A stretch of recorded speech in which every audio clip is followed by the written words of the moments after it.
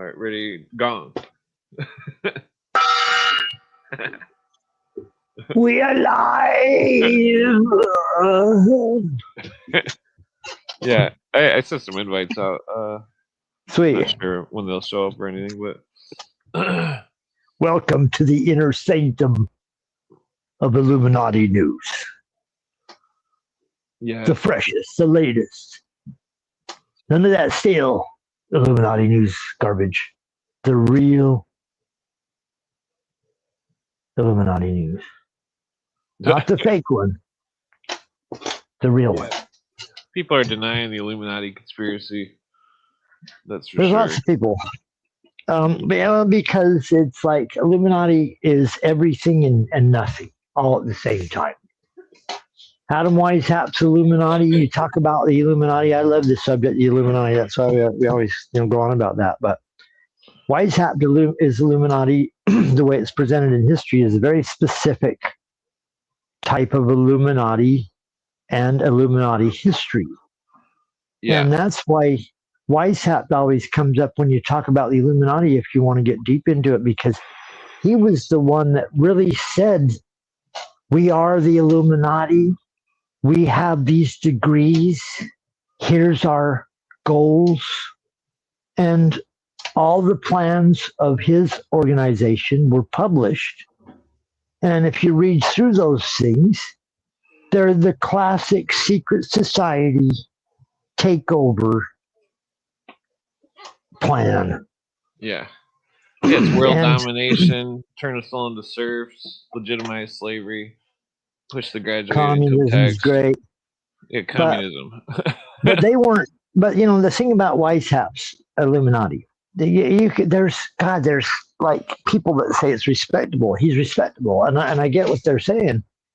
Thomas Jefferson, there's letters where Jefferson's like, God, he was a member supposedly. I mean, there's lots Yeah. of. I still think Jefferson might documentation. have been on the dark side. He's a member of the United States chapter. As shit starts to go bad over there in Ingolstadt, Germany, Yeah, the United States was going through its own fucking revolutionary issues.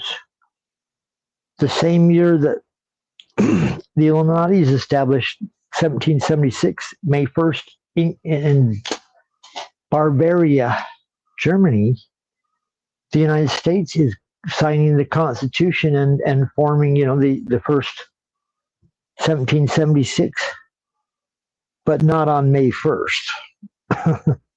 There's a difference. Yeah. Ours, we host ours July 4th, if I'm not mistaken, yeah. 1776. Well, so here's I'm not a constitutional scholar, but I've read enough stuff about the Yeah. Constitution to know that's the year 1776 that it got real. And so Yeah. we had our own issues. And there were letters being exchanged between Jefferson and other Weishaupt. people where there, well, not between Jefferson and Weishaupt. I don't think there's a letters. Jefferson. There's letters. Is there a between those two. Jefferson Weishaupt? Okay. Yeah. I need to see those. I don't think I saw those. I've So heard of. So think of the transition of the Illuminati and and through the Skull and Bones, and so the Hussars de la Morte were French Skull and Bones. They were all black and had Skull and Bones, but so What does Hussars mean? Do you know what Hussars de la Morte means? It Hussars, sounds Spanish. Is that Spanish? well, French. It's Morte is death, and Hussars is brotherhood, I think. Brotherhood of Death. Here we go. Yeah.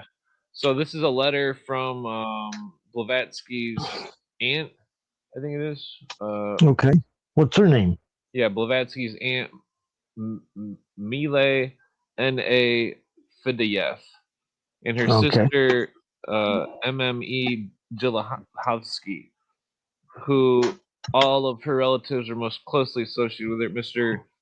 Mila Fidela, whatever, writes of the illustrious niece, Blavatsky, she writes, quote, faint rumors reached her friends of her having been met in Japan, China, Constantinople, and the Far East. She passed through Europe several times but never lived in it. Her friends, therefore, were as much surprised as pained to read years after fragments from her supposed biography, which spoke of her as a person well known in the high life, as well as in the low, of Vienna, Berlin, Warsaw, Paris, and mixed her name with the events of anecdotes whose scene was laid in the cities of various epochs, when her friends had every proof of her being far away from Europe. These anecdotes, referred to as her indefinitely under the several Christian names of Julia, Natalie, etc., which were really those of other persons of the same surname, and attributed to her various extravagant adventures. Thus, the new Frey Press spoke of Madame Holos Blavatsky, a non-existing personage who had joined the Black Hussars. Blah blah. But well, so anyways, uh, they're saying basically there was a rumor that that Madame Blavatsky was part of the Hussars de la Morte of the Hungarian Revolution. Okay. Definitely, in that Hungarian area, Blavatsky, but connected with the French. I mean, the French lodges are famous for the Oriental mysticism of the day that was starting to influence the secret societies, the magical fraternities. Yeah. Right. The because here we go again. The French lodge, isn't that the Grand Orient Lodge? Yeah, they're the ones Orient. that they had more of a revolutionary, radical doctrine, and other Crowley lodges called his stuff the Orient Lodge as well. That's OTO. right. Crowley seemed to be really at home with the more libertine, which is where the word libertine comes from, if I'm not mistaken.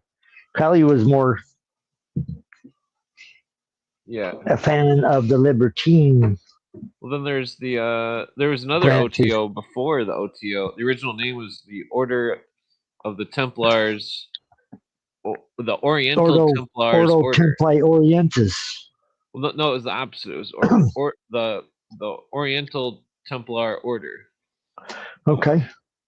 And that was the first name. I don't know if Crowley was copying the German group, the German secret society. Because as the story goes, and you know how stories go, you can only go off of what we're being told. Crowley was publishing secrets once he broke away from the Golden Dawn, and a German secret society, the OTO, the OTO before Crowley's OTO, sued him for releasing their secrets. And then when Crowley went and met him, he's like, "What are you talking about?" And they showed him what they said, "Okay, you can understand this." And they showed him what they were talking about, and he's like, "Oh shit!" And then they're like, "Yeah," and then you understand this stuff. But then they realized he wasn't just ripping them off; he was a master. He was a master magician. He was versed in all the verbiage and the scholarship. Joining all the different orders. All the orders. Fuck, he's Mason. He's claimed to be Illuminati. I mean, he was joining them literally. His name Illuminati all over. Joining them together in his own order. I think he claimed to be Illuminati on there's documents where it lists his name as Illuminati. Definitely did. Then he claimed he was Cagliostro reincarnated. So and a lot of these secret magical fraternities have, if you look into their histories, they have fantastical figures like Madame Blavatsky and Aleister Crowley and Gurdjieff and all these types of personalities that arise out of these magical orders. They seem to follow similar blueprints. Yeah. The main reason you keep hearing about Crowley is because he was probably the most outrageous ones. And if you look at Crowley's reputation, he speaks so many languages. He's traveling the world. He's smarter than you in most cases, in a lot of people's cases. He's it's a different fucking world that he's living in too in those days. The kind of schooling that people are receiving and stuff. He's climbing mountain. He's a mountain climber. He's a writer. He's a poet. He's an artist. He's a philosopher. He's a all this stuff. He's like a pop star, a fucking pop star at the turn of the century, bad boy pop star. He wouldn't even have the reputation he has today if the British press hadn't smeared headlines everywhere. Aleister Crowley is a beast. Straight from hell. New York Times also had an article about him where it said that he was demonstrating his magic and that he was walking like 100 feet behind someone or 30 feet behind them. And he said, "Watch this," and he started imitating the person he was walking behind, and then he fell on purpose, and then he made the person ahead of him fall. And made his legs buckle. He was showing the guy he was with this how you do it. Well, then he also the reporter claimed that he made lightning or something somehow, that some sort of fireball or lightning or something. I don't remember the name of the article, but I took a screenshot of it. I think he claimed that he killed a man. He shot a man that tried to rob him. He claimed to be able to create an invisibility cloak around himself. But he practiced this and had witnesses that he could make himself invisible under certain circumstances. A lot of magicians and people like this claim to have this ability. Yeah, he may have been talking in a psychic sense, possibly. A psychic sense, and also it reminds you of ninjas.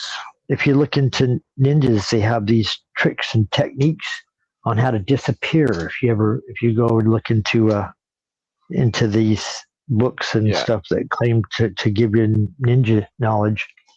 There was something I remember hearing a long time ago. My first wife told me this technique she'd seen in a ninja book, because she was reading all kinds of books like this. But she showed me how ninjas were taught to disappear like in different types of scenarios, different types of scenes. Like, say there's a fight going on, like a bar fight in a Texas, in a fucking old saloon, right? Everybody's throwing punches and stuff, and there's all these enemies on every from every angle once the fight's on. And she says, and here's a technique they learned how to turn from a warrior, that's at the front door, the sword's in hand, and then all of a sudden you're like an extreme threat to everybody that's fighting, and then drop down, suddenly drop your swords, and then go into a crouch position instead of being 6 feet high with your arms, drop down into a 4 foot high position, crunched over, and then waddle out the back door like a little old man. Yeah. Instead of the warrior. There's different techniques people use to appear to be something else before they turn into something else and then disappear and become something else. And so, a lot of this stuff you're talking about with these magicians and stuff, these are techniques that intelligence agencies today use to go in and do things, covert operations. Yeah. But back in the day, these weren't thought of in those terms. There's a lot of people that think like Harry Houdini is another one that would put on a stage show. And J.J. Vance is one that talks about, he did a show where he thought maybe Harry Houdini was doing secret operations. He'd go to a town and put on a show where everybody sees him doing this I'm going to escape trick. And then all of a sudden, while he's in the water tank or wherever, and you're wondering if he's going to survive, he goes somewhere and does a secret operation, maybe takes somebody out, who knows, while you think he's in the coffin trying to get out from under the ground with the oxygen running out. He's really assassinating somebody possibly or something. Who knows what he's doing? Houdini was a 33rd degree Mason. Yeah, and then he returns to the coffin and he escapes from the oxygen, almost runs out. Oh, and everybody thinks, oh, I saw him. He was in the coffin trying to escape. What a perfect cover to do an intelligence operation, to be an assassin. Have you seen the movie with Sam fucking, I can't even remember the guy's name. You know me, I'm horrible when it comes to remembering these names and stuff. Where he plays the game show guy from the Gong Show. The guy that played the Gong Show claims that he was an intelligence assassin for the CIA in the early 70s, late 60s, and they used him because he was a TV show, game show guy, and they would send him over to Eastern Europe and he would pull off assassinations because no one would suspect that the TV host is actually a secret agent. Yeah, like fucking how on the X-Files they got the guy from Jeopardy as the hypnotist for the fucking Area 51 shit. Yeah, have you seen that show, Clint? I can't even remember the fucking name, but it's been so long since I've seen it. Gong Show? No, the Gong Show, but the movie where the guy from the Gong Show claims he was killing people for the United States government while he was out on the Gong Show. Because whoever won the Gong Show would win tickets to go somewhere in the world. Leonard Cohen? You just won. Is that it? No. It's not Leonard Cohen's. It's a singer, isn't it? Well, the guy that hosted the Gong Show was named Chuck Berry. Oh, he's Chuck a famous Berry. writer. He's a famous singer, and it's not. I don't think he's a singer. He wrote songs. It's not the Chuck Berry. That one black dude. It's not the black guy. Oh, okay. His name is Chuck Barris. Now that my brain comes back. Okay. Chuck Barris, but he went by Chuck Berry or whatever. But anyways, go check that fucking show out. It's awesome. I don't like George Clooney, who plays a role in it, and I don't like Julia fucking Roberts. Never did. But the guy that plays the main character, Sam Worthington, or I can't remember the guy's name, but he plays a great Chuck Berry, where whoever wins the Gong Show gets free tickets to Germany this spring. But they have to have a chaperone, which is Chuck Berry, who goes with them over to Germany. And while they're having a honeymoon in Germany, Chuck Berry goes out and gets his orders on who he's going to kill from Julia Roberts. This is the movie. Yeah. And then he goes and kills the guy, and then comes back to the United States, and nobody knows who did it. Nobody's the wiser. Takes out Russians and different during the Cold War, and he claimed that that's what he was doing. He was working for the fucking CIA. It doesn't mean it's true, but he claimed that. He wrote a book based upon it, that his whole TV show, nobody would believe it. That's interesting. Mm-hmm. The movie's called Confessions of a Dangerous Mind. I've probably seen it once, but it's been a while. Biography of a CIA hitman or something. Nobody believed it and thought it was just a joke. But when you look closer, you find out this is what kind of shit these people really are doing. Yeah. Because nobody suspects them. Yeah, I wonder, that'd be funny if Ozzy was some kind of British agent. Well, Ozzy is a British agent. Well, I thought it was weird that Ozzy he had a house in England and he had all these weapons. It's like, well, how the hell did he get those? They can't have those in England. I'm not saying I have official documents that Ozzy's a British agent. I am saying that joking, but well, me too. I'm with you. But I'm saying Ozzy was an agent because he was part of the second British invasion. That was the heavy metal British bands that came to the United States. They had the first British invasion in the 60s, and they did another British invasion. They just kept invading our country. They worked with... I think that he was just fucking some dude that got lucky. But some of the other British people that were... I'm not saying he got orders. I'm saying they used him. Yeah. Well, what is that band? What's the Police or like? There's a couple Yeah, the other ones. Police. Isn't There Phil you go. Collins from England? Oh yeah, England or Australia, every one of those crown colonies. Oh God, Phil Collins. No, Phil Collins. No Phil Collins. No Phil Collins have a music store where you sell instruments. I don't want to hear. Yeah, have that above the drum I never set. want to hear. No Phil Collins. I never want to hear. I never want to hear that ever again.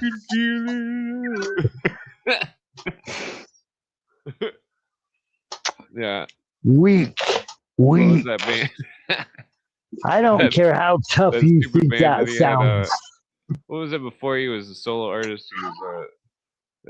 He was with Phil Collins was with Genesis. Yeah, that's it, Genesis.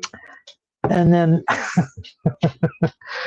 was Phil Collins there first or second? I'm trying to remember my Genesis history, because Phil Collins was the singer in the beginning or after, because his position was either taken over or assumed by that other singer.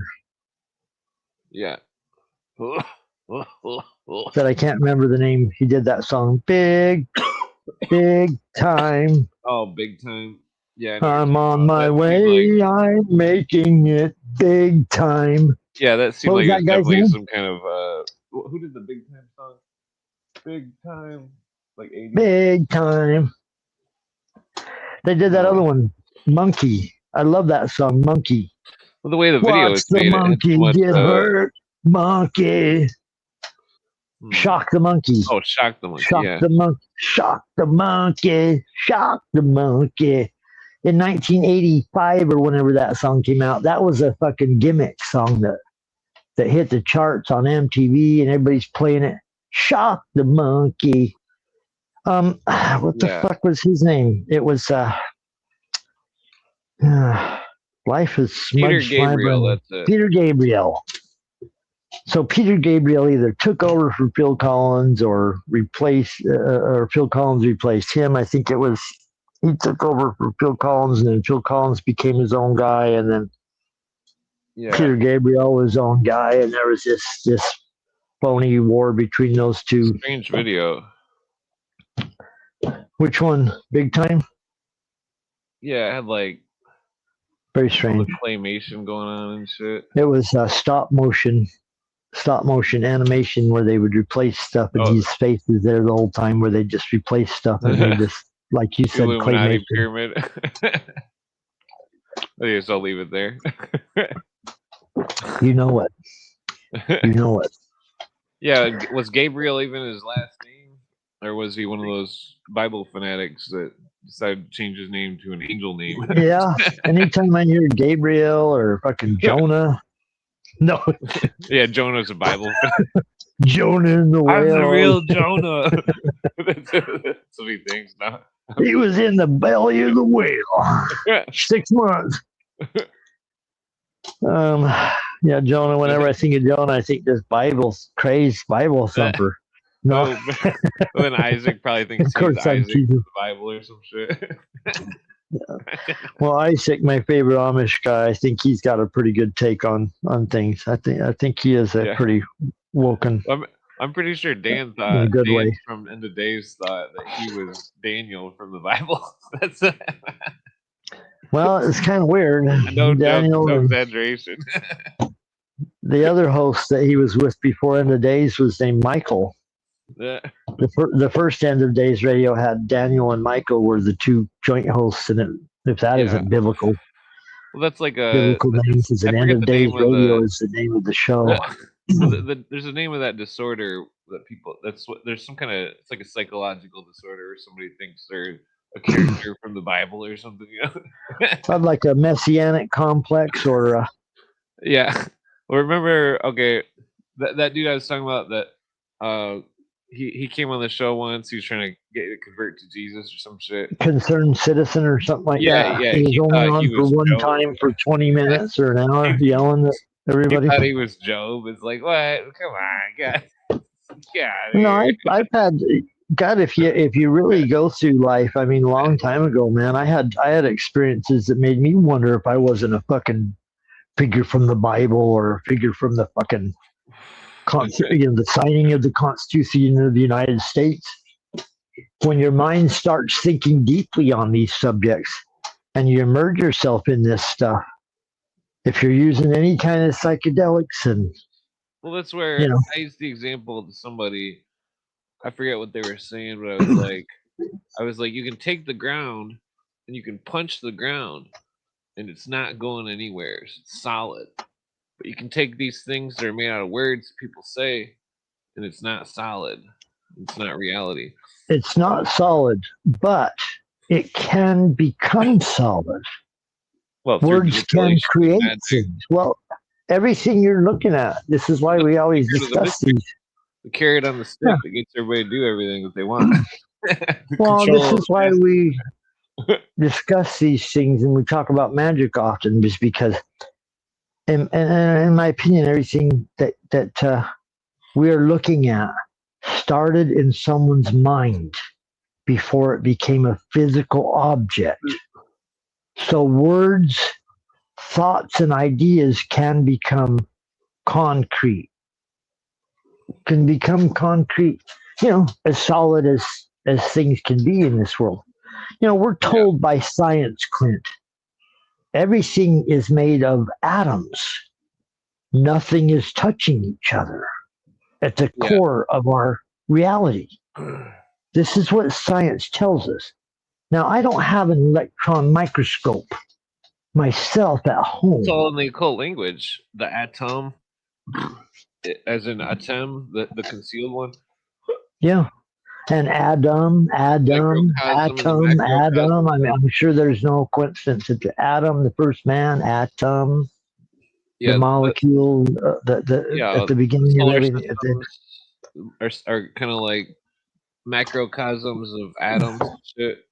The planets or the electrons going around the nucleus. Exactly. 6 protons, 6 neutrons, 6 electrons. You got your 666. The number of the carbon. Which molecule? Oh, that's carbon. The carbon, if I'm not mistaken, the carbon molecule or something. And so you don't. Oh, the devil must be behind that. The devil's doing maybe. I don't know, but 666. 666 is kind of is also like a. Well, 6 repeating is 2/3 of 10. And what's 1/3 of a 100? Yeah. 33 and a third. And a third. Double that. 666. I mean, the more you look around, mathematics, it's like the ancient people, they found rhythms in the mathematics with the repeating numbers and stuff. It seemed like there's even stuff in the Bible where it's like it wasn't about Bible stuff at all. It was about numbers and gematria, and the names were different sections of pi. And it was like, what the fuck? These people were some kind of high mathematicians encoding their shit in some kind of simpleton language to mask it from Rome or something that they. Or to pass something on that they don't want everybody to know, that they want their own members to know, kind of like a weird secret society. Well, I think language. that they were. I mean, they were a militant group against Rome. They had to, share.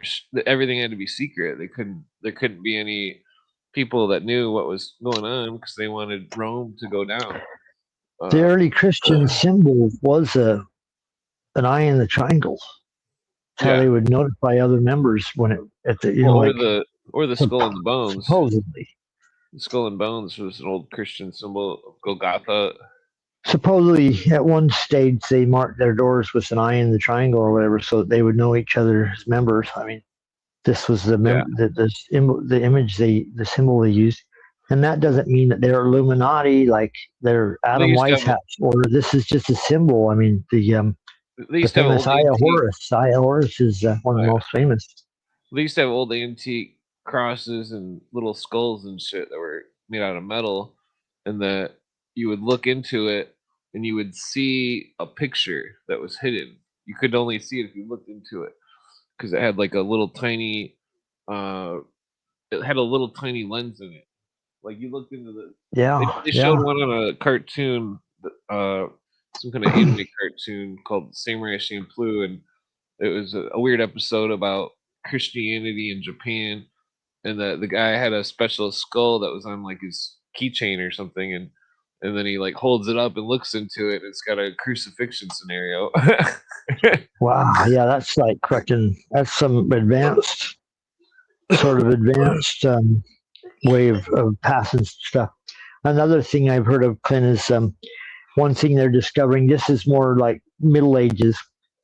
Some of these artists that worked for the elite at the time, they were making pictures where if you held a mirror up in the center of the picture, it would reveal a completely different picture than the full picture itself, but you had to know where to position the mirror, and Yeah, it would become this image in itself. And a lot of people are using this to show like these Baphomet images that are hidden in Da Vinci stuff and some of these other artists. They're actual examples where they can show they actually. Have you ever had one of the Mad fold-ins? You know, the Mad magazine. yeah. I mean, there's old art where you know those. If you ever took psychology, there's always an article in the book, typically of one of those pictures where you hold it upside down. It's a different picture.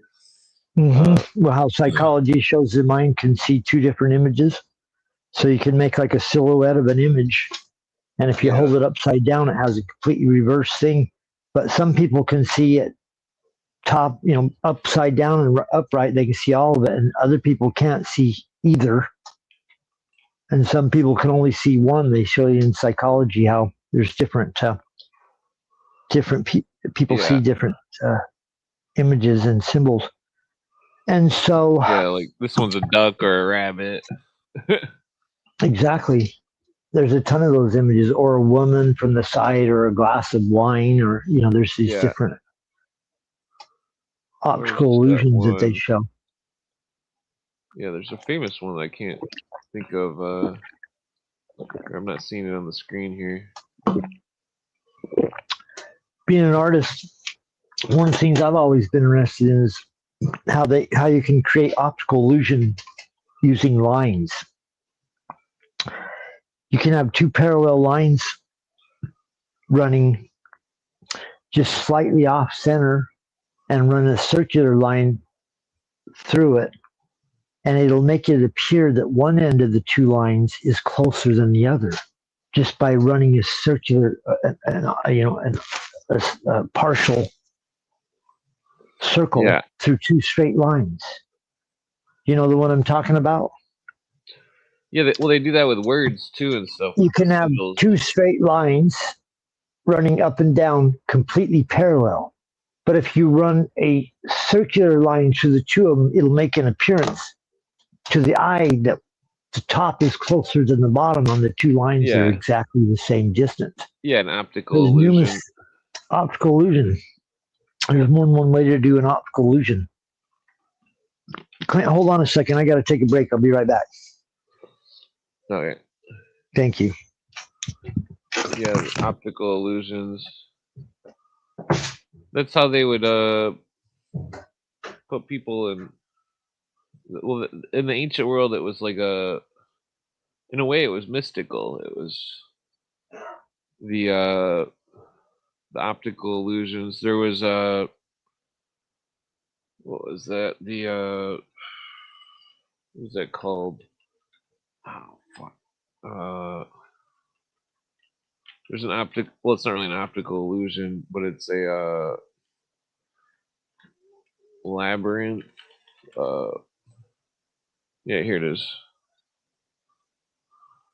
This is I don't remember which tribe this is, but the same symbol is found in England at a place where they say the Grail was. Here's a labyrinth. It's this it's a very ancient symbol. I mean, the you can see also how it makes a circle. Just keep that bigger. Pardon me, my handler gave me some instructions on where I needed to take the audience and guide the show. Oh yeah, yeah. So there you go. There's a nice optical illusion, example of an optical illusion. Well, have you seen this in Arizona? Labyrinth. This is an old Native American thing. Yeah, I've seen very similar stuff to that. Definitely Native American type style design. Definitely. Yeah, circle within the circle. Yeah. It reminds you of, it's a labyrinth also. Notice how you could follow a trail to go in and out of that thing. Well, the same symbol. It's not just like a pattern. Yeah. The same symbol is found on a cliff where they say the Grail was in England. Let me see if I can bring that up. It was at the end of one of those Leonard Nimoy episodes.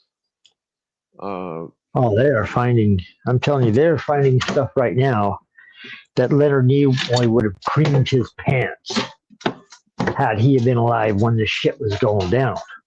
When Leonard Nimoy was around, LiDAR was probably in existence, but they didn't tell anybody about it. Yeah. And now they have to admit through science, they are mapping stuff using LiDAR. And LiDAR is shooting radio waves through the ground using different equipment for anywhere from satellite to hand-driven carts to map the surface of the earth below the ground, what we can't see. Yeah.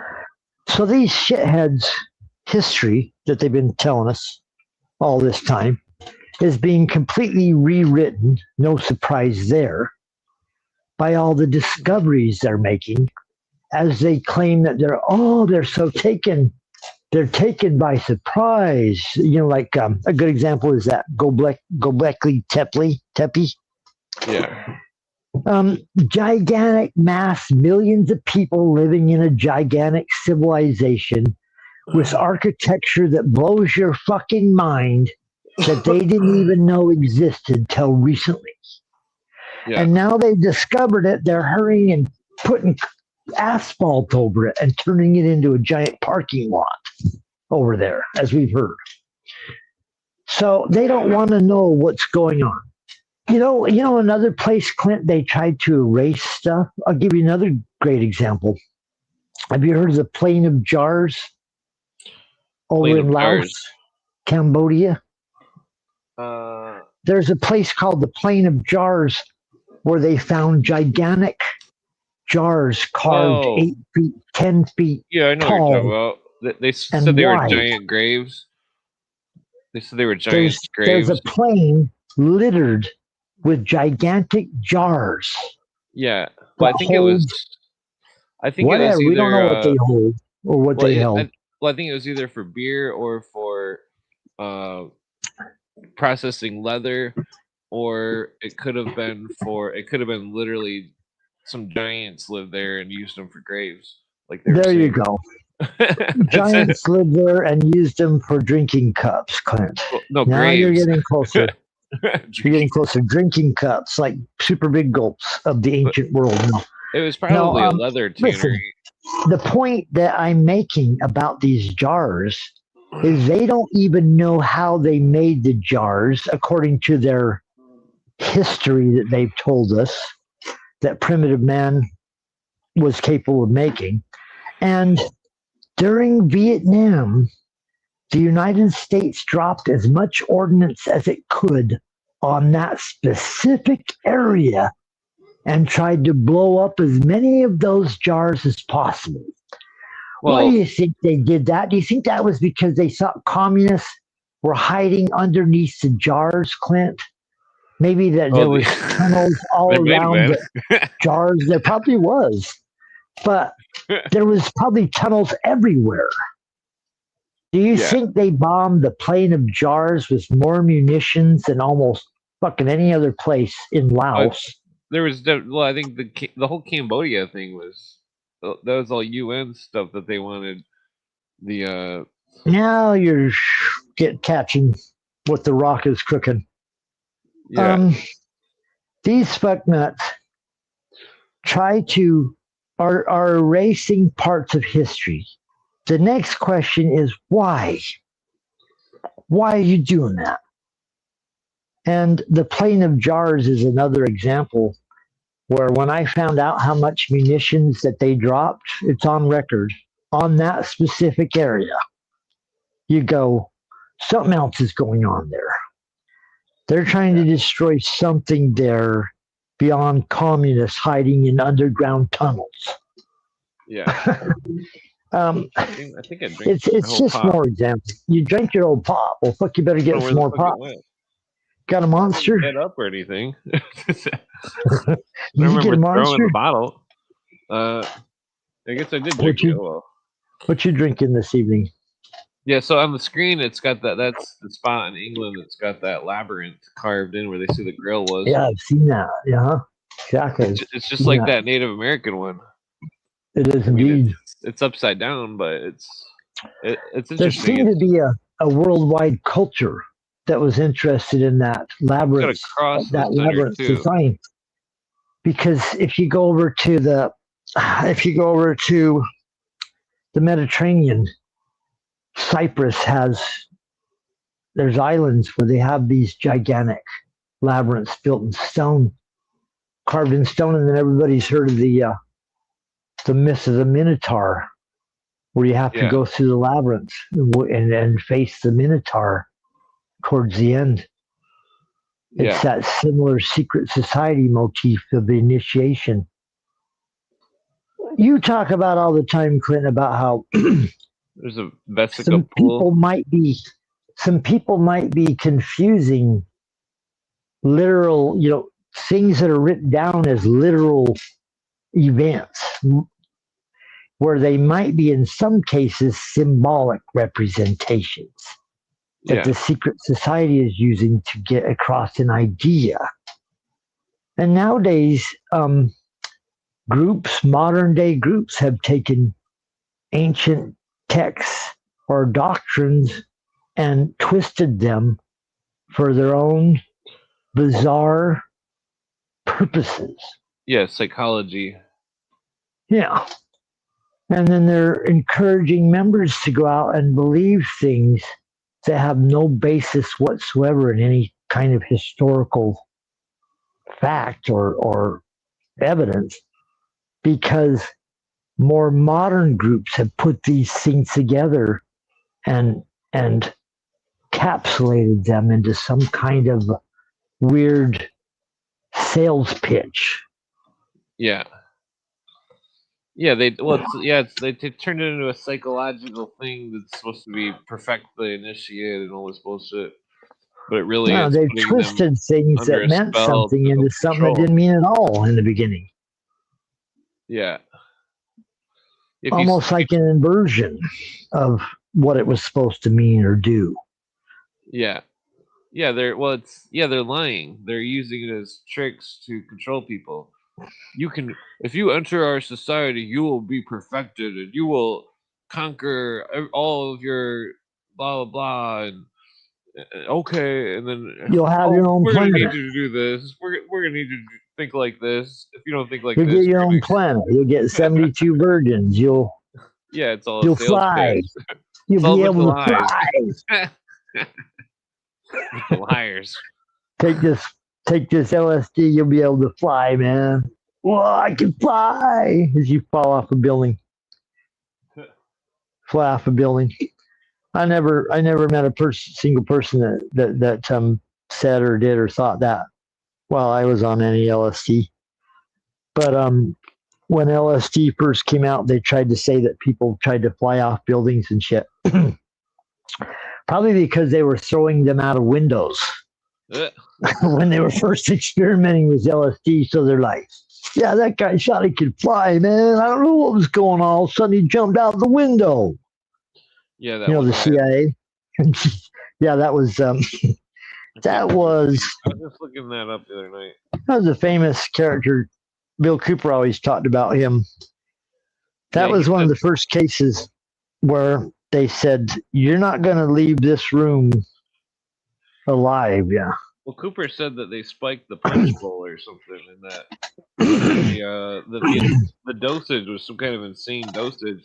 And he said Cooper's discussion on it is the craziest because he talks about what the guy was saying, that he like could hear some kind of supernatural shit or something, and started freaking out and just fucking like, Well, I mean, I think that they probably killed him. I mean. You want to know one of the creepiest feelings you could probably ever feel? Believing that you're the good guy and you're on the good side and you're working for one of the most powerful countries in the world and they're taking on the evil. And then all of a sudden, you come to the realization that the evil is around you and behind you and you're working for the evil. And your goals and whatever you thought about good is not what the organization wants. And so now you're faced with either I work for evil or I get killed by evil.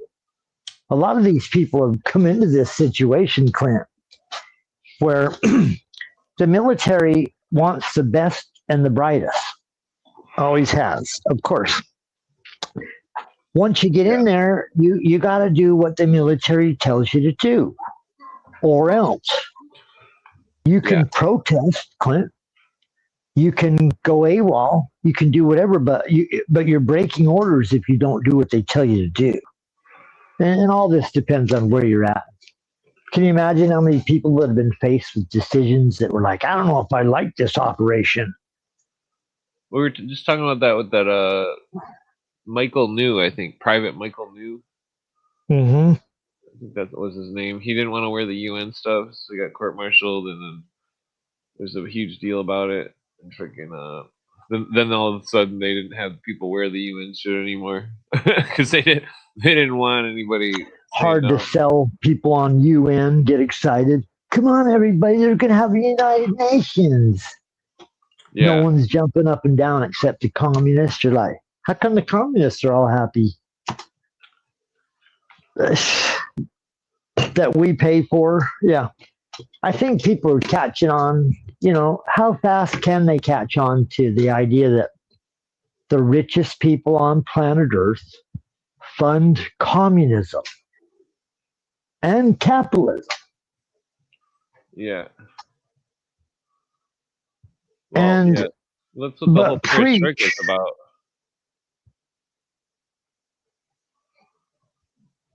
Boy, we're in a spooky situation right now with the kind of stuff that's going on worldwide, the kind of events that's going on in Russia, the kind of events that's going on in the United States against Venezuela.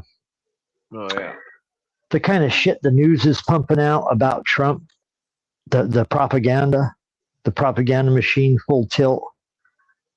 If you want to hate Trump, there is no limit to the number of supply that you can take in on how evil and bad Trump is, and he's the next Hitler. And look at him, especially this weekend. They're going on about the Epstein files. The Epstein files. Oh, Epstein files everywhere.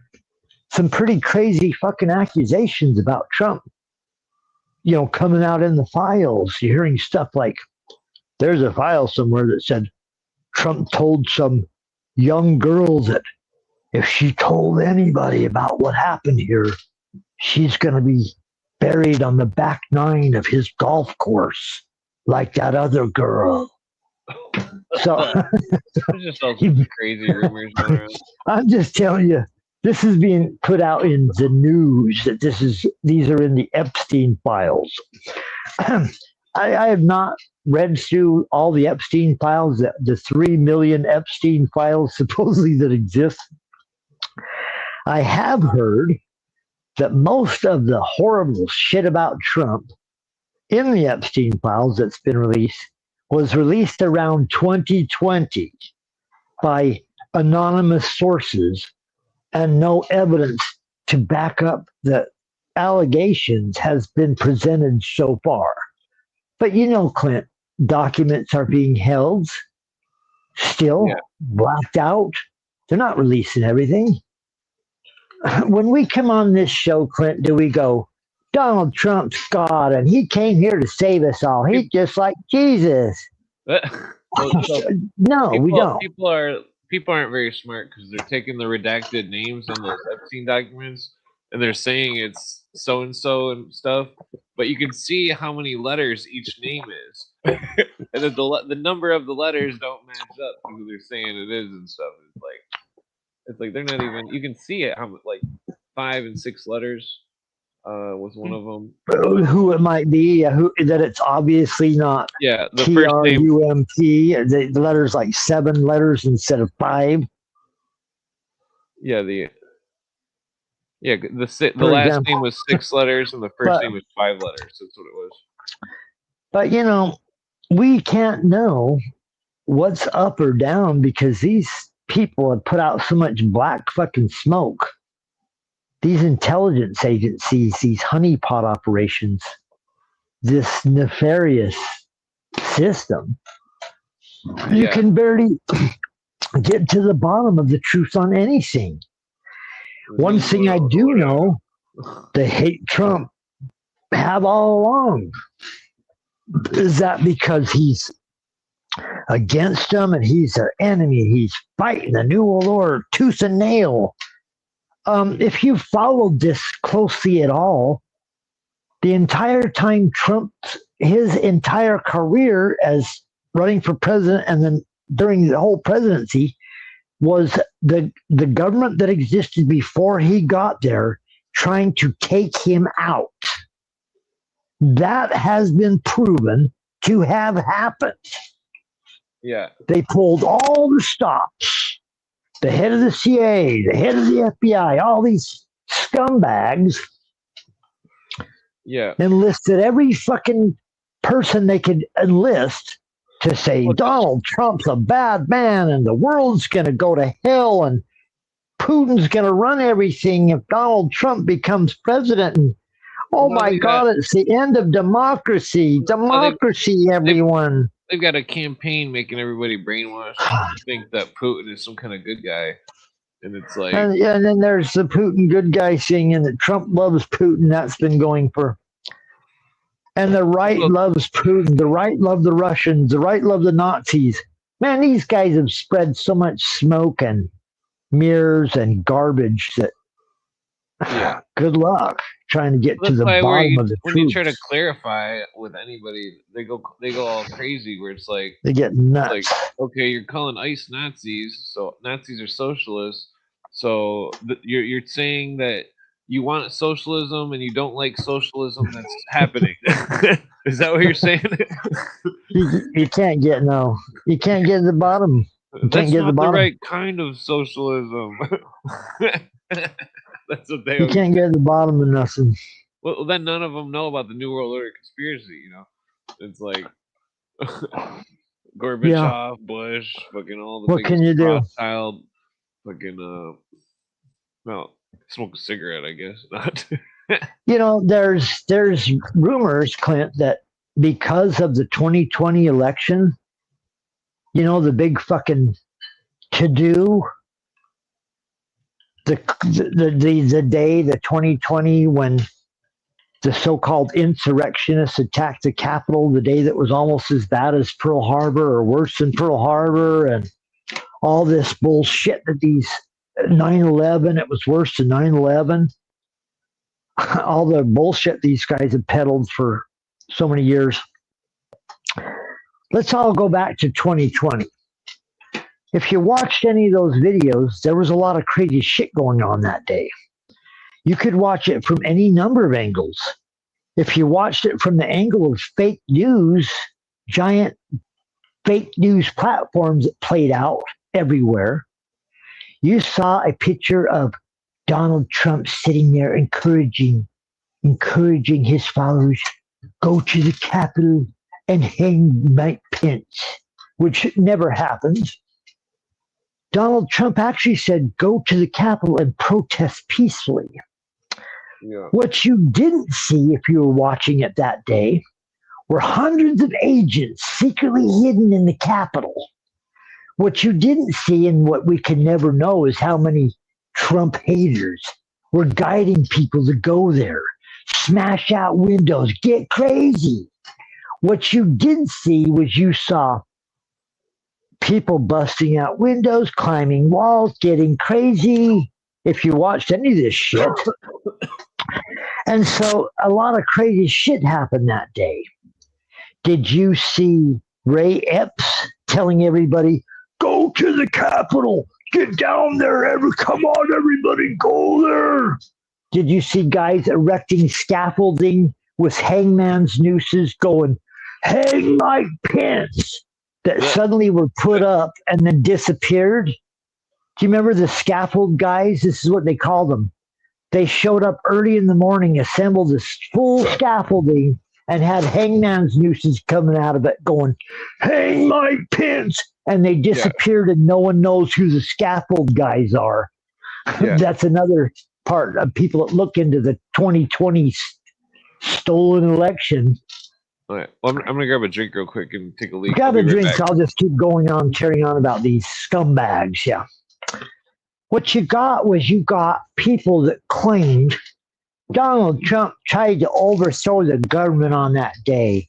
And if we hadn't stood proud against these invaders, our own insurrectionists, they would have overthrown the country even though they didn't bring one gun. And the only person that got killed that day was a Trump supporter shot by Lieutenant Byrd, a black guy. A woman was shot that day. She stepped through a broken glass door window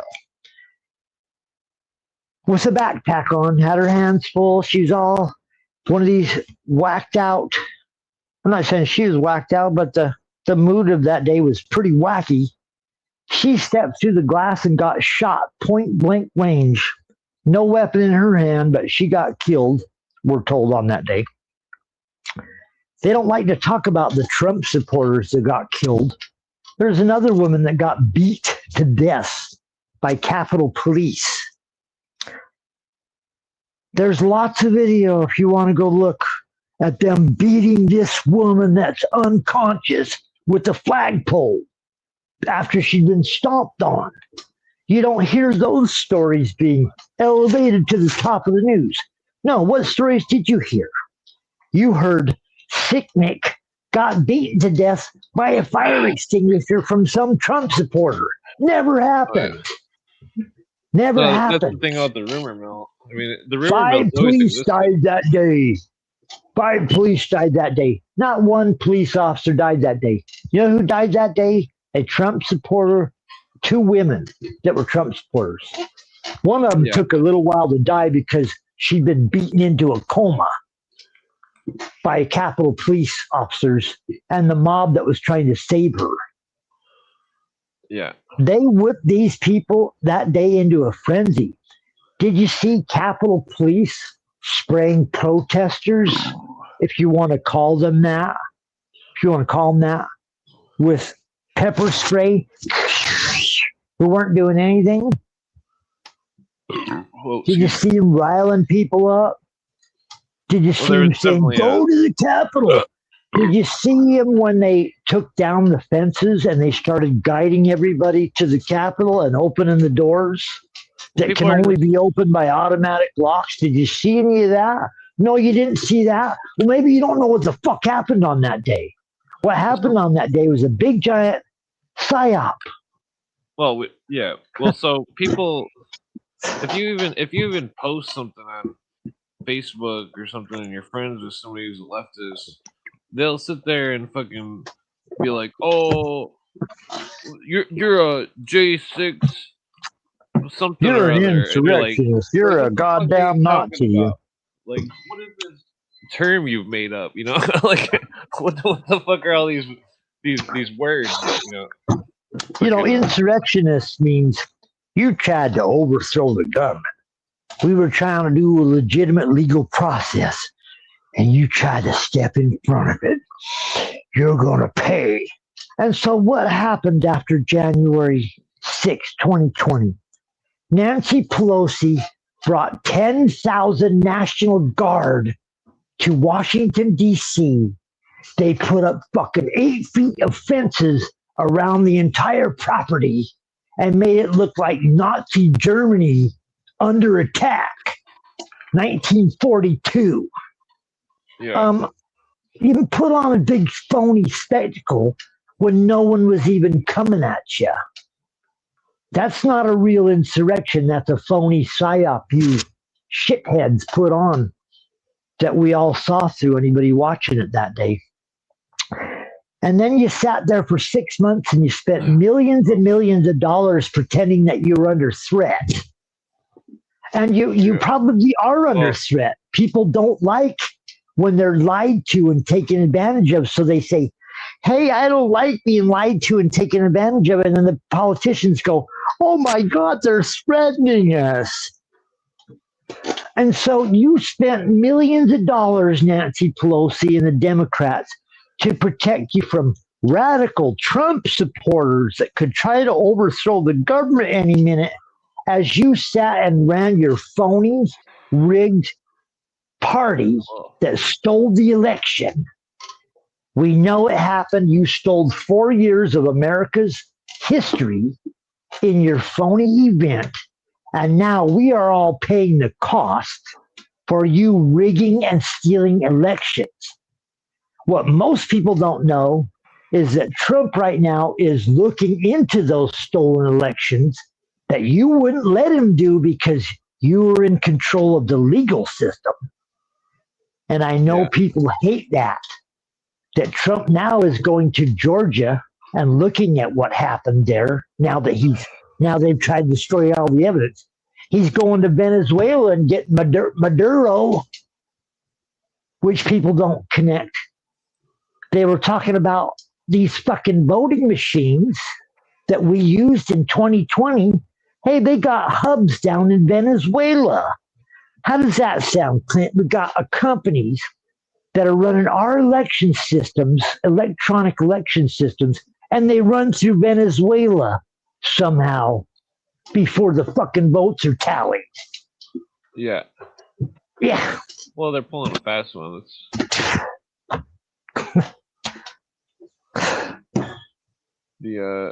Anybody that watched the goddamn thing saw it stolen. Trump's winning at 10 o'clock at midnight. And when you wake up at 7 in the morning, Joe Biden's got 10 million more votes than Trump in all the Democrat cities that had problems with the machines. Yeah. Trump didn't go take over everything and send the Nazi government to destroy all these people. He tried to go about it legally. And you numbnuts on the Democrat side put up with the stealing of the election by Bo Biden.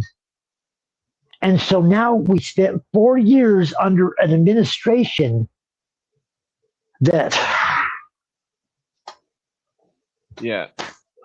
Well, they're just unfamiliar with what... There's this whole world government. It's like, it's been keeping America down for like 70 years.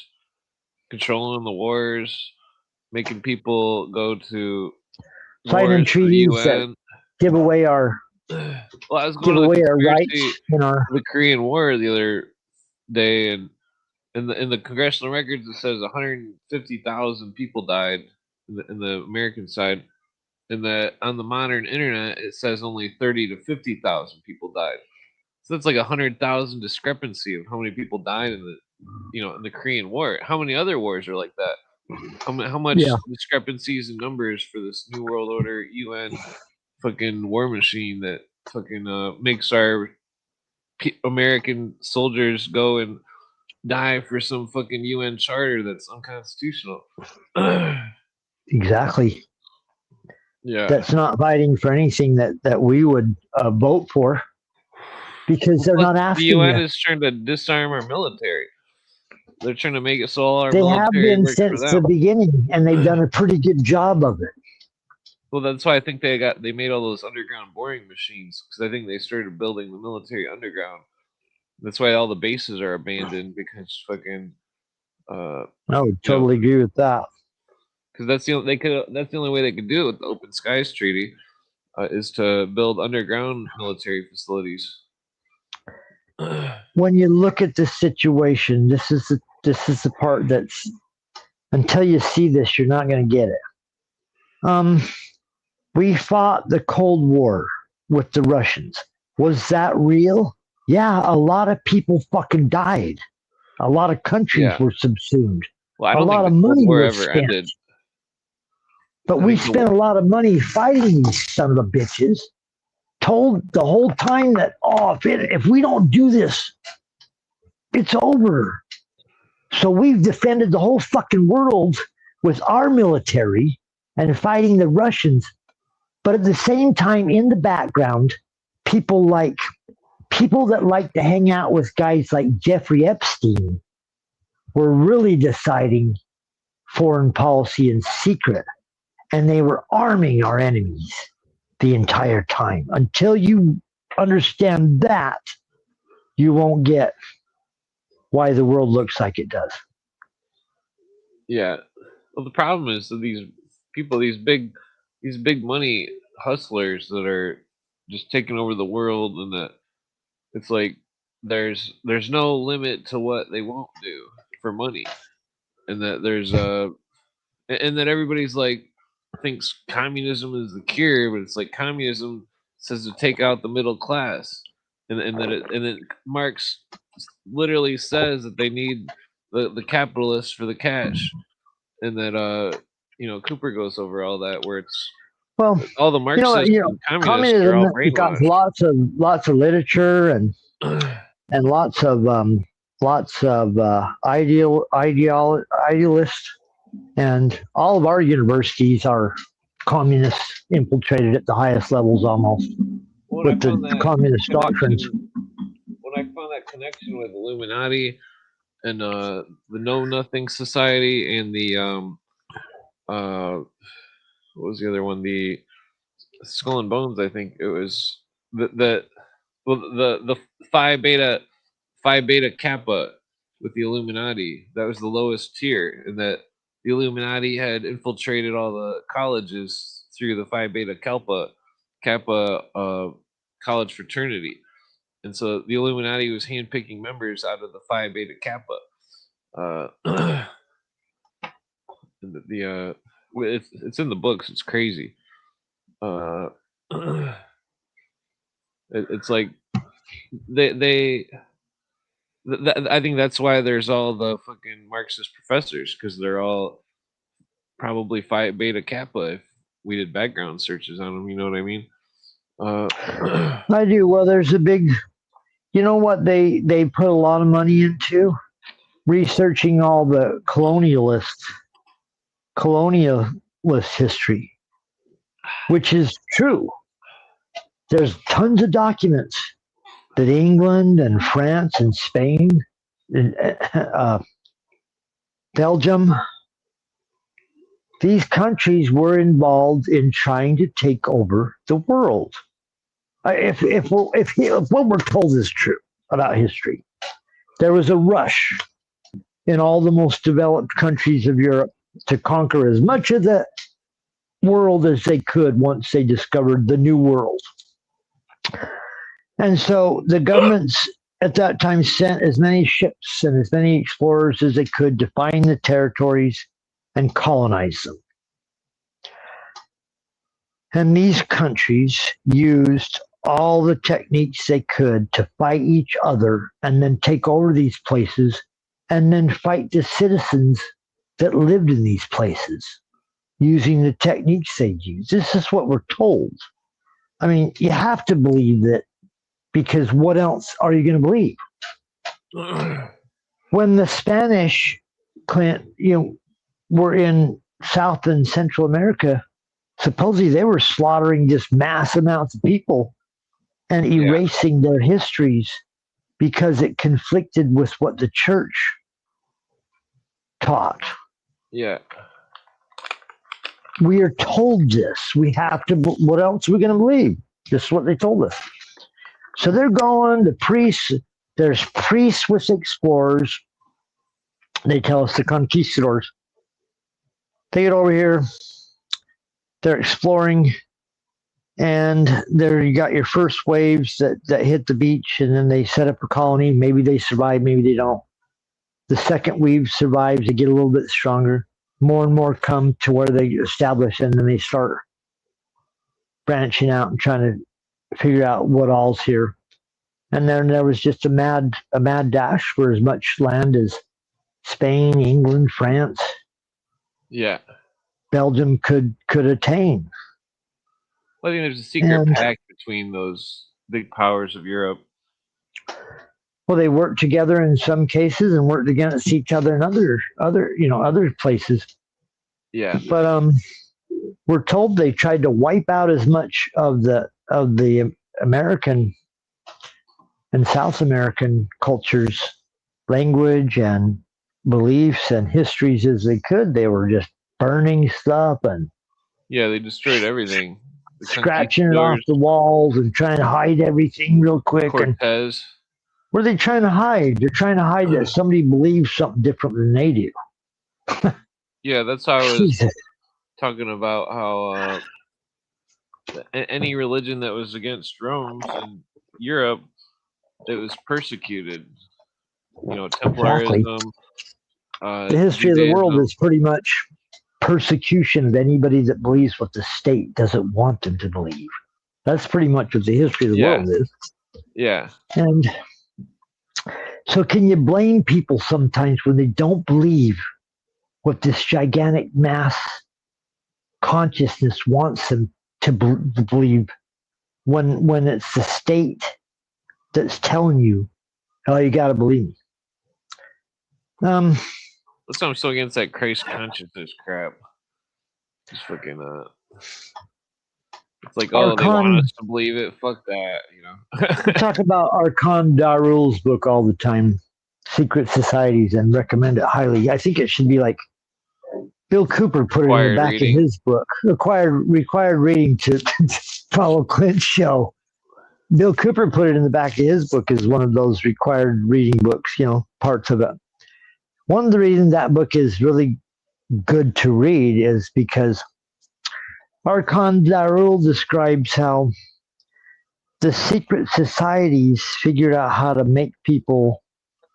to tap into people's deepest belief systems and how to use those things against them to get them to do what the society wants it to. And a few of those... They make true believers. They bottled it down to like 6 or 7 core things that if they can get you into these boxes, they can get you to believe. And a few of those things we're all familiar with. Some of them we're familiar with. A sense of belonging to the group, like you're in the in group. That's one of the powerful ones. That's why they got the secret words. The secret words, secret handshakes. Not to mention a secret thing that you're going to get at the end that only you get because you're a member. When it's all over, when you die. Like you get your own planet. You get 72 virgins. But they know, and what it is not only do secret societies know this, marketing firms know this. If you look into advertising, Edward Bernays' subliminal seduction of the mind has already been, established on how to do it a long time ago.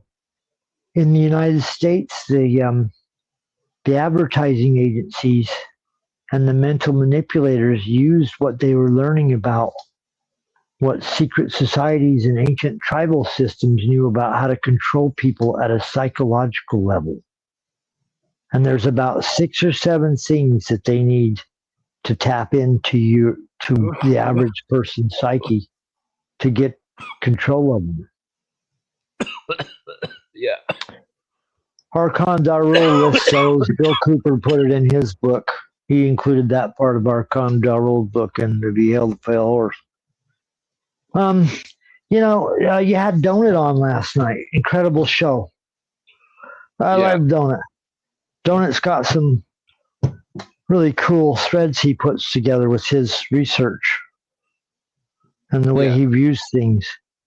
I like how Donut views things from a lot of ancient literature from a perspective of planets and sort of the star system. You talk about this all the time also, Clint, that a lot of these things, these figures, these gods are based upon planets. Yeah. Planets? What do you mean planets? The ancients were looking at the sky all the time. They literally knew every star. It was like probably television when there was no television. They had ways of mapping the stars as they went across. That became their whole fucking world. And so they realized certain things stood out more than others in the sky. What stood out more than others when you're looking up at the stars? The planets.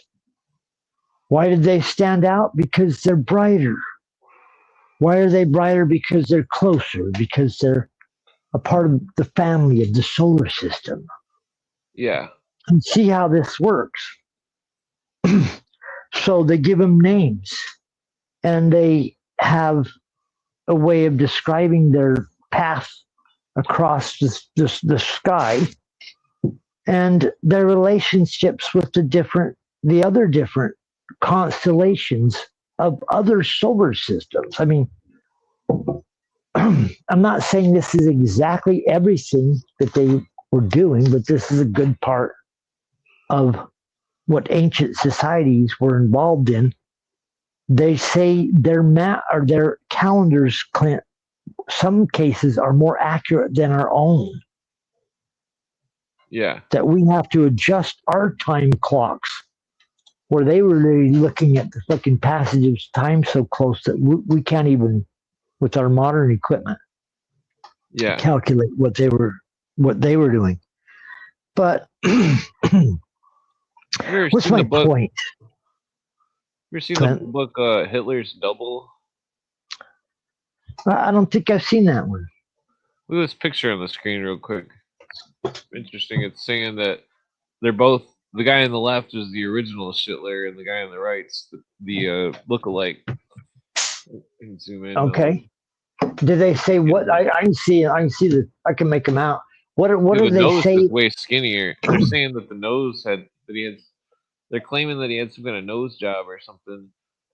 But I mean, I don't see how are these like younger and older, or different places, or different names of these pictures, or what are these pictures from? It's younger and older. Is one of them actually Hitler? Is one of them actually Hitler, or as you call him, Hitler? They're both Hitler. It's saying, but it's clearly not the same guy on the right. Okay. Yeah. How many Saddam Husseins did they have? How many Osama bin Laden's pictures have you seen? You ever looked into how many of those they have?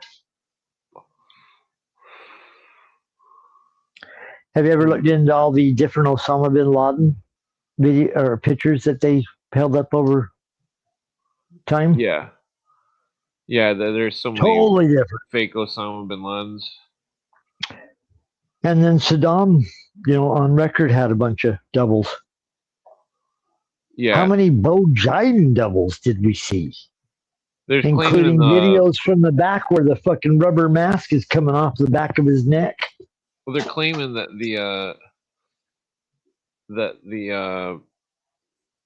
what was that? Well, they're claiming a bunch of stuff in those Epstein letters. One of them was claiming that. Oh yeah. There's some crazy shit going on in these Epstein files. Yeah. Trump said a long time ago, he said, one reason they don't want to release these things is it's going to hurt a bunch of people because their names are in there.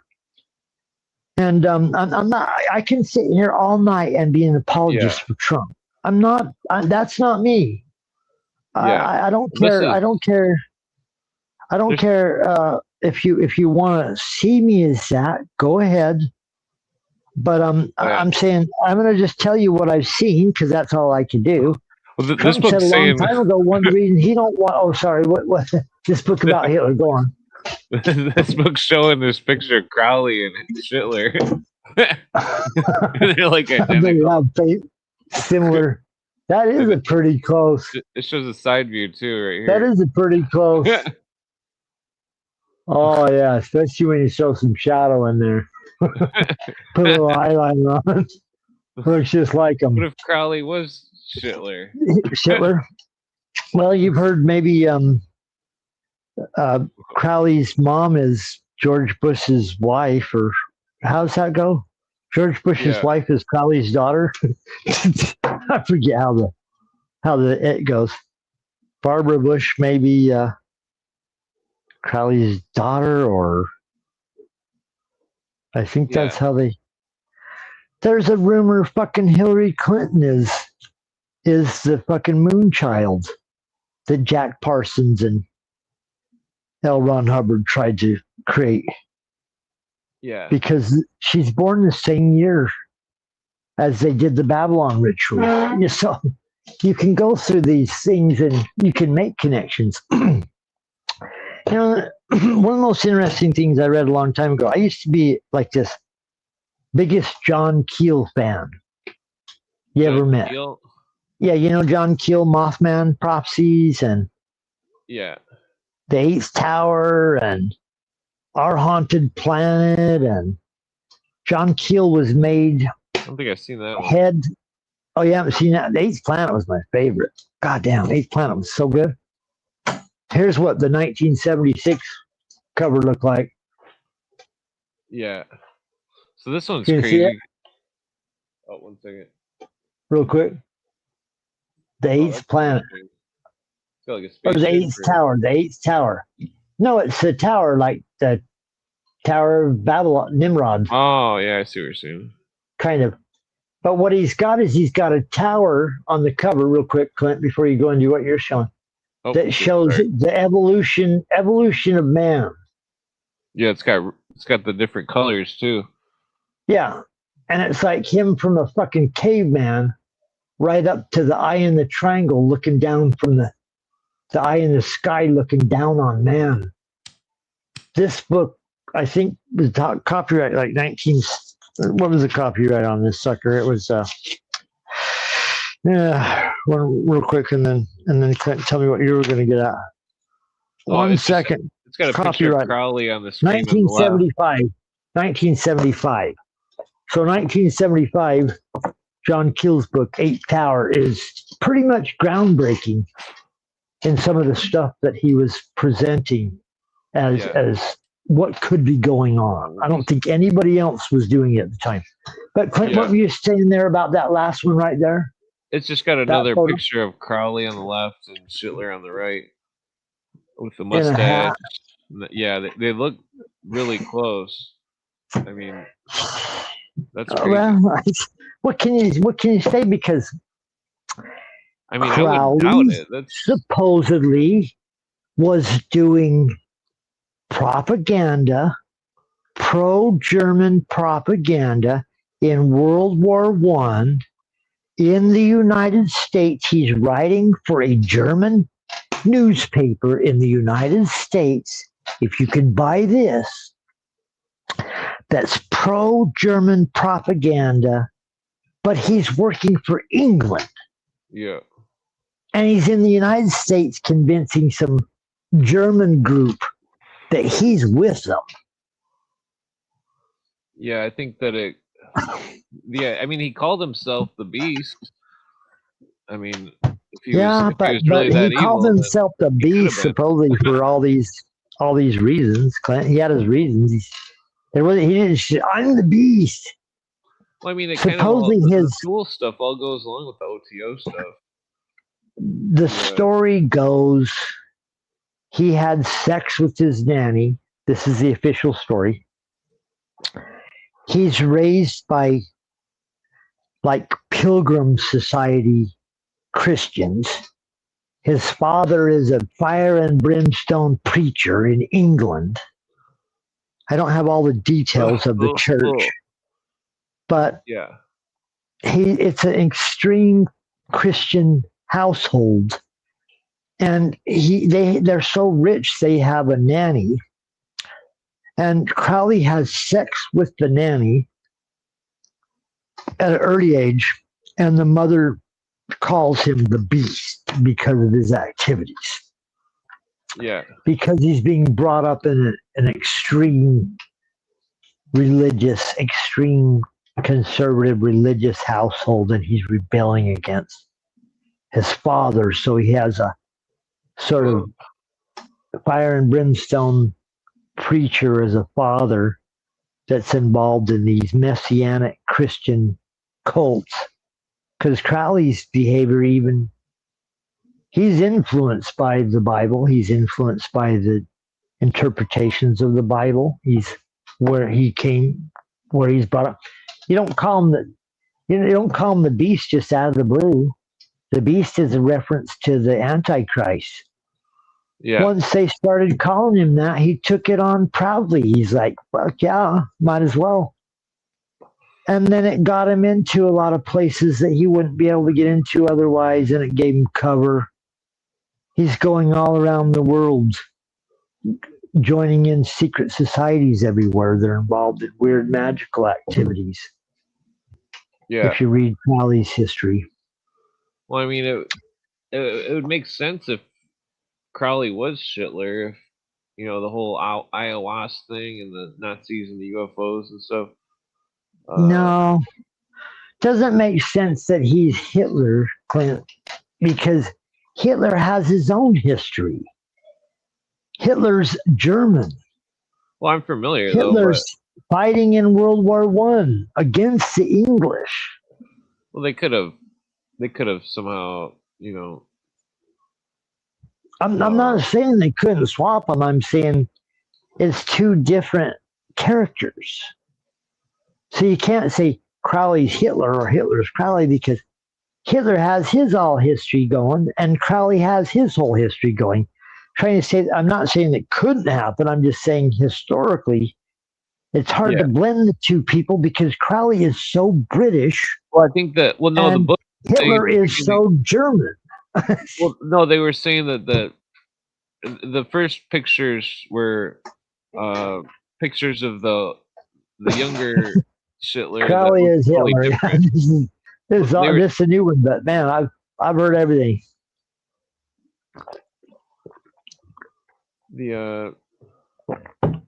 I mean, it's interesting. I mean, it would be like a huge trick revelation. If they really.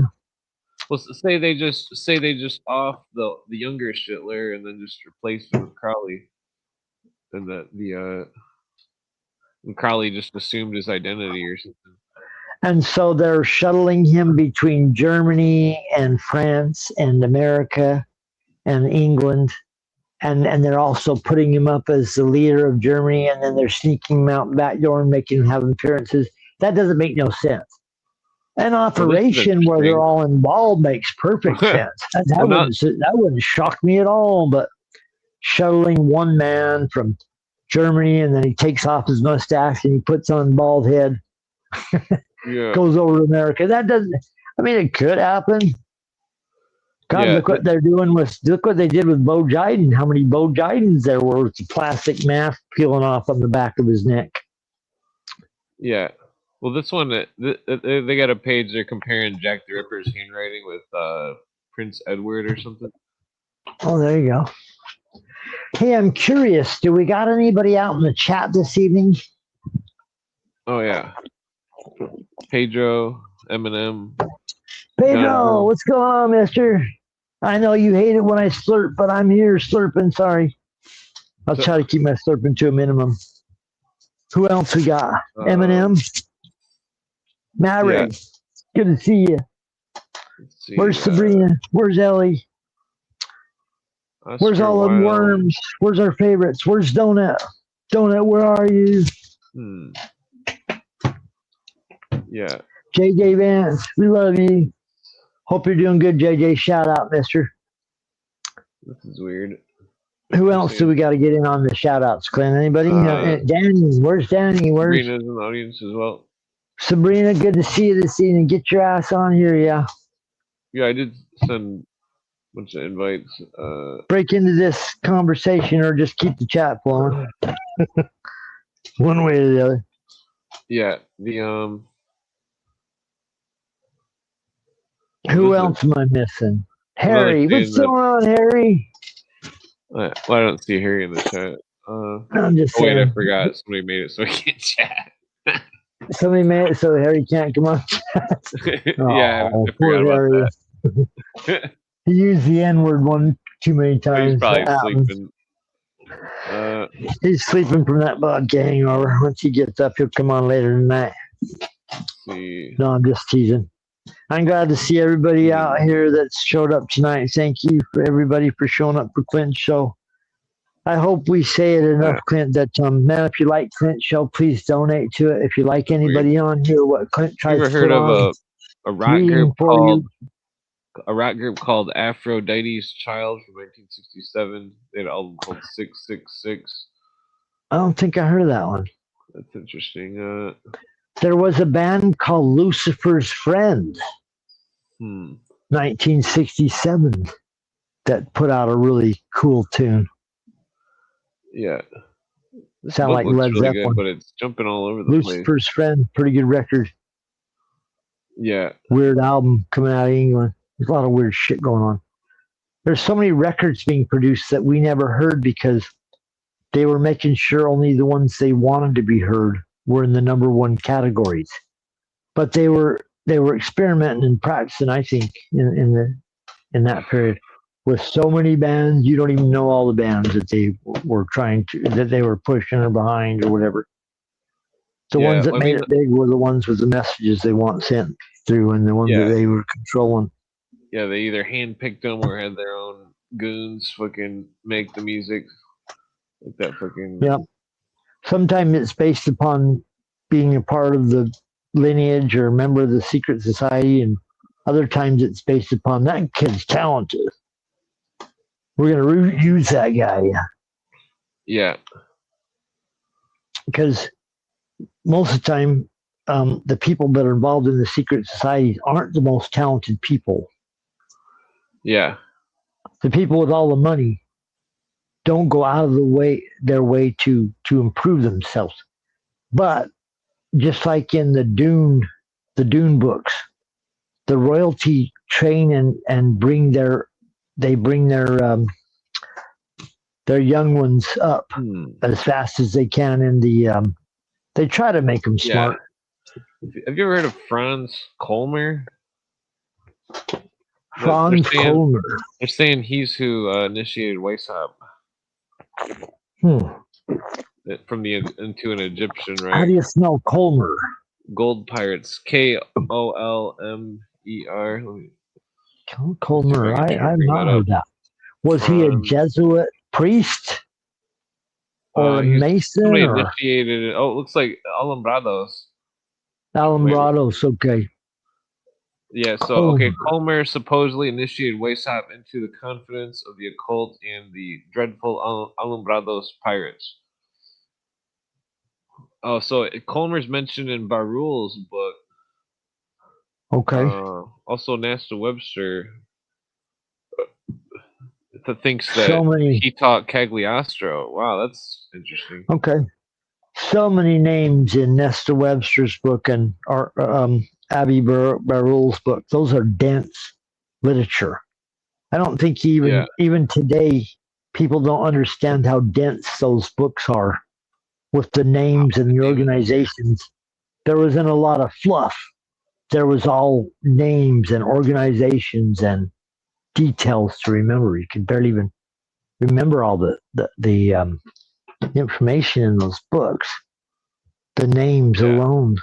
There was a time in my life back in like the early 90s when Skull and Bones first got discovered, first got admitted. Anthony Sutton was the one that brought them to people's attention. They'd been mentioned, they had been discovered before Anthony Sutton, but their names and their membership lists hadn't been put in book form until Anthony Sutton's books. Yeah. And back when I was reading the Sutton books, I could rattle off fucking hundreds of these Skull and Bones members' names and where they came from and families. But over time, Clint, your brain turns to mush as you read all the information.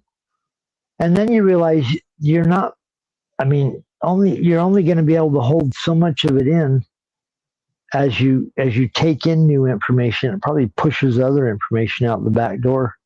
You lose track of all the people, all the names. But, Anthony Sutton explains how before he got the membership list from a Skull and Bones member, he didn't know quite how it worked. They knew who Council on Foreign Relations members were. They knew trilaterals. They'd heard they knew the Bilderbergers, but they didn't know the secret, more inner groups until he got the Skull and Bones list. And then once he got the Skull and Bones list going back 200 years, Skull and Bones was established in 1832 or 3. So they've been around about 200 years, slowly creeping up and taking over our system. They didn't get really in your face until after the Civil War. They didn't want to jump out and present themselves, get crazy, till after the Civil War. And then, as we've discovered now, even Anthony Sutton didn't know there was a chapter of Skull and Bones in Utah, at the University of Utah. Yeah. Until just the last probably 10 years. Well, yeah, I think that's why I was bringing up Blavatsky earlier, and that Gerald de la Morte or whatever, Gerard de la Morte, the French Skull and Bones of Napoleon, possibly Hungary as well. Because I think that they're connected with the Skull and Bones of Yale. You know, it's funny. The one you're talking about. What's the name again? The French group. Oh yeah, the Gerard de la Morte. Gerard de la Morte, the French group. What it was. See, this is the same thing we're talking about. Oh, Hussard de la Morte. Hussard. Yeah, with an H. With an H? Yeah. Yeah, with an S at the So, end. Hussard de la Morte. the whole time I'm living in Salt Lake, learning about the Skull and Bones when hardly anybody even knows they exist, trying to tell people about the Skull and Bones and why it matters, I didn't realize Salt Lake City had a chapter of Skull and Bones at the University of Utah, established in 1903 until about 10 years ago. Yeah. There was a rumor about a canyon, Immigration Canyon in Salt Lake, where if you go to the top of the canyon, you know, teenagers go drink some beer, grab spears, go up to the canyons, grab some girls, drink spears, go up the canyon, have a fucking bonfire. There was a canyon that was always rumored to have devil worshippers. It's called Immigration Canyon. If you go up top of this canyon far enough, you might see some strange shit going on. Because at the top of the canyon, there's all these old rich houses that exist. But you can drive up the roads and get to the end of these old back roads. And there was rumors of these devil worshippers up there. Kind of write it off. But nowadays, 30, 40 years later, turns out there was Skull and Bones. And there was a Bohemian Grove of sorts in Utah, in Salt Lake, where these people were meeting up in the canyon known as Immigration Canyon. Yeah. And they're at the University of Utah, and they got the same, they're a chapter of your Connecticut Skull and Bones. We just found this out. I started talking about this about 10 years ago. Now it's kind of making the rounds. Heidi Love, you know Heidi Love? Clint, she's got a show. Yeah. Sometimes JJ, she comes on JJ's. She did a show just recently. There's a group in Utah called Defending Utah. They've known about Skull and Bones. They've known about the Republicans and Democrats are controlled by Skull and Bones. The Mormon Church in its hierarchy has Skull and Bones members. Do you know how weird this is? Do you think every state in the United States has a chapter of Skull and Bones, Clint? Possibly. Maybe. Maybe that's but what if the they do, is. They we haven't heard about it. Clint, if there is one in all 52 states, no one's ever mentioned it. But you know where there is a chapter? In Salt Lake City, Utah. Yeah. You ever seen that building in New York with no windows? Yeah, the one where they're spying, where all the secrets.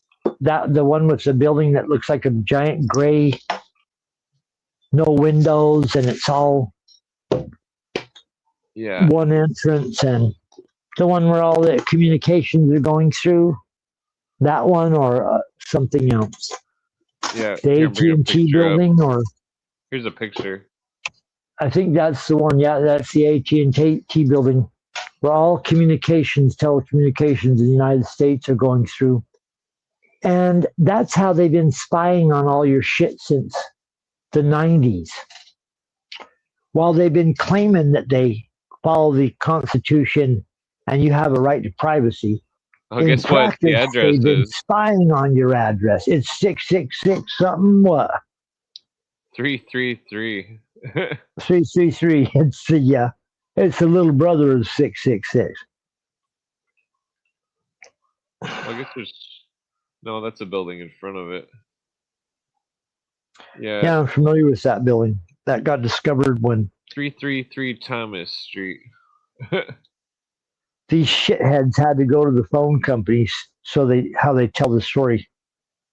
They had to go to the phone company, and the phone company resisted giving them the access to the telecommunications.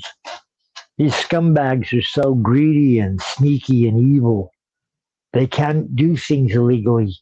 There's not time to do things legally. They're like Batman. They got to do them in secret to beat the bad guys.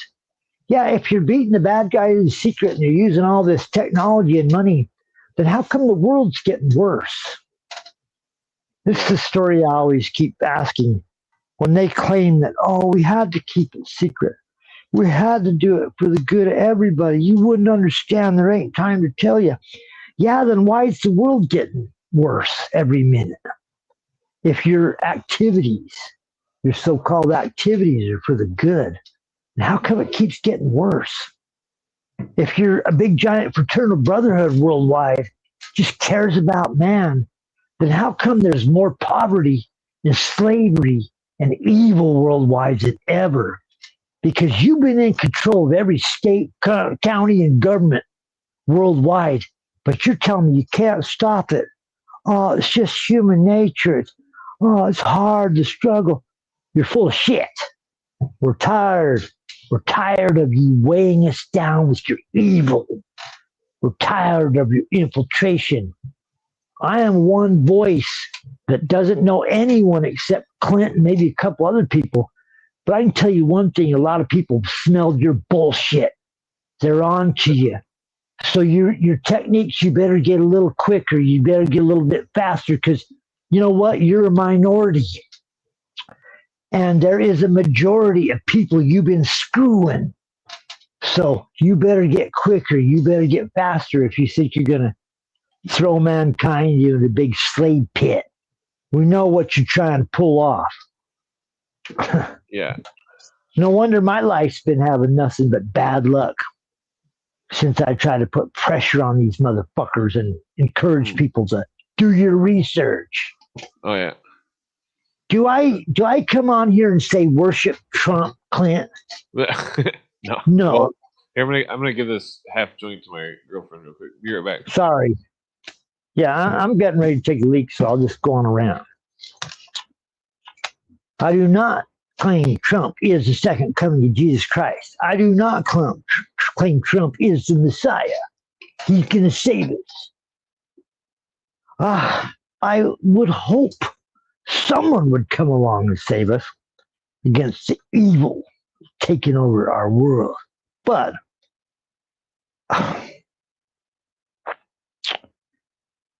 what can I do? What can I do? Hope.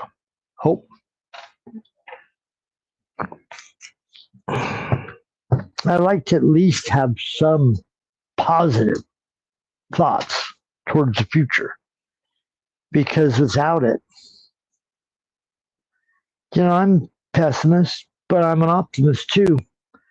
I'm a pessimist on these guys have all the money, all the gold, all the guns, and been using every undermine trick they could use against you. But you know what we got? We got good on our side. We got numbers on our side. You know what these people have? Scum working for them. Criminals. Criminals, they work really well when you pay them. There's a saying, no honor among thieves. Why do they say that? Why do you think they say that? Because a thief is not a good person. Ayn Rand used to had an argument where she went through, where she said, it's got like a whole chapter in some book somewhere I remember reading, where she said, if a thief and an honest man team up, it can't go good, no matter how bad you want it to happen. The reason is because when you have an honest person that's trying to do something good, and you have a thief that's lying and stealing, no matter how much the honest person tries to drive it forward, the thief is stealing the energy, the money, the resources wherever he can. And the whole fucking you've seen is cursed. You've seen the Good, the Bad, and the Ugly, haven't you? I've seen the Good, the Bad, and the Ugly. I love that movie. Well, he tricks the bad guy at the end. How do you mean he tricks him? Well, he's like, he gets them when they're sleeping, he unloads his weapon, and then there's a 3-person duel at the graveyard in the center, and then because there's 3 guys, Clint. The good, Clint Eastwood. Yeah. The bad, the fucking the serious gunslinger, and the ugly. Yeah. The ugly one.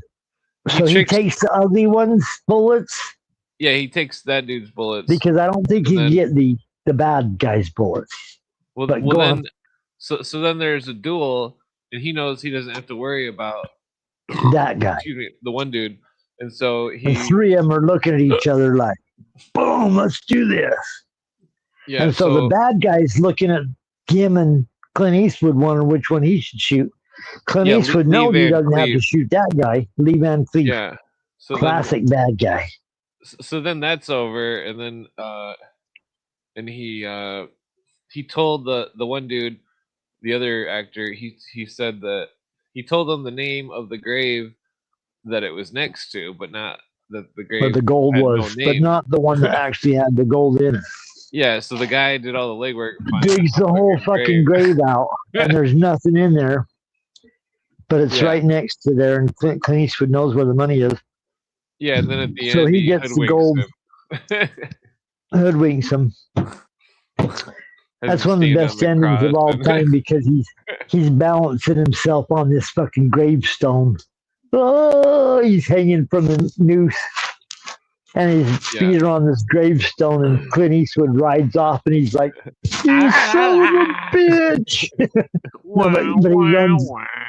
Clint Eastwood rides off, and this guy's standing on the gravestone, just tiptoes. Oh God! Is rocking back and forth, and he thinks he's gonna die, but I think Clint Eastwood shoots the fucking noose, doesn't hang the guy.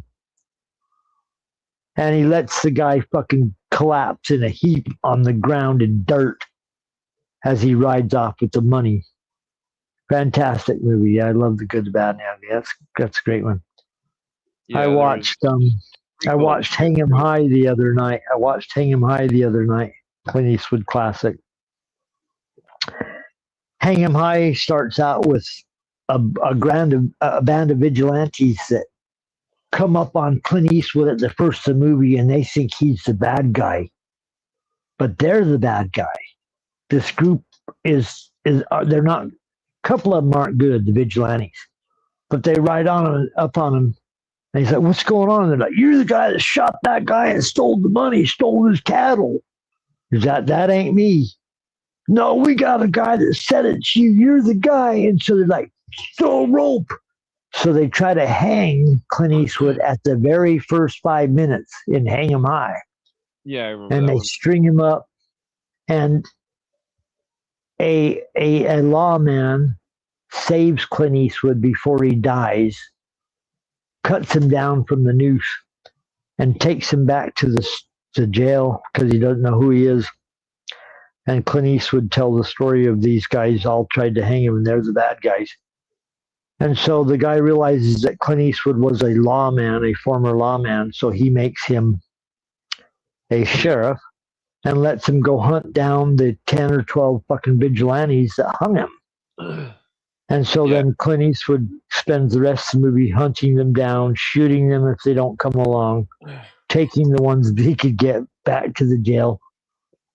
Oh yeah, but he finally runs. They should have had him in Indiana Jones instead of what's his name. He was too old. Not to mention Harrison Ford was the perfect character at that time to play Indiana Jones because he'd already been set up in Raiders of the Lost Ark. Star Wars. Yeah. They'd already been set up in Star Wars, and also he was in Blade Runner. Yeah. So he's being set up as like a tough, rugged, good guy that maybe skirts the law, kind of like Batman. He skirts the law. He's a good guy. He might not follow the rules, but he brings the bad guy in because the police can't do it by following the rules. Clint, I got to take a brief break. I'll be right back, sir. Oh, yeah, that's cool. Yeah, so let's see here. Well, I wasn't gonna really read that. Let me just turn on the fan more. I'll be right back.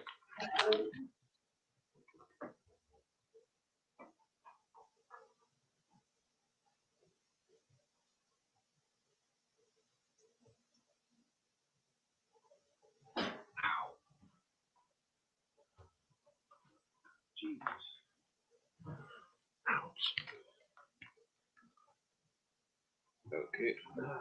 Man, still my toe. Ouch. Okay.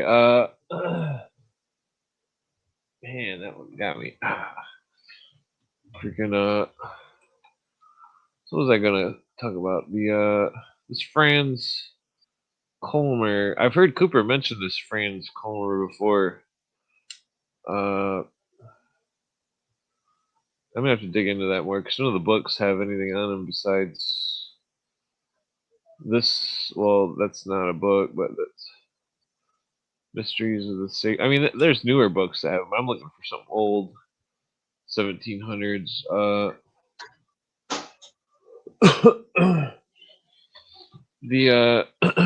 Man, I fucking stubbed my toe pretty good. Ouch.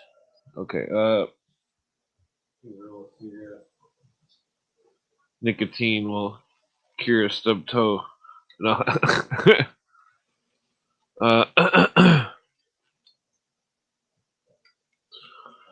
Yeah, so the New World Order stuff. There's a lot going on with that stuff. The Russian know nothings. Uh, yeah, the know nothings was part of the Illuminati, or at least one of the fronts of the Illuminati. New World Order. I mean, there was also older know nothings, but that had nothing to do with Illuminati. That was Native Americans. Secret society that was they simply that was different. That's a long story, but the you gotta remember the Illuminists always take other secret societies and remake them into their own, and that's why it's weird about the before the OTO, before Crowley had his Ordo Templi Orientis, there was the Oriental Templar Order. I mean, it could have been the same order, just different name, or it could have been a totally different order with Crowley creating a new order of it, which became an inversion of the because Crowley was always inverting things. Like his OTO, Crowley called his OTO purest form of Freemasonry, but Crowley was practicing all sorts of Hindu sex magic bullshit that was fucking not part of any sort of honorable, thing. And the because so that's interesting how that book was thinking that Crowley was Schindler. That's interesting. I mean, like, because what if where did that book go? No, I forgot which book it was. There it is. Yeah, what if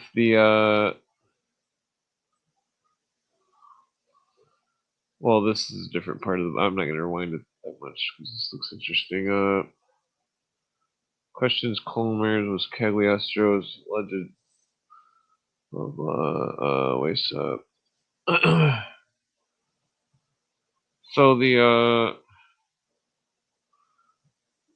this is definitely interesting. I'm gonna have to dig into this book later.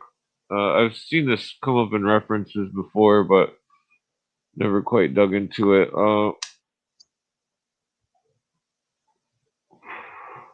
Reign of Terror in France, Jacobin Club. Robespierre. I didn't know Robespierre was the leader of the Jacobins.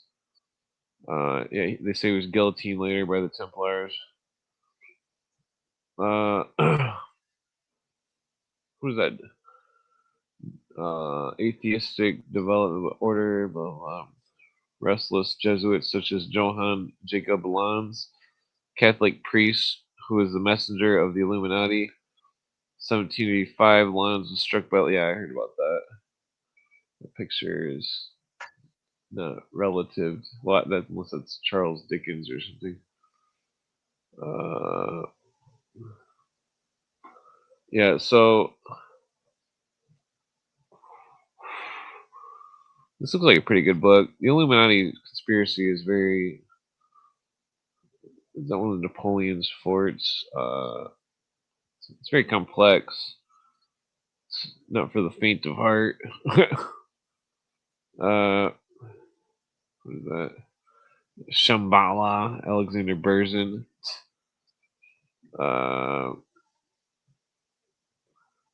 Hyperborea Thule, it says.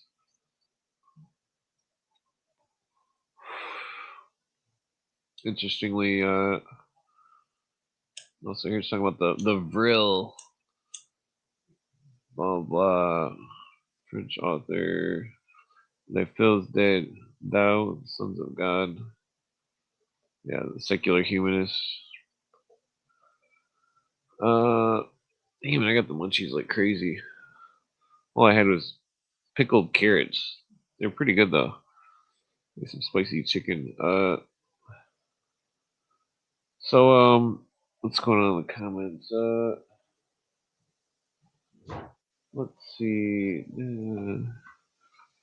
Okay, so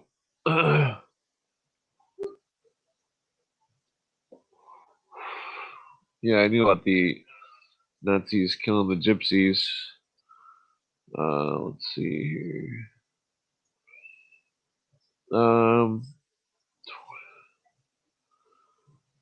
So yeah, I wasn't really planning on talking about Hitler. Just this book seems interesting. Fascination with ancient India. For this tobacco is like way too dry or something. Pardon me, Clint, for leaving you. You have been pardoned. Thank you. Thank you. I had to go get totally ripped with my wife. Oh, that's fine. Now that I'm totally ripped, I'm ready to carry on. At least for a little while. Yeah. What were you going into before I so rudely left? Or, after I so rudely left and then you started getting into, what were you going into? Well, I started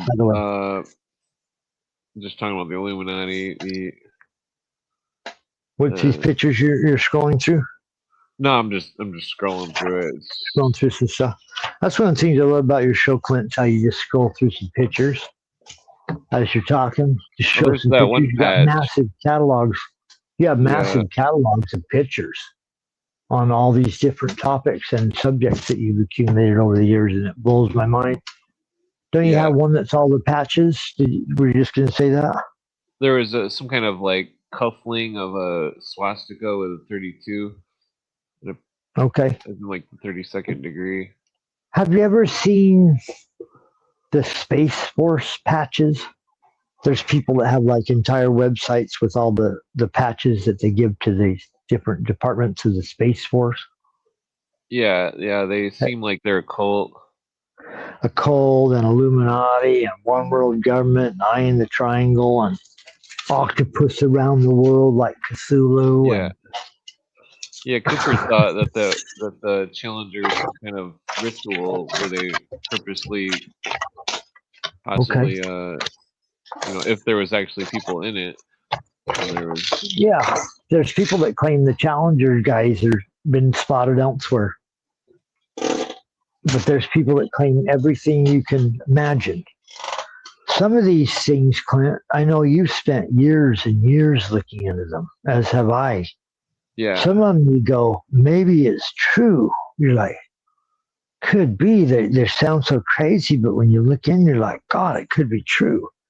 Other ones you go, could be true, maybe not, probably not. So there's ones you're like, whoa, and then ones you're like, maybe. But as you go through time, it's like some of these things, even a seasoned eye couldn't predict. Whoa, that's true. You're like, can't believe it. What's an example of something like that, Clint? That's been how they did the CB event. The CB event. CB. That was out of the CB. The event. Oh yeah. That was out of the blue. That was kind of like a left field thing. We'd already heard about them pushing this stuff everywhere. Everybody's got to get some of this stuff, get it in you, get your save your life, all this bullshit.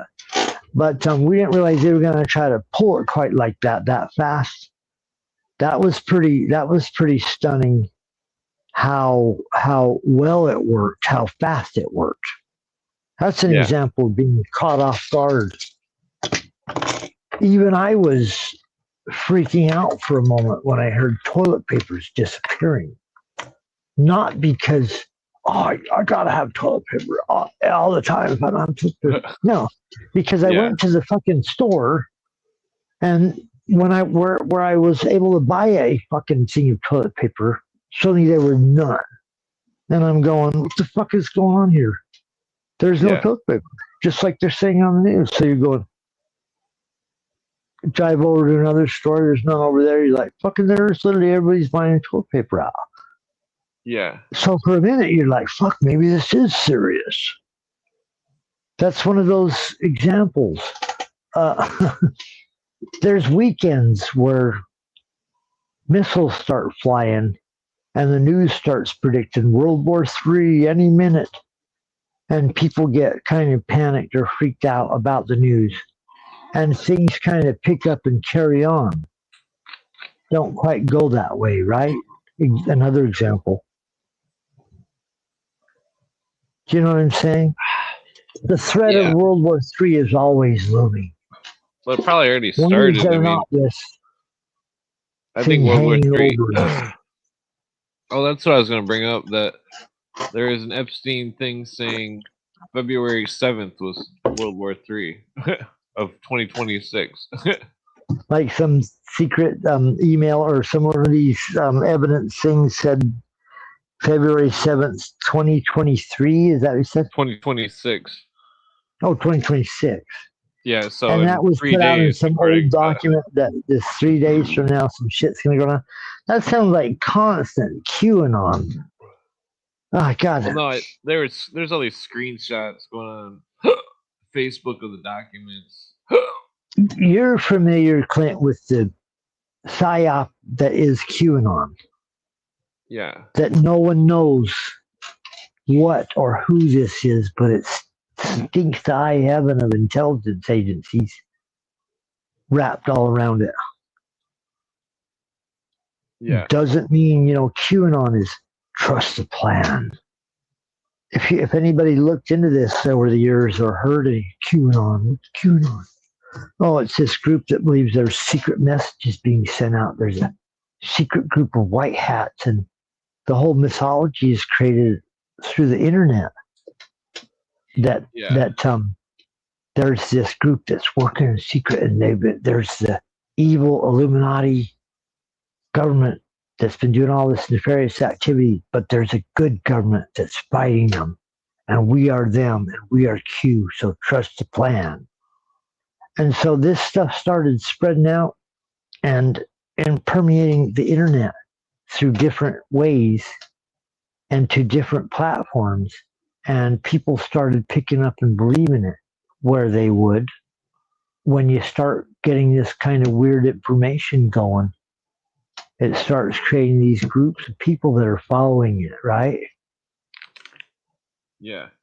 They're creating groups form around every single thing that gets released. And QAnon was one of those where it was a secret group that's communicating that Donald Trump is the guy that's going to bring down the deep state, and he's working against them and all this shit. And people that are watching like the reality on the ground, got to get somebody in there that isn't these corrupt establishment politicians. Back in the day, Trump was the one guy that wasn't a member of Skull and Bones or fucking every other. You got your left wing Skull and Bones, your right wing Skull and Bones. And Skull and Bones is a catch-all phrase again because Yale, the campus of Yale has like 37 secret societies on it, or something. I was hearing the other day. There's 8 secret societies on Yale that are known as the Big 8 or something, because they've been there since the 1600 or the oldest ones. Yeah. I don't think Yale was formed in the 1600s. Definitely around in the 1800s, but I think it was 1500s, wasn't it? Could be 1500s. No, I don't remember when. I'm thinking of Oxford, I think. Or Oxford. These are old universities. My point, though, is that I saw something the other day, 37 or so secret societies there, and 8 of them are the main ones because they've been there a long time. And there's Skull and Bones, Wolf's Head, Scroll and Key, and I can't remember the other 5 that they mentioned. But they've been there a long time, and so the other ones you don't even hear about. All you hear about is Skull and Bones now. They got movies in Hollywood called The Skulls, Part 1, Part 2, and Part 3. And they're not cheap movies either. They're produced by probably fucking Weinstein, for all I can remember. I can't remember One if of it's a them had Weinstein production. the dude from that Fringe television show. The Who was old like guy that plays the no, weird. the younger dude. I think he was like a Disney brat or something. I'm trying to remember who the Fringe TV younger guy was. Because I remember the show, but I only remember the weird old scientist. He was the son of the scientist. Can't put a face on it, but I watched Fringe for season or however long. Good show. It's okay. Well done for the time X-Files period and all that shit. It wasn't as good as X-Files, but it was still pretty good. No, but it was along those lines on Fox. Fox produced it. It was way later on. X-Files is old compared to Fringe. Fringe is relatively new. X-Files goes way back. My point is just that maybe similar writers, similar ideas. X-Files is Chris Carter, the producer or whatever. Chris Carter, he's Hollywood guy, and when they come out and did X-Files, the new one, do you remember the very latest one where they put out like a six episodes 10 years later? It was okay, but they should have gotten I'm not saying actors. it was good. They had an Alex Jones guy in there. Yeah, I remember that. They're goddamn. Well, I think Disney owned it at that time. Turning the frogs gay. Doing his Alex Jones singing. Alex Jones is bragging about how I'm in the new X-Files and I know Chris Carter. And he says stuff that I'm hinting at. He can only hint about it in the TV show, but I'm the one that's really telling them the source of information. There are other people, Clyde Lewis, that talk show guy. I love Clyde Lewis. Oh, yeah. Was talking to Chris Carter. We got a guess? What's going on? Not much. Sorry. You got Danny? What's going on, Danny? What's up, Todd? I ran into one of my neighbors and she asked me to help her with something. She's a little old lady, so I had to give her a hand. So I ended up a little bit longer. But I'll hang out for a little bit, but it's a little later than I thought. I got to get up for work tomorrow because I have a job now. Me too. Me too. Oh, you got a job? Fantastic. Yeah. Thank you. Not back to sanitation yet. What's up? The sanitation isn't back on. They didn't rehire for that strike thing isn't over. No, I'm still out of work from sanitation. Is it a strike or is it a? No, I was fired for the mandates because I refused to comply with the vaccine mandate, so they fired me. Which man, Danny? Yeah. Yeah, that is so honorable. That is so admirable, sir.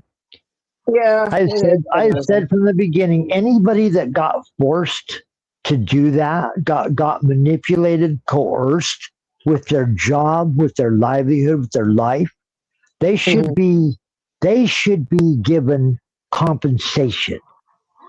Yeah. They should be given reparations for whatever fucking harm they endured by this interference in their lives and literally coercion to do something that could have killed them.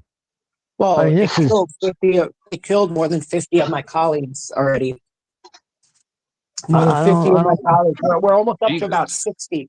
Yeah, we had another 2 die back to back, including one guy who died on the route. So they've killed about 60. I believe it. So the guys that all took it, all of a sudden they started dropping like flies. Yep. Yeah. And nobody says a thing. Nobody complains. Yep. Nobody looks the other way. Totally. Oh, he was a good dude. Rest in peace. He's fucking 40 years old and he's dead. Such a great guy. Well, then if he you didn't ask want people, it, but he did it because he cared. He cared. Well, it's crazy because I've seen people passed away on Facebook and shit. I'm like, were they vaccinated? And everybody just flips out. That's the first thing that goes through my mind. Everyone that dies right now, I'm like, did they get the thing? Yeah. No matter what age, I'm always. When do they get? How many of those do they get? Because some people, they could get up to 10 of those or 12 of those mothers right now. To be current on it, now it's every 3 months or something. Well, see, it wasn't. Yeah. But it wasn't just going to be a one time. Never was meant to be a 1 or 2 times. It's meant to be the rest of your life. And if you look into it, that's what they were going to prescribe. Just like a flu, a seasonal flu, you got to get it. or they recommend getting it. The idea of just having somebody inserting something in you all the time, trust them, no matter who you are, just everybody take it. Man, that's a lot of control that I wouldn't want to give some government I didn't trust. Because when they're tracking you and what you're saying, who you are, it's insane. And it's insane. And a lot of people what would be the easiest way to get rid of dissidents you ever heard of? A targeted thing where everything's on the computer. This guy's saying some shit. Wow, what an easy way to get rid of people. And you know what? They'll be heroes. They'll think of themselves as heroes because you were asking questions and causing them a problem, achieving their thing they want to do. This is how bad this is going to get. And, it's bad.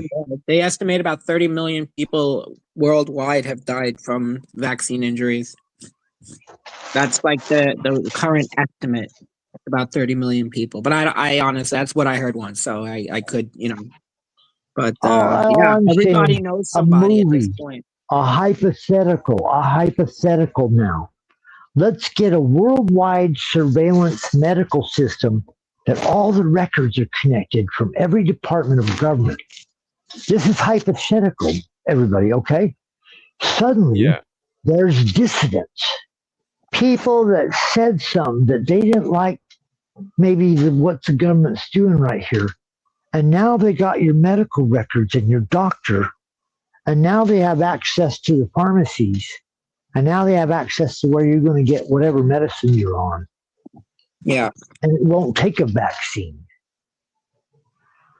They'll know where you are and who you are. And it'll be as easy as putting one little thing in that little dose. And bye-bye. I mean, this is the kind of bullshit. Well, that's funny you're saying that. I'm on this page. It's saying diseases from space. It says Stephen Hawking, a theoretical physicist and author of A Brief History of Time. And when science is telling us, okay. He said he warned us in a 2010 commentary that alien life might try to conquer or colonize Earth in diseases from space. YouTube has videos of people showing jelly that they claim fell out of the sky. They're calling it space jelly. Have you heard of this space jelly? No. Yeah. And it's after asteroids have passed over, supposedly. And suddenly townspeople, and I'm not saying I'm not saying that you can find these people and document it. I'm just saying there's videos of them saying, look at this jelly that's fallen in the sky. It's really weird. Have you seen these videos? Yeah, that's kind of going on. There's videos of people showing fake snow, fog that looks like some kind of weird particles. Yeah. Jelly falling from the sky. Now there's everything, fruit and vegetables that don't look right, like rubber, meat that's breaking down like it's some kind of weird substance, not real meat. The internet now is being bombarded with these videos. Are you seeing this stuff? Yep. They've been spraying on the skies here like crazy. And they're spraying the fucking skies like crazy. If you're not looking out your front door, seeing trails going every which direction, blue skies for a minute, and then all of a sudden the whole fucking sky is filled with trails, and then it's clouds for days. Yeah. By the way, Clint, I saw when you were scrolling, you passed the book called Hitler's Jewish Soldiers. Actually, when I was a teenager, my dad took me to a symposium because we used to go. There was these like military. They were like military symposiums in the city, and we actually met. We heard a symposium by the author of that book. I think when he first wrote it, and it was really fascinating. Yeah.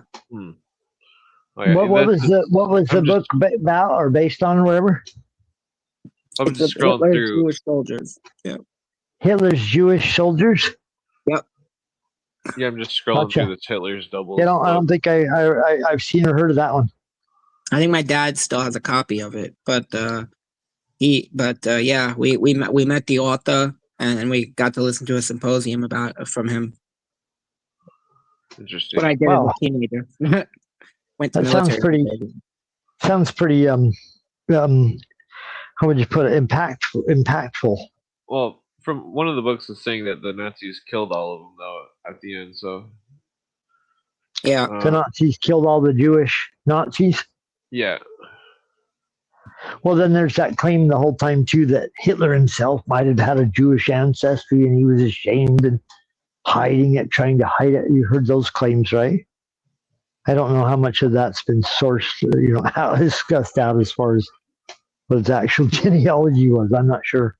Well, this guy keeps comparing Crowley's picture to Schindler. It's interesting. There's I think that's a stretch almost, but okay. Only because there's so much photographs and history of the two, and they're not in the same place. Not that it couldn't have happened. It's just, Crowley was like puffy faced. He had a lot of mass. Hitler was not that puffy faced. A little different. Hitler was a soldier. What if World War I. Yeah, but what if Hitler was meant to be a double for Crowley the whole time, or something? Like I hear you. I just all the photographs I've seen. I don't see. Not that he Hitler fully replaced him or anything, but what if he just came in and what if Crowley was put on a really mask? involved in that whole thing? It's really weird. Well, it would take more than a mustache to make Crowley look like Hitler. That's a little stretch. Well, Crowley was doing. It's been proven Crowley was a triple agent. I mean, on record, working for the British, the United States, and Germany. And before or during World War I, he was in New York writing propaganda for Germany. But he was pretending he was a double agent. He wasn't really pro-German, but he was writing pro-German articles in the newspaper when they're trying to influence people's minds about Germany and when to enter the war. Germany, World War I, and the relationship. There is no Hitler. Wait, so are you familiar with Nazis. Leah Herzig? Some kind Am of I familiar with Leah Herzig? I'm not sure. Is that a Scarlet Woman? Crowley's. She's talking about that guy she's talking about that guy that died at the Abbey that I think it was in Italy. The Abbey of Salemme? Yeah, his name was Loveday. In France or Italy or something. Wait, one of those. Raoul Frederick Charles. Wow. They referred to him as their first magical child. Or no, Loveday. Yeah, that's the name. My history about Crowley and his crazy activities, it's been so long since I read about it. I can't remember all the details. And I've heard lots of stuff over the years. Never reading histories about Crowley and the crazy shit he was doing. Mm-hmm.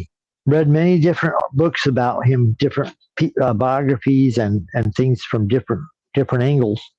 Some of them Crowley's biggest fans, and some of them that didn't like Crowley. And a lot of Crowley works. I got a bunch of Crowley books. Read a bunch of Crowley. Crowley's hard to read because it's all hidden. But if you're a magician or on the inside, you can read it. But it takes work and it's a lot of stuff that you. I was going to read his ceremonial magic book on here sometime just to explain it to the audience. There's a lot of stuff in there that makes perfect sense and it'll blow your mind just hearing the ideas of what magicians, how to different techniques that magicians use. But a lot of it is wrapped up in coded language, and he's talking to an audience that like followers or people that would understand what he's describing. And like we were talking about, Clint, he was a member of every probably fraternity you could be a member of. In every country. He was going to the United States, Germany, France, Italy, England, all the secret lodges. The best kind of secret agent is a magical cult character because he can go to all these countries under the under the guise of being a cult leader or follower or whatever, he can go to all these lodges and meet all these weird secret groups that exist in these countries in the underground, in Germany and France and Like Ben and Franklin. England. Yeah, but more modern version.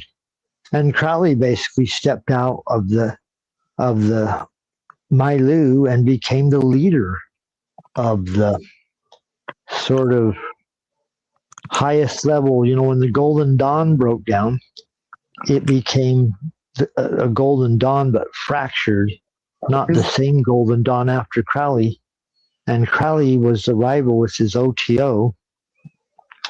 And so you had two magical fraternities now kind of competing with each other. But at the same time, they're spawning all these subgroups of magical fraternities. And Crowley was involved in all of them. The Masons, every level, every type of Mason. The Scottish Rite, the Grand Orient Lodge, the different orders of the Masons. Are you Mason, Danny? I was, yeah. I haven't gone to lodge in many years, but it was mostly I was gonna start going again after COVID, but years ago there was this French guy in my lodge, and he had posted something about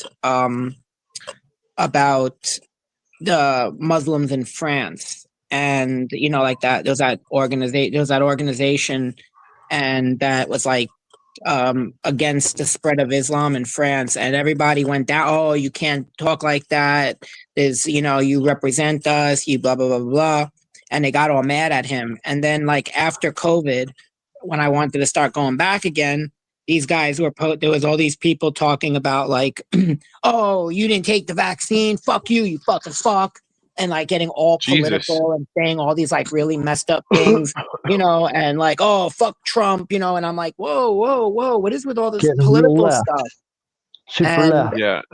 And I was like, I'm like, that's not cool. Like how am I supposed? How are you like? You're gonna complain about a guy complaining about Islam in France, and then you're gonna go ahead and you're gonna go out of your way to like say horrible things about unvaccinated people publicly, and it just got very openly political by a lot of guys, and I didn't like that. Do you know the Occult Rejects, Danny? No, I never heard of that. Have you ever heard that podcast? No. It's probably the biggest occult related podcast that you can find. It's called the Occult Rejects. JJ's on there sometimes, and a whole bunch of other people that you listen to, that you maybe have heard around. He puts on a panel, but the guy that runs it, his name's Nick. He kind of has told the story. It's been around a long time, the podcast, but he tells the story about how he joined the Golden Dawn. Oh wow! Or the OTO, and I can't remember which one it was. He says it was the OTO. OTO. So, but not long ago. So please don't let me murder his story. But he says when he became a member of it, he was interested. He was looking at magical secrets, wanted to understand what was going on. But when he went to the meetings and stuff, it was super leftist. It was it was like going Antifa almost bent on what they were trying to push. And but he was interested in the mysteries. He was interested in how they sell it. But that's not what he was getting. He was getting the fucking extreme left. But he's in New York too. He's in New York. In New York. I mean, if I were a leftist and there was a lodge full and everybody started posting right wing stuff, I would have been uncomfortable too. Because I don't think that's what. Because now you're like. Well, they're disobeying the rules. Now you're going the opposite. You're not supposed to talk about politics or religion in the lodge.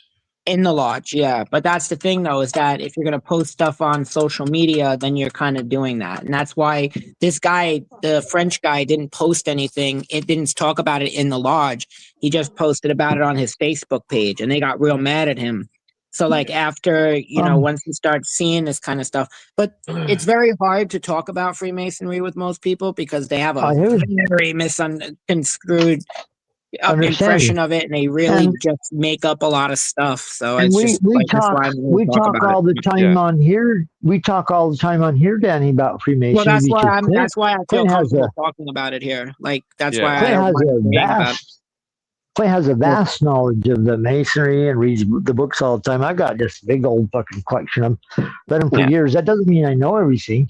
But it doesn't mean. But when it comes to Masons, I don't hate, like or dislike Masons. I say it's like Mormons. Well, if I came on here and said every Mormon's evil because of some weird stories you've heard about Mormonism, that would be stupid. Yeah, well, that's the thing. Like when I first got involved, I didn't like. There are guys who like they'll put symbols on everything. They'll be open, like wearing shirts and T-shirts. And I had a friend of mine who wasn't a Mason. Rings and bumper stickers.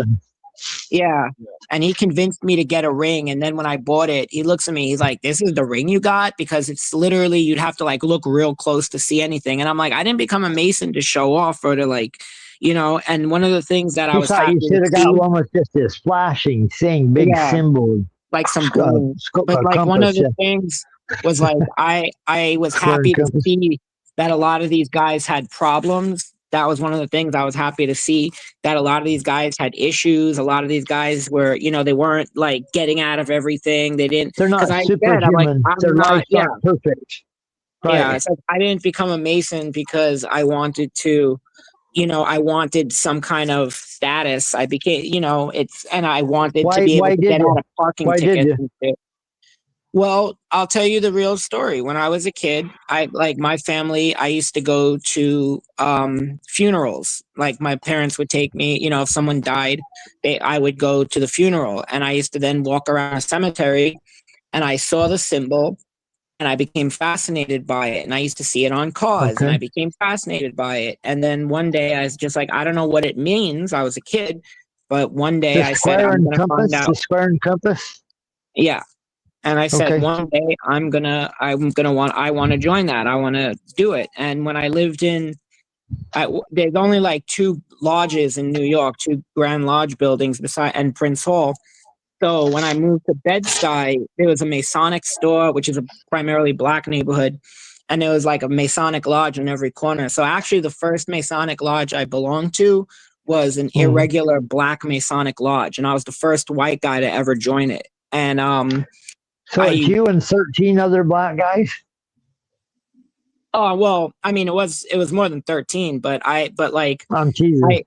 Yeah, so I joined it, and I joined the Black Masonic Lodge. And at first, they were a couple of the guys were apprehensive about letting me in. Cool. But I was cool. And then I posted something when I got my second degree through them. I posted about it on Reddit, and I was like, "Yeah." And they're like, "Oh, what lodge do you belong to?" And I was like, "This lodge." And they were like, "Doesn't exist." And it's like, "Oh, he's bogus. He's bogus." And I'm like, "Wait, what are you talking about?" And then so one guy reached out to me. And he's like, "Hey, how's your situation?" And I'm like, "I don't know. Why are they telling me I'm not a Mason?" He's like, "Bro, it's a long story." And he invited me into a group chat, into a Facebook group called The Great Debate. I'm not going to say the whole thing, but there's a big debate because Black Masonry has Prince Hall, and then it has a large irregular contingent. And I joined that. So I went in and I went to the group, and I'm like, "Hey, this is my situation." And somebody offered to petition me into their lodge, in the Grand Lodge in New York. And they offered me like, "Do you want to go to Prince Hall or do you want to go to my lodge?" And I'm like, "Well, I kind of want the diversity of people. So yeah, let me come into your lodge." Cause it was, he was Black.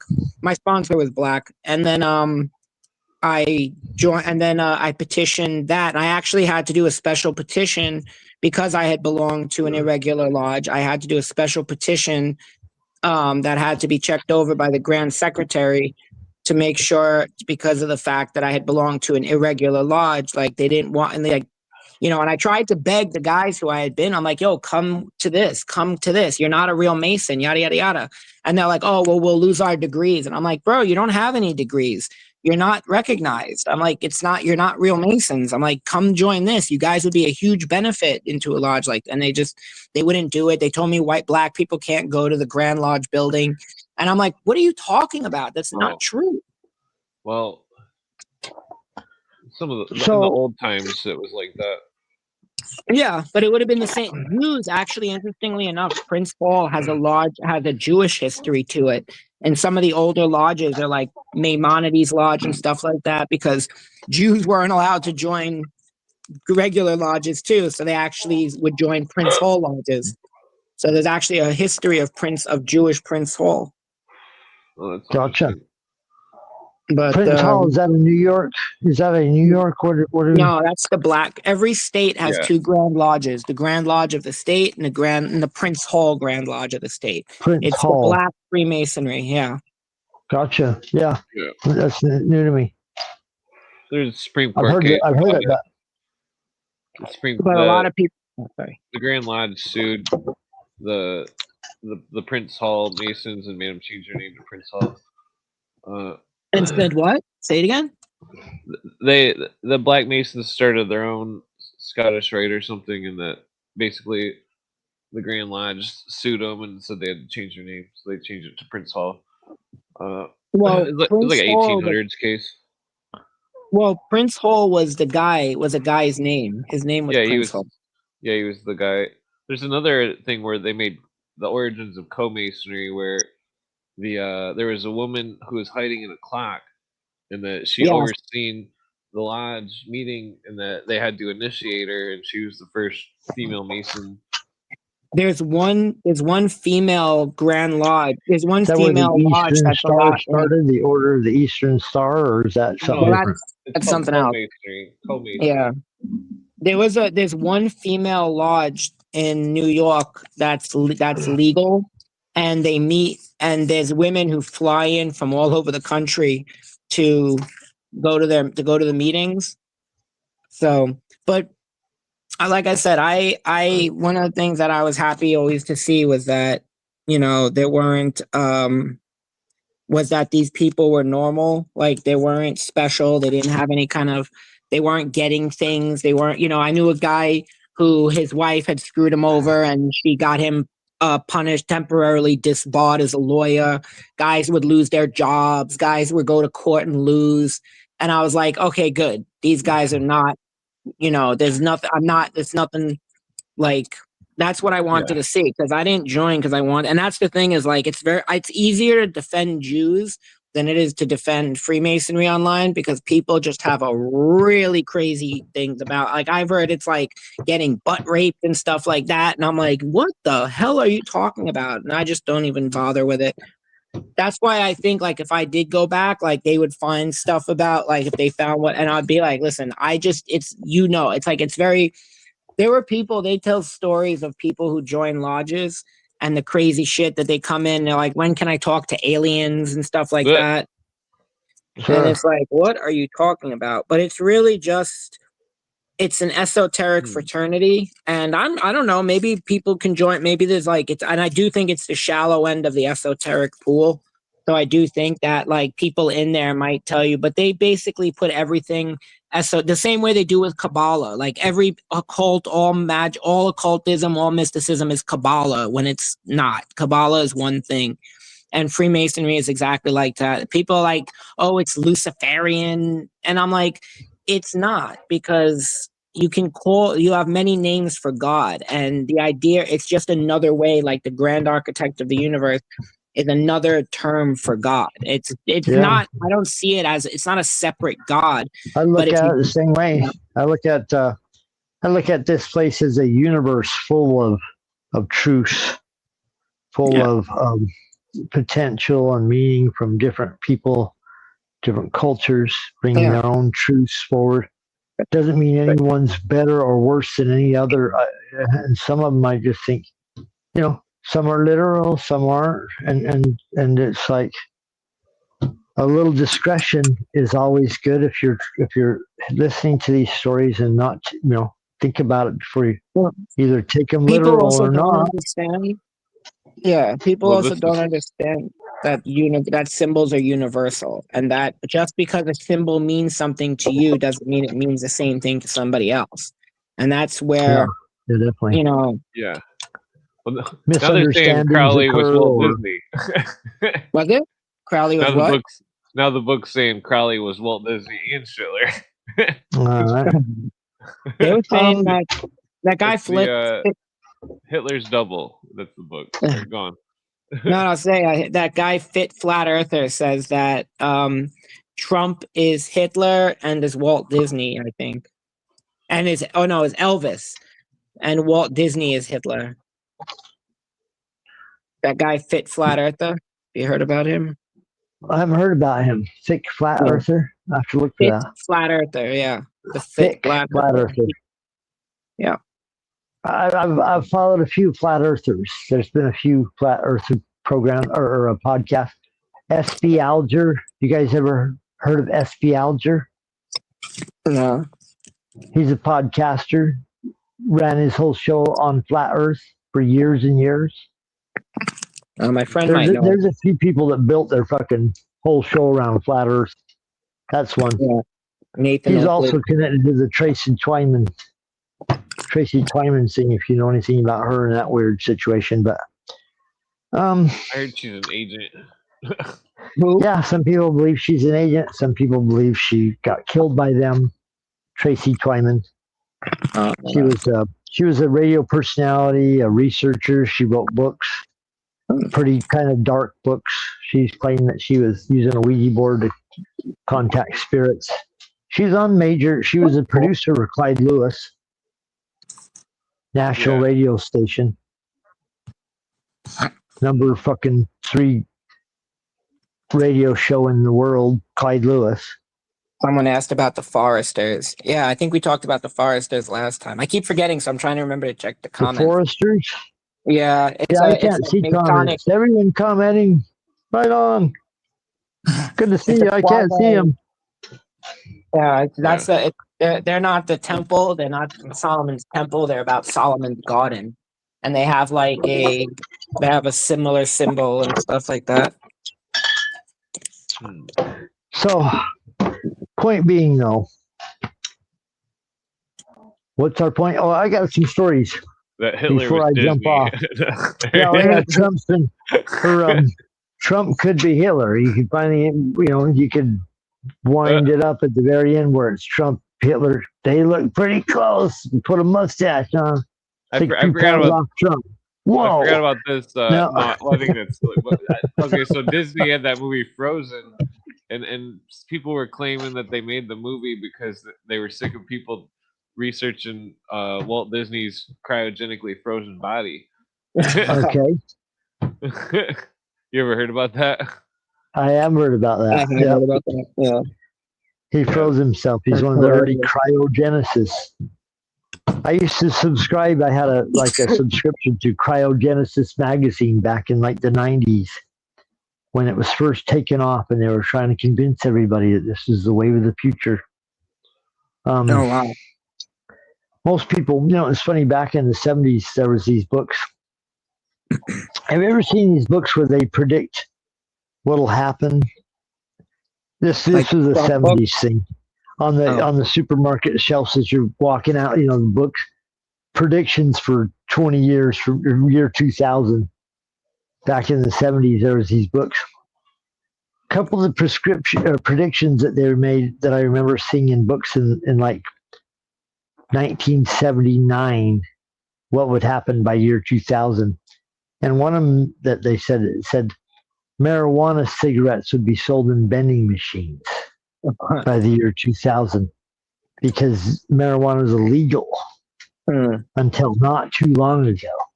So they were off by about 25 years, but it finally started to happen recently. Predictions that were made. These are people that were famous at the time that they asked, what do you think's going to happen in 25 years or something, 20 years? And some of these things they predicted happened, some of them didn't. I remember another prediction they said people won't have to work because machines will already be doing all the work for us. And so government will have to spend its time figuring out how to keep humans entertained and occupied because they have so much free time on their hands and so much resources and stuff that they'll just figure the real struggle will be, what do you do with all the food and the wonderful time you're going to have? That was the prediction. Uh-huh. They could do that if they wanted to. You know, I think Trump said the other day, I heard a really weird scene somebody played, where Trump said, we could make it easier for people to get houses. But if we do that, a lot of people that have 10 houses are going to suffer in the value of the homes. So government can make your life easier, but it might make your other people's lives harder if they adjust things to make it easier for people at the bottom. Weird shit like this is going on. If these people weren't sitting here socially tinkering, socially engineering our society constantly, the real society would emerge. That's the problem that we're having here is people do what they're going to do to live and enjoy themselves, regardless of whether there's a regulatory agency or someone telling them what it is they want. People have basic needs. They seek them out at the best price and effort that they can get. And that's just a natural function. These people are stepping between a person trying to just go and do what they would naturally do. Do you see how they're controlling the situation?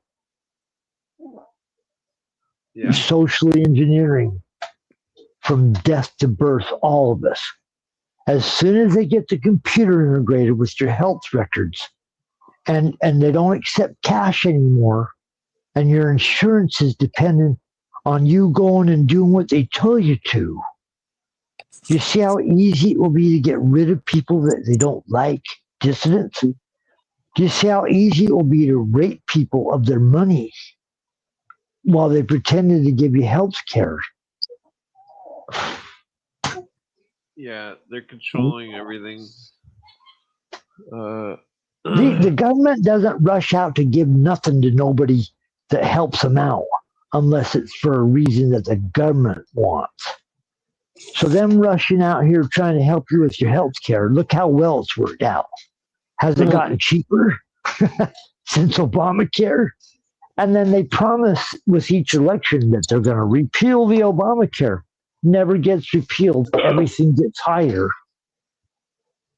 in the healthcare system. Yeah. Okay, I'm past that. There's a couple things I wanted to go into before I get off. Donut was talking about how all these influencers, these media figures, Billie Eilish, Billie Eilish, and Lady Gaga, and every one of these ones, they're all doing the left eye thing, they're all doing the black goo thing, they're all covered in all this stuff. The social influencers. Yeah. Donut talked about meeting Jordan Maxwell. Clint's last show with Donut, he was playing Jordan Maxwell in the background the whole time. I think he said he met him 2 or 3 times. That'd be cool. Jordan Maxwell's kind of a weird, intelligent, wildly intelligent, nerdy character. Bill Cooper. I met him about 3 or 4 times. Got to ask him some questions, shake his hand up close. Didn't get to interview him, but I worked at a radio station where another guy did. Yeah. And so that was pretty wild. Saw in-depth things in the early 90s that Cooper put on that blew your fucking mind. Nobody else ever since or after put on presentations like that of conspiracy stuff that I had seen. Jordan Maxwell wasn't on the radar. Didn't even know about him until the thousands.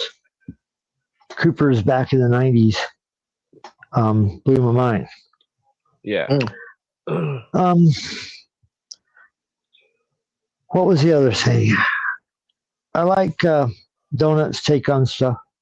Everybody keep a light on for JJ's. Keep a little light burning for JJ, you know, JJ Vance. Not the president, vice president. Because he's been traveling to Mexico to try to get some kind of therapy. We're all wishing him well, and we hope he gets back. And if you like JJ's show, go listen to that and help him out with any donations or fucking subscriptions or get some of his incredible backstage stuff. The Washington Post tonight had sweeping layoffs. They said the newsroom was gutted. You know who owns the Washington Post? Jeff Bezos. Oh yeah, the communist. Well, the Bezos, the guy that's most likely. Yeah. Well, he doesn't. He claims he doesn't make any money off Amazon. He gets huge government grants. The old guy that bought Whole Foods. Remember the place that you tried to go to get organic food, try to get away from the 2 donuts, and it was like $10, and I was like, Jesus Christ, I'm never going there. And when everyone was trying to get away from the government's food and go to Whole Foods, even though it costed 50 cents more for everything, well, he went over and bought that to make sure that even if you go to Whole Foods, you're going to still get somebody that works for the government, most likely. But he laid off a bunch of stuff. They're calling it a bloodbath. The number of people laid off. The Washington Post. Yeah, this there is weird. Are rumors of a Trump third term, which is freaking people out on the left real bad. I mean, the reason the rumors are there is because the whole Beau Biden administration may have been stolen, complete fraud. That's why a third term is being bandied about. And there's rumors that if this happens, the left will lose their mind and go into their communist meltdown. Well, the only legal way, if there was that there can be 10 years, I think, as presidency is the limit. I think that's if someone's administration was stolen and that can be proven. This is the point I'm saying. I'm not saying this has happened. I'm saying this is in the wind. If it can be proven the election was stolen and those 4 years were stolen years, that can be given or counted as a stolen second term that should have happened, and he may be granted a third term. And I'm telling you, when they wrote these books, The Last President, about Baron von Trump and all this shit, I'm not saying it's happening. I'm saying there's whispers which make people go nuts when the news is showing ICE shooting women, shooting poor, innocent guys that are just protesting the immigrants being hauled away. When the TV is showing every night ICE agents as Nazi stormtroopers and radical leftists as peace-loving people that just want to help those poor immigrants. And a psyop is going down here. If you can't see that. Yeah.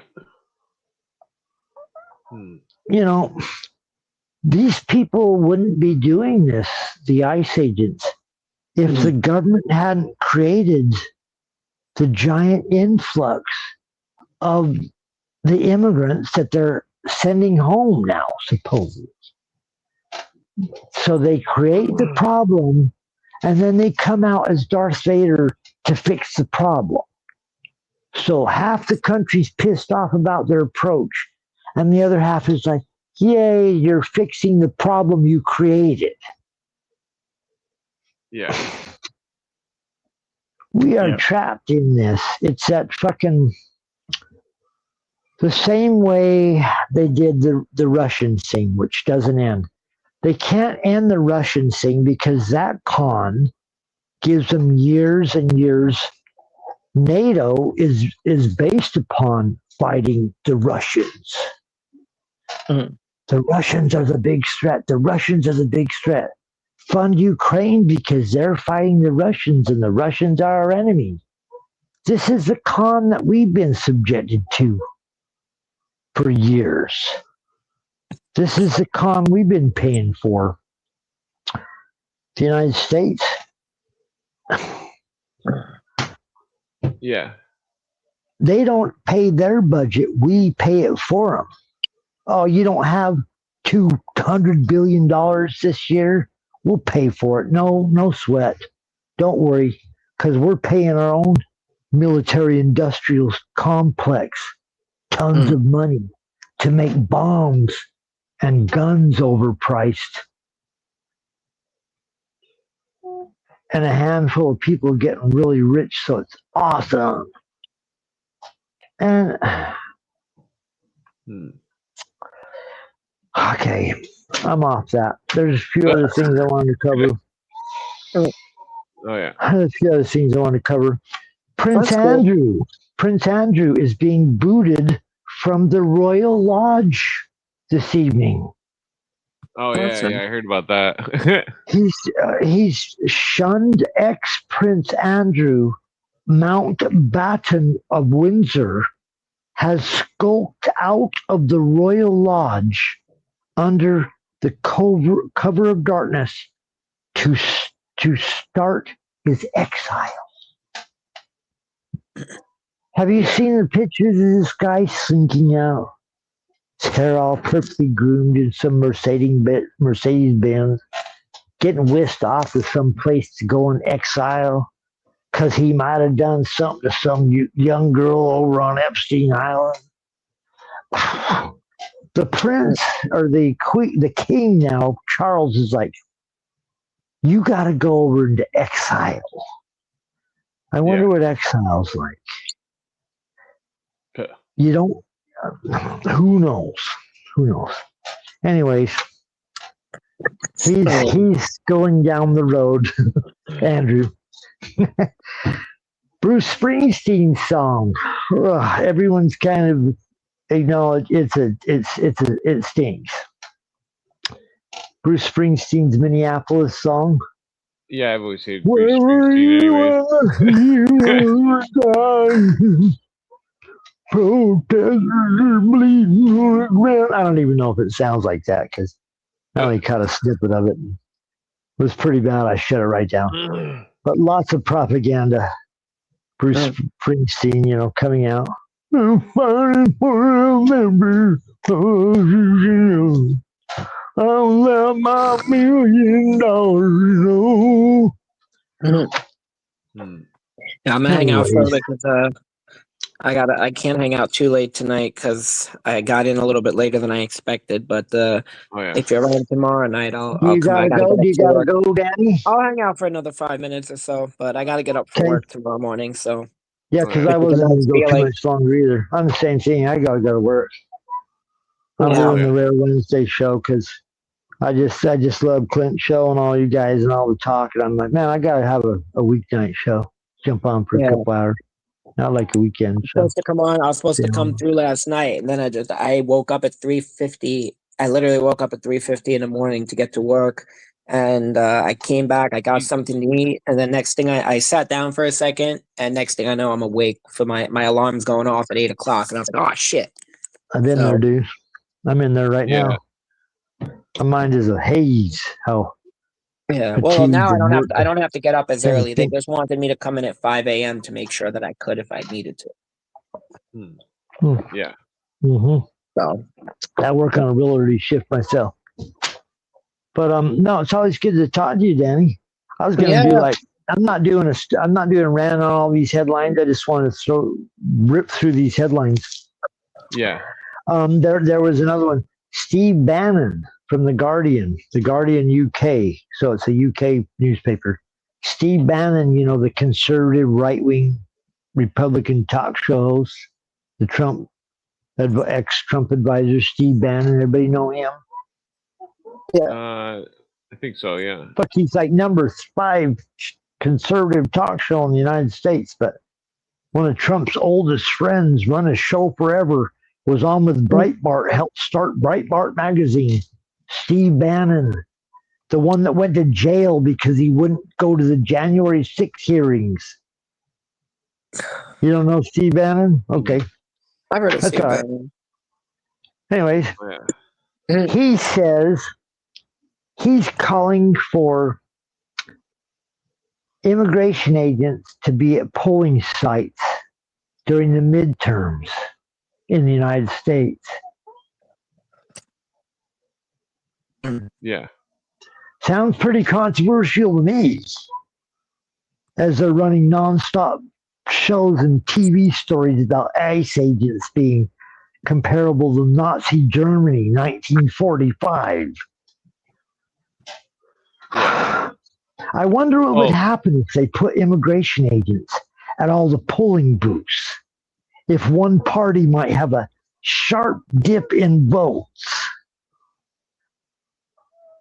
No, probably. I wonder. That's a pretty wild statement. Oh, here we go. A male cook died at Olive Garden when he thrusted his head in a deep fryer. Jesus. How did it fit? Yeah, I hear you. A deep fryer. Must have been a big fucking pot. As I read down through the story, another employee was injured trying to pull his ass out of the deep fryer. So he shoved his head in this pot of boiling oil or some fucking olive oil or maybe boiling water. I don't know. Deep fryer. Good Lord. Deep fryer is like, isn't deep fryer like oil? Mm-hmm. Yeah. So they were yanking his ass out, and he was so depressed and bummed out that he was trying to commit suicide, they claim, by thrusting his head into the deep fryer. Of all the ways to commit suicide, how many of us would go by deep fryer? Very creative. That is creative and crazy, though, because you ain't dying instantly. The story went on claiming that a female got injured trying to pull him out of it. He maybe and he died kept trying before to put he himself was in back the fryer. into it. Oh, Jesus. Ooh. Yeah. So that story's kind of crazy.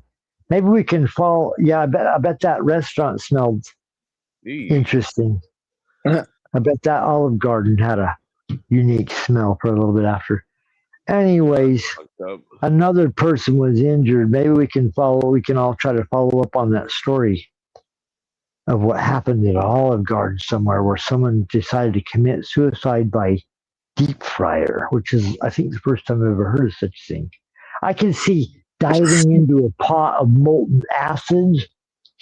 Yeah, that's so big that you just go into it. But thrusting your head into a deep fryer to commit suicide, that takes a special kind of weird mind to think that would even work. Up. Yeah.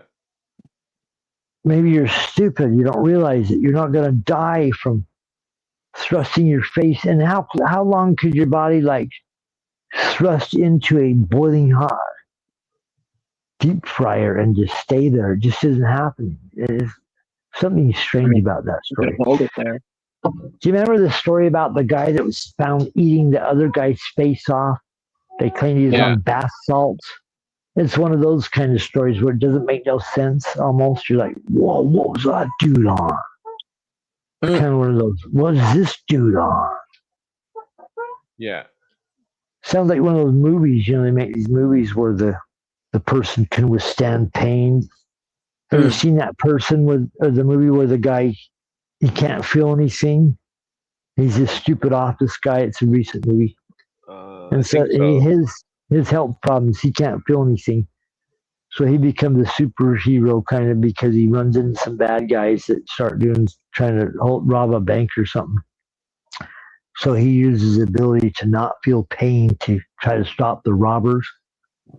Pretty ridiculous premise. Yeah. Yeah, movie. Anyways, that's the Yeah. last stupid story I had to go over. I want to go over those headlines, but it's always good to talk to you, Danny. I happen to get up early. I got to leave too. Yeah. I got to leave soon too. I got to call it a night. Sorry to cut it short, but if No, you're it's around always good tomorrow to talk night, to I'll you, be brother. home early. So yeah, always a pleasure. Always a pleasure. I will not be on probably till about another week because I promised my wife and family that I'll give it to them, but I'll listen to your shows and jump in all the Nice. time. I try to jump in. If I can't Nice. jump in, I'll listen to them later. Have a wonderful All right, night, guys. Danny. Be safe. Good You night too, to everybody brother. in the chat. I'm gonna try to remember to try to sign in next time so I can actually respond in the chat and stuff because I see you know. But I'm I old gotta remember. I school. keep forgetting to do that when I come through. So I think I can I'm just old do it with school my and I YouTube can't do account. that yet. I'm still like Just do it old through like stupid Google. person. I think you can do it through Google. So Yeah. cool. I'll figure it out. Be Peace. My safe. Be handler's well. gonna help me. Take it easy. All right, Danny. You too, brother. Later. Peace. Take it easy. Peace. All right, and then there were two Oh yeah. Yeah, I'm as surprised it started. showed up. Yeah. I'm glad Dan showed up. I forgot to invite Mike. So he's been working a lot with you. Did you let Isaac know we were here? Did you let my favorite Amish? He I know we randomly were going. comes on in the comments, so I have no way to. I love Isaac. If you're out there listening, we love your calls. I think Isaac's one of our most tuned in, Yeah. personalities amongst the many shining people that you have on, Clint. That you know. Yeah. One of the things I love about your up. show, Clint, is it is open ended, and very friendly to whoever the fuck wants to come on and discuss things. What's fucked up about it, Clint? It says The one about Crowley and Hitler somebody and tried to kill somebody with parasites. That's fucked up. Poisoned by parasites. That is fucked. oh, messed up. Yeah, then this book is just bizarre. Yeah. Poisoned by parasites. That's so messed up. Sounds like our whole food industry poisoning us by parasites. Looking at all the pictures, they were talking about cryogenics and stuff in it a few pages ago or something. It was a lot of weird stuff going on. They were saying what was that? They were mentioning some kind of I just skimmed through this book way too much. The Montauk chair. They're saying that's the chair from the Stranger Things. No. Well, the chair that was where Hitler supposedly died or whatever. Yeah, I'm not familiar with that story. Yeah, I don't know I'm gonna have to skim through this some more, and I don't know if I can. It'll let me download a copy. The Montauk Hitler chair. Yeah. No, I haven't heard that one. Yeah, that's interesting. I've heard it sounds like Stranger Things, the Montauk experiments under the hidden laboratories. I've heard every talk show and every claim and looked at every fucking research I could get my eyes and ears on over the years, Clint. And some of these people hold more water than others. You've talked to them. Donut was mentioning his, kind of had a relationship with Jordan Maxwell, or at least interviewed him, talked to him a few times.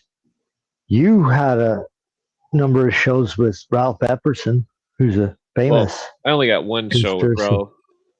Only one? I've talked to him on the phone a lot, but that's okay. He came on one time and he said, Clint Eastwood is too crazy for me. I'm out of here. These newfangled conspiracy theorists, I can't take it. No. I think he was upset that I didn't have very many subscribers. He's like, well, I went on a... But then he wasn't very professional. So you were kind of a young whippersnapper, too. He's 99 and Yeah. you're 37. So no, I'm just teasing. But Oh, yeah, he could pass any minute. One of the cool things is you have his phone number, yeah, I haven't talked to him in a and while. do talk to him on occasion. He'll probably pass away, and we'll miss our chance to go get that interview we should do with him, and ask all the questions that we would if we had him, Well, I mean, person there right there. You ask him right down. But no, Ralph Epperson, you met some people, you've taught some people. Fucking Donut's a celebrity. The other one that you know, Jay Dyer's girlfriend, yeah, Jamie. Jamie. There's a celebrity. Celebrity through Alex Jones. Jay Dyer hosts the third hour of Alex Jones's show. Fucking Clint's a celebrity. If Clint's a goddamn celebrity, which he is, very smart brain, how come his shows are always stamped down, just tamped way down here? Oh, he loses subscribers. Yeah. You know what I'm getting at, Clint. Everybody watching this goddamn situation knows that there's a little shadow banning, shadow manipulations going on. And that's fine. Definitely. That's fine. Yeah, we know. Yeah, I look Everybody at the numbers listen to and this try to show keep knows. track just to see. One of the times that I gained over 100 followers, and then the next day I lost over 100, more than 100. I lost more than I gained. It was like, what the fuck? And then it was like one of the videos had like 500 views, and then it went down to 70 views, and I was like, what the fuck? Oh yeah. Yeah. But nothing suspicious about that, and all the numbers are. Then I contacted YouTube, and they're like, "Oh, do you got any screenshots? Like, what do you think I'm making it up? You fucking asshole!" You know. Can you prove that we manipulated you? Well, Shit, I've it's in the news. taking screenshots lately, just in case. It's in the news. It's total All bullshit. these people do is argue for manipulation and control because they can't win an argument. They wouldn't win a fair fight. Their ideas aren't popular. If they were popular, they wouldn't have to try to sell them to you. You want to buy it. Yeah. That's how you know something's being forced on you. You're not asking for it. They're trying to push it. If it was something good that you wanted, they wouldn't have to sell it to you. So yeah, they wouldn't need a sales pitch. They wouldn't need a sales pitch and all this shit. So if you use these ways and measurements, you can kind of tell what's fake and what isn't. As we move into the future, it's going to get more and more difficult to see who is real and who isn't. And it'll be interesting to see if independent shows and channels can survive once they really monetize everything and start trying to pay off their agents and get rid of the voices they don't like. Yeah. And so if you like people like Clint, JJ, anybody that you like that's got a show, try to support them. Share their program. Donate whatever you got or can. If you're poor, save your fucking money. If you're some old lady, can't afford nothing, save your money, but share the show. But if you have some means to support programs like this, these things could go away. People that you know and like that are just trying to search for the truth, just asking questions, debating, this stuff could disappear. Help them out while it's easy. If the future changes and they get rid of people that are trying to ask honest questions and people you like go away, you might not get another chance. And you know where I'm coming from, Clint? Yeah. Well, I've been support. Oh, yeah. Sorry, I was thinking about future guests. Yeah, definitely sharing the video helps and stuff. somebody in the audience is they want to debate me about Bigfoot or abortion. What about Bigfoot or Bigfoot having abortion? abortion? Bigfoot or abortion? I like that. Sound like a debate I could get into. Bigfoot has rights to abortion. Bigfoot shouldn't have abortions. Bigfoot. I like those kind of debates. Few, so few. Frankenstein or the Mummy? Who would win? Shark versus tornado. That's like Catholics versus Mormons football game. Yeah, this book is definitely weird. BYU, who's better, BYU or fucking University of Utah? University of Utah, Skull and Bones. BYU's Mormon. Yeah. Damn it. I forget what I was going to say. Yeah, me too. And I probably can't stay on too late, Clint. I sure appreciate your program, sir. I hope that we had a good show tonight. I hope we had an entertaining conversation. I know I did. I loved it. I love every time we get a chance to talk. I don't claim to know the future, but I think about it all the time, and Bucker spent enough time thinking about it and looking into it. Talking about this with you guys and the brilliant minds that you have all the time on here, Clint.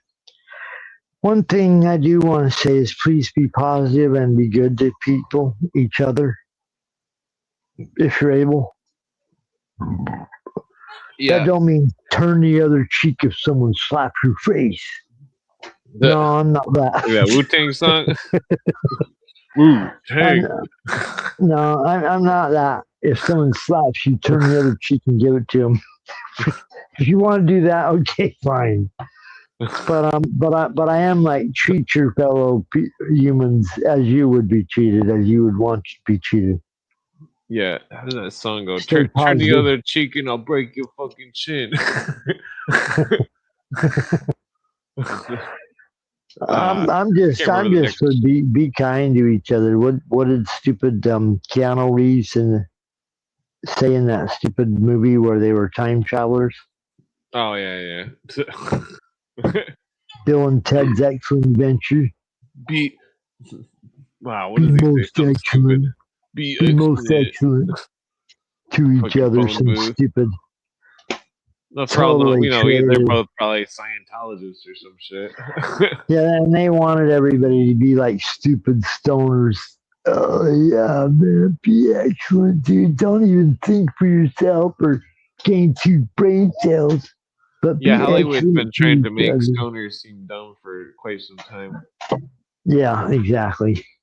Don't think too far out of your box, but you be stoned and be kind, which, be kind, that part works, but not to a fault where you killed. Yeah. Don't be kind and get killed by your kindness.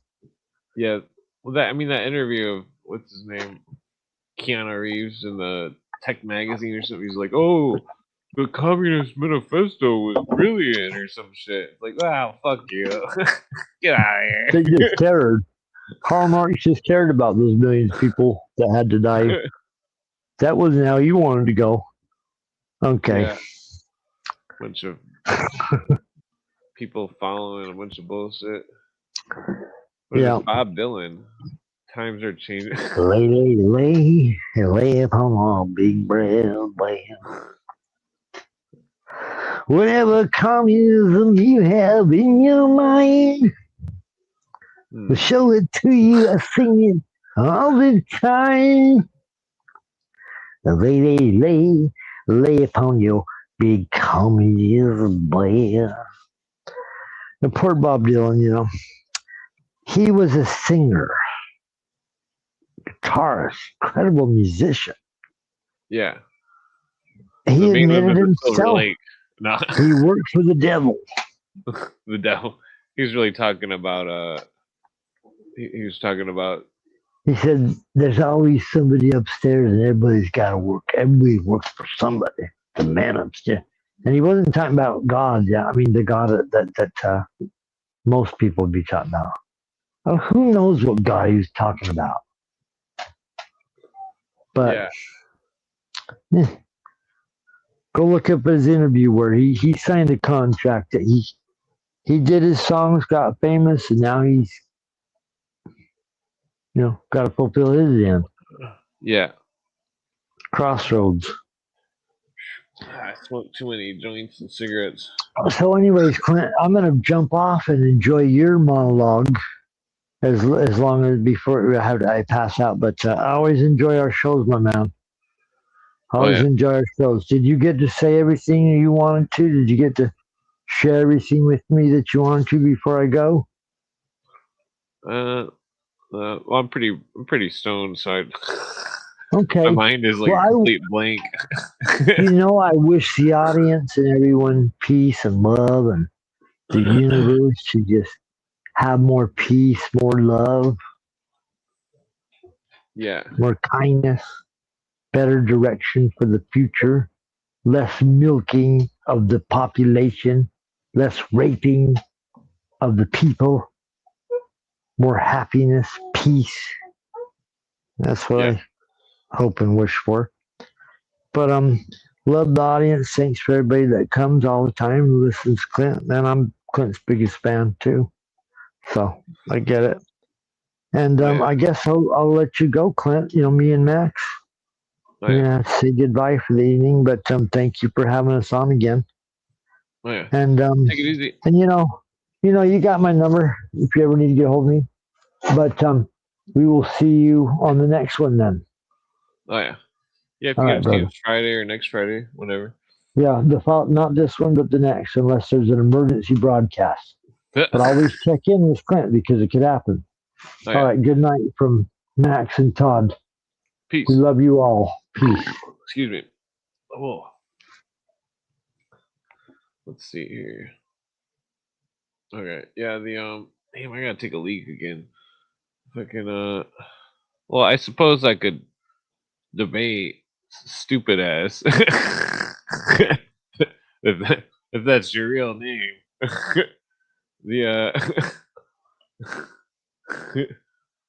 But I mean, I'm gonna have to take a leak and get a snack or something real quick. I'm gonna put something on, I guess, real quick, and then I'll be back in like a split second.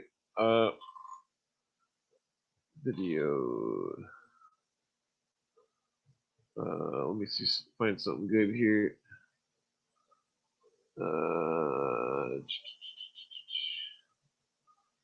Let's see if the no, that's not showing up.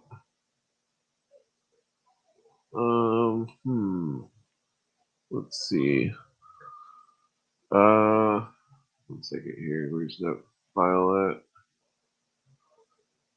Well, I guess I'll put on some kind. Let's see. Yeah, I'll put on this.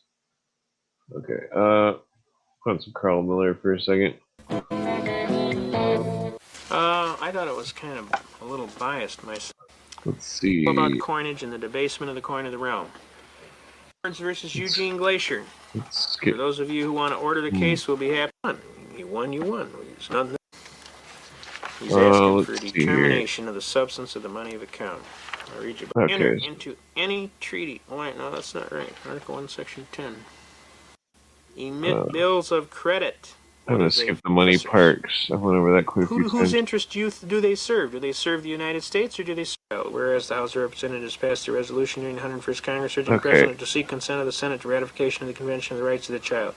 But such action having not occurred is necessary to under reserve. Where's that IMF part? With reservation of all our rights. It's an explicit reservation must be entitled to receive any salary or other. So you avoid claimant.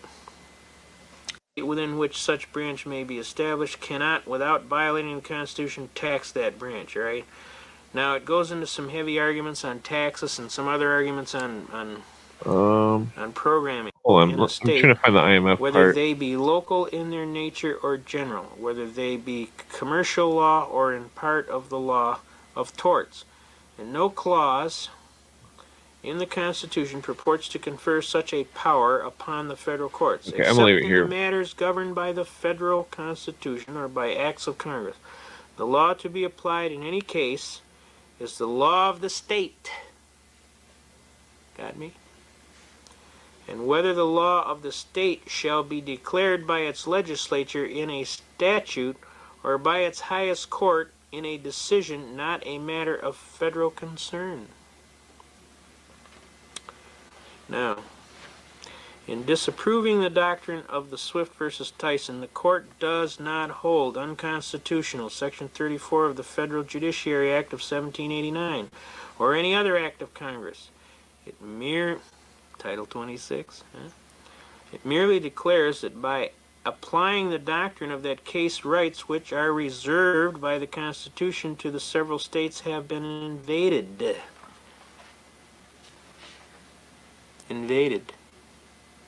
That's why they can get away with having Title 26 without having no asterisk. They don't have to have it in law. They're claiming it's an act of Congress.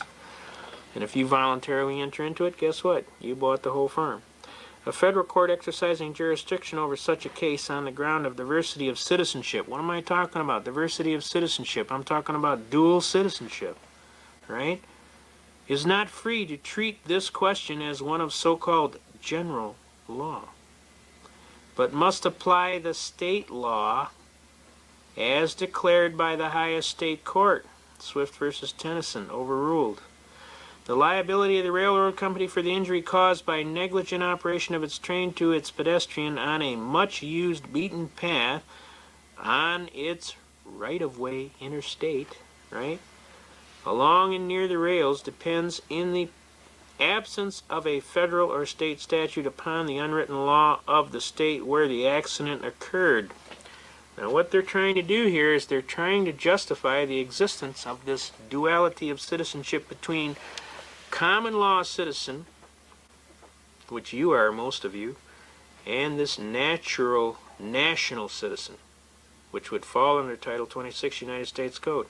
But I'm telling you to look up Section 6331A of Title 26, and you will see that the Secretary of Treasury has jurisdiction only over corporations, officers of corporations, and officers of government residing in the District of Columbia and artificial corporation, who are contractors of the fund. Capiche? All right. Now this is an important case. If you guys are going to be in this seriously battling and want to argue jurisdiction, which is a very good defense on almost anything they can pull on you, you're going to have to read these cases. Erie Railroad versus Tompkins, recorded at 304. That's volume 304, U.S. Page 64 is where it starts. It's vital that you understand these arguments. I just finished battling a United States attorney and we were arguing and he's talking about this is all gibberish. And I told him, I said, sir, I don't think you're well read on the law. All you got to do is read several of these cases and they'll tell you, 1, there is a duality of citizenship. 2, it has to be clearly defined. And 3, I have defined it. And now I'm asking you to prove that I'm not a party. Or prove that I am a party. You tell me. It's your burden. You're the one making the complaint. You make the complaint, you get the burden of proof. Who says so? McNutt versus General Motors Acceptance Corporation, 56 Supreme Court, Section 5 or page 502. You made it, you prove it. Okay? You don't prove it timely, I motion to dismiss. Failure to state a cause of action for which relief can be granted, and I will beat your little tail. So I would highly recommend you get to busy to proving it. Now, if you think the stuff don't work, let me tell you something here. Right here, right today, government came, told me, motion to dismiss, right? United States of America hereby moves, pursuant to federal rules of criminal procedure, for leave to dismiss the indictment in the case for the statutes, okay? Now, they can't argue. They give me a certificate of service. Order dismissing indictment, which the judge will sign. The government having moved to dismiss the indictment in the case of this court being fully advised in the premise it is ordered in the indictment of B and the hereby is dismissed with prejudice and that the defendant's bond is canceled, it is so ordered and adjudged. Wherefore the United States requests that this court enter the attached order dismissing the indictment without prejudice, but we'll figure that out. We'll fix that. See, I don't care if we go to court. because I know who's going to win. And I pray to God that he'll help me do that. So if they want to go to court, I tell them, make my day. When I'm in the court, the guy says to me, well, we could get you for an income tax evasion. And you might win one, but you won't win them all. I looked at him most calmly and I said to him in the clearest and gracious language, I said, sir, I'm going to advise you to go look in them law books real carefully, because I'm going to tell you straight arrow, I have had occasion to look in them law books. And I'm telling you, sir, if you bring that complaint against me, I'm going to tell you to make my day. Of the people and the Constitution. I want to thank you very much for inviting me into your home, and hopefully we haven't bored you to tears, and at the same time you will have another one that gets on there and tells it like it is. Okay. Also, they publish a newsletter, Aid and Abet newsletter. They have an Aid and Abet news rights and ship. Yeah, where's that? Sounds like you're being ripped. Also, they publish a newsletter, Aid and themselves. Facilities, notice where most of them are in the Great West, and what I like to do is I like to enroll them in a free subscription. And you know what? He hands it out to everybody. Plus, I'm doing him a service. Now, if you folks don't think this is serious, I'm telling you right now, they're building these work camps. These call them too, I think. Now, they have these vampire killers out, and it tells the police everything they need to know. Also, they publish a newsletter, Aid and Abet newsletter. You want to make sure, Aid and Abet. It's not going to go over the new World Order thing? And get that to your police officers. I have what facilities. Notice where most of them are, and what they call them is regional prisons. FEMA Look at right all here. The ones here in Michigan, Indiana, and Ohio, or Illinois. There's a bunch of them. Yeah, there is. I know there is. They prop up and they call themselves. Okay, and then they got battle groups, United Nations battle groups. I mean, we've had reports of Russian troops being in Michigan all summer. And we got positive sightings by people that are retired military colonels and above. And we know they were at Camp Grayling this summer. So I'm telling you folks, the time to wake up is now. Wake up, America, before it's too late. Before you lose your God-given rights to some foreign potentate. You might think that you look like a sucker. Let's see. I mean, you want to buy any apples off that cart? I ain't buying no apples off that cart, because I know they're all rotten. Okay? Now, we want to get into... Just the IMF part. The next thing we want to get into is the militia, right? Oh, and then we God damn it. Looking for seriously. The bottom line is acts, and that those criminal acts had not been expressed. Though a law, therefore, for laying a tax for a use of the United States would be supreme in its nature and could not legally be opposed or controlled, yet a law for abrogating and preventing the collection of a tax laid by the authority of the state, unless upon imports and exports, would not authority. This exemption extends to every form of taxation that would require either the obligations, representatives, and direct taxes shall be by apportionment. Many beautiful arguments in here. I mean, we can just hammer them. I've been over that. What is income? There is no. One of these books. I could have sworn the last part was cover to cover. The IMF you need part. To be able to maybe on the second part. Just like I told you. Yeah, we love our country. We love our flag. We love our Constitution, and we're not giving it up for anybody, especially a bunch of Yahoo bankers. Okay. So let them understand. Let the word go out and let them find out. We're not fooling around. So I'm going to wish you good night. God bless America. Long live the Constitution. God bless all of the finances. Area code 202. Okay, I'm done with this video. It didn't have the part I was looking for. Oh well. So, yeah, this Illuminati stuff. Colmer. It's bringing up Colmer in the book again. The mail carrier struck by lightning in Bavaria, the Illuminati. The Colner was said to have trained Weishaupt. So Adam Weishaupt and the East India Company to trace the family tree of Bayer. That's interesting. Bayer as in Bayer who helped the Nazis and Bayer who made the medicine. I'm pretty sure. Bayer. They say that he was struck by lightning and that he was not they say that the courier was struck by lightning and the Illuminati plans was in his coat, sewn into it. There's a lot of this stuff that I've seen a lot of stuff in here that I wanted to comment on, but I'm gonna have to some of those screenshots of the Crowley with Hitler. That's crazy. I mean, that's interesting. It's quite the accusation. So let's see. The fuck is this? Armed knights fighting snails. The knight versus snail motif demonstrated the struggles of the poor against the oppressive aristocracy. Oh, that's funny. Yeah, this book just jumps all over. Fucking a lot of it's interesting, but I wouldn't take it all for that face value. That what is this? So I'm surprised it even goes into so many subjects. I mean, that's interesting. The Lam character. Yeah, this writer's taking it to crazy spots. He was talking about Crowley being cryogenically frozen or something, and then alleging that some dude was like a clone of what's his name, one of those Nazis, Eraserhead. Yeah, these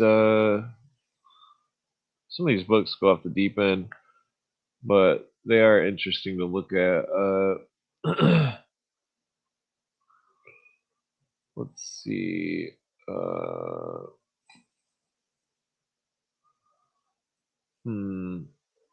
Podesta. Yeah, I've seen those police sketches there. I thought that was interesting. There. Yeah. So I figured another guest might come on by now, but I guess not. Let's see. What was I gonna bring up? There's some of the art in this book. It was showing the Disney stuff. That was I mean, I get it. Wait.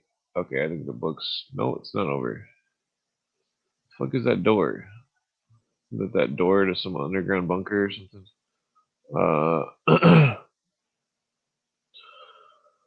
Glance, Julius Shrek, Doppelganger. Yeah, so I think that a lot of these Nazis had second names and they changed locations and that I mean we already know that about the Nazis changing their names to Islam names. Roving double is a sport lookalike that appeared in all places required. Aleister Crowley drew notice the fact that he served as British intelligence double agent, referred to Adolf Hitler as his magic child, or extension of Crowley's own psyche. Quaker Ale Brewery Herr Crowley gained notoriety during the U.S. Prohibition, impersonating famous people. Churchill, blah blah, formed into an editorial con artist, blah blah. Real Schittler. Ronan Am in Austria, landscape painter. So what's it saying? Corporal Schittler was taken to Payswalk Military Hospital after exposure to mustard gas, following treatment by neuropsychologist Dr. Edmund Forster. Schittler expressed a fanatical desire to destroy the blank and fierce undertakings failed. Hitler decided to finish. So are they alleging that he was somehow mind controlled by Crowley, or what? I'm not sure what this book is alleging exactly. So that ear does look very similar. The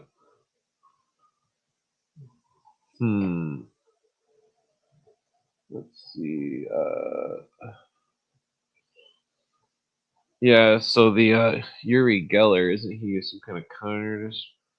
Let's see. Masks of Atreus. Let me roll this joint. I can't think without smoking a joint for some reason. Oh, this is interesting. Blah blah. Female lens. Blah blah. Blavatsky was born in Russian aristocracy, Volgograd near Russia. In the middle of which was blah blah. Anti-Semitic forgery circulated by Russian Tsar's secret police. Leamington, Spain, or Leamington Spa, UK. Yeah, so this book is wild. Berlin fake. Yeah, that just doesn't look like Schiller right there. I mean, it's possible that it's the. Wow, the book's finally done. Jesus Christ. That's a fucking hell of a book. Okay, so this book seemed interesting. It's talking about the formal Genesis Illuminati came from the birth of Weishaupt, blah blah, converted, blah blah. He learned Czech, Italian, Latin, Greek, Hebrew. Jesuits believed that he would become a missionary. Instead, he rebelled and became a professor of Canon at Ingolstadt. Weishaupt collected a large library, reading ancient manuscripts he could find. Became especially interested in the Great Pyramid of Giza. 1770, he befriended a Danish merchant named Franz Kolmer, who had lived in Alexandria and made several trips to Giza. Then in 1771, he decided to form a secret society aimed at the transforming of the human race, quote unquote. He spent the next 5 years developing his plan, researching, borrowing from many sources such as Egyptian occultism, Buddhism, Kabbalism, and Cathars, or perfect ones, the Sufis of Islam, the French revolutionary Voltaire, eclectic German Masonry Lodge Theodore in Munich, blah blah, and from his Jesuit training. Griffin outlines the documented formal birth of the Illuminati as followed. Finally, May 1st, 1776, the Illuminati from Lucifer, blah blah, overthrow civilization, religion, Novus Ordo Seclorum, sevenfold plan, abolish the governments, abolish private property, abolish inheritance, abolish patriotism. This is why Adam Weishaupt's doctrine is the fucking the Communist Manifesto. It's got all the same shit. Create a new world order. 1802 proofs of the Illuminati.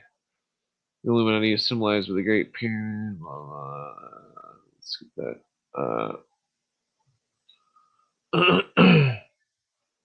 Weishaupt was joined in his endeavor by Baron von Zwack, lawyer Baron Knigge,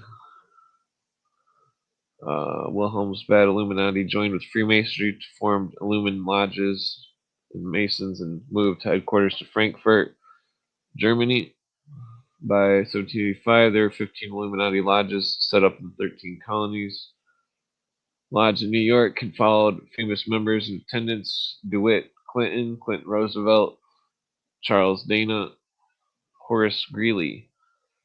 The lodge in Virginia included Thomas Jefferson. In 1885, lightning struck the courier of the Illuminati, who was carrying plans for the French Revolution addressed to the money barons. These documents were seized by Bavarian officials, blah blah.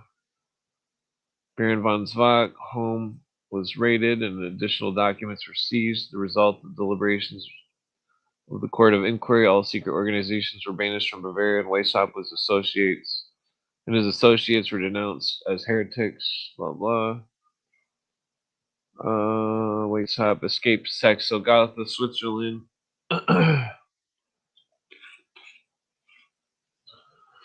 Just roll this up real quick.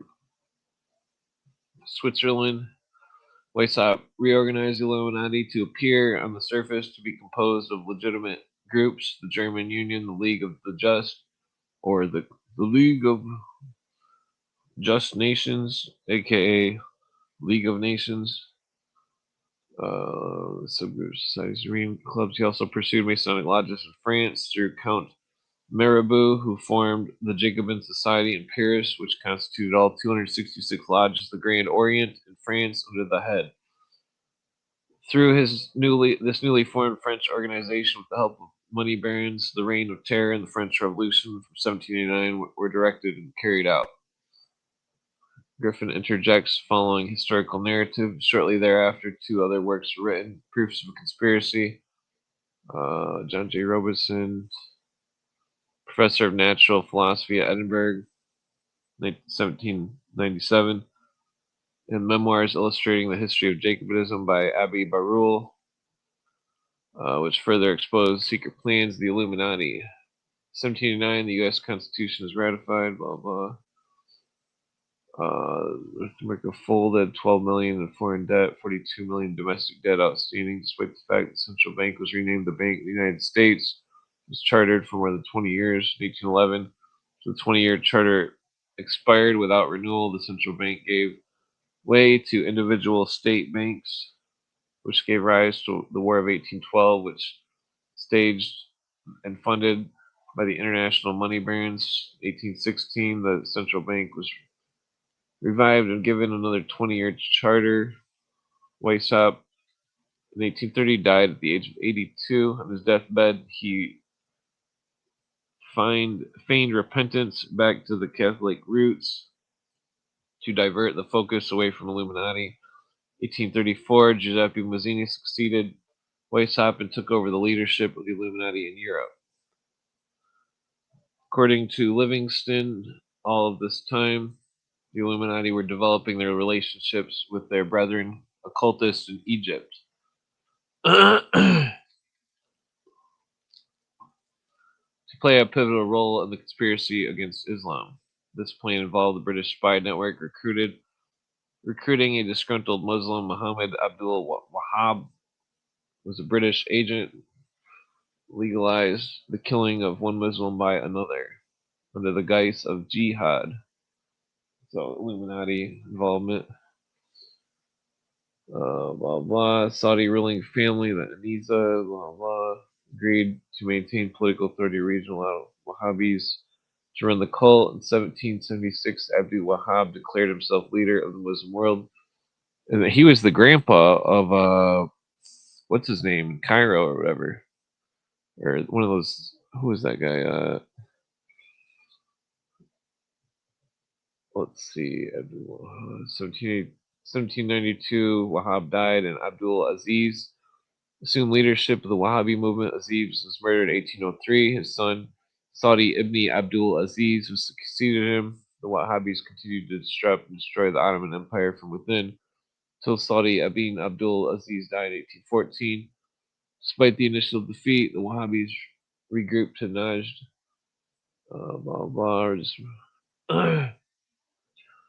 Although the Illuminati were established in international, this is the book, Need for Teaching of Eschatology. No, is this? Okay, I think that's the book name. Hold on. Need for Teachings. Well, okay. Well, it seemed like a good book, so I figured I'd just delve into it. Blah blah blah. Mystery cult, religion, disguise, a secret organization. The resurgence of during the French Revolution, the resurgence of eschatological gospel began on several fronts.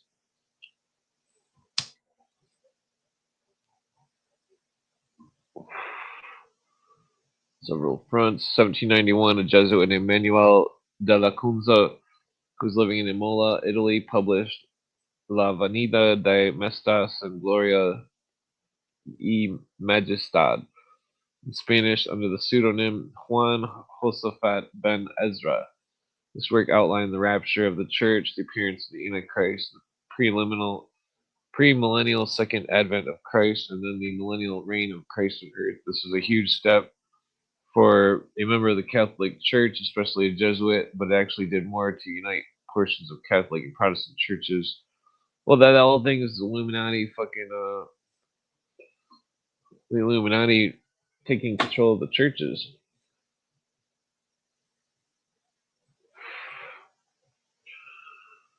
Let's see, around the time of the French Revolution, Britain, there arose a great interest in interpreting prophecy and scripture. This edition renewed concern for the state in the premillennial law. Let's see, it's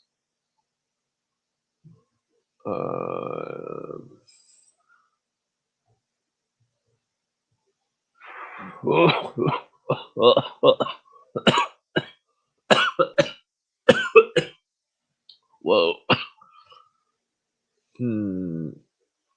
Yeah, so this book's some kind of religious book. I'm not gonna get into it. I just was interested in it, mentioning Franz, what's his name?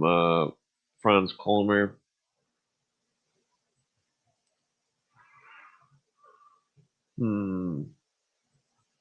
This is interesting. This modern futuristic concept is not new, but came from a Jesuit priest named Francisco Ribera, who wrote 500-page document, The Apocalypse, 1590. I wonder if he was connected to Jacob Bohm. Because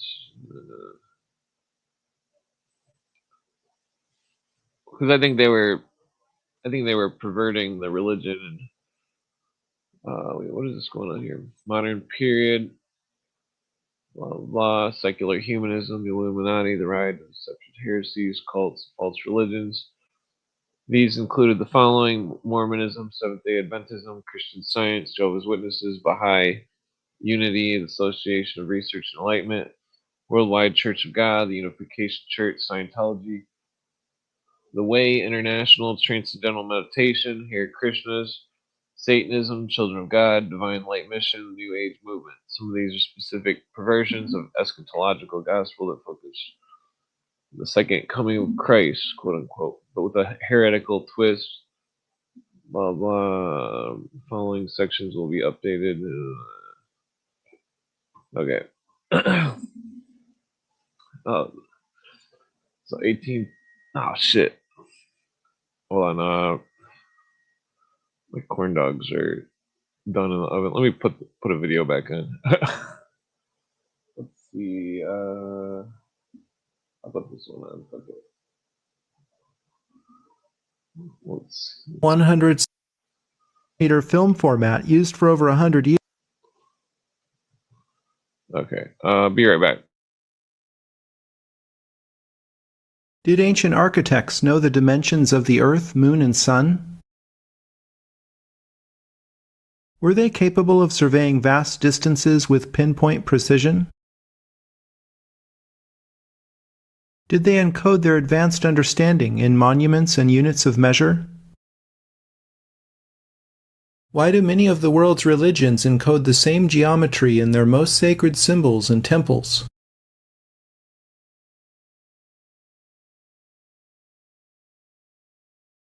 Why do measurements of many disparate phenomena converge on a few specific numbers and ratios?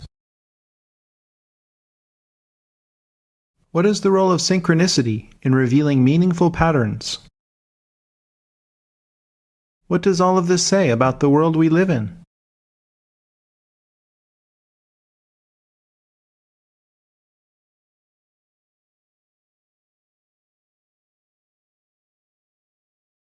Before we look at patterns at all scales, we need to look at the foundations of measurement.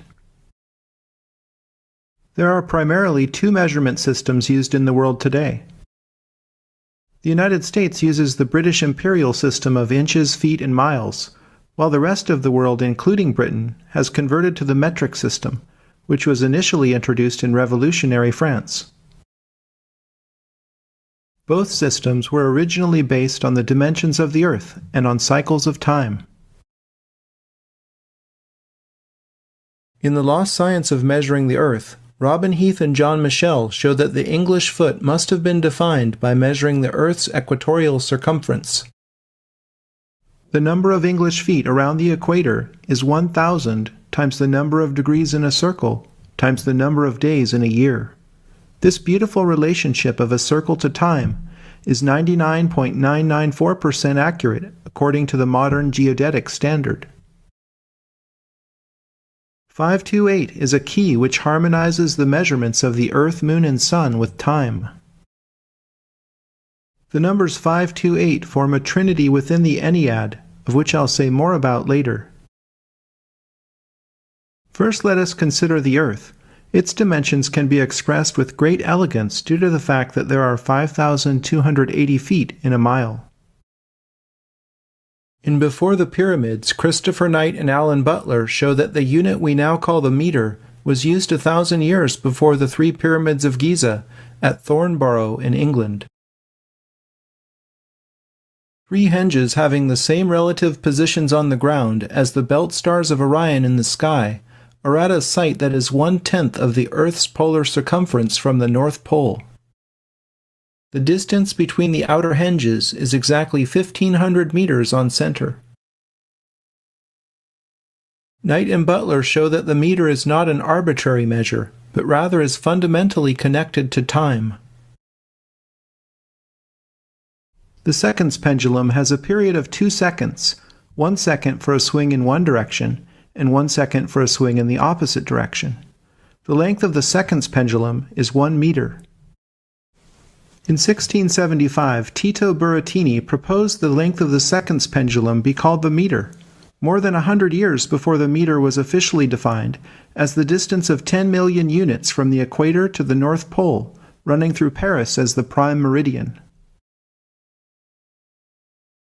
Today the meter is circularly defined in terms of the speed of light, which is itself measured in meters per second. The nautical mile, which is still used by mariners and pilots, was originally defined as 1 minute of arc along any meridian. There are therefore 21,600 nautical miles in the polar circumference of the Earth. The Moon harmonizes with this number, as there are 2,160 miles in the lunar diameter. If units of distance are based on time, then the way that time is divided must also be part of the system. The Earth's rotation is divided into 24 hours, and as it turns out, 24 is a fundamental number. The Fibonacci sequence is one of the most important and beautiful concepts in mathematics. Start with nothing, then create a sequence with something, namely 1. Add the current number to the previous number to get the next term in the sequence. So 0 plus 1 is 1, then 1 plus 1 is 2. The subsequent terms are 3, 5, 8, and so on. Continuing in this way, you get a sequence that spirals out of the void into infinity. Every ratio of successive terms in the Fibonacci sequence approximates the golden ratio phi. The higher in the Fibonacci sequence you go, the closer the ratios get to phi. The ratios oscillate above and below phi, getting ever closer as the sequence progresses. The bodies of innumerable living things are built using the Fibonacci sequence, and thus manifest their forms from the template of phi in their morphic fields. Every number can be reduced to a single digit by adding its places horizontally. For example, the number 13 can be reduced to 4 because 1 plus 3 is 4. Larger numbers such as 55 require multiple reductions, such as 5 plus 5 equals 10, and then 1 plus 0 equals 1. In the end, all numbers can be reduced to single digits called digital roots.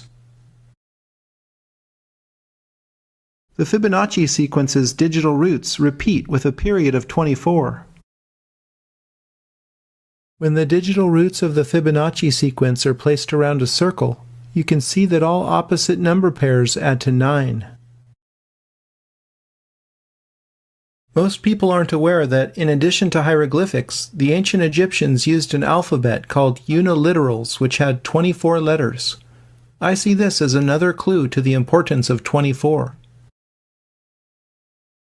Prime numbers are numbers divisible only by themselves in 1.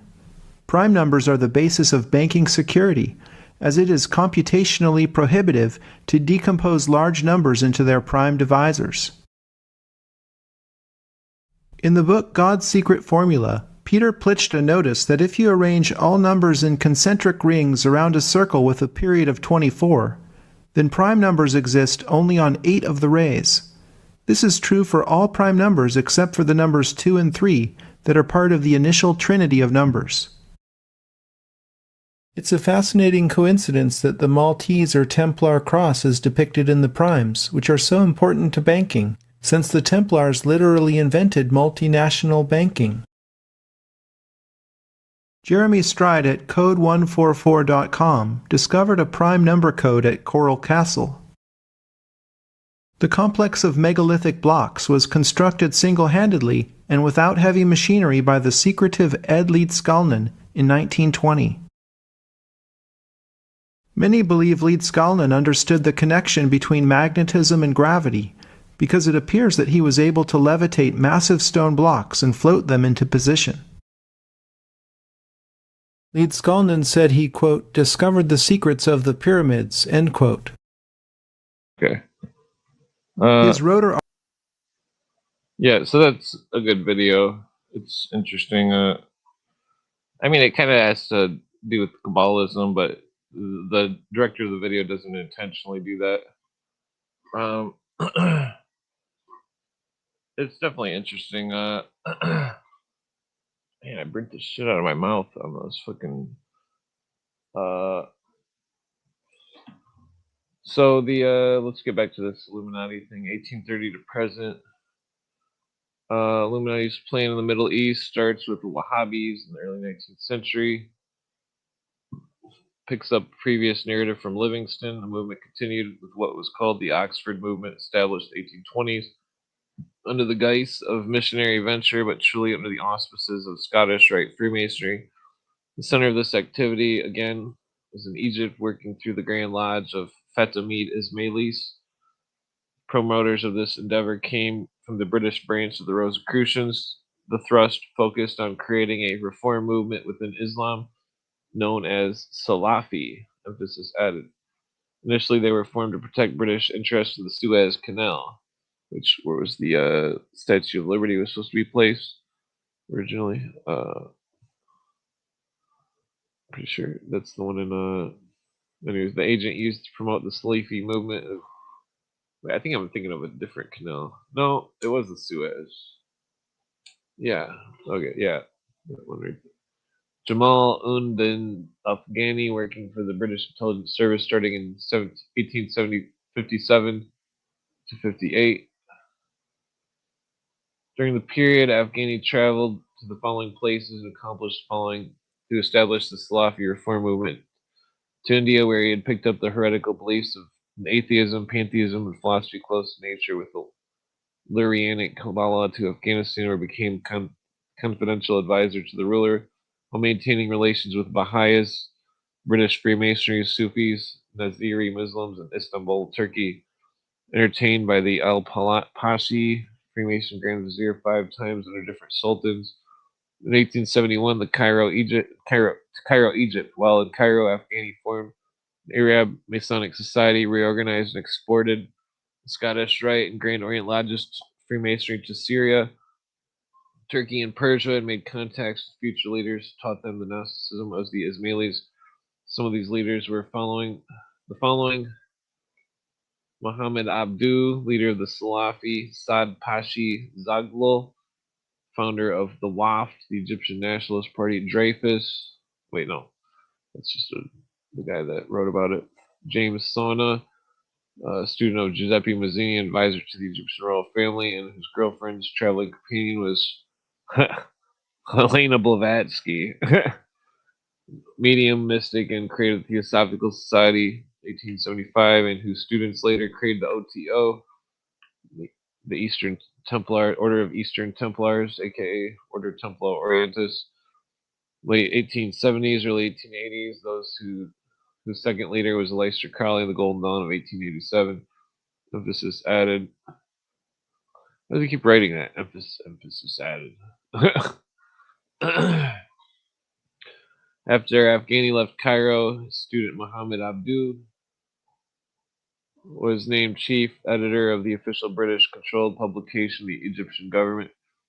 Then in 1883, Abdul met Afghani in Paris and went to London, where he lectured in Oxford and Cambridge. During the period of time, Abdul assisted Afghani by running French-Arabic journal in Paris, translated Indissoluble Bond in English.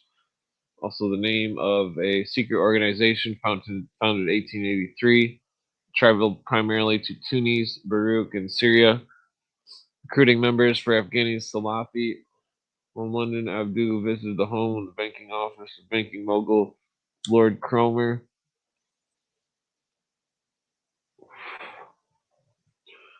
I'd like to see the footnotes on this. In 1892, Abdul was named the run of administrative committee for the Al Azhar Mosque and University. I think I've heard Dennis Cuddy state that as well. Cool.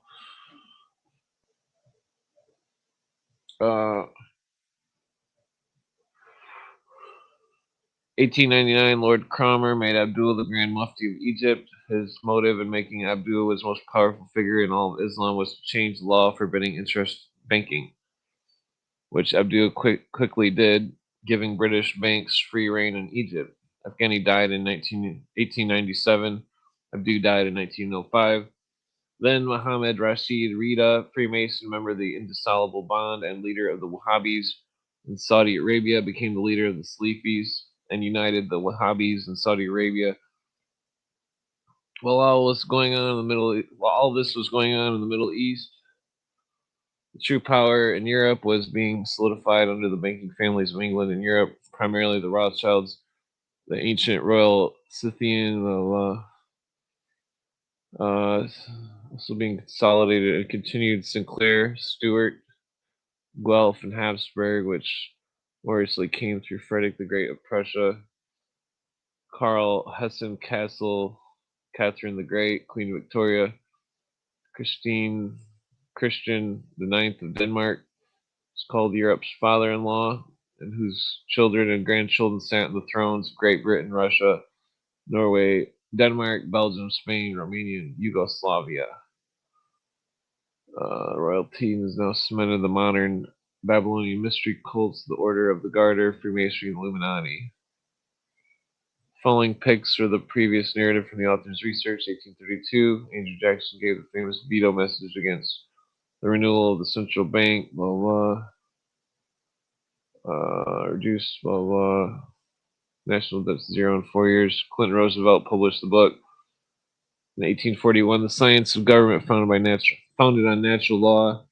This is why I hate all those people preaching natural law bullshit. Because they're preaching what the New World Order wants them to preach.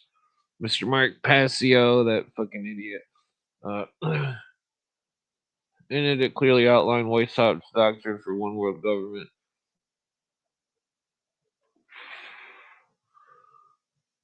Oh, and Mr. Clinton Roosevelt proposed eliminating our Constitution. Fucking Clinton Roosevelt.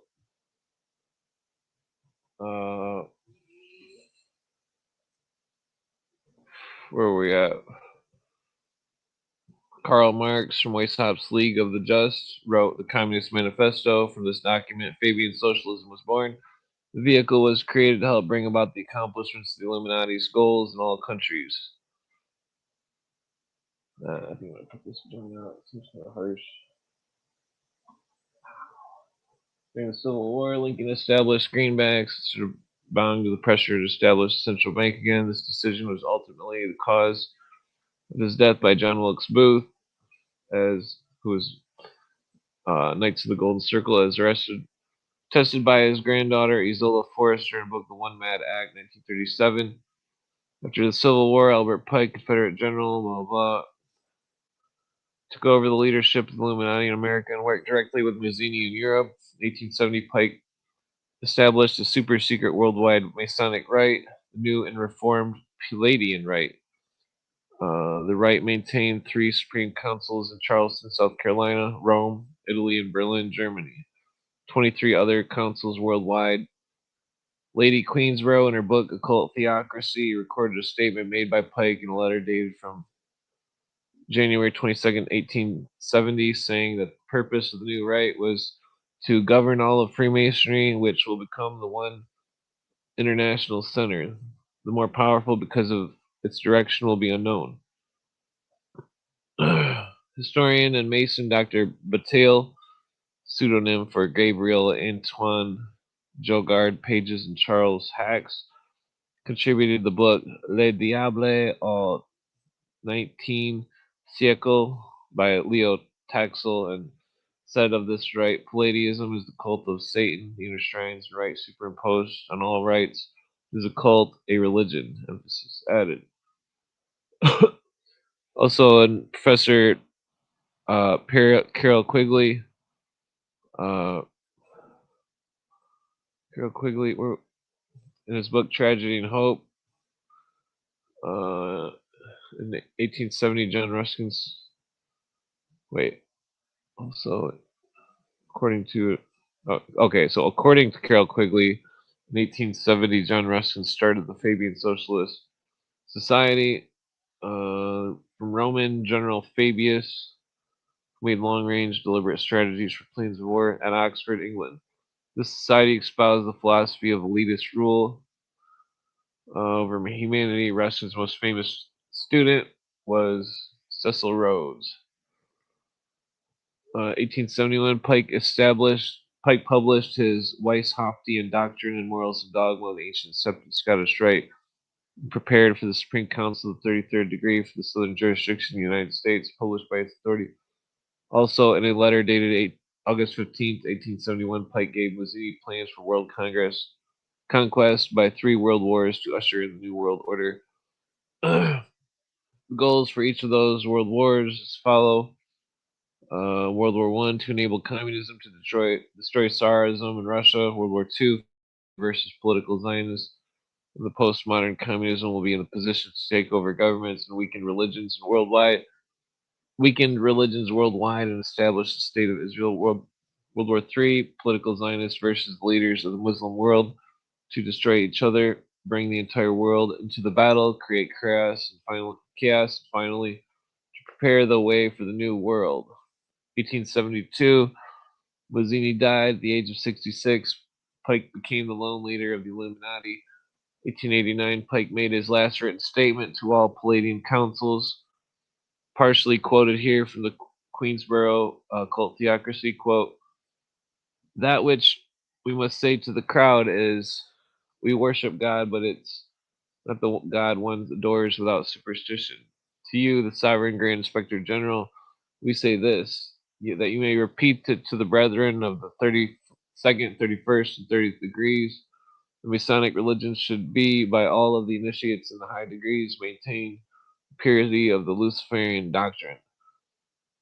1891, Pike died at 82. Ruskin and money barons started a secret organization in England, Association for Helpers of the Round Table Groups, or the Round Table, headed by Alfred Milner, included such well-known Masons as Rudyard Kipling, Arthur Balfour, Lord Nathaniel Rothschild, blah blah. At the same time, Cecil Rhodes, the help of the Rothschilds, established the Rhodes Scholarship to perpetuate Illuminist doctrine at the university level. The following paragraph was inserted by Livingston's narrative. The following is gleaned according to Myron Fagan and Barry Chamish during the 1890s. Blah blah. Yeah, I've heard that whole thing. They were all Masons, and due to the concern of the Illuminati of becoming too well known, attention was deflected to a small revolutionary movement in Russia, called the Jewish Conspiracy.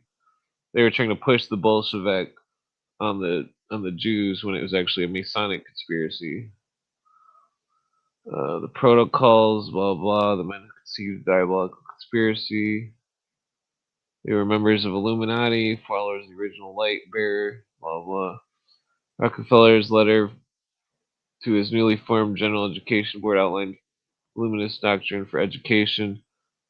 Sequentially, the Rockefeller Carnegie Foundation Trust was established to control teachers' colleges. 1913, Colonel House published the book Philip Drew, Administrator, which addressed the man behind the man concept of ruling America through puppet President Woodrow Wilson. His plan included the following: establishing the League of Nations, forerunner of the United Nations, the central bank, graduated income tax, creation of Central Intelligence Agency, and moving America's republic form of government toward the socialist form of government. House, 1927. In 1913, Federal Reserve Act was passed, reestablishing the central bank, blah, blah.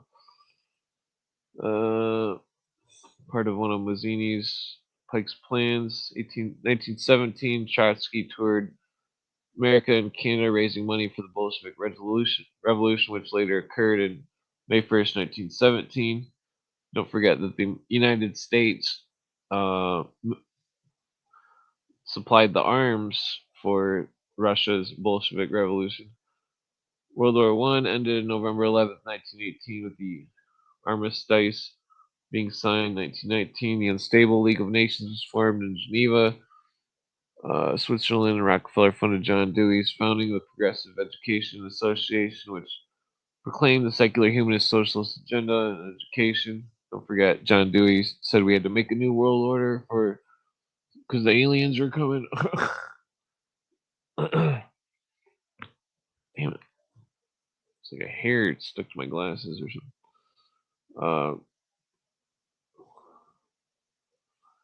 As a result of the end of World War I, the Ottoman Empire fell, blah, blah. Due to the cooperation of the Wahhabis and Salafis, the Kingdom of Saudi Arabia was created under British sanctions. 1932. 1936, Saudi's granted oil concessions to SoCal, Standard Oil in California, which was a Nazi company. Texaco, Standard of New Jersey, blah, blah, British Petroleum. These companies became known as the Seven Sisters, which controlled the price of oil all around the world. During that period, 1919 through 27, CFR was established in 1921 for control politics, blah, blah. During the period, Lenin took over for Mazzini as the Illuminati Globalist Revolutionary. He then outlined the plan for the communists to take over the world, take over the Eastern Europe, Asia, and encircle America, of which he stated, quote, "We will not attack, we will fall like an overripe fruit. It will fall like an overripe fruit into our hands." Here's another insert of Livingston's narrative. In Germany, the Nazi Party was created from the combination of OTO, of Crowley and Thule, Gesellschaft in 1920. As a result of the merger, both Nazis and Salafis worked together to form Ismailist-type organizations, or terrorists. This allegiance became known as Muslim Brotherhood, Nazis and Salafis, founded by Hassan al-Banna, Freemason student Afghani Abdul and Rita, and Wahhabis. Egypt founded its two versions of Hitler Nazis called Young Egypt. Among its members were two later Egyptian presidents, Gamal Nasser and Anwar Sadat.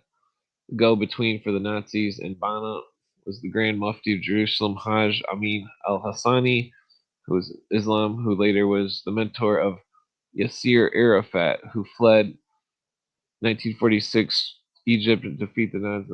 1929 American the Great Depression. Louis T. McFadden. 1934 gold certificates were removed. Well, 1933 May 1st, gold certificates were removed. During 1930s and 40s, FDR established New Deal socialism, inherited from his relative Clinton Roosevelt. 1941, America was drawn to World War II. Blah, blah. Damn, my lips are chapped. World War II. The Yalta Conference here was split up according to Lenin's plan for the spread of communism. The United Nations was established with an outward goal of world peace and real real goal of establishing a new world order. Following the another insert Luke's there. Alan Dulles, 33rd degree Mason. I didn't know he was 33rd degree Mason. What? Where's my fucking keyboard? 33rd degree Mason. Founding member of the CFR. Alan Dulles, 33rd degree Mason. Claims. Oh, so it's claimed in Fritz Springmeier's book. Let's see. 33rd degree. Nice. Well, here's a list, but I don't know if that's real or not. Hold on. Alan Dulles. Maybe there's somewhere in the books. I'm going to find it. Sometimes people throw stuff around. Let's see. Princeton. Page 33. No. Well, there's right. Freemason.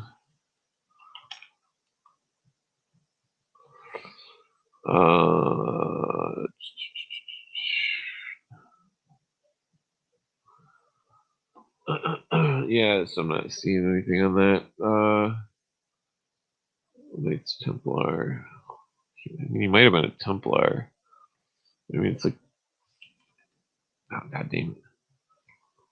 Okay, one second.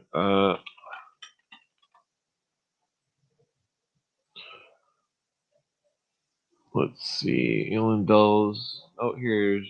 Looks like we got one. Where's that? Okay, I think we got one here. Hold on.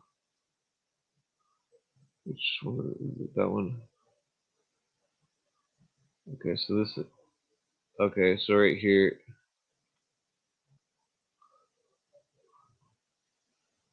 Alan Dulles greeting his wounded son. Last November in Korea, Marine Lieutenant Alan Dulles was wounded 3 times, 21 hours as he led attacks and snipers last week. Still convalescing, he arrived at Andrews Air Force Base, Maryland, where his father, Alan Dulles, there's 2 Alan Dulles, new head of the Central Intelligence Agency, was waiting to greet him. Oh, that's interesting.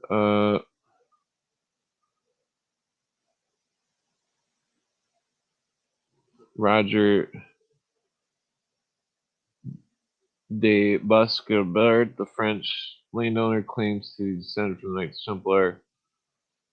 Blah blah. What does that have to do with Dulles? That's are these separate articles, or what the fuck's going on here?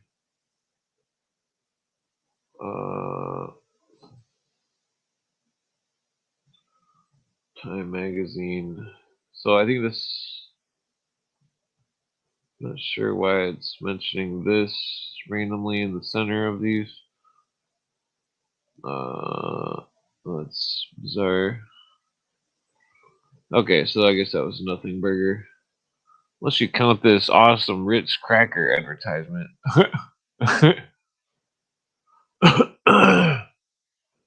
Excuse me. What is that? Some kind of church shit? Some of these old magazines are interesting. What the fuck is that? Churchman and Builder. I thought that was a Catholic and a Nazi.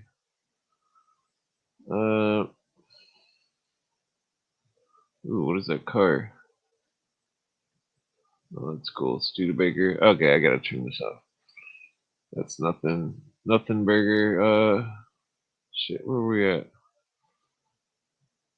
So we don't know if he was 33rd degree Mason or not. Round table, blah blah. Dulles picked Reinhard Gehlen, the most senior Eastern Front Nazi military intelligence officer who, just before the end of World War II, had turned himself over to the U.S. to establish the Gehlen Organization, work within the OSS. Gehlen picked 153 former German Army and U.S. officers. Eventually grew to 4,000 undercover agents called V-Men.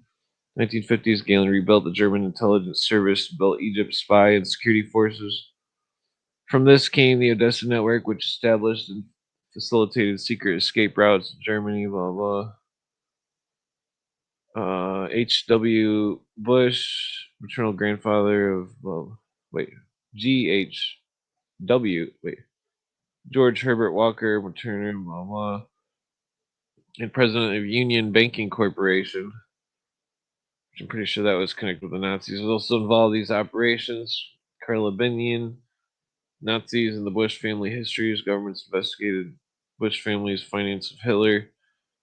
That's the name of a book. George Bush's father, Prescott, was board of the Union Banking and senior partner of the investment firm Brown Brothers Harriman. According to Livingston, both E.R. Harriman and Prescott Bush were skull and bones, blah blah. 1950s, under the auspices of Freemasons, the CIA, and British, American, Canadian UN agencies. MK Ultra Ultimate Terror Program was developed by British psychologist warfare unit called the Tavistock.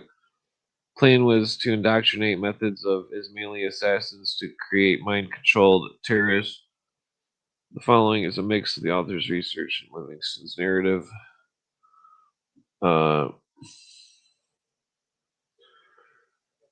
Let's see, 1954, Bilderbergers, Netherland Hotel by Prince Bernard, blah blah, UN. Salafi became formally tied to the Wahhabis, which resulted in the formation of the Muslim World League in 1962. The encouragement of the CIA, wrote Lee, 2004. 1963, John F. Kennedy, blah blah, LBJ took over. 1969, emergency orders were established, giving sole power. National emergency, blah blah.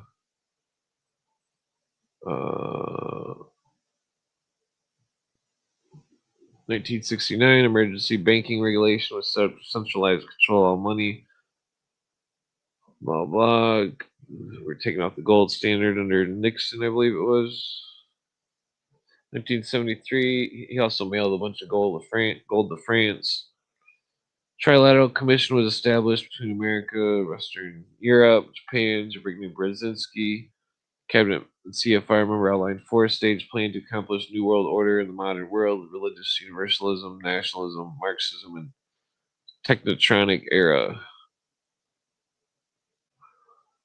1973 were the Yom Kippur War, when Egypt and Syria invaded Israel. Beginning of the oil crisis. In 1975, William Colby testified in Senate reinvestigation of the JFK, that G.W. Bush Sr. and Howard Hunt headed the Kennedy blank, and said that they weren't really in charge. They were just taking orders from civilians like Allen Dulles and the Rockefellers. Colby was then promptly dismissed, and George Bush Sr. was appointed to the head of the CIA in his place. 1982, a full-page article appeared in the major newspapers in America. The Messiah is here. The article stated that Lord Maitreya was now on Earth. He fulfilled all major religions' prophecies, blah blah. New Age Antichrist. This was all published through Lucis Trust, run through the International Board of Trustees, members of the Round Table, CFR, Bilderberg's Trilateral Commission, 2009. The world's still waiting for him to be revealed, quote unquote. Wait, no quotes. Man, I need to quit saying that. 1991, The New World Order, written by Pat Robertson, was published. This book outlined how the Illuminati was committed to bringing about the New World Order, and how, well, Cooper says Pat Robertson's full of shit. Following brings the discussion up, present based on Livingston narrative. Before the Illuminati could bring its plan for World War III, they would have to end the Cold War between the Soviet Union and America. In the process, they would also need to break up the USSR, leaving America as the only remaining global superpower to be pitted against the Muslim world. 1979, Zbigniew Brzezinski identified Iran and Afghanistan and the Indian subcontinent as arc of crisis that posed a grave challenge to the West, quote unquote. This statement was then used as an excuse by the Illuminati to ignite a band of Islamic fundamentalism across Central Asia that could first be used to bankrupt and destroy the Soviet Union, and then to recruit and engage a wave of Islamic fundamentalists to later be used as a specter of terrorism in which frighten the Western world. From this declaration came the following historic results. The Carter administration, under the British undermined the Shah of Iran and installed Ayatollah Khomeini. From this point until 1989, Iran became the command center of international terrorism. The war between Iran and Iraq, 1980. After these historic developments, CIA backed the Mahdian War in Afghanistan against the Soviet Union and then used the Muslim Brotherhood to recruit and train Muslim freedom fighters to help fight with the Mujahideen. Really used the pretext to create future terrorists to be headed by Osama bin Laden and Sheikh Abdullah Azam. Al Qaeda in the 1980s. From this came the following: Gulf War, the death of Mayor Kuhane, the founding of the JDL, the New York City in 1990, 1993 Trade Center incident from 1998 on, blood diamonds from the Rough, Revolutionary United Front in Sierra Leone used to fund Al Qaeda terrorism. 1999 French Parliament report exposed global money laundering to support the terrorism of British Bank of Credit and Commerce International. BCCI's largest shareholders, member of the Saudi government. Business ties to the Bush family and CIA. 2000 PNAC, Project for New American Century, was uncovered. This plan calls for U.S. global domination with the core mission of transforming the military into an imperialistic global force able to fight decisively win multiple simultaneous major theater wars, quote unquote. All this culminated to the World Trade Center, blah blah. Pike Mazzini plan. Although there is not much primary source material available in regard to the Illuminati's writings and doctrinal beliefs, consider the following taken from a separate culmination of authors' research: Brooks, Robertson, Griffin and Livingston, and John Robinson, Proofs of Conspiracy. Blah blah. Abbé Barul, Memoirs of the History of the Jacobinism, Proof of the Illuminati. Seth Payson. That's a long title. Nesta Webster, Secret Societies. She actually that Secret Societies book's very good. Anyway, what was this? Each doctrine addressed relationship and certain heresy against Christian Orthodox. Yeah, I think I'm gonna skip that.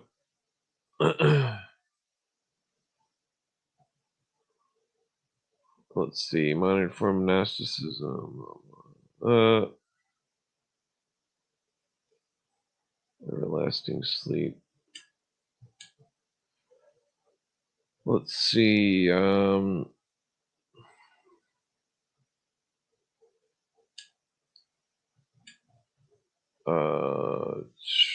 Order of the Illuminati appeal to humanities. Let's see. Chat.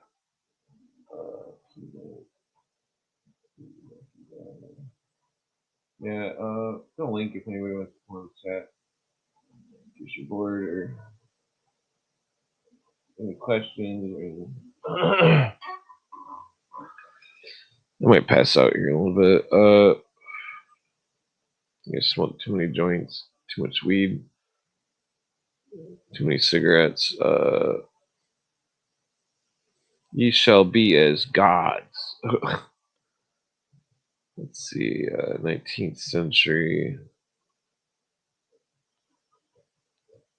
Ruth A. Tucker speaking in the 19th century of America. Let me skip that. 19th century. Well, this is talking about the 1800s. Okay, so let me go back. The Christadelphians were founded by John Thomas, medical doctor in England, immigrated to America in 1832. Associated with the Disciples of Christ, started his own movement, which he believed mirrored primitive Christianity. 1861 officially took the same name, Christadelphians. Blah blah blah. They released Jesus had a son. Oh, that's interesting. Skip this. These short-lived cultic movements. Oh yeah, so it's busting out how the Seventh-day Adventists and Latter-day Saints, Christian Science, all that shit came about. Baha'ism. Coincidentally, the first two of these religion cults were birthed from the burned over district of New York upstate. Two of them were founded based on perverted eschatological beliefs. Mormonism was founded by Joseph Smith, New York. Joseph was born in 1805 and was opposed to organized religious denominations. Blah, blah. Joseph's paternal grandfather, Aziel, rejected with a passion the institutionalized church and its creeds. His grandfather, Solomon Mack, wrote an autobiographical pamphlet in 1811, Narrative of Solomon. The pamphlet, he stated that the only Bible knowledge he had, consisted of parts that he memorized in order to use for, quote, purpose of ridiculing religions and institutions and characters. That's interesting. In the winter of 1811, while bedridden from sickness, Mack was contemplating his sinful life one day and said, appeared a light, bright fire, blah, blah. According to Donna Hill, Joseph Smith Jr.'s parents, Joseph Smith Sr., same superstitious belief, testified, blah, blah, confirmed his belief. Then I'm going to skip through this. Cult religion founded based on the vision received by Joseph Smith in 1820. The pillar of light burst into the darkness of the quiet grove of trees that contained two personages, one apparently being God the Father and the other Jesus. Blah, blah. Skip that. Moroni. Yeah, I'm going to skip this whole part. Fucking Mormons. Let's see. Kirkland, Ohio, where the first Mormon temple was completed. Blah, blah. Kirkland. Churchland. Okay, fast forward. The Pearl of Great Price. I've heard Cooper discuss that. When he was talking about, what's his name? Bo Gritz. Let's see. In the God Makers book.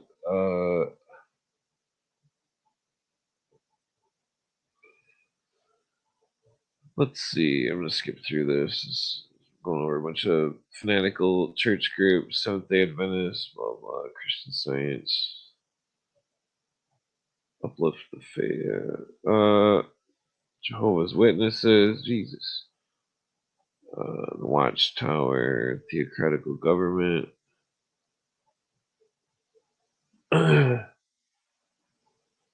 Okay. Oh, here's it's got the Baha'i part. Let's see. Okay, I might.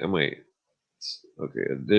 Additionally, there are two other cult religions established in the 19th century: Baha'i in Iran, New Thought Unity in America. Baha'i was an updated, more modern version of Islam variation, with an eschatological focus. The New Thought Unity emerged in Christian Science, but with much more individual freedom of worship and belief and tolerance for other religious beliefs. Both of these occult religions informed the basis of New Age movement in the 20th century. Next, each of these two occult religions will be examined. Baha'is do not believe Muhammad was the last true prophet. They believe that two others followed: Mirza Ali Muhammad, or the Bab, 1844, and Mirza Hassan Ali Baha'u'llah, declared himself to be Messiah, 1863. Therefore, they believe that Bab and Baha'u'llah were co-founders of their faith. The tradition developed from Shiite sect of Islam, who believed that the 12th Imam would return at the time of the end to usher in the period of world peace. 1892, Baha'u'llah died. He left writings which made it plain for he himself was the divine manifestation of God, vastly different from Zoroaster, blah, blah. Clear there would be the Baha'u'llah alone announces that he had premise all the prophet,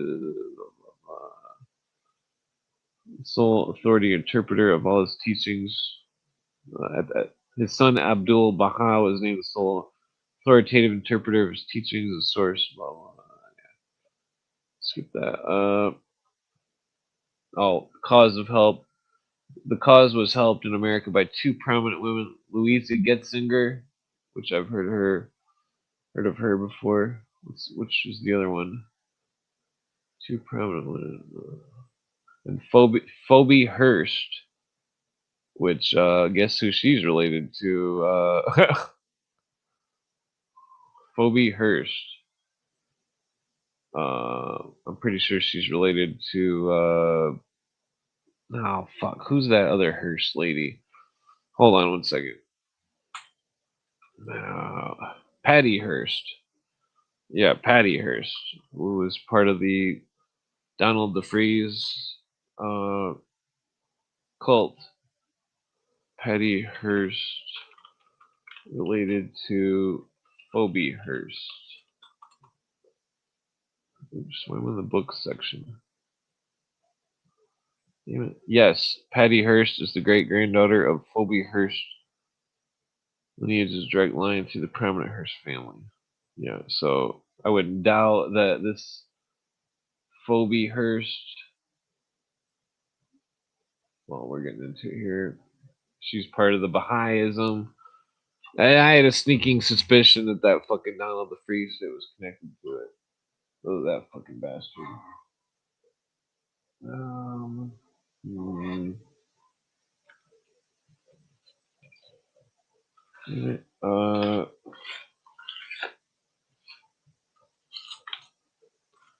don't want to smoke this joint. It's all shaky.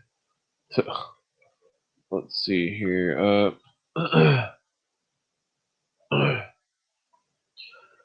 According to William S. Hatcher and Douglas Martin, in 1908, more than a decade before he died, Abdul Baha formulated will and testament which set forth his plan for institutionalized authority and successor. The Universal House of Justice was set up to serve as the governing body, administering the affairs of the movement, and Abdul Baha's grandson was named successor, the interpreter and guardian of the faith, blah, blah. Brief description of some of the major Baha doctrines and beliefs following the annotation of the conflict with unorthodoxy included. The reason why I thought Patty Hearst was connected to the Baha'ism thing is because the what's his name? Donald DeFreeze is given a nickname by Colton Westbrook, which is equivalent to the fifth Buddha or the fifth prophet. And so I think there's like a stem in there. And that the fifth prophet, aka fifth Buddha, is the quote unquote Maitreya. The God damn it, fucking stem. Let's see here. Orthodoxy included. Well, let's see this part.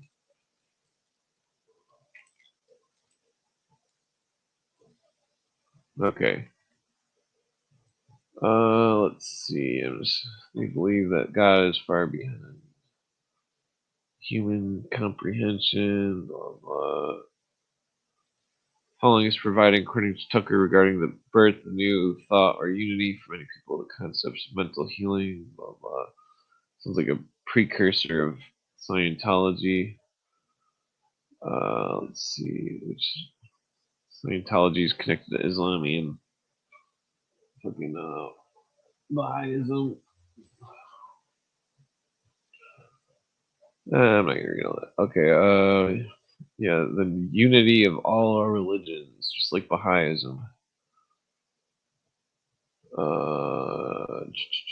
Wait, what is this one? Yeah, let's see. Unity doctrines. Let's get through this. The inner Christ who resides in every individual. Secular humanist bullshit.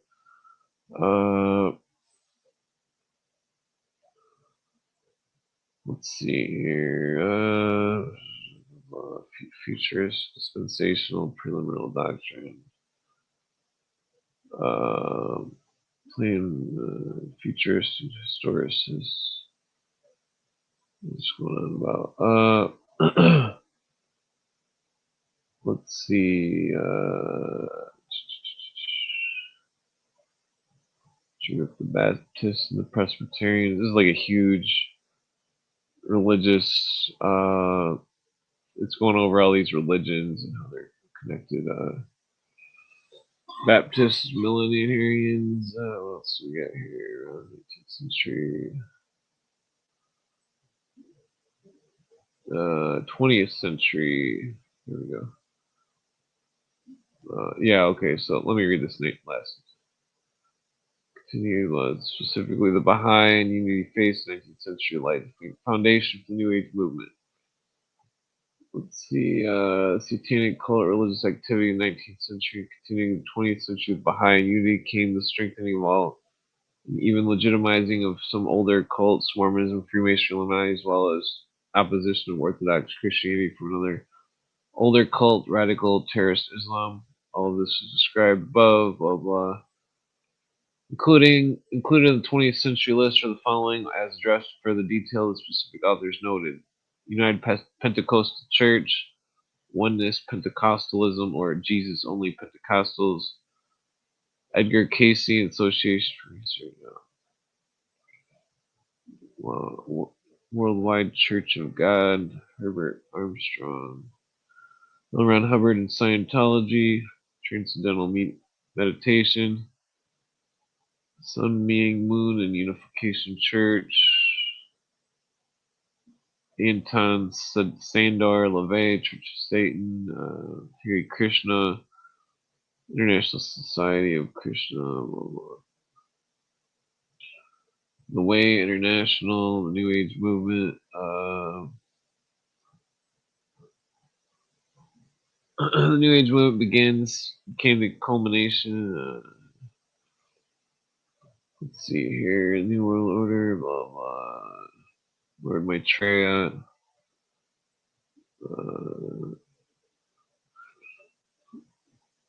Okay, so yeah, the Maitreya is just a bunch of fucking gobbledygook. It's all a bunch of bullshit. The whole thing is all just let's see, I think I'm gonna skip that part. Conclusion, yes, this book's kinda getting into a lot of religious stuff, and it's you know, try to keep it down to earth and stuff. Okay, I'm going to a different book. France Colmer. What is this? Mysteries and Secret. Something by Patricia Fainthorpe. Okay, let's check this out here. So what did Weishaupt find in the Great Pyramid? Where did his research into the occult lead him? He certainly had a close friend and collaborator named Franz Kolmer, who lived in Alexandria and visited the Giza on several occasions. The society that he founded together was actually a much older and more mysterious group into which they were initiated. It had 5 major principles: abolition of hereditary monarchies, the end of private property and legacies, the elimination of nationalism and patriotism, the end of marriage and family life, finally the abolition of religion.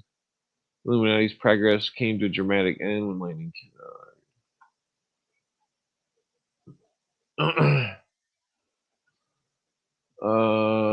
Yes, exiled. Weishaupt was exiled to Gotha and Thuringia. Princess Bessina, mother of Merovi, the twice-born, came from Thuringia. Tannhäuser and the Whale of Time from Frau Hulda, a local version of Venus Aphrodite and her subterranean love palace deep in the Horselberg. Yeah, so it's some kind of brothel or sex religion or something. Although the term cognoscenti may refer in general usage simply to those who know, to connoisseurs and experts in various views. Blah, blah. This connection, the remarkable Johannes Vermeer von Delft, 1632 through 1675, has been suspected of belonging to a secret society, many of whose members were artists, whose members were referred to as the cognoscenti. Very little is known about Vermeer's life. Well, let's see. Oh, he's talking about Poussin. Connections with Rennes le Chateau, Grail geometry, and the enigmatic canvases. Some simple objects, such as the shepherd's staff in Poussin's Shepherds of Arcadia, can apparently be used to indicate at least complex geometrical construction. Significant painting in his little street, the gutter, which is usually prominent in the composition of the whale, may be the key line for the Grail geometry reconstruction. The Shepherds of Arcadia. On occasion, when this work has been x-rayed, there are hints of figures that have been painted out. Such instances may signify nothing more than the talented painter changed his composition. Blah blah. Just as simpler codes were frequently associated with the knight's tour on chessboards, so checkered floors have considerable significance. Blah blah. Tiles. A woman is apparently cleaning the Vermeer's little street and arranged as checkerboard patterns, the Church of St. Mary Magdalene and Rennes le Chateau. Blah blah. Hands of Francis Bacon. Bacon's keen interest in all branches of science and philosophy. Experiment with a chicken. Bitterly cold weather with snow falling heavily. Bacon ordered his coachman to stop so they could gather up a quantity of snow to pack around a chicken he had just bought from a nearby butcher and poultry. Exposure to the severe weather gave him a chill which developed allegedly fatal complications. Their researchers, however, told the story of Bacon's life, his recovery. I think his funeral was fake. That's interesting. Okay. Where did Francis go in 1626 if his funeral was fake? Germany under another name.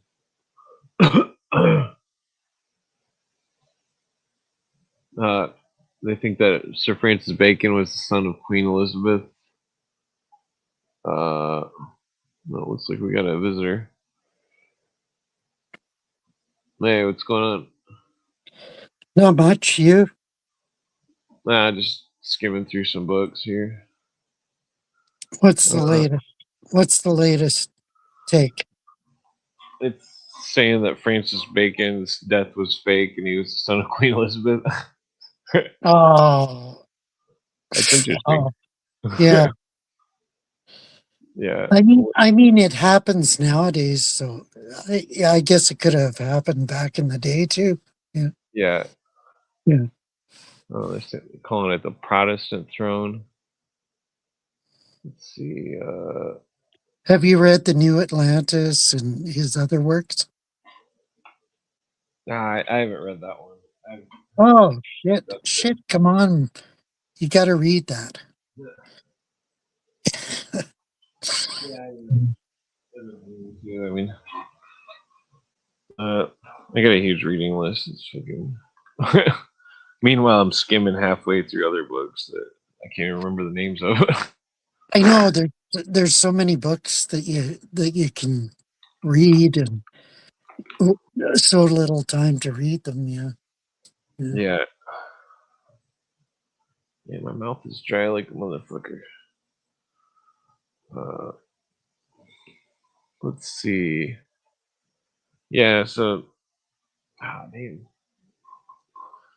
I want to go eat a handful of white chocolate chips, but I don't think I should because that white chocolate bothers my kidneys or something.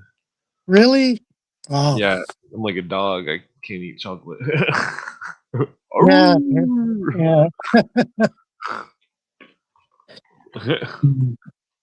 Yeah, dogs can't eat chocolate for some reason. I don't know why. Yeah, well, I think it's because they're too dehydrated or something. No, I forget what the reason is. Evil spirits. Yeah. So how'd you go with Todd the Magician? Oh yeah, pretty good. Have you ever heard of Yeah. Franz Kolmer? Yes. Yeah. Did you ever read about his ventures to Egypt? No. You just read about him in pertaining to Yeah, White I just seen his name mentioned a couple times. Yeah. Yeah. Oh damn, there's fucking some lemon candy over there. Let me go grab it.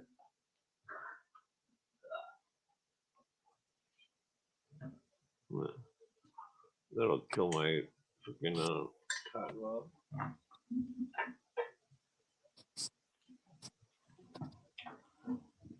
Okay. Sweet. See, I'm just skimming through books. Jesus, that's fucking sour. Ugh. Why the fuck is that so sour? Holy So shit. Where's the mouse? okay. Yeah. Oh, so okay. This other book was. Have you ever read Hitler's Double? No, but I just got a copy of this book, Coffee with Hitler. No, the Hitler's Double book was alleging that Aleister Crowley was Hitler. Oh, that's too way out of It had a pretty interesting take on it. He's also alleging that he was Disney. Wow, that could be true. I could believe that. The pictures look real. I mean, the comparisons looked right on. Man, that candy is so sour. No wonder it's still sitting there. My mouth is like fucking. Oh, it tastes like I bit into a lemon or something. I don't cotton mouth anymore though. What are they? Sour candies or something? Yeah. Yeah, they're sitting over there on a stand. Yeah, they're okay once in a blue moon, but I don't imbibe them. No. Yeah, I'm just out of pop to drink, so I need to quit drinking pop anyways. Well, I just drank earlier today. I just drank a Monster steam pipe something. An energy drink. Yeah, it was great. I liked it. Yeah. Yeah, they're really good. I just can't drink those. Yeah, one of my friends is drinking way too many energy drinks and got a bunch of kidney stones. So I'm always worried about that. Yeah. My son, he worked for Best Buy for like 6 years and he drank energy drinks all the time while he worked there because they worked like 16-hour days, and stuff like that. And Yeah. but he's totally cut off from that now. He hardly even drinks coffee at all. Like he drinks tea and water and stuff like that. Yeah, the only caffeine I drink is soda that's diet. Yeah, but I hate the diet because it's got aspartame or sucralose or whatever they call it. That's why I'm gonna quit drinking that. Yeah.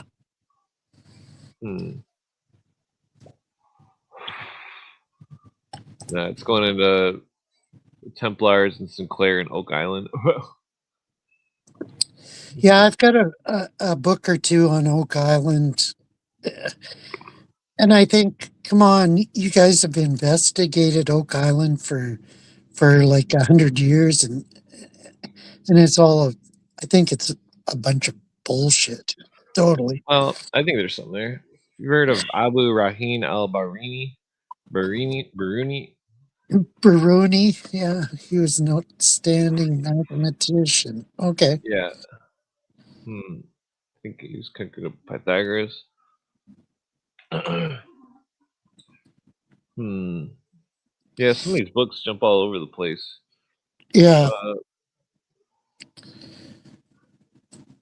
Yeah, it's hard to say because sometimes they go on myth and legend and not verified facts. Yeah, it's Yeah. hard to deal with them. Yeah. Lady of Flynn Von Foch. Who is that?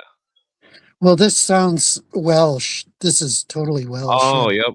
Yeah. They're saying that was the widow's and the widow's son. That's interesting. Huh. Let's see. Have you ever read the Mabinogion? I don't think so. It sounds familiar. Yeah, it's the Welsh mythology textbook. Oh, nice. Yeah. Yeah, that's interesting. A certain popular author back in the 70s and 80s, she wrote a 4-volume modern translation of it, I guess. Yeah. I forget what her name is. Shit. I've got her book somewhere, I think. Talking about John Dee and Rennes le Chateau. Have you ever read Paracelsus? They mentioned him. I've read quotes. I started reading Paracelsus's book that was online, and I could totally debunk him. Like, he was so full of garbage. Well, he was talking in surrealism. Yeah, totally. Yeah. Yeah. Yeah, sending messages to the initiates through his surrealist stories.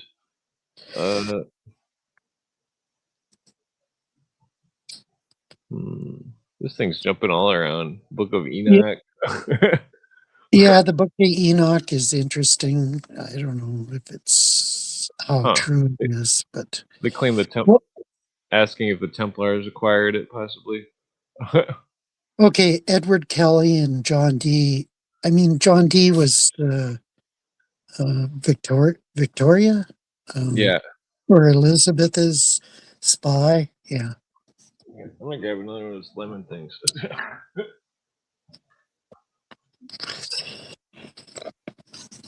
It's pretty sour, but it's pretty good. Various secret societies and the enigmatic Francis Bacon. Well, Francis Bacon was Rosicrucian, and he started his own secret. Yeah, he started his own secret society called the Red Hats. Red something. I forget what they were. Yeah.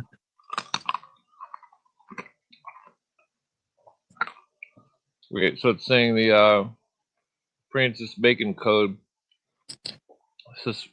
suspiciously resemblance of John Dee's Enochian alphabet. Wow, what a coincidence! Yeah, yeah. It wasn't a prominent in the same Templar-based secret society. It was Rosicrucianism. Yeah, totally. Yeah. Oh, good. Cagliostro. Nice. Yeah, St. Germain was saying Cagliostro's real name was Giuseppe Balsamo.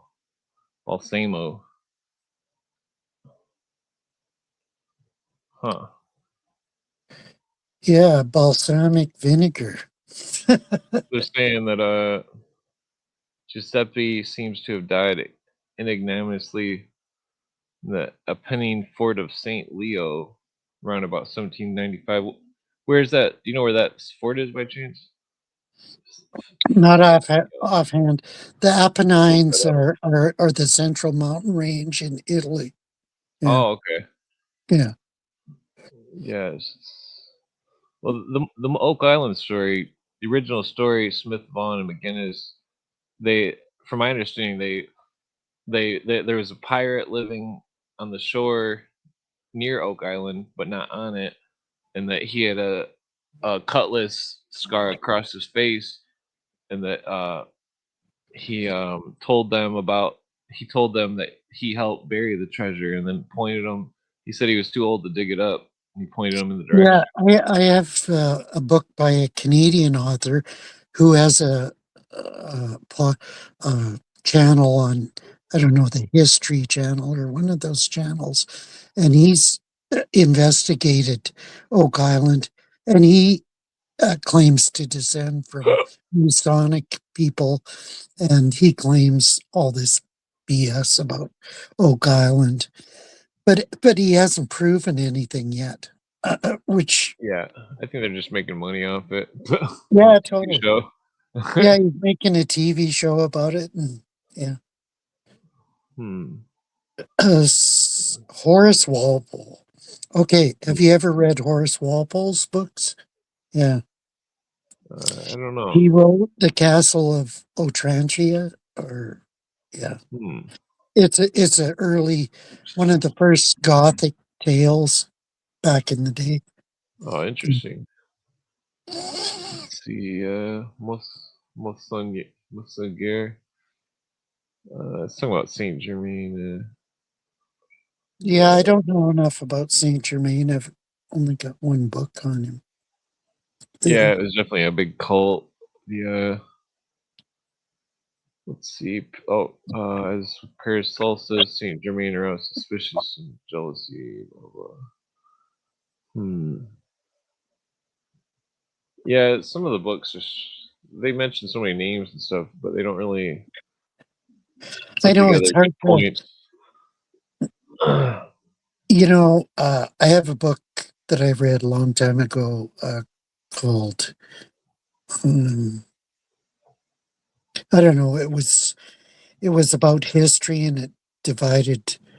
I think it was Brom that wrote it, and it was all about history, and it divided the years and the significant events, political, literature, blah blah blah, the different categories throughout history, and it was a table of history, Anyways, and I thought, shit, this guy, he missed the occult, so I should add an occult, like what were the significant events in the occult, Hermeticism, whatever, secret societies.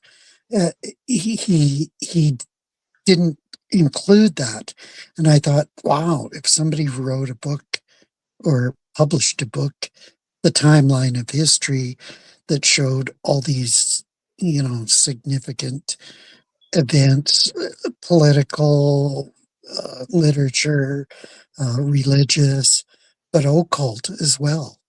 Yeah. And nobody's done that yet. Yeah, that'd be if I was a publisher, I'd appoint somebody to write that book. Yeah, totally. Yeah. You probably need a whole team. Well, no. I think there's a few qualified people that could actually do it, yeah. But a team would be better, yeah. Yeah. Okay. Well, let's see here. I got too many things open. So yeah, I was digging into this Hussards de la Mort, the French skull and bones of Napoleon's, and that one of the things was it was an allegation of it was a letter from the sister of Blavatsky, or the aunt. Then she was trying to defend and claim that Blavatsky wasn't in the Hungarian Hussard de la Mort cavalry, and that which is Skull and Bones. Well, Blavatsky is a weird figure. She was also a Russian agent of the what was the Russian secret police called back then? Chakra or whatever. And she was also a British agent. Wow. I mean, all these key figures in history, you go back in their bios, and there's a lot of weird stuff going on. Yeah, it was claiming they were trying to. Well, the rumor was that she was a soldier and she was dressing up like a dude to be in the Hussards de la Mort in Hungary. Yeah, it wouldn't have been hard because she's a very ugly person. Sorry, but I've got pictures of her and she's really ugly. She looks like a guy sometimes.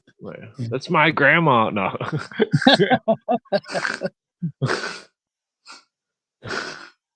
And she got married underage to Mr. Blavatsky, and she took the name. But I mean, she left him like within 6 months. She left him and went off to India and all over the place. Yeah, Yeah. she was. She was the first feminist. No. She was one of the first feminists. Yeah. Well, I mean, besides Mary Shelley that wrote Frankenstein. Her father was a high degree Grand Master or some shit. Yeah, Mary Shelley. Totally. Yeah. I think Blavatsky was in the female Illuminati. She was one of the mentors or the one of the elect, as in compare, because basically the one book, what I think it's NASA Webster's, it describes a female Illuminati with 2 grades, one of like prostitute and the other of intelligentsia. I love Nesta. I started reading Nesta Webster back in 1985, and I love her books. Yeah, they're pretty good. Yeah. Even though there's a book that counters Nesta Webster, written by what's his name? His name starts with a G, and I've never been able to get it because it costs way too much on the internet. But I'd like to read it just to see what his criticisms are. Well, I don't think Nesta Webster mentions the Skull and Bones. No, because Skull and Bones probably wasn't prominent in her time. Like she was writing in the 1910s to 1920s, and that era. Well, it seemed like she would have wrote around the Skull and Bones was actually in existence then, but she probably didn't know anything about it. Yeah. Yeah. Well, I wonder if she wrote about the Totem Kopf of Germany, World War One. I don't know. Skull and Bones. I've got her book on Germany, but I haven't read it yet. It's a real short book. It's only like 100 pages. But I haven't read it yet, so I don't know if she mentioned it. Yeah. Yeah, I'm just Googling it, see if it comes Yeah, it's up. a real short book that she wrote about Germany. Yeah. Oh, damn it. Yeah, I'm not finding any results here. Yeah, it's hard to get. I got it 10 years ago, I guess, maybe. Yeah. Skull and Bones. No, don't look up Skull and Bones. Look up Nesta Webster, Germany. Oh, Germany, yeah. Yeah. Let's see. Well, I'm already halfway through the search. Looks like 1899, but I don't think it's talking about Nesta Webster. Wow, that's fucking tiny print. Okay,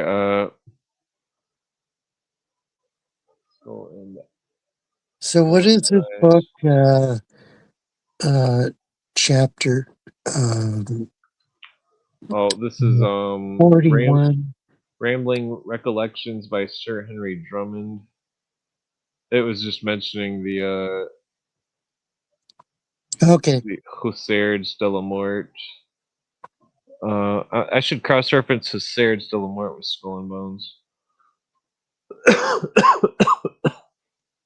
Or with Death's Head, maybe. Hussards de la Mort, yeah. Okay, so Death's Head, Cross and Bones, and their Busbies. What are their Busbies?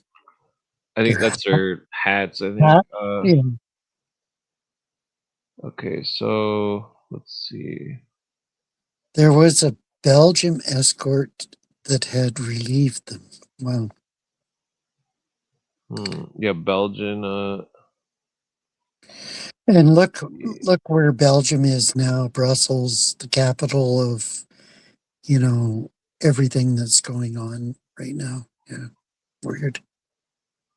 Yeah, I always run into that with these conspiracies. Oh wait, I remember what I was going to look up. Hussards de la Mort with Skull and Bones. De la Mort.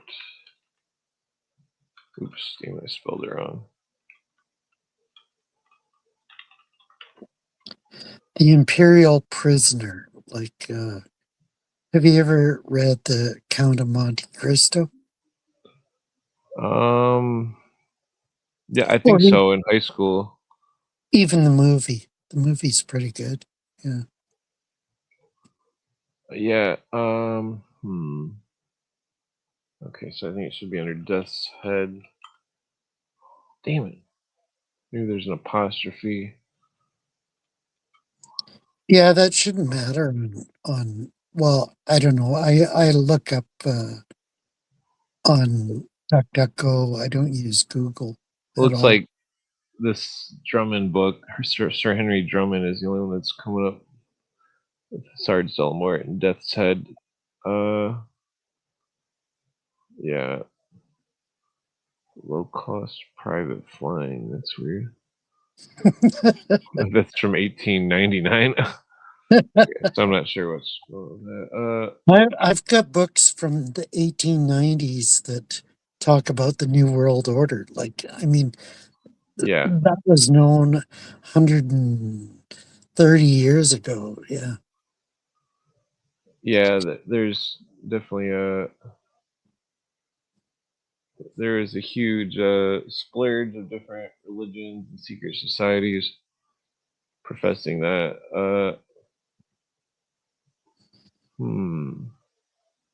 Owls. Totally. Oh, Trevelyan. I know Trevelyan. I think I've got a book. I think I've got a book by Trevelyan. Yeah. Where was I at? Sarge de la Mort. Okay, I think I'm out of things. Yeah, so I was looking up the New World Order thing, because there's a lot of books on that subject. I mean, Totally. So how come when you post some of the things, they show red on the left side and black print on the right side? That's weird. Like, what is that red? that's just the copy machine, probably not Okay. getting it right or something. Yeah, right there. Like, why is there red font and I'm not black? sure what's going on with that. Let's see, advance. Let's do 19th century. Yeah, here we go. New World or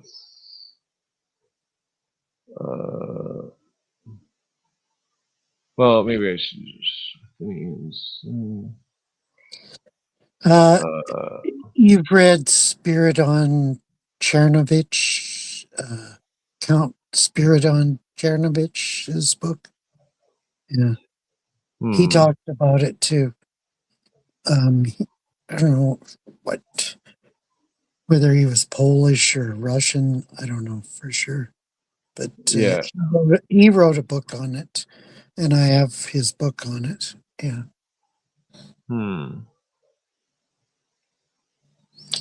Look up Spiridon Chernovich. Yeah. Count Spiridon Chernovich. Spiridon.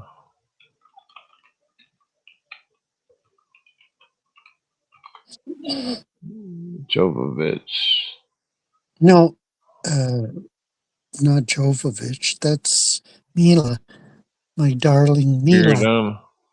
Yeah. Yeah. Let's see here. What the hell is this? Restoration of Jefferson's morals and democracy. Okay. Let's see. So Oh, there's a book on the B'nai B'rith. Okay. New World Order, American Antiquarian Society. When they're talking about the menorah, Well, the B'nai B'rith is just the Jewish version of Illuminati. It's the same as Scottish Rite. Yeah, totally. Yeah. Just look up a Count Spiridon, S-P-I-R. Oh, Spiriton. D-O-N. D, not T. Oh. Count Spiridon. Count Spiridon de la Zoo, Lieutenant General Infantry. No, that's not.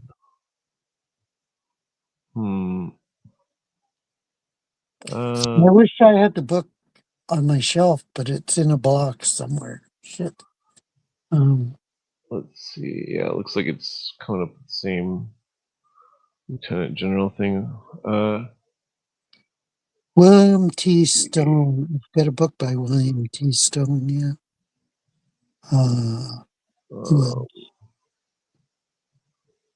Let's see. New World Order, H.G. Wells. Oh, I didn't know that was written that long ago. Yeah, totally. H.G. Wells was the prime mover. He was a Fabian Society member, and yeah.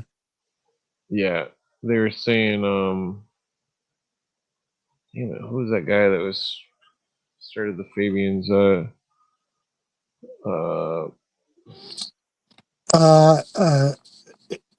What's his name and his wife? What were their names?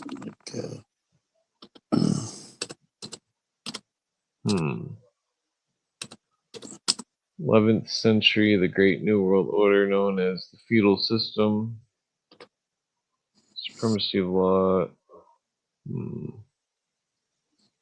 Only appears one time. Yeah, there's so many books to like. It's like an ocean of books. What is this? The Western Pacific being description of groups. Walter Coote, 1883. Wow, 1883. Villages of the usual New World Order.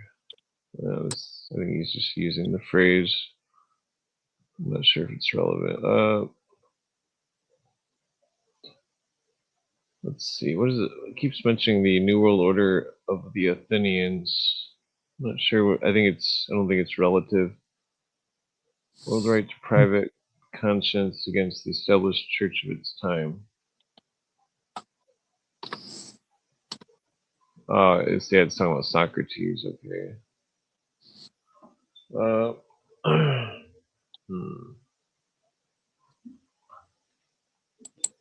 Let's see.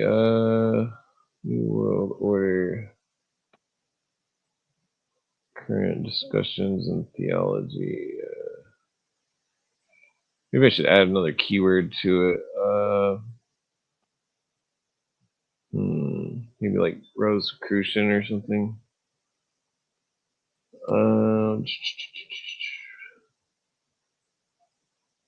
Festus. Yeah, I'm looking it up too.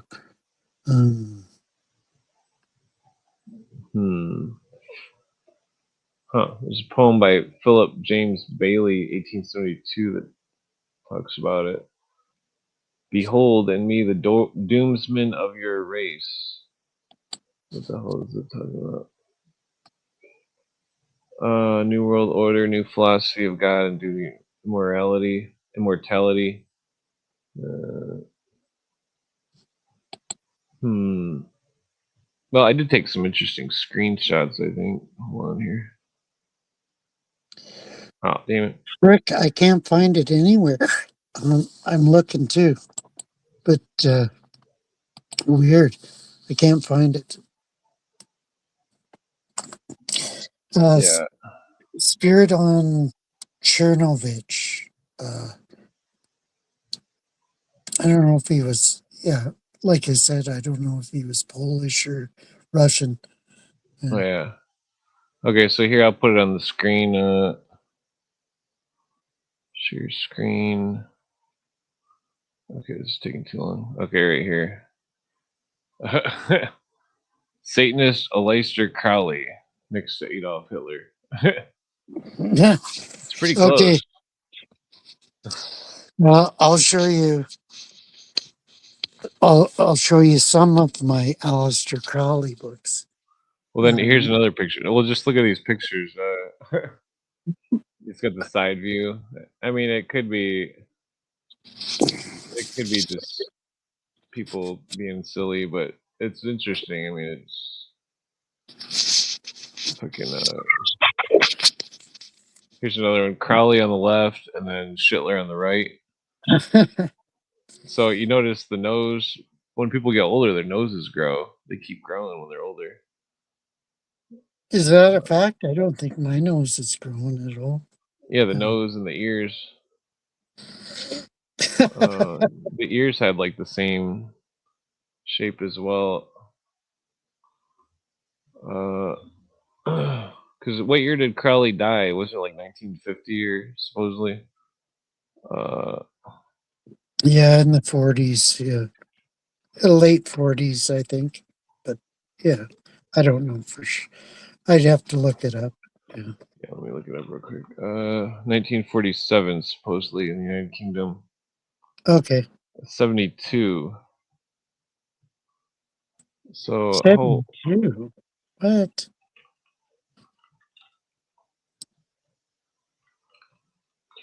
Okay, so they claim Hitler would have been 55, so it's kind of a bit off.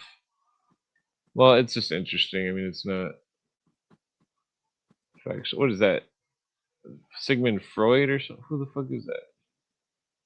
Scheich des Führer.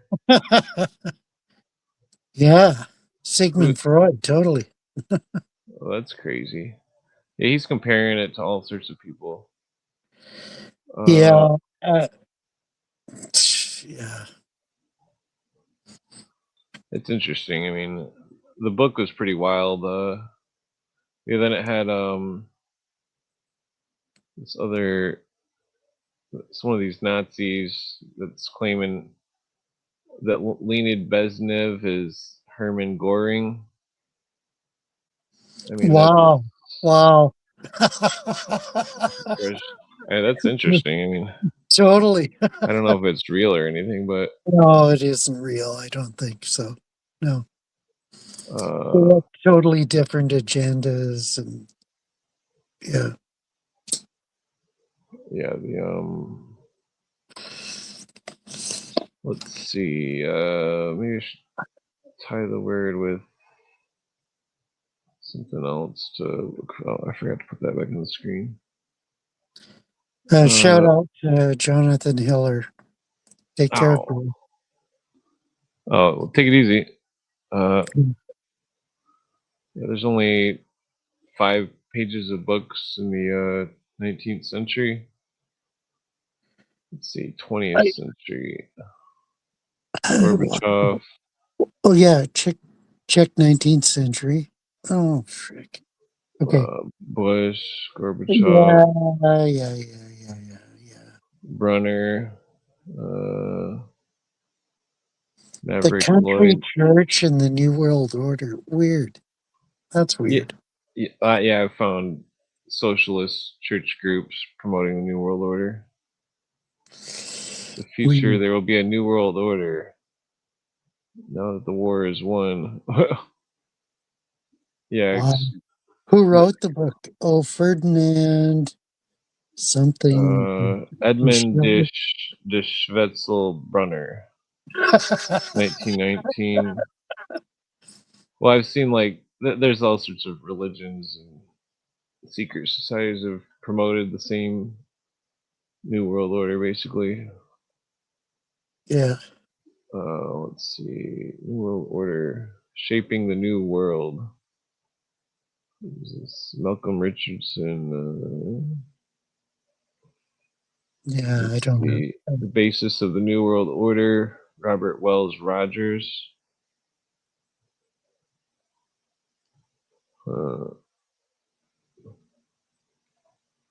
Let's see what's going on here. So those aren't the titles of the books. That's just what he said on a certain page in his book. Yeah. Yeah, it's just Yeah. Labor of the New World Order.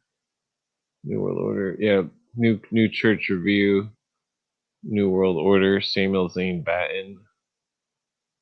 Baptist Society. Let's see. Huh.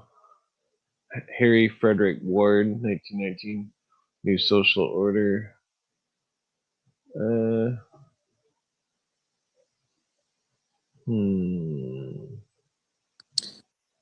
Congregationalist. Weird. Yeah. Yeah, there's a lot of church New World Order stuff. New World Order, its basic principles. New World Order, blah blah.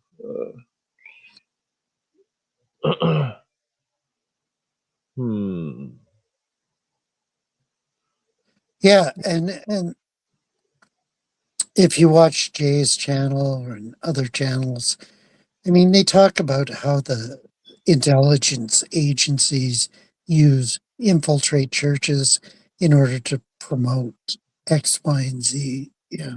Yeah, New World Order, the Catholic World Book, the Christian Especially facing the New World Order. Yeah, especially the Vatican. Yeah. No, this appears 20 times in here. Where's that second one? A.T. Robertson. That sounds familiar a little bit. No, it's not really. New World Order. No, excuse me.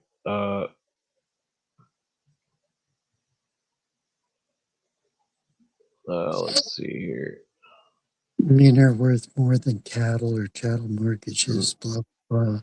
Much, yeah, okay. Yeah. Yeah. Looks like there's a lot of Methodist Episcopal churches pushing it. Of course. Yeah. The World Tomorrow by Xavier Allen and Norman Thomas. Well, that's The World Tomorrow is by what's his name? Armstrong's church. Yeah. Let's see. Present form. New World Order takes shape only little by little. It cannot be made. It must grow. The world is still chaotic, therefore plastic. Blah, blah. League of Nations. There was Waysop started I think it was Waysop started some kind of secret society called League of the Just, I think, and that it was saying that Karl Marx was a member of the League of the Just. How can that be? Because he started in circa 1776, and Karl Marx wasn't around till the League was 1840s. Yeah. The League seemed to have changed hands. 1835. Okay. Oh, president of Brown University. That's a key institution. Yeah. What was that guy's name? Frederick Engels. There was, I think it was somebody that was. Damn it! Was it under somebody under the Prince of Gotha or some shit? Gotha Saxburg. Yeah, I think that's what it was. And that's where our monarchy arose from, and blah blah blah. Yeah. Yeah. Let's see. League of That's why the king in England was pro-Nazi originally. Yeah. Yeah, till like 1934. Yeah. Let's see. League of the Just, Karl Schopper, Joseph Moll. Those are the starters of it. Let's see.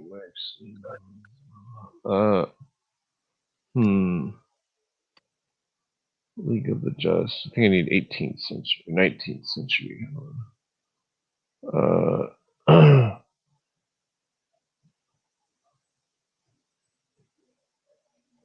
You've read Mauer's book on what was, I forget the title of it. but it was on the New World Order. Mauer. Yeah. Yeah. Huh. League of the Just. Achaeans and Aetolians. The Malays of Greece. What does it say? As the author calls them, the Hellenes under the Roman government, rich immigrants to Rome, necessity drove away the poor, the wars of the Mithridates. Caesar Augustus, together with the Roman system of contributions, created the number of urbes duratas ac pien desertas. You've heard that Greece was sacrificed to prop up France and Germany? Oh, that's interesting. Yeah. Huh. That's why Greece went tits up for a while. Yeah. Oh, yeah. Yeah, it's talking about Greece here.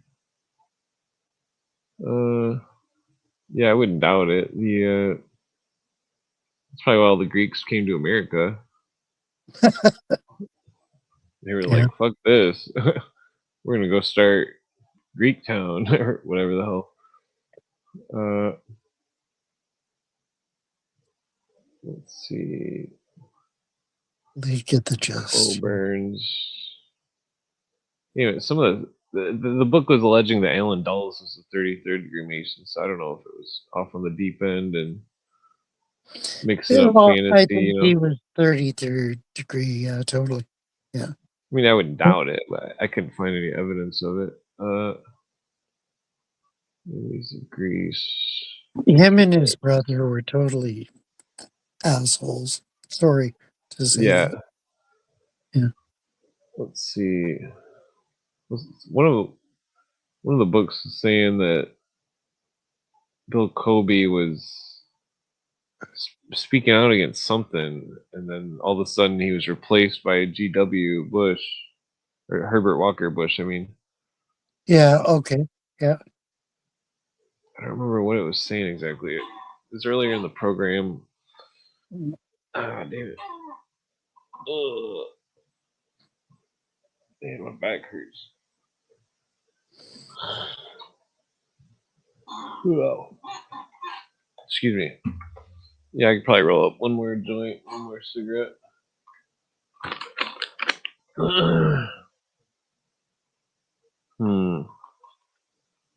Yeah. Oh. So, have you ever read what's his name? The works of the guy that was talking to Wilson. What was his name? Woodrow Wilson. Yeah, Woodrow Wilson. Who was the guy that was telling him what to do? I can't think of the guy's name. Edward.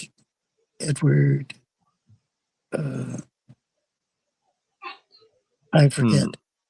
I've got it. Bernard Shaw.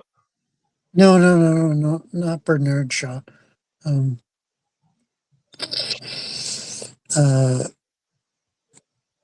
Colonel House. Oh yeah, Colonel House. Yeah. Yeah. I mean, have you read House's book on his fictional book? Apparently, yeah. Was he connected to the Theosophy or something? Totally. Yeah. Everybody's connected to Theosophy nowadays. Yeah. General House. Yeah, Colonel House. Yeah. Even though he wasn't a colonel, he was never a colonel. But, interesting. It's weird how they do that in those occult orders. I know. It's like all of a sudden there's some shining whatever. Yeah. Yeah, like Scientology guy. He's got like Navy uniform or something on, but it's not really a real uniform. Yeah. Is it Edward House? I think it's Edward House. Yeah, Edward House. Yep. Yeah. Yeah, he advised Wilson on everything. Like, wow. Yeah, Woodrow Wilson. I'm trying to remember what Cooper was saying about that. There's something about the. I'm pretty sure Wilson was a high Mason, Oh yeah. or at least You know, so many presidents were high Masons. Like we don't even know about them. Yeah. Yeah, because they probably definitely kept it secret. Yeah, they're crypto Masons, as in the sense of crypto Hebrews. Yeah. Well, they've all. Well, it's not really Hebrew. It's. No, I'm just saying the same thing. Yeah. It's all the. Well, it seems to be a split of the Templars. The Templars split into two, and that the one faction turned into the dark side of the occult. The other faction turned into the light side of the occult. Yeah, but they're all working for the same goal. Technocratic control of society. Yeah. And I acknowledge Daniel's trilogy on Freemasonry. Yeah, I totally agree with the assessment.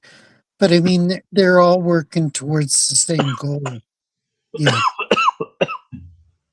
Well, I think that's where people get conspiracy mixed up, because there's the Templars also had a Noahide law, and so there's two Noahide laws, not just one. The Noahide laws are being promoted heavily recently. Yeah. Well, that's what was I getting at? What's like the dark side of the Templars mixed with the Hashashim, and the mixing of the Illuminati with the Islam, and the mixing of the Nazis with Islam, and the CIA with Islam. It's totally. Because a lot of the CIA people were Knights of Malta. And it's like, yeah, and that's where I think Edwin Black, if you've ever read Edwin Black's books, he falls short. Apparently, he's still alive and he's still able to be a guest on certain podcasts. And I'd like to watch him on. I'm going to search him out because I loved his book called The Transfer Agreement, and that was a pivotal book in my mind. But I mean, he's doubled down on certain areas, and I'd like to confront him on whatever. Yeah. Yeah, you know Edwin Black, don't you? I don't think so. He wrote The Transfer Agreement. Hello, that's a pivotal book about how the German government of Hitler tried to negotiate the transfer of Hebrews to the nascent state of Israel. Well, that's what's interesting that Dennis Cuddy brings up, that Bormann was changing the notes that were going to Hitler. Like, I mean, it's possible. Bormann was an asshole. Totally. Well, I mean, it's possible that Bormann and Hess or whatever were mingling, so that they were doing ultra genocide, and that Hitler wasn't aware of it, possibly. I mean, yeah, I agree with that, because I mean, what's his name? David Cesarani. He wrote a book in 2015, and he called out all the bullshit. He had access to the same records, and even more records than David Irving had access to. And he said, yeah, there's no ultimate genocide being fabricated by Hitler's orders. It's all his lieutenants. Yeah, Bormann and stuff. Yeah, it's his lieutenants not Well, that's him. where Borman possibly working for Russia. It's like, what if Russia was controlling Borman and Borman was doing the Holocaust, then it seems as though that there's a really weird situation going on. Yeah, Yeah. totally weird. Yeah, I agree.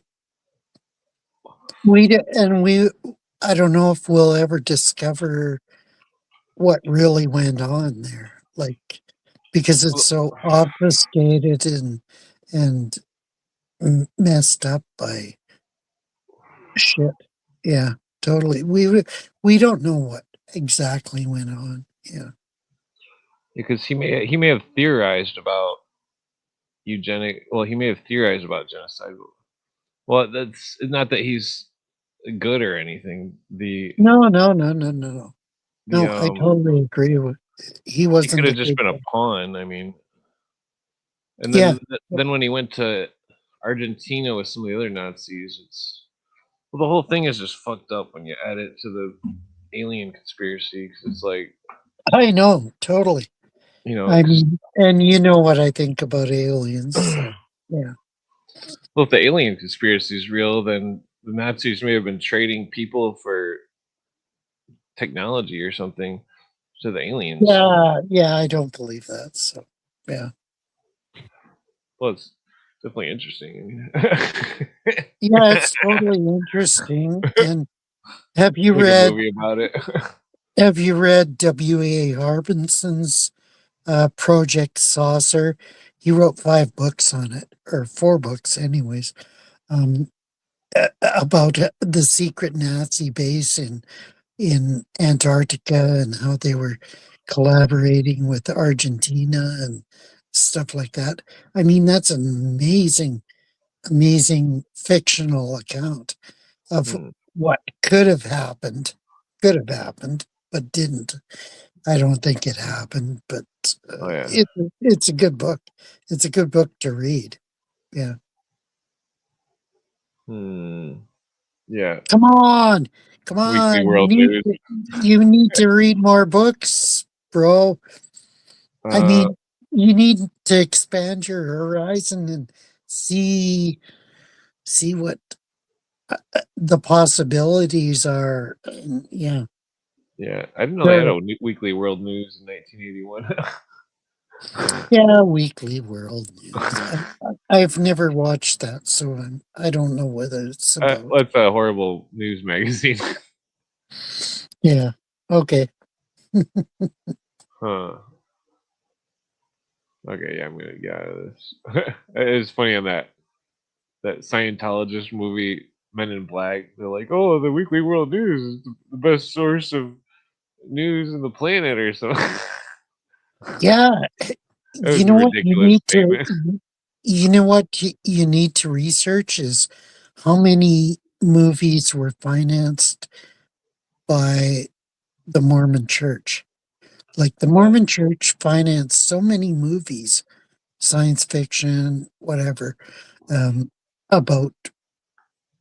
Yeah, you need to check that out because they finance so many shit shows that are shaping our understanding of history and reality. And they're a total cult. Hello, they're a cult. Oh yeah. They don't believe. Let's They see. believe it. Yeah. I'm just looking at the list. Maybe I should start it from the current until it goes back to like 1940 or something. Let's see, Joseph Smith. Well, I don't think these are the types of films we're talking about here. Yeah, don't look up Joseph Smith because he's an asshole. Look up Mormon financed movies. I don't know if they'll show it. I don't know if that'll work. But I mean, it's a start. Yeah. Yeah. And also look up Scientology invested movie or whatever. Yeah. Same thing. Scientology and Mormonism are totally behind a lot of the bullshit that we watch on TV, and nobody knows it. Yeah. Yeah, I think that they were involved with that. What's his name? The guy that was in the movie City Slickers. Yeah, I never seen that movie. Comedian. Was that Billy Billy Crystal? Crystal? Yeah, he was Yeah. in the movie. I hate television Billy show. Crystal because he's a fucking Hebe. Well, Sorry. that's not a reason to hate someone. Well, it shows you where he's coming from. Totally. Well, I Yeah. think that I think the Illuminists they all pretend like they're one religion and they're actually Illuminists, which is like a what was I gonna look up? Foo Fighter. Well, okay, look up Foo Fighters and understand where that came from. That came from Germany during World War II, and what were the Foos or the people were fighting? Um, they were German uh, uh, technological prototypes of UFOs. Totally. Yeah. Yeah, maybe I should just jump to one of my books folders here. Let's see here. What do we got? Also, Foo Fighters was a band in the, I think, the 90s, I think. Yeah. Foo Fighters, Pentagon Aliens, 1999. Yeah, totally. But I mean, go back to WW2. Yeah. Let's see here. I mean, there's books on this. Totally. Yeah, William Lynn isn't acceptable. Let me go He's to different book. Oops. Let's see. I haven't read What his else book. do I got? Well, maybe we should just dig through the books and look up think of subjects to discuss.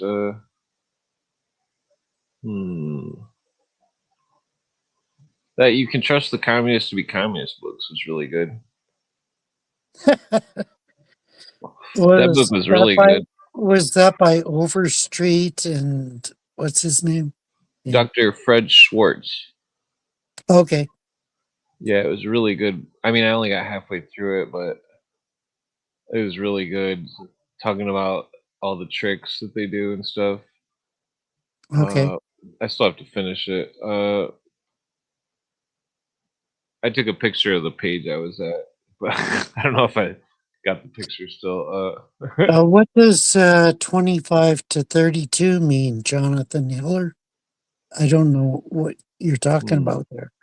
25 to 32. What Maybe they're does that talking mean? about Freemasonry or something, the degrees. Okay, maybe, possibly. See, Yeah. let's see if the Nesta Webster book mentions skull and bones.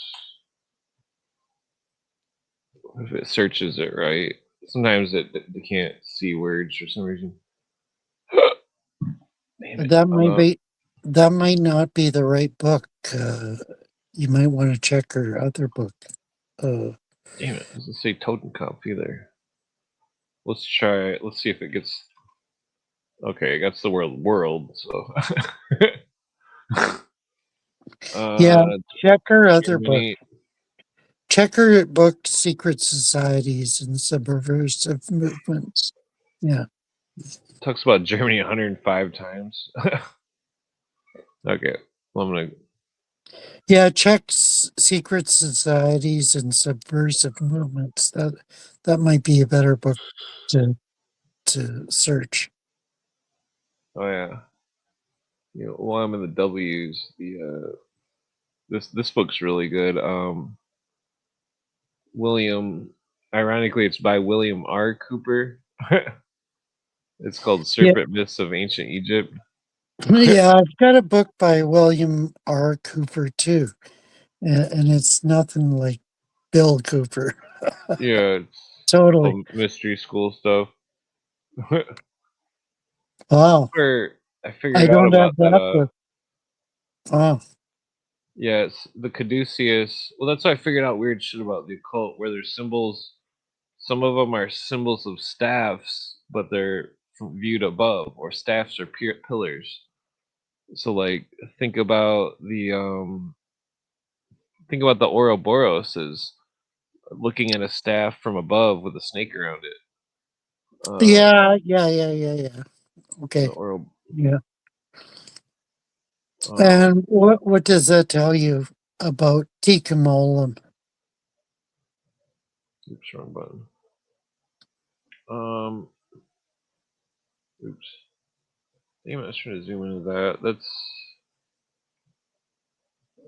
where's that? Yeah, right here. IMXHAV or A.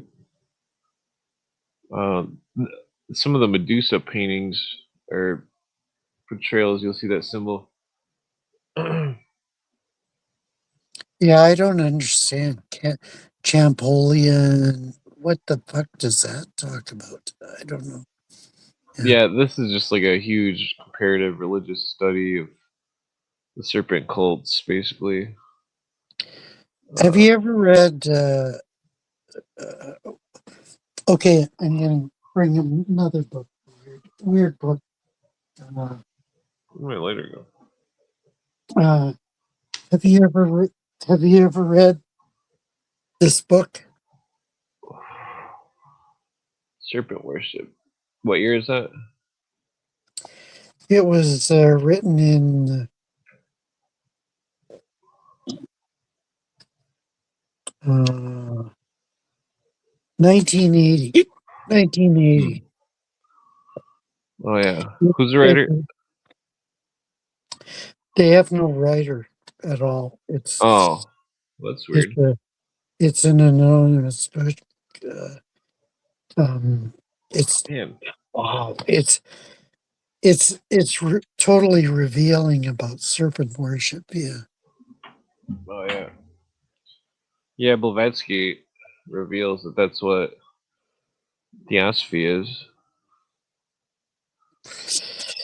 Yeah. Serpent worship. Well, yeah. In the key to theosophy.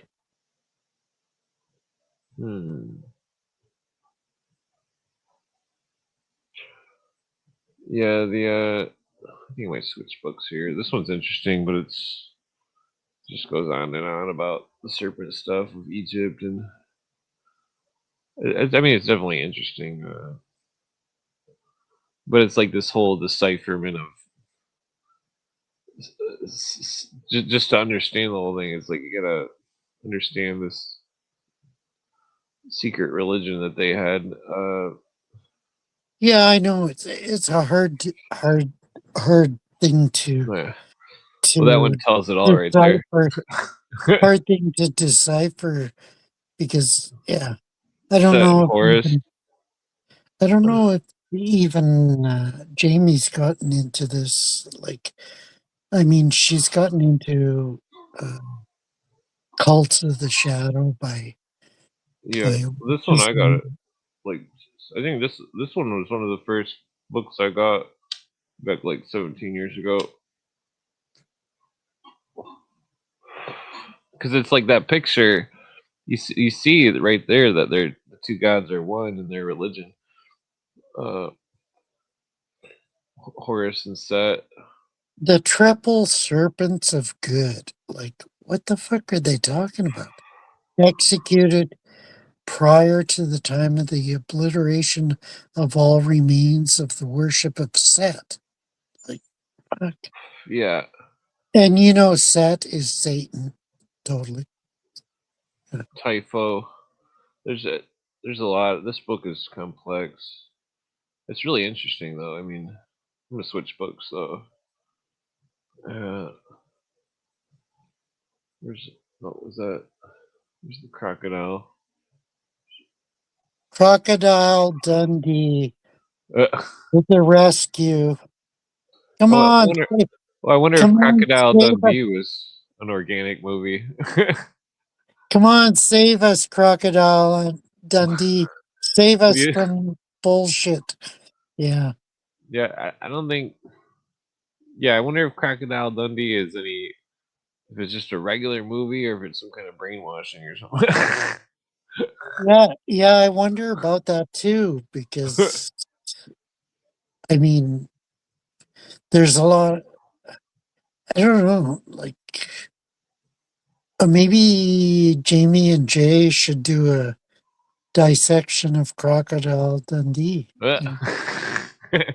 I mean, Well, that would be. I think it could be a real wholesome, possibly organic movie. I mean, It could be. It could be. It could be. Hey, you call that a knife? This is a knife. hmm. Yeah. This is interesting. You read George Bush, Skull and Bones, and the New World Order by Paul Goldstein and Jeffrey Steinberg? No, I haven't read it. No. Looks like it's only like wait, how many pages is it? It's only like 50 pages. Oh, yeah. I hate to buy books that are 50 pages. Like, come on. Can't you do a deeper dive than that? Like, come This on. one's. I remember this one. The War of the Antichrist in the Church. This one's pretty good. Damn it! Somebody fucked up on the on the copying of it. They got their hand on it. Oh, fuck. Come on. Come on, people. Come on. There's let's see lectures delivered in Edinburgh. Here's the rise and progress of Okay, lectures. Who? Monsignor George. Oh, I've got that book by Dylan. I've got a book by Dylan. Yeah, Totally. he's a pretty good writer. Yeah, he is. Here it is. I've got his other book on Freemasonry. Yeah. Union of Illuminism and Masonry of Weishaupt. Let's see. Palmerston, Lord Palmerston, Mazzini. Yeah, Lord Inner Palmerston. Circle. He was an asshole. It's got the oaths, signs, and passwords. Yeah. Oh, only of the 3 degrees though. And Mazzini, of course. Yeah. Yeah. Yeah, I've got a book by Dylan. It's called something about the Freemasonry and the Catholic Church. Yeah. Yeah. Yeah. Yeah. So history of Weishaupt, School of Voltaire, manipulation of the Masons by his Illuminati. Let's see, perfection, blah blah. Oh wait, that chapter before looked interesting. Grandmaster Scotch Obedience. Yeah, that looks like a good book to get a copy of. Yeah. Yeah. Well, the Rights of Mizraim, the Diamond Necklace. I'm not familiar Wow, with the diamond necklace of that's what's his name? Was that stolen necklace or is that a symbol? Yeah, totally. I've got a book on that. Oh, shit, what is it called? Well, who was the guy at the time that stole the neck? Oh shit! What is? Can't find the book on my shelf. Let's see. The Freemasonry, diamond. the Fall of Napoleon. This Kindred Societies chapter. Oh, that looks like an amazing book. Like, can you send the link in the chat? Carbonari. I forget what it was called. Send the link in the chat. Okay, yeah. The Antichrist with the church. Wait, is that the name of it, or is that? I think that's the name of it. Let's see. There's the books. Okay. Christian Civilization. 1884. Like, hello. Come on. Yeah. Oh, that should help. Oops. 1884. Oops, that's a 6. Here it is. George Dillon. Yep. Let me make sure it's a full copy. Okay. Yeah, it looks like a pretty good book. Yeah. Okay, there. I put it in the chat. Hopefully it goes through. I should be able to. I wonder if I can search it easier on this one. Ah, no pictures. That bastard. Oh, that's in Google Books. Like, Yeah. yeah, that's not good enough. Like, No, that's a good copy. how do you copy it though? Into a PDF or whatever. Oh, there's like a option on the thing to download it. Download as PDF. Okay. Oh yeah, yeah, I found it. Yeah, that's how I get them all. The War Party under Palmerston, Point the Third. What do we got here?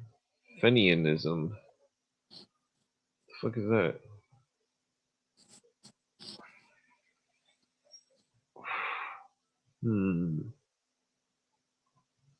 Yeah, so it looks like a pretty good book. Yeah.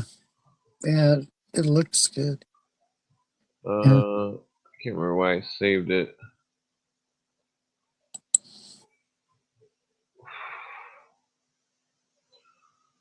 Voltaire. Oops. Looks like I think I might have. Okay, so I'm gonna skip books here. Shitty. Well, I've got a lot of books here. This one, have you read Wait, Ceremonial Magic? No. This one's definitely interesting. Arthur Edward Waite. Oh yeah, Arthur Edward Waite. I've got a couple of his. He reprints a lot of esoteric books. Yeah. Yeah. Is this? Why did that just? Okay, I think this book might be messed up here or something. Is it a sigil? The Talisman of Doom.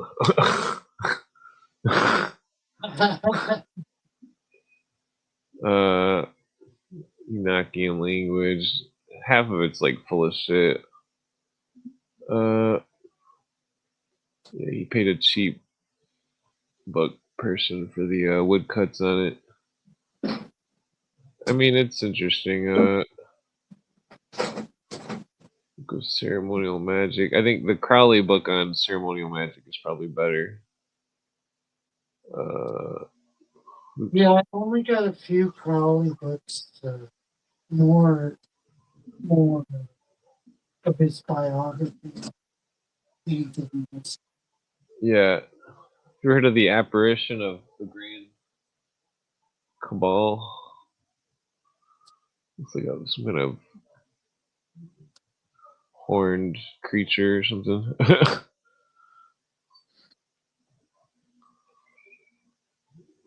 Huh.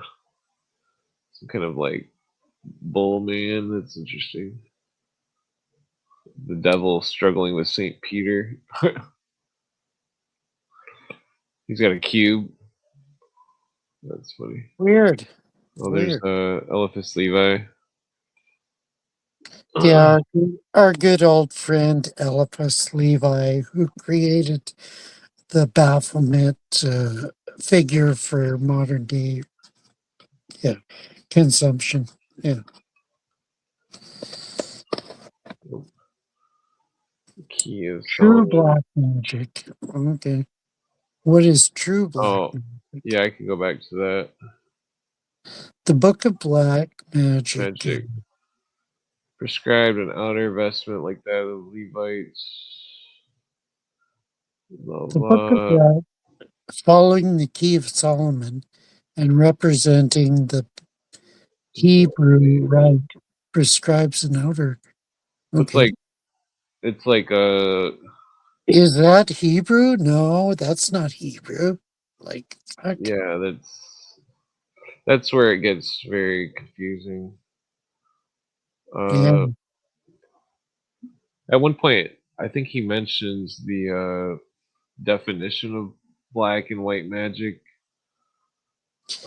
Yeah, and this is the key that reading Kenneth Grant's book on the cults of the shadow, like he describes. Kenneth Grant.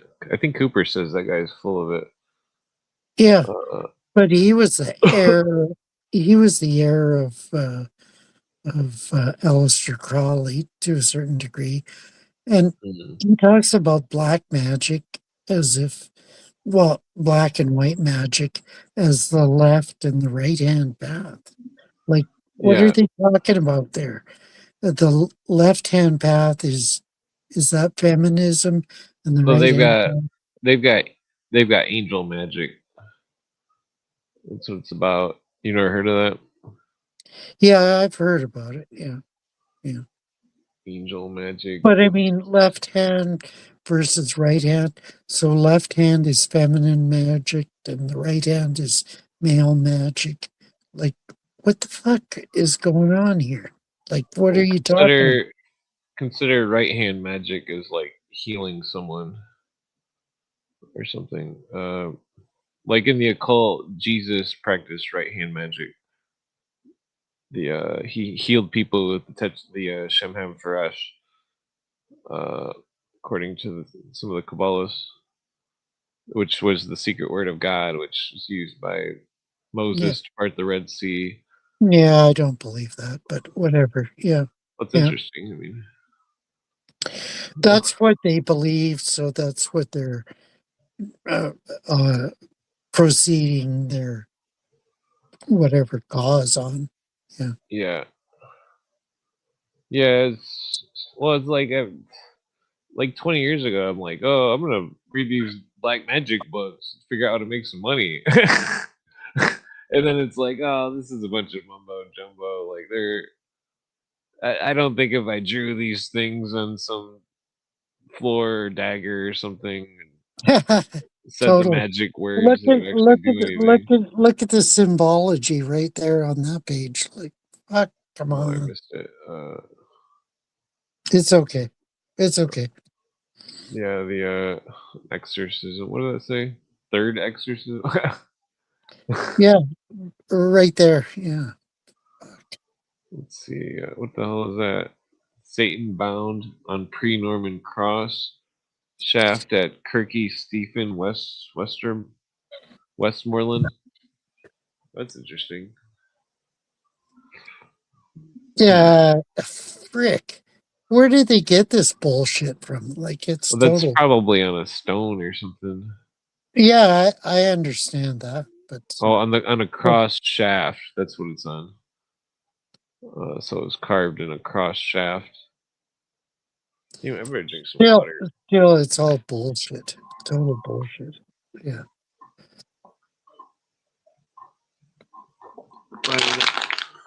The book of True Black Magic.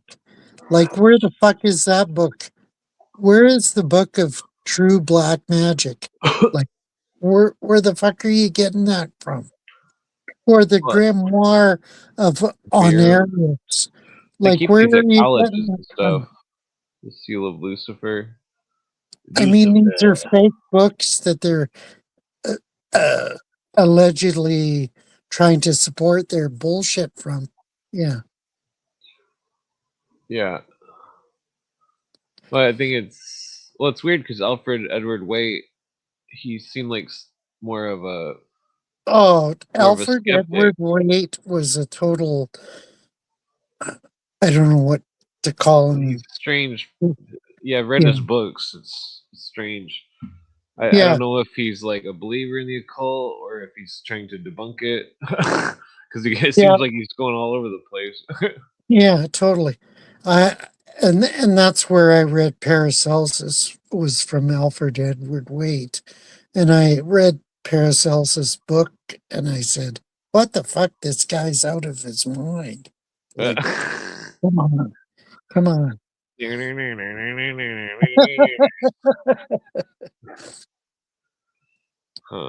Yeah, so these were probably some kind of codes or something. They would superimpose over magic squares to convey secret messages or something. I mean, Yeah, a lot of it looks like voodoo. and they're totally fake. Like, look at these things. Like, I mean, come on. It's all Yeah. bullshit. I'm gonna Total get bullshit. every one of these tattooed on my arm. No. Yeah. I mean, come on. Well, maybe Pete Hegseth, he might have got them tattooed on his arms and chest. Yeah. Seal of ball. Yeah, these books are silly. Makes you wonder if they were all like either crazy or if there was some kind of coded language or something. Yeah, probably to a certain degree coded language, but mostly they were crazy. They were fucking out of their shit.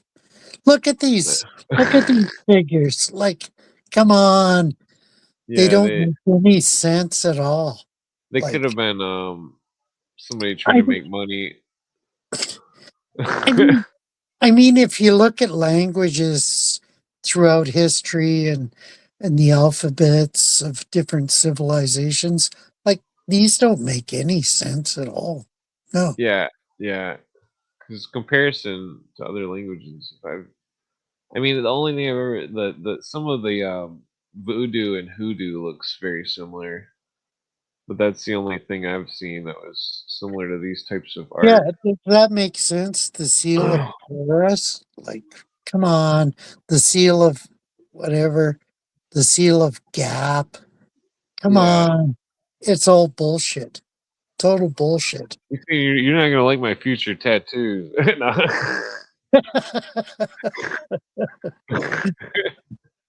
I'm getting every one of these tattooed right on my face. I'm just joking. Yeah, I'm gonna switch books. I can't believe these images and seals and stuff like that. Come on, people. Deal with something real. They have to base it on some sort of historical icon or symbol, and they're totally out to lunch. They're out in left field. Wow. Yeah. Oh, this one doesn't have any pictures. This is another W.R. Cooper book, but it doesn't. I thought it would have pictures. Looking for pictures, God damn it! Oh, speaking of voodoo, here, this should have a voodoo and Haitian life and culture. This should probably have. Well, the Haitians are totally out to lunch. Like they've been lost. They've been lost in their voodoo shit for decades. Yeah. Okay. Yeah, I'm not seeing any pictures. Those cheap bastards. Yeah, come on, folks. Show us your shit. This is Vinci Leo, the Yanaki and Dixon. Yeah, that's stupid. Okay. I've got a couple of copies of Veritas. I forgot about that. Veritas, which one? Yeah, Cooper's magazine. Oh, I don't have copies of it. No, sorry. Well, nobody does. This thing's rare. Oops. He talks about all sorts of crazy shit. I need to read these sometime on here. So I forgot I had digital copies. Well, the Oklahoma City bombing is a crucial issue. Yeah. Yeah, they had seismograph reports from the areas, and I mean, I think the seismographs were recently released to the public. The seismographs don't mean a thing to me because what matters is that he was totally set up. Yeah. Well, I mean, I think he was like an MK Ultra guy. The McVeigh. Totally. Yes, he was MK Ultra. Yeah. Let's see, Constitution Party. Is our science part of old pagan Freemasonry? That sounds interesting. Huh. Weird article. Wow. That picnic of vitamins. Oh yeah, it's talking about the phallic worshippers and all that. Yeah. Yeah, I don't know if that comes. Have you know Donut, don't you? Yeah, you know Donut. Yeah. I read. I see a lot of eisegesis in Donut's This picture. commentary on different things.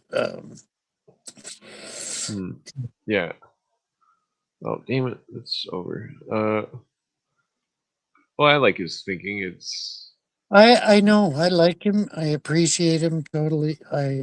He's a Well, I good. mean that some of the stuff the Illuminists do. It's like they produce all these weird surrealist things that are all like symbolism and stuff, and that it's like you never know how far the Illuminists are going to go with their, their controlling over culture and stuff. You know what I mean?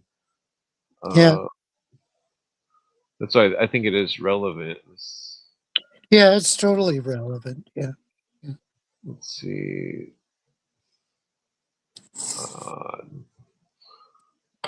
Somebody's offering to give me a free tattoo. Well, I don't know what I would want. What? Jonathan Hiller. He said, "I'll do your ink for free." Wow. Okay. Traces of Hidden Tradition in Masonry. That one's pretty good. Was that by Cooper Oakley? Yeah, I remember this one.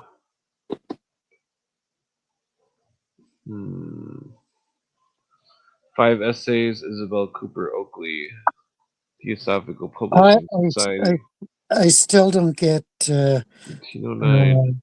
Jonathan Hiller's reference to Winnie the Pooh. Like, I don't know. Winnie the Pooh. I've never seen Winnie the Pooh. I don't know. I think he means the voice. Yeah, I've never seen it, so I don't know what the heck he's talking about. Sorry, Jonathan. Love you. Take care. I just don't get the reference at all. Sorry. Yeah, I guess I was going for more pictures in the book. This book's a good book, but who wrote it? Traces of Hidden Freemasonry, Hidden Tradition of Masonry by it was a compilation of writers.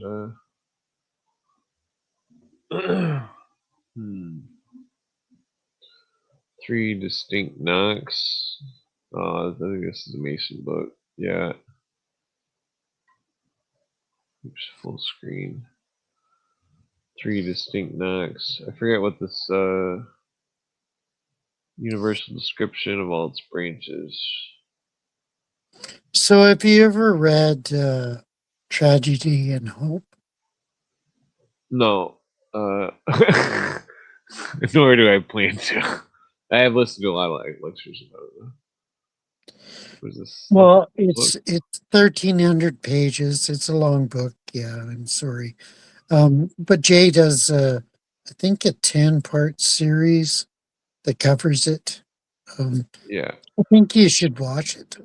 I mean, that'll give you a ground. I've read Cooper discuss it. I mean, also, Coleman has a short book that covers it too. Yeah. Yeah, Thomas De Quincey. fuck is that? Suspiria. Thomas Quincy is that hidden disclosures of a former opium eater. I don't know. I used to have a ton of books with pages like that. Yeah. That I found in an attic of this old farmhouse that we lived in. I don't know what happened to them all. Fucking, I could have sold them for a lot of money. Is this corrupted? What the fuck's going on here? Okay, no, it's Quincy's works. Okay. Oh yeah, this is the Confessions of the Hash Eater. That's what. Yeah. I got it because Terrence McKenna suggested it. Yeah, it's a good book. Yeah. Let's see. I got too many books open here. The works of Lucian. Lucian, yeah. Lucian. I'm familiar with that. Did he write Metamorphosis? No, that was Ovid. But he wrote a similar book on Metamorphosis. Fisherman. Lucian. Oh, he wrote the something else, the Golden Ass. The Golden Ass. Yeah. That might have been why. Why isn't it? The Apology. Okay, there we go. Hermotimus. No, he wrote the Golden Ass. Yeah. Well, no, this is top of the page. Herodotus or Aetion. Yeah, Herodotus is a good read. Yeah. I think I got this because of Herodotus. I think. True history. Yeah, I'm gonna skip this one. Because I think I remember. Yeah, read Herodotus and his references to Christianity. Yeah. That's crucial. Oh, yeah. What is this? The works of Francis Bacon, Lord Chancellor of England by Basil Montague. This sounds familiar. There ain't no pictures in that either. Pictures don't tell us everything. You know what tells me everything? When I was a teenager back in the junior high, which is grade 7, 8, and 9 in our country, if I found a map in the front of the book, I said, "Oh, I'll read that book. It's got a map in it." Yeah. Yeah. Yeah, this was a book with Oak Island pirate treasure. Mohone Bay. Let that go away. There it goes. Okay. Treasure Pit of Oak Island. Companies. Let's see if I can make this bigger. Yeah, they've never found any treasures, so it's all bullshit, I think. Well, some say that they already found it and they just. No. Well, one of them said that when they pulled up something from the thing, that it was full of rum. And I think that the pirates took their treasure and left all the rum. I have a book by a Canadian author that insists that the Templar treasure was buried in Oak Island. Never happened. Well, in the show, though, their biggest proof is a piece of a lead cross that they dated it to like 1300 or something. Yeah, big deal. Big deal. Wow, look at that scaffolding. Oh, this is a different article. Well, they also found a Templar coin or something that was. Yeah, so. Well, I mean, the show. A coin here, a coin there. Big deal. I mean, they found. Some of them were. They found a ruby or something. Look, a rhinoceros? Give me a break. They found a ruby that was. They were tracing the metals. And a fucking whatchamacallit? Oh. They were tracing the metals and some of these old books are interesting. They got so many random articles.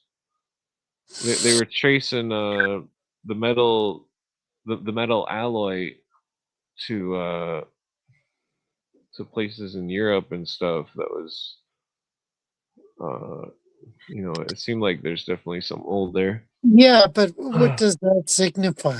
One single coin? Like, come on. I mean, some people think the crown jewels are there. I know. Yeah. What is this? The unicorn. Do you believe investigation? Do you believe in unicorns? I think it's just a symbol. Okay. Could have been an old species of rhinoceros or something that went extinct. The unicorn, the horn of Ulf, ULF. Yeah, it's got like a head on its tail too, so it's always just kind of mythological. What is this? Robert Brown, author of The Great Dionysian Myth, etc. Okay. 1881. I think I got this because of that. I think it mentions the Codex Unicornus.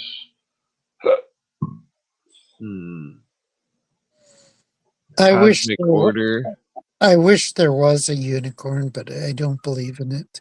Well, some of the Lucifer lore ties to the unicorn. Jesus is the lion, and the unicorn is Lucifer. Weird. And what is the mythology about the unicorn and the virgin? Like, come on. Yeah, it's interesting.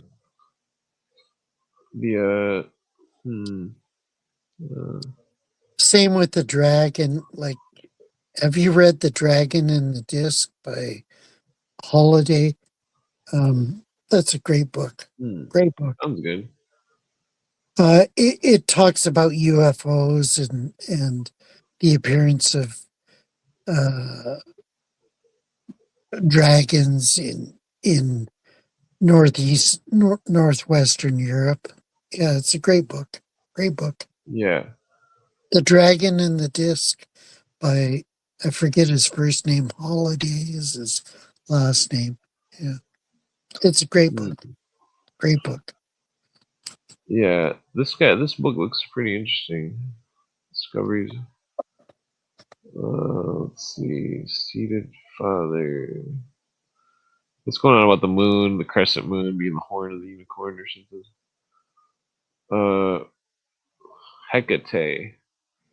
Hecate, yeah. The far shooting whose Aryan name. I call her Hecate. Hekatos. Hekatabolos. Yeah. Telephos. C.J. Scherer wrote a book on Hecate. Oh yeah. I forget what it was called. What if they named the telephone after the Telephos? Oh, I don't think so. Different name of Hecate? No, I don't think so. No. Daughter Perseus. Yeah, I don't think there's any pictures in this book. It's a pretty good book though. Oh, there's pictures. All right, here we go. Yeah, that's a familiar symbol. The three-legged swastika or whatever. Oh yeah, I've seen that. Yeah. Triquetra. Where does that come from? Coins of Sicily. Weird. Triquetria, or the Roman poets sometimes actually called it Triquetra. Isle of Man. Trinacria, or Triquetra. Yeah. Isle of Man. Wow. There's another one. Coin. Three crescent moons. Three-legged ass. Wow. That could be a symbol of 3 points of the year that mark, like the winter and summer and fall or something. I remember this book. Yeah, I remember this book. It's got the symbol of Draco. 2 Dracos and the crescent. I'm gonna take a screenshot. Yeah, I don't get that picture at all. Yeah, see, it's like the opposite of an Ouroboros. going towards itself. I've seen that in a different book too.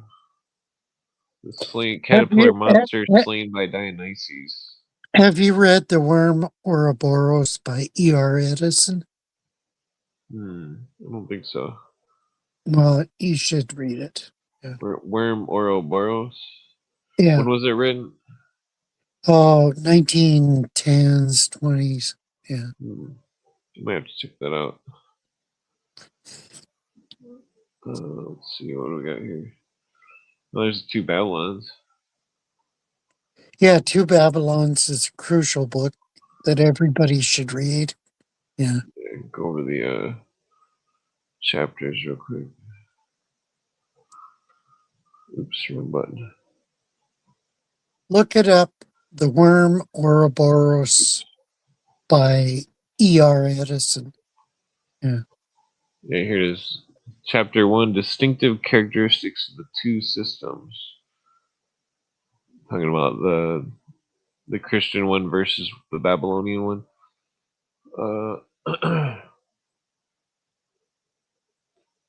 Wow. Christmas and Lady Day, Easter. What's this book? Like, I don't recognize 2 Babylons. Okay, yeah. It's been like 17 years since I wrote it. Yeah, I haven't read it. I haven't read it for 40 years, so I'm totally. Oh, yeah. You still got a copy? Yeah, I've got 2 copies. Yeah. I can't remember if there's any pictures in it. Oh, there might be diagrams, but I don't think there's any pictures. No. Yeah, here's one right here. Woman with the cup from Rome. Let's see, it's got the Statue of Liberty on it. Oh, yeah. Let's see, was there one? Oh, there's one. There's this woman with the cup from Babylon. Heroes Encyclopedia, Biblical. Keto's Biblical Encyclopedia. What else do we got?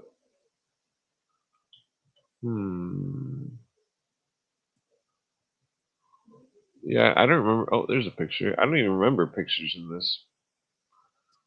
Neither do I. Shit. I haven't looked at the book for like 40 years. Shit. Yeah. I read it so long ago. Yeah. From Babylon, from India. Mother Goddess. Yeah, and so he was a euhemerist even before people were called euhemerists. Yeah. Yeah. And it's got the Two-Faced character. Janus. Yeah. Yeah. Bell, aka Bellinus. Yeah. The club. To break into pieces. Or the confounder. Bell the confounder. To confound. Wow. I don't remember that. Wow. Yeah, that's good. What is that one? What is that? Some kind of, that's that booby statue. Diana of Ephesus. Yeah, that's in Rome, I'm pretty sure. Yeah. Oh, from Keto. Yeah. Keto, I like his work. I'm gonna grab another one of those fucking lemon drop things. Doesn't that sort of remind you of Callie to a certain degree? Yeah. Yeah. I mean, she doesn't have enough arms to be Callie, but Kali, yeah. Yeah, but she reminds me of Callie. Yeah. Damn, I'm gonna eat 2 at once. Extra sour. Whoa, Jesus. Oh. Fucking there's a keyboard. Holy shit, those are sour. Totally. And look at his references. Like, I mean, he references everything. Like Zernabogus,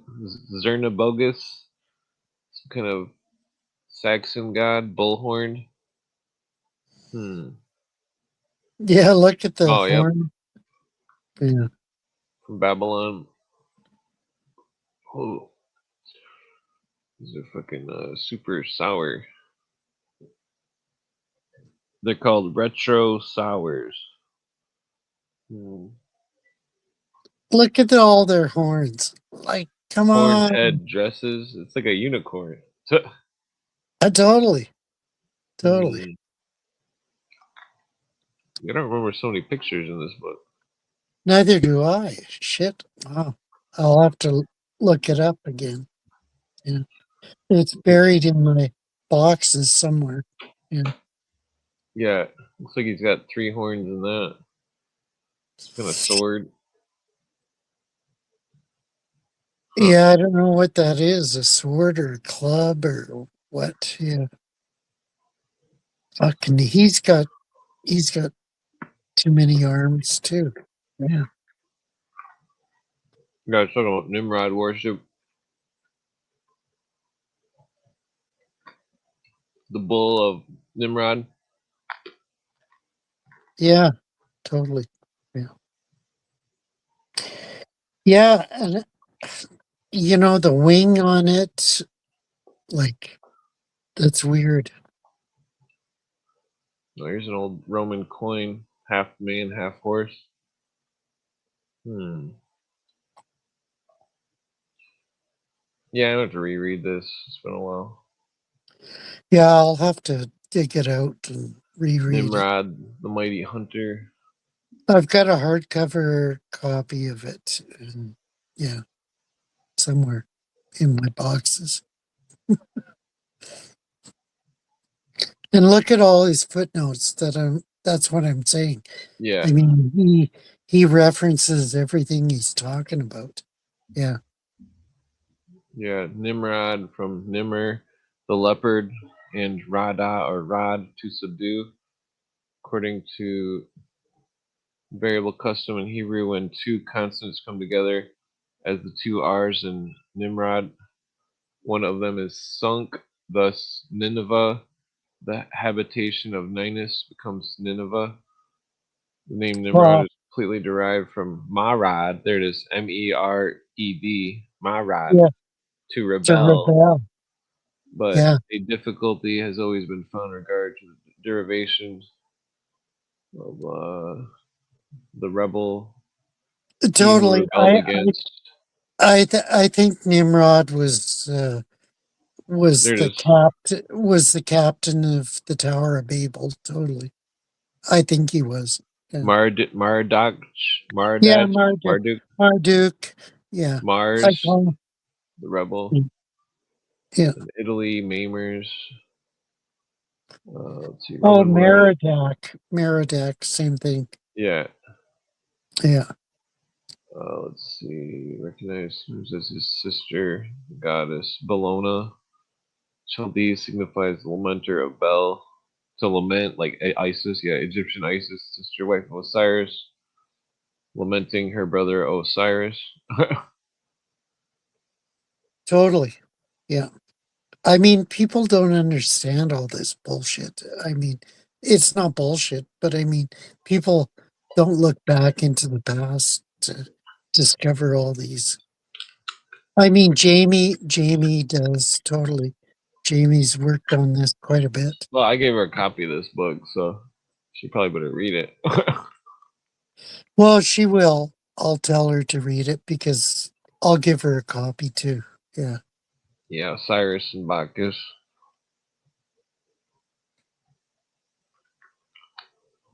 There's a Christmas tree. The reindeer. For Santa Claus. Yeah.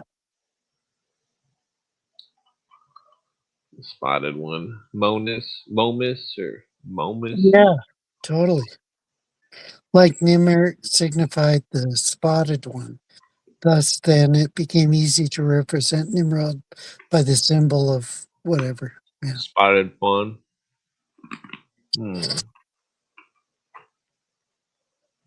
also known to the Greeks as Nimrod. Yeah, Nimrod, totally. Oh, Nimrod. Okay, I didn't know that Greek word. I'll have to look it Yeah, up. Nibros.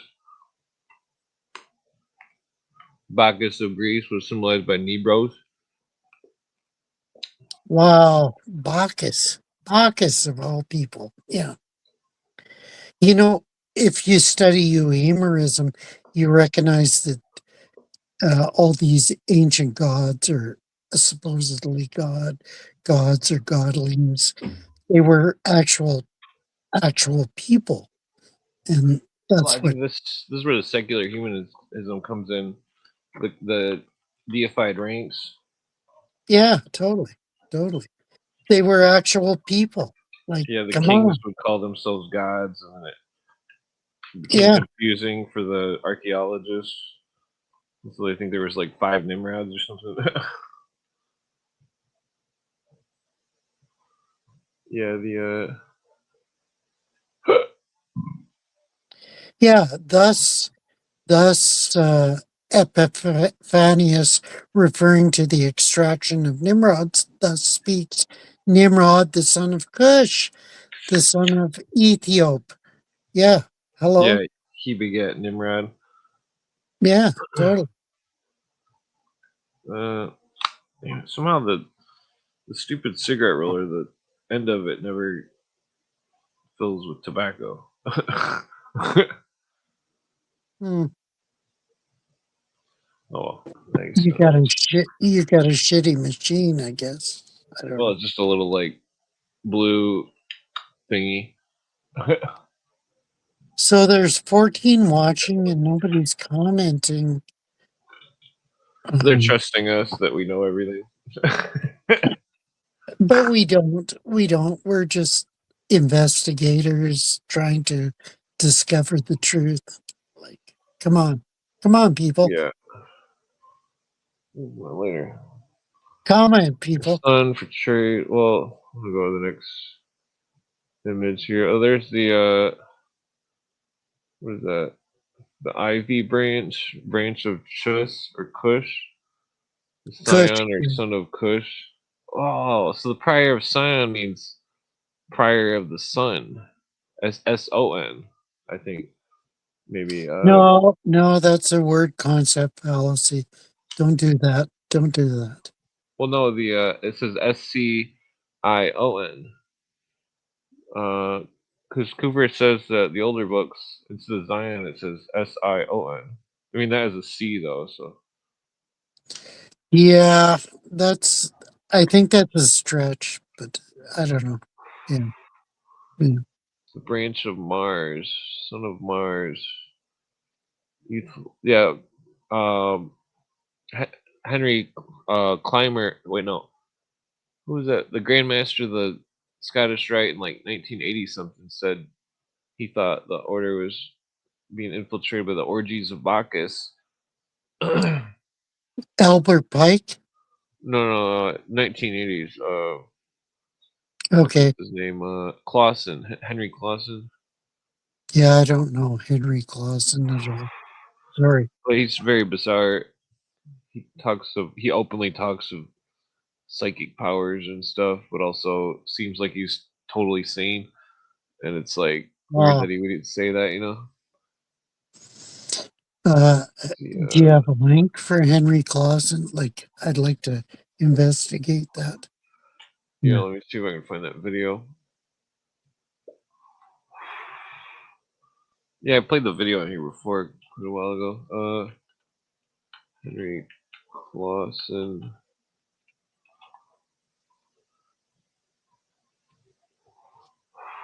Pretty sure it's Scottish, right? It should be in the video somewhere here. It's 2 parts, but let me see if I can find the. Hey, chat, chime in if you can. We'd love to hear from you.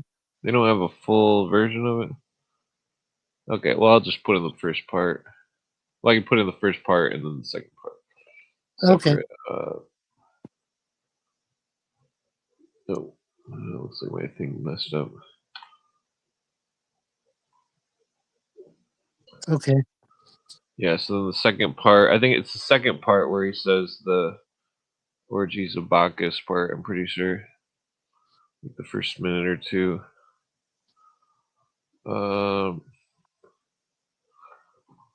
I could put it on the screen, but I can't get the sound to work. Oh, it's by G.M. Fraser? Yeah, that's Okay. what's weird too, that actor. Yeah. G.M. Fraser is 'Cause he was a questionable. Mason. Yeah, he was. But it's interesting because it's like Henry Clausen was warning of the orgies of Bacchus. It's like, what the fuck is he talking about? Why is he? I thought Freemasonry was the orgy of Bacchus. You know, they're laying Yeah. wine and corn for Bacchus. You know, Yeah. on the cornerstone. Totally. Let's see, God, Tower of Babel, and Nimrod perishes in the ruins. Blah blah. Lycurgus, Ophius. Let's skip ahead to the next picture. Oh, I love his footnotes. Like, yeah, he's got good footnotes. It's like I remember reading the footnotes a long time ago. What is this? Achilles, son of the goddess. Yeah, he goes way into depth on this shit. For being a priest, you know, he's delving yeah. farther than most fucking occultists. Wow. Hislop was a priest Yeah, in you the didn't know that? Catholic. I didn't know that. No. Yeah, he used to be a priest, and he was like, "Oh, what am I doing here?" Wow. He woke up. Hello. Wow. yeah. Hey, MM. Well, It says Harry is much more enjoyable sober, a positive direction. Hey, MM. Thank you very much. oh yeah. Yeah. You should have made the joke that you drank 2 fifths. Yeah, I've, two I'm not, liters. I'm not, I've drank a few quarts of syntax. Syntax. Let's see. Yeah, I'm there's not a lot of sober. pages. 500. I mean, it's big letters though. Yeah, I mean, everybody needs to read this book. Like, what started, no, it didn't start me on my journey, but I mean, it was fundamental on my Yeah. understanding of what the heck's going on in the real world. Yeah, Yeah, the totally. goose is Cygnus, according to the mystery schools. Or I'm pretty sure that's no. I'm pretty sure that's the I goose. mean, look at his references: Moore's Pantheon, Kiddo's Illustrated Commentary. Yeah. He refers to Wilkinson's. He, Like, come he on, blows it out of the water. I mean, totally, totally. I mean, if you and I've got those books because Easter. Here it is. because he referenced them, so I've got those books and I understand where he's coming from. Yeah. Yeah, Yeah, the Chaldean origin on its very forehead. Remember the ash on the forehead? Arminius Marcellanus. Like, come on, I've got his books or his book. Yeah, come Yeah. on. The Egypt, where the entrance of Osiris to the moon. Jeremiah, read your Bible. Come on, people. Yeah, the Queen of It's Heaven, all there. Isis, is the Scarlet Whore. And the Indian Syria, I've got that. Come on, I've yeah, read that. Like, I know Arte, where he's coming from, the Priests and of the Groves, Druids. Let's see, the Mines of Cornwall. Yeah, the first of May is still called Beltane and the Almanac. yeah, that's a serious issue that people don't understand. Yeah, Yeah, so Ishtar to Easter, blah blah. The festival of which we read the church history to name Easter, the third or fourth centuries. by the Roman Church. At the time, was not known by any such name as Easter. It was called Pasch or Passover, and though not of apostolic institution, was very early observed. Yeah, so the 23rd of March. Yeah, I understand that, and I have quibbles about it, but whatever. Yeah. Yeah, so it was. So they changed the days to. Yeah, yeah. No 40 problem. days I don't have a Lent, problem with that. Yeah. Egyptian Lent of 40 days with Sabian research. Kurdistan. Nice. Kurdistan. Well, what was it? Well, I'm wondering if it's going to mention the 3 days, 3 nights thing here. Hmm. That's why I'm going kind of slow. Let's not go there. Let's not go there. Well, I mean, we're on the chapter. I know. I know. And I don't know why you have a problem with it. I don't have a problem with it. 15 days solemnity. Within 2 weeks. Socrates, Meredith Hammer, Geisler, Eusebius. Comenius. Like he Archbishop Usher. I've got Archbishop Usher's book. Like, come on. He references everybody that's respectable in the field. Yeah. Yeah. Mythology. I've got mythology too. Yeah. Yeah, Well, the eggs. if it's Dame, what's her name's book on mythology? Yeah. Yeah, there's the egg or the ark. I remember that Oh, picture. the sacred egg. Nice. The mundane egg. The world was shut up. Wow. I didn't realize that was in the book. Look, Like, those are sour. I haven't read the book in 40 years. Shit. Wow. Yeah, about Noah and the egg. The application of the word egg to the ark comes thus.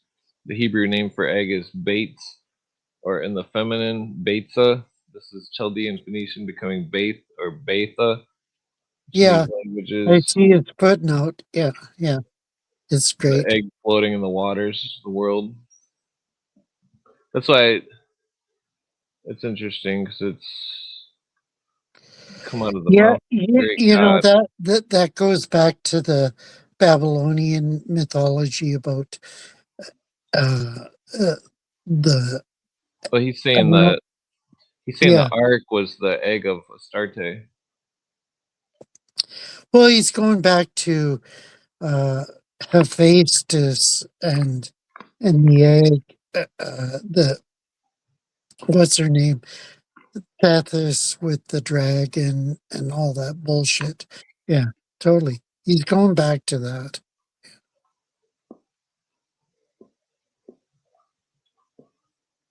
Yeah, the pomegranate.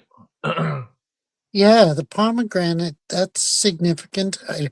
I don't fully understand the idea I think that was the egg. It could be, yeah. Yeah, because they had the pomegranates in the Solomon's temple. Yeah, they had the pomegranate on even in the Ark of the Temple. They had the pomegranate as a significant factor or representative of whatever. Yeah. And what is the pomegranate? Have you ever studied the pomegranate? Like, what is it? Referenced in the Bible quite a few times, that's for sure. Yeah, what is a pomegranate? It's a bunch of seeds and. Well, he's saying it's the fruit from the tree of the Garden of Eden. It could be. It could be. Yeah, it could be very well. The precious fruit. That'll explain why Solomon had them all in his temple, if it's real or symbolic.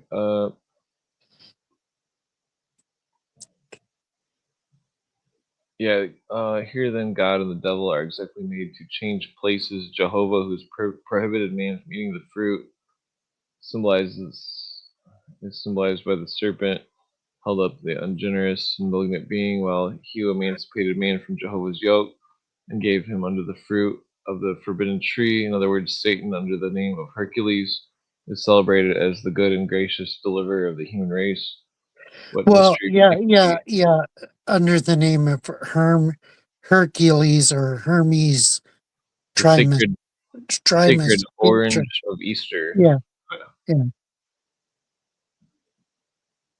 Yeah, I don't think it mentioned the 3 days, 3 nights thing. Tammuz in June. Yeah, this book, it's definitely a complex read. Yeah, it's hard to read. It's unless you, well, now if I read it again, I would understand it better because I've been familiarized with all the different references and concepts that he talks about. So yeah, I'd probably profit from it better now. Yeah. Yeah, twice born, God with 2 heads, older and the young. Reference to Cush, Humboldt, his son Nimrod. Humboldt, Bryant. Like, I mean, if you study those references, yeah. Yeah, the oh, there's one. Is that the a wand? Represents stain and pollution. Wow. Let's see. Oh, here, there's one. Oh, it's got the bull with the fish. Or wait, is that a Jonah coin or something? What's going on here? Bacchus. No, it's Bacchus. Juno, the dove. Blah, blah. Weird. Nice.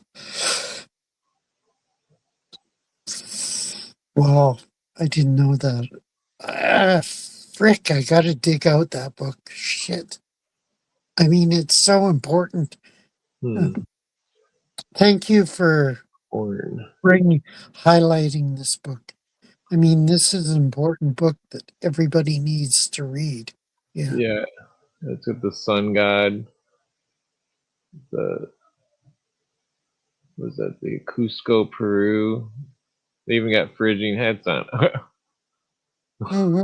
Worship of Baal, blah, blah. In the temple of Cusco in Peru, the disk of the sun was fixed. Wow. I mean, hello. Yeah, sun worship, the golden calf. Oh, there's one. We got here. Fuck, we're going so fast, I can't keep up. What is this picture here? That's 39. Okay, let's see. What is this? Among the Tractarians at this day, trefoil is used in the same symbolical sense as it has been the papacy, which is pussy. Yeah, I tried to get a book by Pusey. Pusey was a Roman Catholic. Yeah, I tried to get his book, but I haven't got it. Yeah. Oh, this is the God the Father of the 14th century, wearing a crown with 3 points, surmounted with a leaf of white clover. Trefoil is a sacred symbol of the clover leaf. How can they tell it's clover? Like, wow. Well, you can see the 3. Yeah, but still, is it clover? Like, come on. I would assume so. I mean, they probably made dyes out of the clover flowers because they're purple. I mean, you've seen clover in the field, haven't you? Yeah. Yeah, we used to bale it up in the hay and stuff for the cows. Yeah, totally. We did too. And we were always looking for the 4-leaf clover. Yeah. Oh yeah. Let's see. Is it an angel with a clover? Is that a human heart? Resemblance of the human heart. Heart-shaped fruit of Persia. Yeah, what's the box he's carrying? Like, come on. I can see the sort of heart, but Yeah. what is the box? Yeah. Where's number 40? So that's from Persia, I think. Heart-shaped Well, fruit. this is from Pompeii. Oh, Pompeii. Okay. But Yeah. the following extract Hippocrates. from John Bell's criticism on the antiques of the Picture Gallery of Florence. Florence. Okay, Florence. The heart of Chelby is Bell. It looks like a Hindu heart suspended from the breast. The wound on the foot. Oh, Bell. You can see the wound on the foot right there. Yeah, that's sick. Totally sick. Totally. Yeah, the worship of the Sacred Heart, just under the symbol, Sacred Bell. I wonder if he goes into the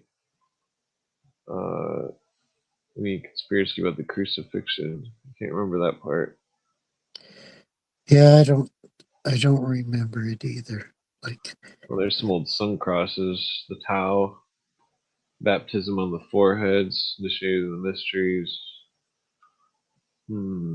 Hey, number 5 is key. Number 5 is key. Number 5. Oh yeah. Sometimes inserted into the circle. What is this? Figure 44. Where's number 44 at? Wilkinson, nice. I love. Here it is. I've got Wilkinson's book. Yeah. Robes of the rat snow. Traces have been seen in fancy ornaments of the rebo, showing that it was already used in the early 15th century Christian era. Oh yeah, you see the cross and the cross and the robes.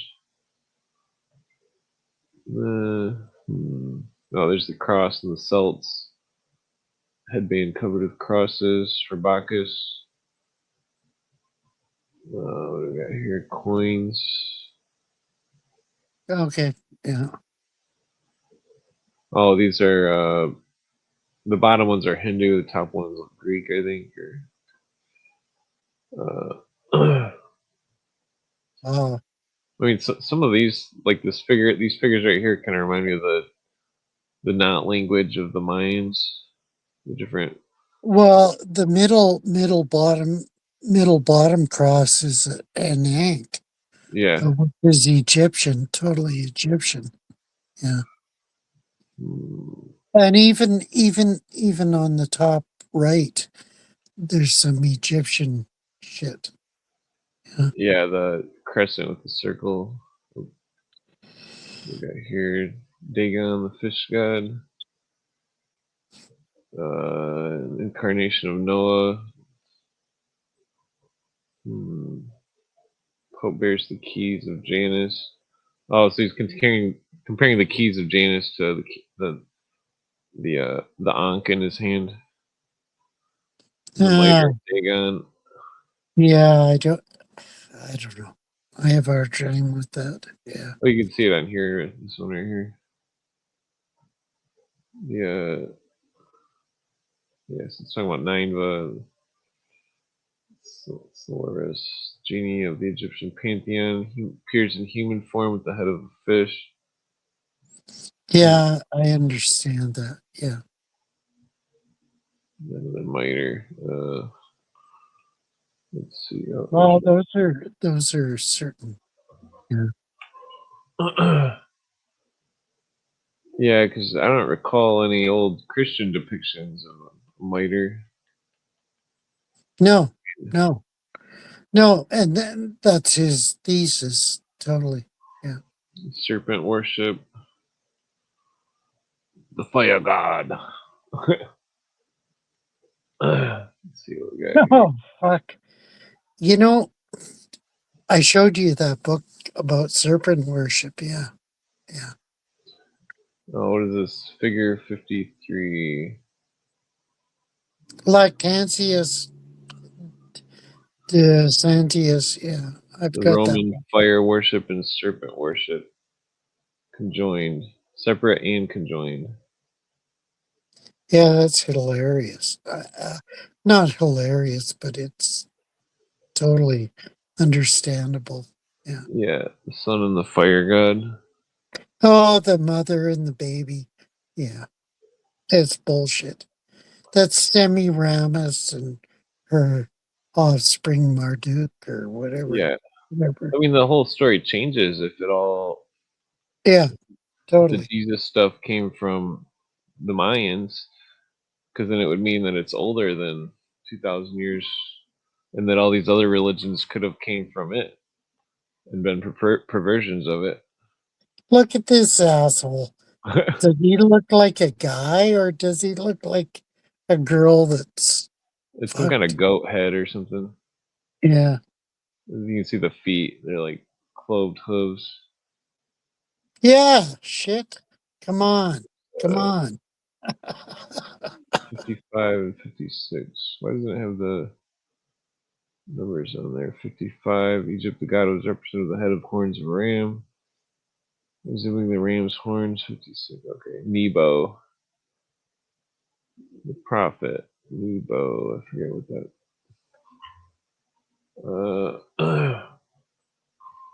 Yeah, this was an expensive book to make back then. Yeah, Like it was pictures. published by what was the company? I'm trying to think of it was a weird company. In fact, it was a Jewish company, if I'm honest. I think it was a Jewish company that published this book. Weird, weirdly. Yeah. Yeah, I mean, some of the archaeologists. Um, I'm trying to think of the company. Shit. What were they called? Conclusion. Uh, Wow, this conclusion is pretty long.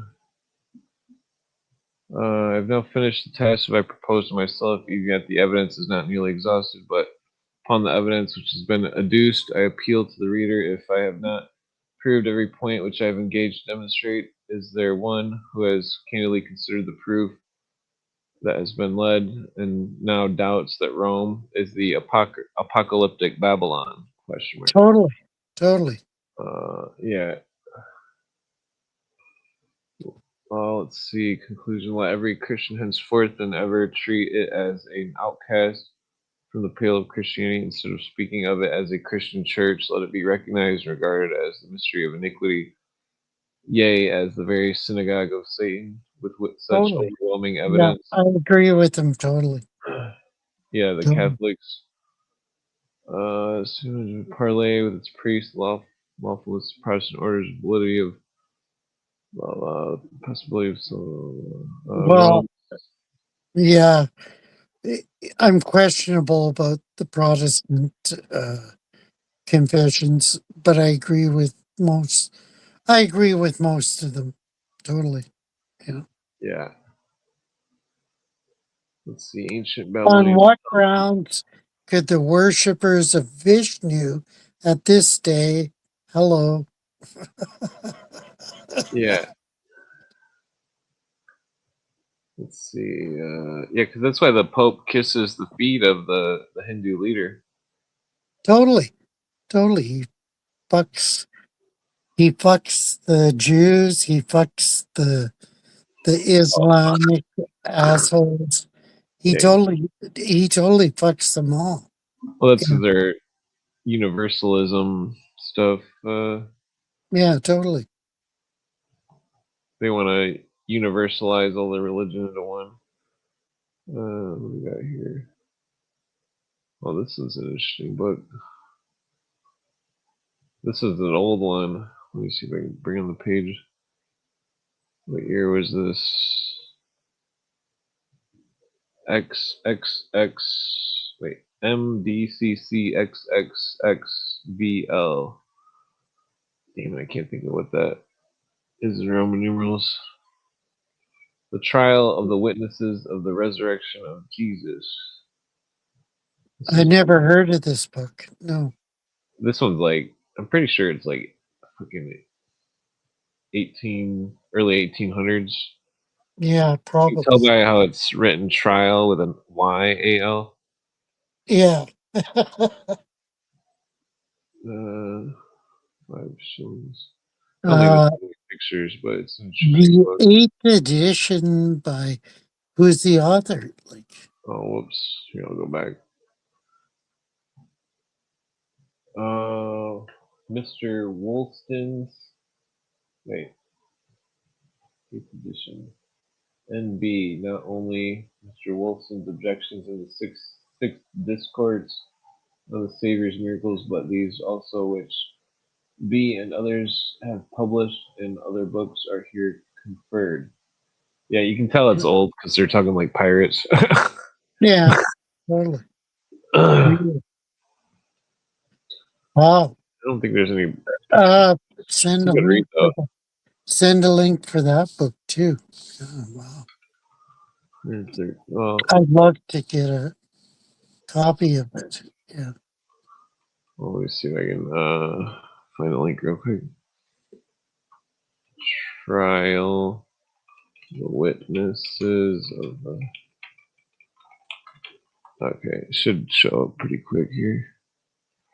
Oops, damn it! What's the maps? Books. Nah. 1729. Wow, 1729. That's a good year. They don't have the volume 5. It's just the full. Looks like they're. I don't think you can. Okay, yeah, it has it. Well, this is volume 5. Where's the 1738? I think this is it. 9th edition. Well, this one might be better. I'll send this one. Let's see. Paste. Okay. Yeah, I put it in the description or the chat. Let's see. What website is that? Yeah, I can't download it. I mean, Well, I can just. I'll find a different link later. True Masonic chart. What is this? Masonic magazine.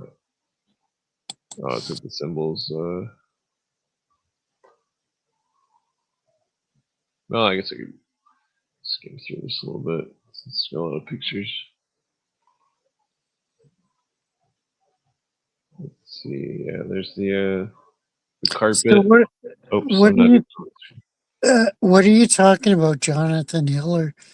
And off to see the Druid down the grove. Poof of smoke. Yay, pirate called a pirate because they are what? I don't know. I don't know what he's talking about. This is weird. They got a bunch of people on a big hill, like a mound. Yeah. Huh. Oops, wrong one.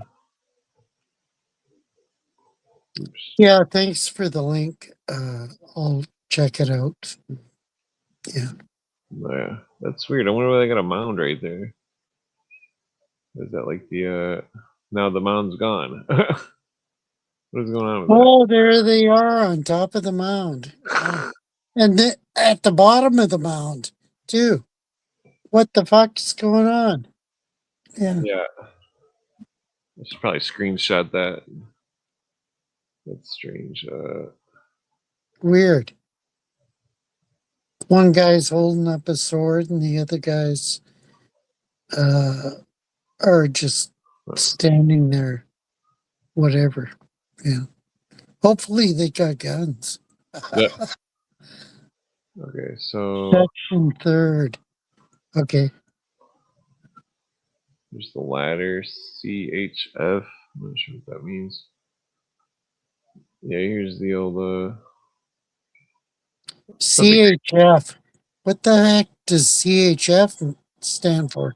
When there's the chessboard of the Masons, yeah. and there's the Roman phallus, symbol. and There's oh, the symbol of the two Johns. These 4 virgins or 4 women. okay. I'm not sure what that is. TFPJ. Temperance. Something. I don't know. Oh yeah, the temperance girls. Yeah. Okay. Although they look pretty Amos.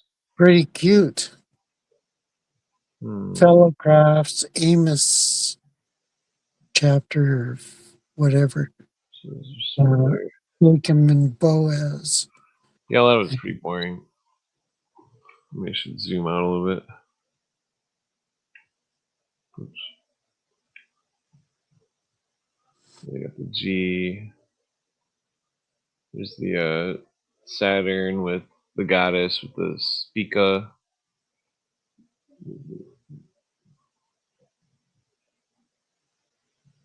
Let's see here. Okay. Beehives.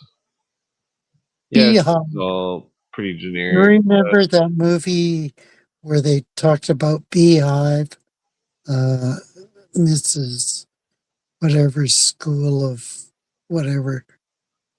It was a replay of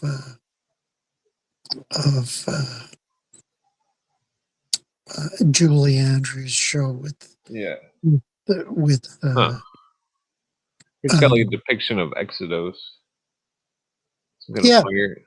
yeah. Well, then they're leaving, it looks like. Destruction of Jerusalem. Habash. Nebuchadnezzar. Really, Nebuchadnezzar? Wow. Yeah, they're saying Nebuchadnezzar destroyed Jerusalem. Well, he did it one time. Yeah. This is the plan of Babylon. Plains of Shinar. Oh, there's the 3 rivers. Wow. There's that river, Euphrates. Yeah, they dug the river Euphrates to go around the city, it looks like. Huh. Yeah. Euphrates and the other one. Shit, I forget it. Chaldea, Mesopotamia.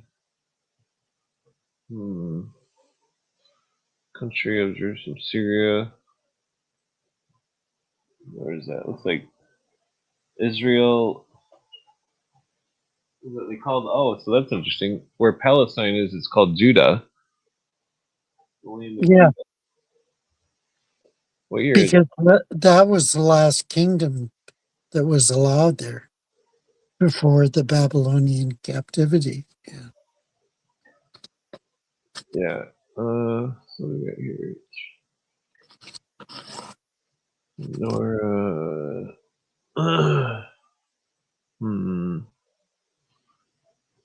Royal Arch. Yeah, some of that. What is it? The makeshift Ark of the Covenant. Okay, Jonathan Hiller. I've only read 10,000 books. So there's the 9 arches. I haven't read enough books, so come on. Oh, that's interesting. It's got a depiction of the 9 arches and the earth. Wow, 9 arches. Wow, that's a key factor. When you consider back in the day, it was the 9 archons, which are the 9 arches, I guess. Yeah, totally. Yeah. Let's see. I think it's a lot of pictures. It's a song. Yeah, a lot of it's pretty boring, these books. Just a bunch of songs and Bible stuff and stuff. What book are you going through now? Shit. That's the Masonic The true Masonic charter. Okay. Let's see, towers and temples of ancient Ireland. Looks interesting. Oh wow, that's got a cool cover. Marcus Keene. Let's see, make that bigger. There we go. Tower and Temple of Ancient Ireland. Ancient Ireland by Marcus. That's quite the doorway there. Marcus Keene. Yeah. Yeah. Harvard University. That's at Harvard? Really? Wow. I think this is okay. Here it is. 1867. Grafton Street, Dublin. Published. Okay. So yes, it's from Dublin. Wow. List of illustrations. And that's where the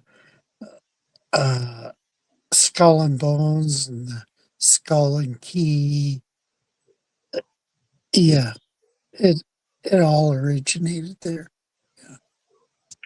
Here we go. Ornament interior of Cormac's temple. Oh, it's interesting. It's comparing some kind of old architecture. It's like wavy arches in comparison to this one. Okay. Ancient architecture. What is this? Excavation at Carly, East Indies Rock Temple. Oh, I've seen that. That triple lion pillar thing. What is that? It's got like a some kind of little pyramid thing going on there. Yeah, I've never seen that triple lion thing. Wow. Yeah, that arch right there is huge. It's like, what is this? Interior of Cormac's Temple, Cashel. Yeah, some of these temples don't exist anymore in these old books. Is this the Font Cashel Temple? Yeah, look at that. That's looks like Viking. Cormac. Like, I mean, remember in Ireland mythology who Cormac was? Cormac? Can't remember. He's a key figure. Cormac. Yeah, totally. Oh, okay. Yeah, this Cashel, it says it's serpents passing through the spiral wreaths. Which is weird because what's his name? The saint. What's his name? You know, he got all the serpents out of Ireland. Like, come on. Yeah, that's some kind of Roman propaganda or something. Yeah. Let's see. There's some more illustrations. Oh, there's something. What is this? 4 evangelists, Norman ornaments. The corresponding figures in Nineveh sculptures. The lion, the bull, the bird, the angel. That's interesting. Sculptures at Cashel. A lion and a bull. Yeah, they're going back to Nineveh. Yeah, totally weird. Yeah, I mean, I wonder which one's older. Because I mean, obviously the Nineveh sculptures were older. What the fuck is this? Found at the base of Cashel Round Tower. What the fuck? His legs are like intertwined. Yeah, those are the crossed legs. That's a key figure of the crossed legs, and ultimately you'll see the crossed arms as well. Yeah, they got the a dragon and some kind of other. Let's see. What is that? The subsequent. Yeah, I'm just gonna skip that. Sculptured panels.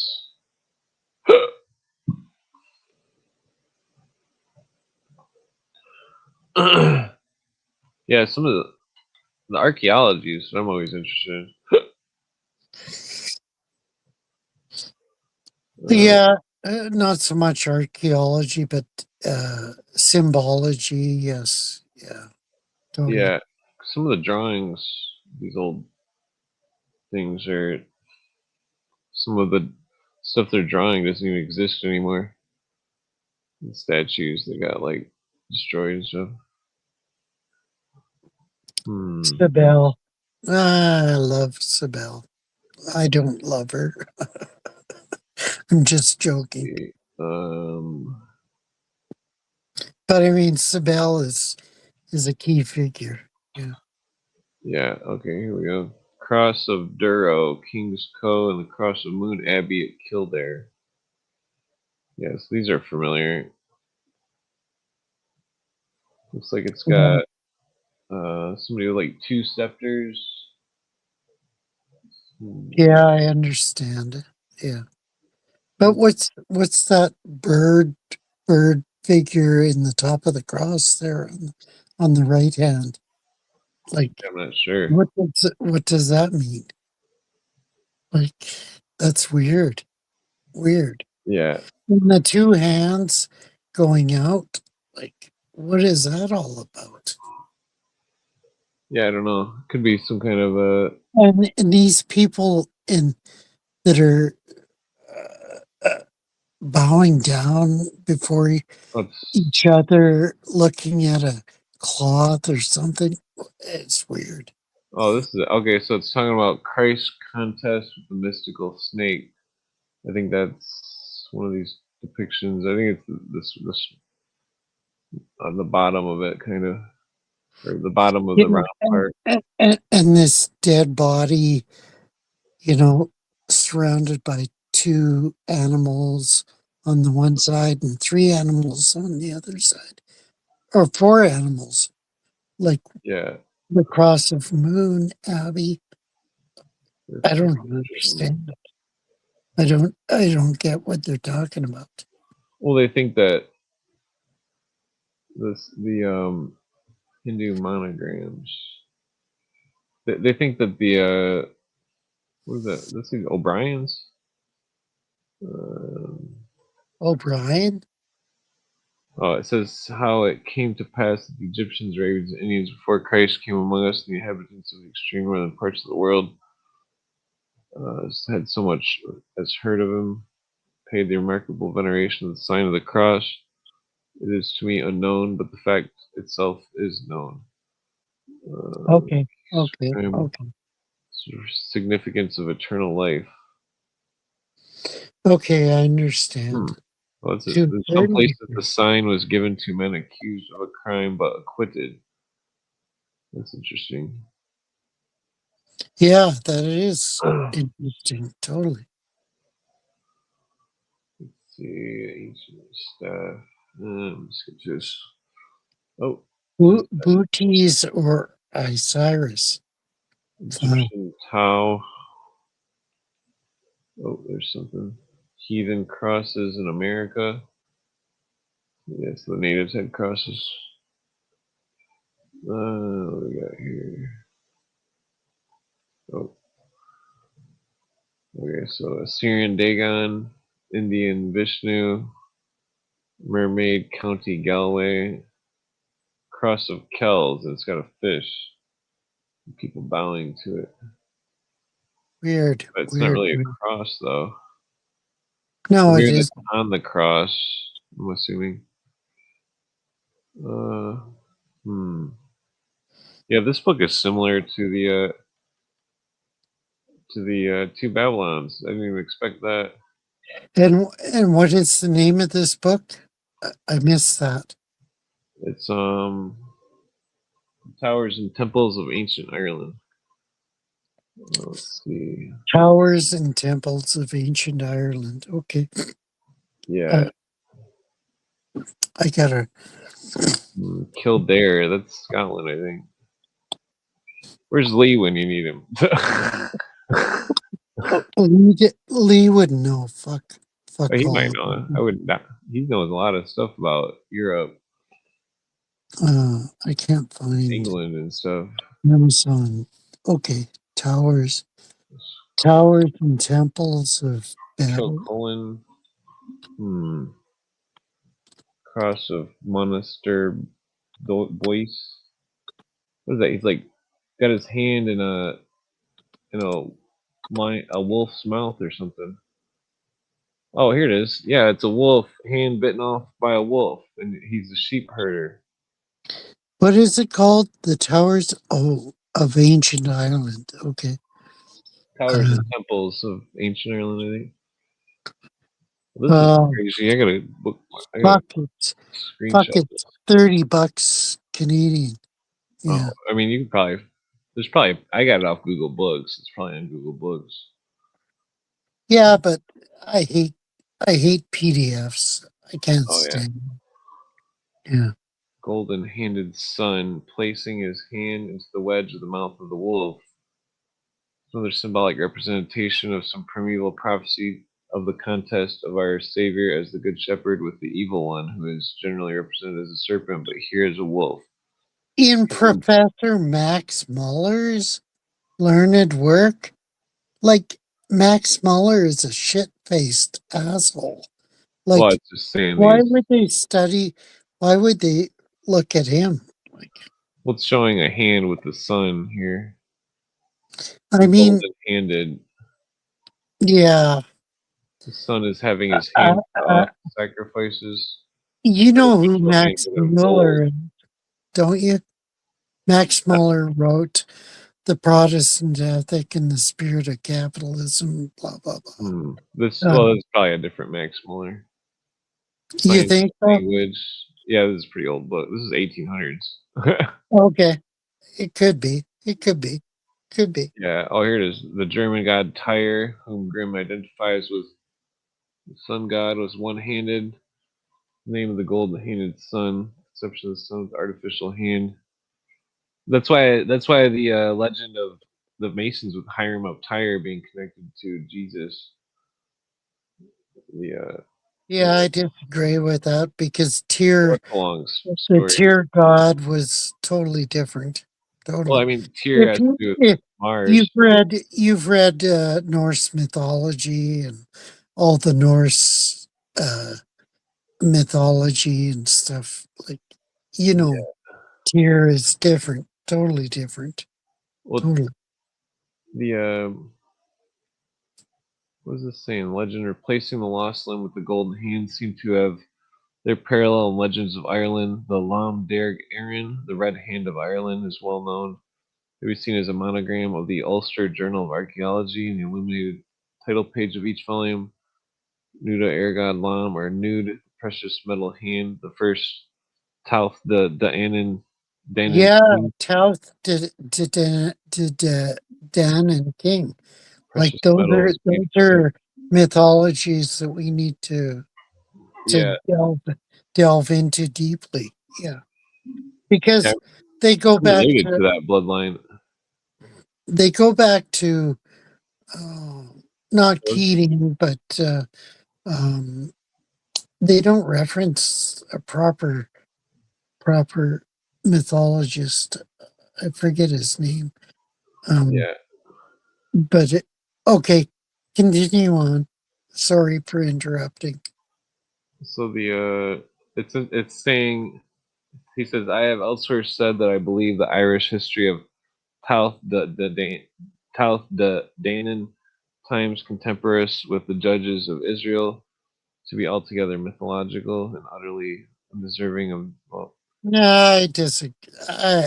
Well, then he says, I therefore look upon the story of Nud and the precious metal hand in the Irish version, the Indian Savitar, the sun god with the golden hand. Oh, fuck. He's full of shit. He's totally full of shit there. Yeah. Well, I mean, if the dispensationalism or whatever didn't come from where they thought it come from, then that if the story's older than what they think, the other Stefan, I'd like to see Stefan's Yucatan. I'd like to read that. Yeah. Here, Tauth the Ancient King, which held the circle of the sun, and the crosses of Monaster Boyce and Clon McNoyce, the figure of Tyre himself with the hand in the mouth of the wolf. From these facts, I conclude that all the legends alluded to had one common origin, and that probably dating as far back as the days of Cain. How can he say that? Because does he discount Noah and the ark? Like, well, he's attributing sun worship to Cain. The mark set upon Cain was the red hand, and that the seed of the woman, emblem of the sun, perpetuated the memory of the golden hand. Yeah, that's all bullshit. Total bullshit. Oh, it's interesting. Because think of the Ark and Noah's covenant, or Third king. Noah and his sons Ham, Shem, and Japheth. Like, come on. Yeah. Well, this is funny. He's mentioning the two Babylons, page 317. Weird. Holy shit. Wow. The identical with the pontifical crosier, the Roman Catholic writers themselves writing Dark Ages. Litus, synonymous for crosier. Yeah, I've read that. I've read it. Yeah. Divining rod. So they're talking about like a Nimrod hero from the title of Mighty Hunter.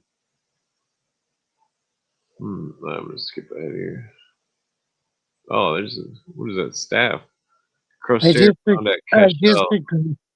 I disagree with what look he's... He's fighting a dragon. Wow. That's a key figure. Yeah. Yeah, totally. Totally. What does that represent to you? Yeah. The additional symbol of good versus evil, I mean. Okay. Let's see. Oh, it's the base of Kill Clispin Cross.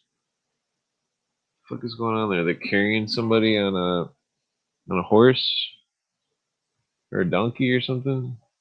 He's got a cross in his hand. Yeah, there's a bird pecking away at the fucking the Yule log and the palm tree. Yeah, whatever the, the coin. And look at the serpent. Totally, the serpent. Yeah. The Yule log and the palm tree. The Yule log is the dead stock of Nimrod, deified as the sun god, but cut down by his enemies. The Christmas tree is Nimrod redivivus, the slain god come to life again. No, fuck. I agree with what his reference to the two Babylons. Drink all my water. The ox and the centaur. So now our Irish sculptures tell us the same story. Wow. Weird. You've skipped all that shit, apparently. Yeah, I'm just skimming through it. Sculpture of the cross of Kells. Is this a bull? He's worshiping a bull. Yeah. Oh, then look at the top depiction. It shows a woman handing a king a baby, and the king has a sword. That's interesting. Huh. Weird. Yeah, that's weird. Hippa of Arcadia. It's got a guy with a head of a horse or something. That's shitty. The horse is also representation. That is totally shitty. Yeah, totally shitty. Dionysus, twice born. He's got a fish and a bird in his hand. Hippo is certainly the ark. The patriarch retired. Hence arose the symbols of the horse. Read what it said. Read what it said. Well, like it's a lot to read. His last birth was skip that part. Demeter near the Olive Mount of Arcadia was worshipped by the Phygilians in the dark cavern. She was described as a woman with the head of a horse and hieroglyphical representation of serpents and other animals. She sat upon a rock, clothed to her feet, with a dolphin in one hand and a dove in the other. Maris Ballus, the antient of deity of Italy, was represented under the hieroglyphic as a person with the face of a man before and a horse behind, was said to live 3 times. The history of Pegasus, the winged horse, is probably the same purport. He elsewhere says of Hippa, which was the title of Apollo or the sun, often Compounded Hippon. Horse that lived 3 times. That's weird. Because, like, Yeah. okay, so in Revelations, there's 3 horses, and then the 4th one is the pale horse, or the dead horse.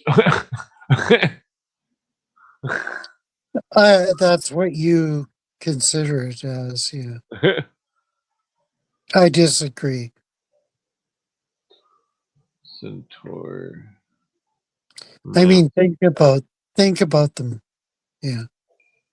Arched doorway of Cormac's Temple, Cashel Co. Tipperary. It's got a centaur shooting an arrow at a lion. Is that a real picture? Like, I don't. No, I that's a don't real think- arch. There's a drawing of an arch. The arch is probably gone by now. Yeah, that seems phony as shit. Like, No, the archaeologists, they couldn't take photographs.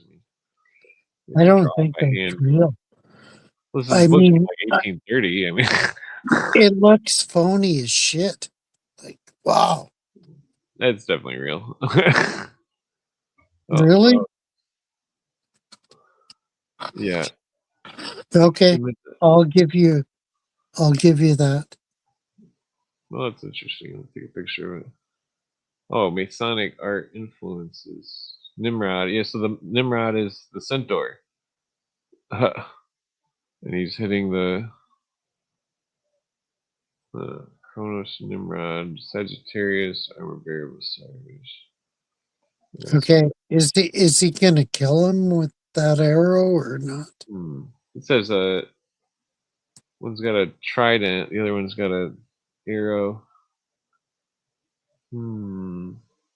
That's a shitty picture too. Yeah. Well, there's an old cross. It doesn't solve anything. Yeah. Cross of Killamary. You can see 4 serpents. Well, that's a Celtic cross. Yeah. Totally. Looks like it's got an old man at the top or something.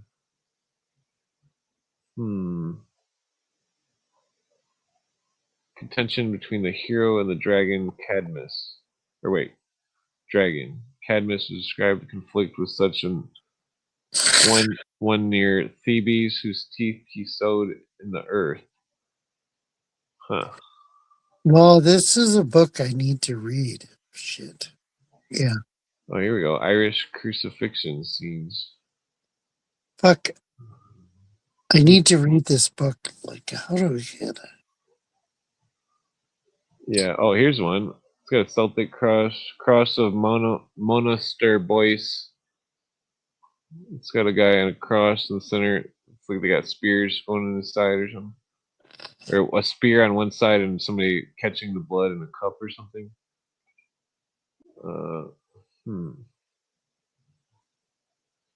That's interesting. Yeah. I'll take a picture of that.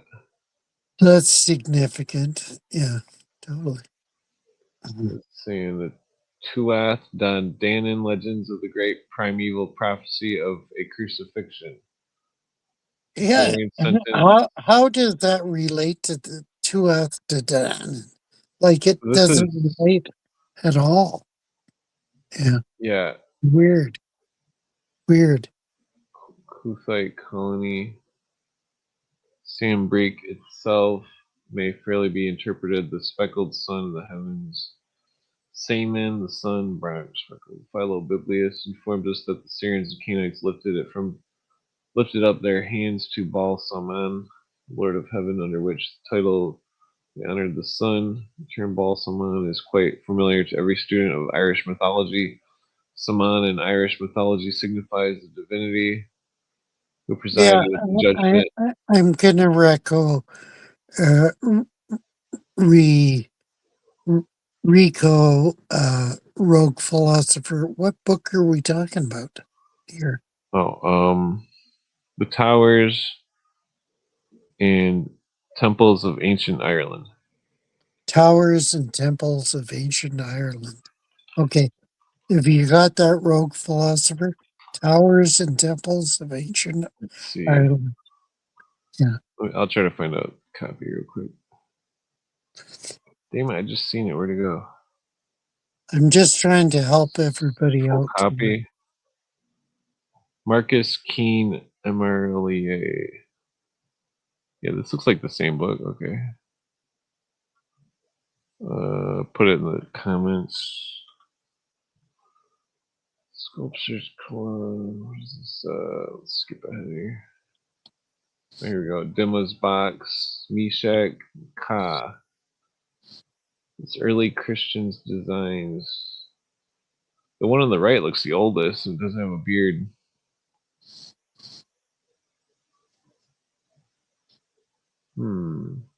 That's interesting. You tend to fucking what do you call it? Is it the right? I want a real copy. I don't want the fucking Oh. PDF. PDF. You're Like, saying. fuck the PDF file. Yeah, it would be cool to have a real copy. Where's that open?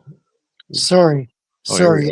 I'm being critical here because I want a real copy of the book, like if I can get it. Yeah, it's definitely easier to read. You can lay down and read a book, it's a chair. Huh? I wonder what year these are from.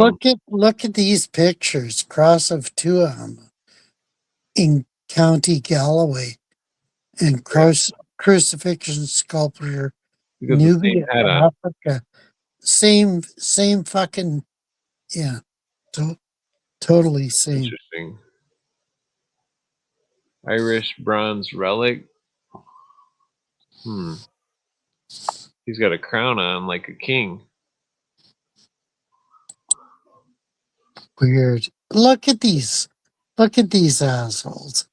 They're priding themselves over and over again. Diana, crest of ancient Ireland, arms Oh, of Ireland. Fuck. It's the same. Oh, you wanted a link of the book to buy, is what you're saying? Yeah. What is this? Marcus Keene. Is it Marcus Aurelius? No, Marcus Keene. Okay. Here's a copy. Ouch. $40. Ouch. That's expensive. There might be another. Let me just. Where's the buy? I guess there's a buy thing. Oops. Here we go. Temples of Ancient Ireland. $250. Jesus Christ. I know, that's shit. I mean, books. You know, these $700.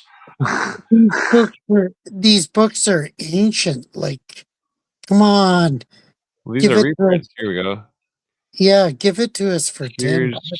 Here's a paperback for $28. This looks like the cheapest one. I mean, you might be able to find cheaper, but looks like a good book. I should.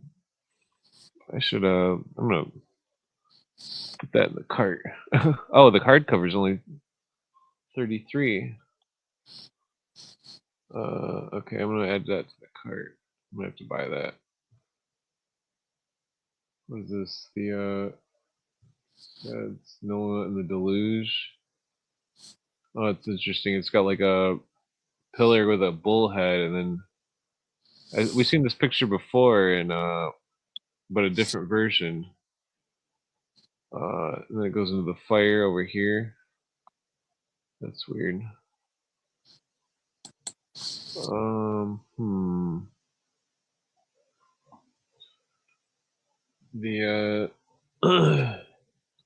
Yeah, I'm surprised this book.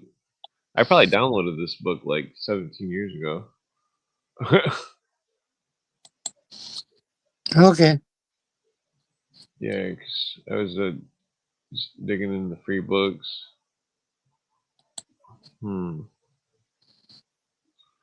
Paired with Cyclopean remains. What does that mean? Doorway, Kilmacdow. Doorway, Alatrium, Italy. Oh, that's That's the same dimensions. Looks like the same angle too. Oh, what is this? Doorway at Banagher. Doorway. Oh, here we go. Doorway at St. Fechin's 4. It's got a cross at the top too.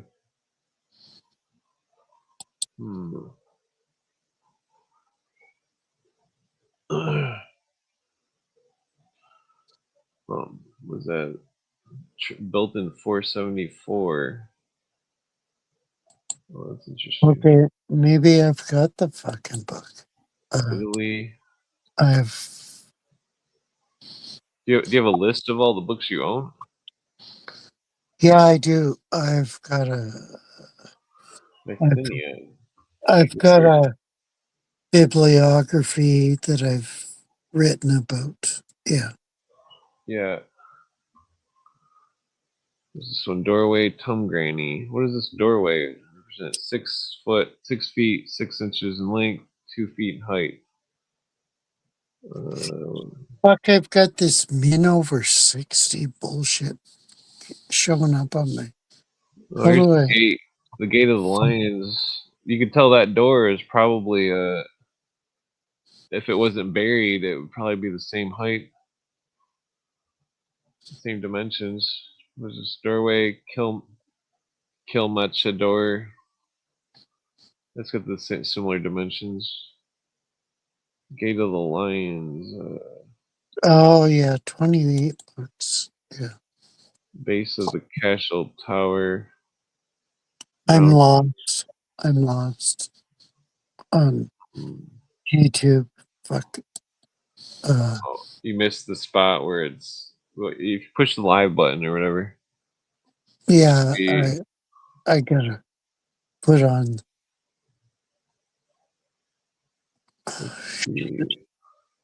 I'm on doorways right now. I don't know. Try just refreshing the page. Might go to the live part. There should be a live button somewhere. Like next to the play button, I think. Near it or something. Interior of the giant's house. What the fuck is that? Memorials of a race of giant warriors been extinct more than 3,000 years. And the king of Bashan was one of the last representatives. Oh, that's interesting.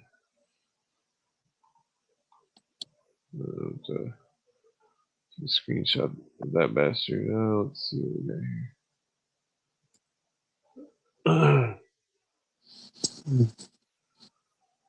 Damn it. What is this? Scythian Empire. Irish Romans. Let's skip ahead. Yeah, there's a lot of pictures that are cool in these old books. Wow, was there no more pictures? There's gotta be. There's 500 pages. Oh, there we go. There's that cover picture. That doorway with multiple got a keystone at the top. What year that is? Clon Keen.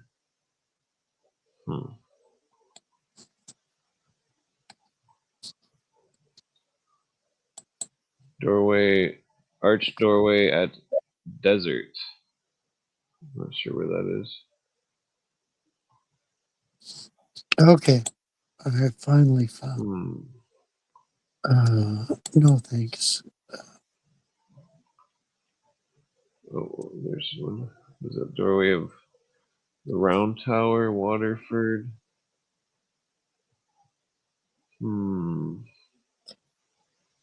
I finally got it on, but we're fucked for communicating. Oh, there we are. Oh, there we are. Oh, you found the you see like a doorway there? Yeah, I finally connected properly. Yeah. Okay. Huh. So these pillar tops very similar. Like look at those doorways. They're called in certain book series by a Canadian author who was transformed from Scotland, Dave Duncan. Dave Duncan wrote about these books from I forget what they were called. Yeah, Dave Duncan. Like, come on. Okay, So many of these doorways, fucking. how do I minimize this? Kilkenny. Dave Duncan.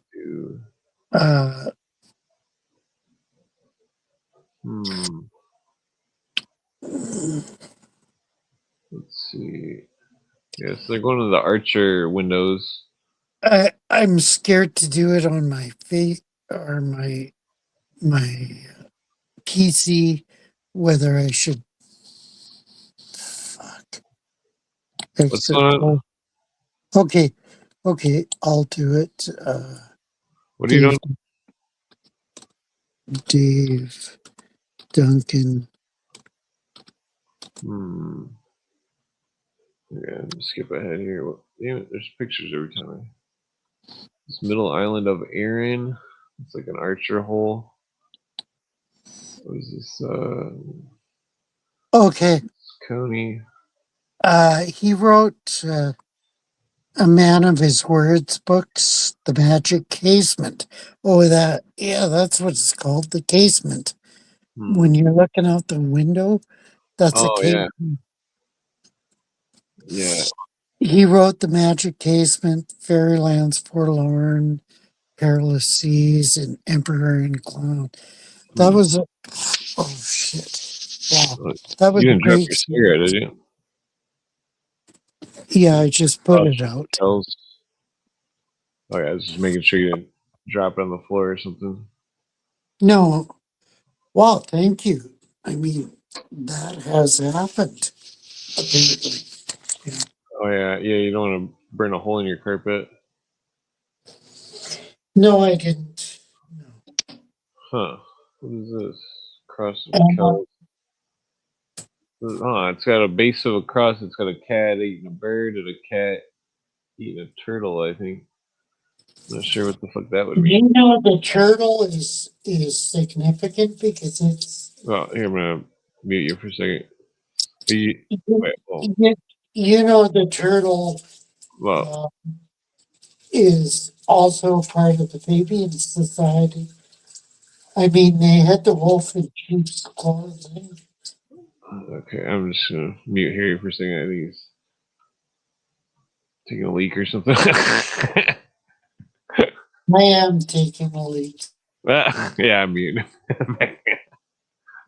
This isn't YouTube. Isn't your public bathroom? Okay. Like fuck. All right. Let's see here. Move here for a second.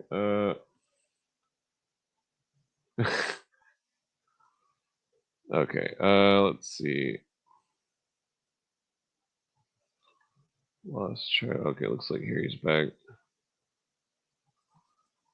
Okay, what is that? Round Tower of Devenish. That's interesting.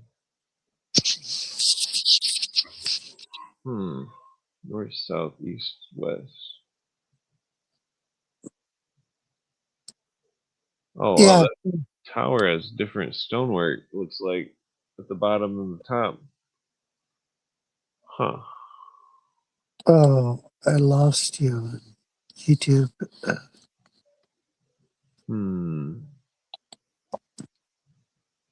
Let's see. Oh, man, this doorway section is huge. Well, that one's got a cross above it. There's too many doorways going on in this book. Doorways. Like, what is the book you're looking at now? That's that same book. What is this? Kilbannon Round Tower. Oh, they had a round tower there too. Yeah, I've got it. What is this? Round Tower. Wrath Michael Round Tower, Drumskin Round Tower. In Dublin. Yeah. It's Drumcliff. weird, all these towers. I mean, what did they tell you? Yeah, Persian Round Tower. They're phallic symbols, but I mean, beyond that, they're They probably have observatories or something. Antrim Round Tower, Persian Round Tower from Peru. Henry. Wow, frick. There's so many round towers. Central America. I mean, and then okay, let's go back to the ziggurats. The ziggurats were all over the world too. Like, come on. They had stone roof temples, it says, in Ireland. Huh. I wonder what it means by stone even roof. the Egyptian pyramids, they never had a capstone. Yeah. Let's see. Well, I mean, these are like more like houses or churches. What is this?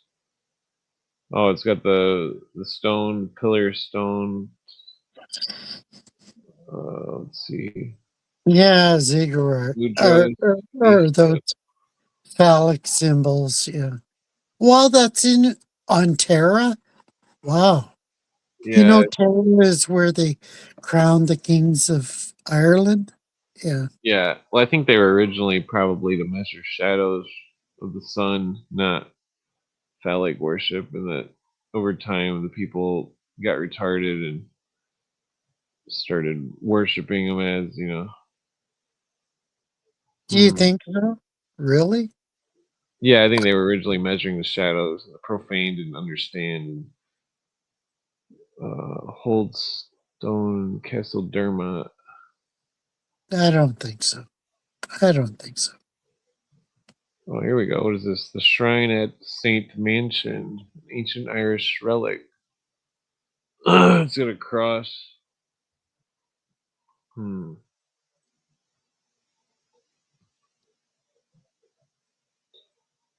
Shrine of Amun. Man, this book is like. I'm surprised this book isn't more popular. Yeah, a lot of interesting stuff going on. There's got the different stonework. There's definitely stonemasons back then making this shit. This chancel arches. Post. Low Derek. Yeah, totally. Wow, it's got like a 130-page postscript. Wow. Or no, wow. Maybe that was postscript of the last chapter or something. Huh. Let's see. Oh, here, whoop. Oh, this is funny. Sculpture cross of Kilnabov. It's got the two hands shaking. Oh, there's got the bottom one as two hands shaking with the wheat and the pomegranate. Wow. That's too much. Too much. St. Paul. Peace through the blood of his cross. Not sure what that means. Bleeding through the blood of his cross by him. Wow. I don't get it. Wow. That's too much shit for me. Yeah. Yeah, some kind of symbolism. Let's see. Damn, there's still 100 pages left. This book is huge. Oh, damn, we've been on here for a long time. Okay, yeah, I guess I'll smoke one more cigarette or something. One more joint. What is that thing? Oratory, County Kerry. Wow. Yeah, yeah, this book just keeps going. Wow, shit. Send a link for this because I don't have. Oh yeah, I sent a link in the comments. Okay, I guess it's over. It's 537 pages. Like, come on. Yeah, that's hardcore. Yeah. It's definitely a good book. Let's leave that one open. I don't think I'm gonna be able to find a book to top that book. Yeah. Philosophical Review. Yours is.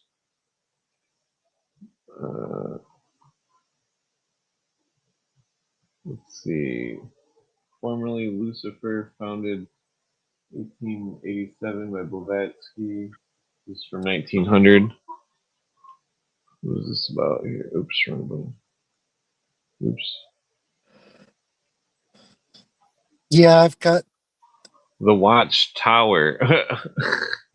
the Watchtower. Wow. Yeah. Life of Giordano Bruno. Yeah, I've got a book or two by Giordano Bruno. I know about him. Yeah, I know him. Classics of Troubadours. Ancient Chaldea. Oh, Leadbeater. Hidden Christ.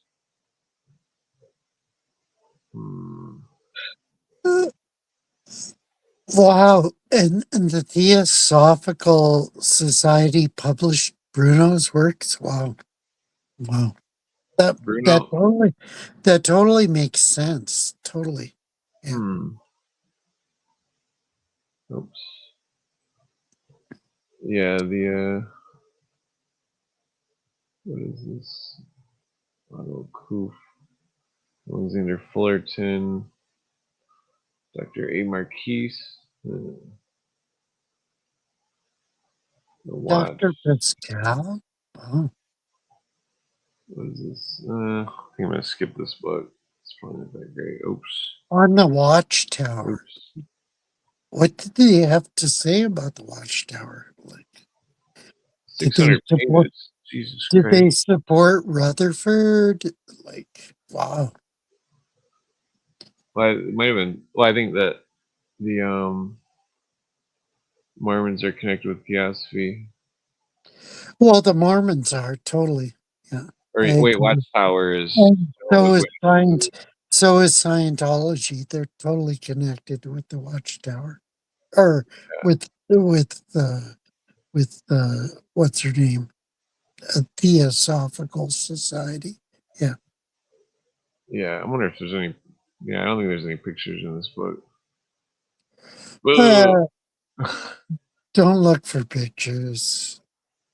Pictures don't tell you. Wait, did that say Martian? I swear I just seen the word Martian. Seriously? Wow. In parentheses. Yeah, here it is. Let's see. Oh, it's talking about Mars. A Martian birth has all the appearance of being too tough, a psychic fact even for the digestion of very ostrich of credulity. There are two exceptions. An ostrich of credulity. What the fuck does that talk? What the fuck does that mean? They're talking in code language, it looks like. Yeah, totally. But to this, there are two exceptions. Astronomy. First of all, wait a minute. Oh, they're talking about. Look at the fourth race. They're talking about the fucking the fucking seven. Yeah, the fucking 7 races of shit. Yeah. The Hyperboreans, the Atlanteans, the Lemurians, the Aryans, all these fucking shit races.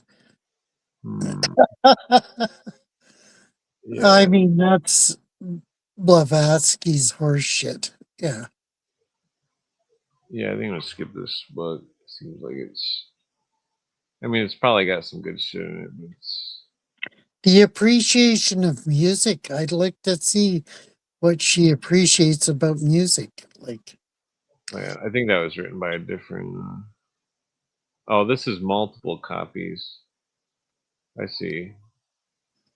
Sometimes they do that. They'll put like the old magazines or whatever. They'll put like multiple copy or multiple representations of different viewpoints. Yeah. No.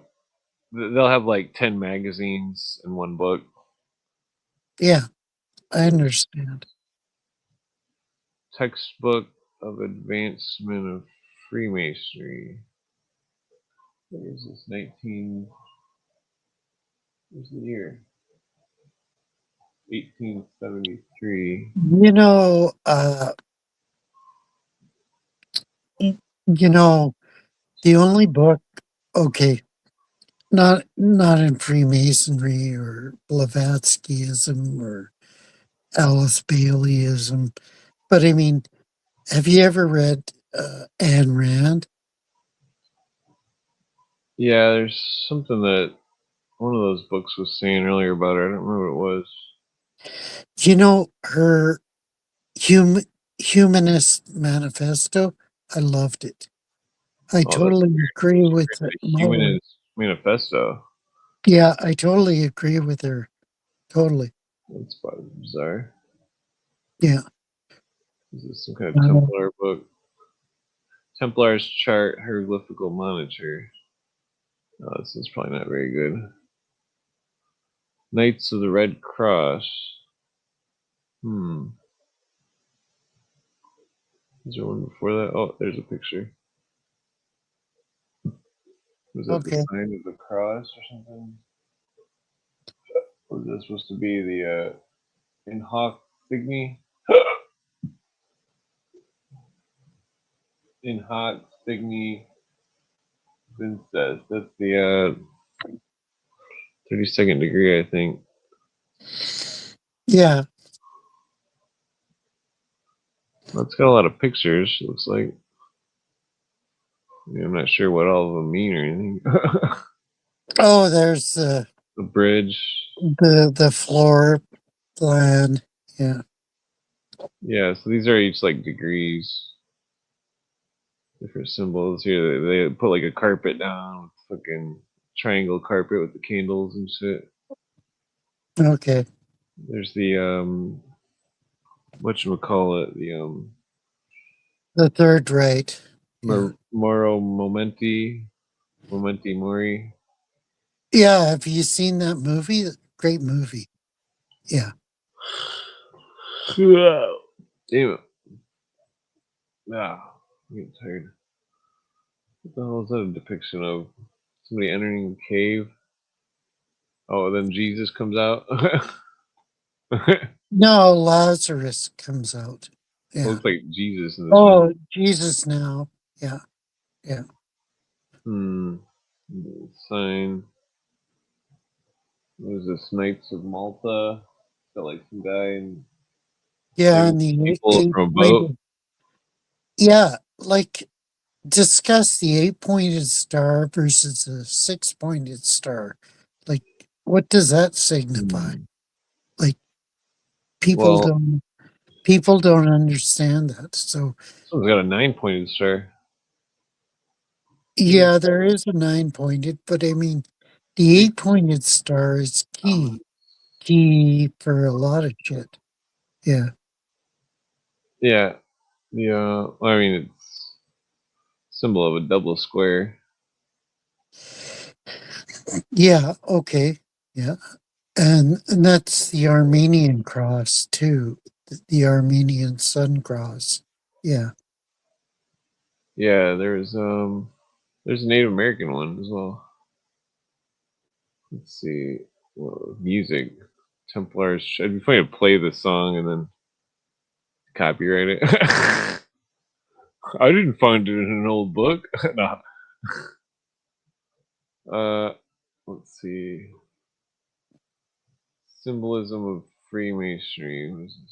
Damn it, this better have some goddamn pictures here. Okay, I'm gonna just skim through it. I don't think it does. Okay, yeah, I'm gonna fuck this is 8 hours and 17 minutes. Like, what's going on? Well, I'm about to pass out here. Yeah, it might. Well, this one's called The Supernatural. Origin, Nature, and Evolution. What is this? John H. King. 2 volumes. What is this? The Origin of Nature and Supernal Concepts. Supernal thing. This is an occult Wow. book. The evolution of Oh, concepts of dreams. that sounds like a good book to check into. Origins of ghosts. Page 165. Sounds cool. 165. Somebody was circling stuff in this. All humans, supernal concept, the same primary sources of man's organic sympathy. Yeah, some of these old books people market and stuff. I forget what page that was. 250 something. I'll probably go backwards quicker. 250 or something. Origin of ghosts. Where does that start? So here it is. Evolution of human ghosts, nature powers, tutelar deities. Yeah, it's probably some theosophical shit about ghosts. Yeah. Theirs isn't as good as like ghost stories. Oh, here's an Oak Island one. Oh, frick. Oak Island again. Like, I mean, haven't we done with Oak Island? Like, shit. Let's see. Let's see if it comes up. There it is. Is that the History Channel that keeps promoting the Oak Island mythology? I don't know. Yeah. History Channel. And these certain guys that promote the Oak Island mythology. And Oak Island is Henry shit. Morgan. Oh, that's a cool picture. Walking the plank. There's like a section on pirates, I'm thinking. Captain Avery. Oh, good old Captain Avery. Yeah. 1891. Was he a really captain or is this all bullshit? Yeah. Captain Blackbeard. This is a book on pirates, I think. The Death of Jalaf Prince. One of the pirates was killed in that he was through a pigpen cipher when he was being killed. Portion of P. Maru's map of Abyssinia.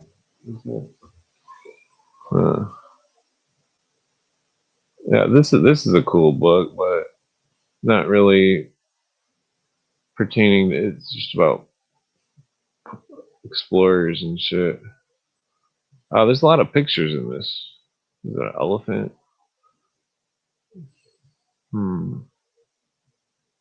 Yeah, there's some interesting artwork. It's got a camel.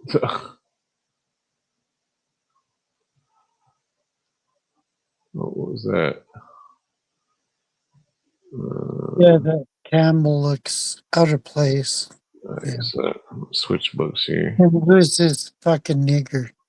No, you can't say that word. Yes, we can. We can say it. Oh, We can. trying not to say it. Okay, I'll try not to say it.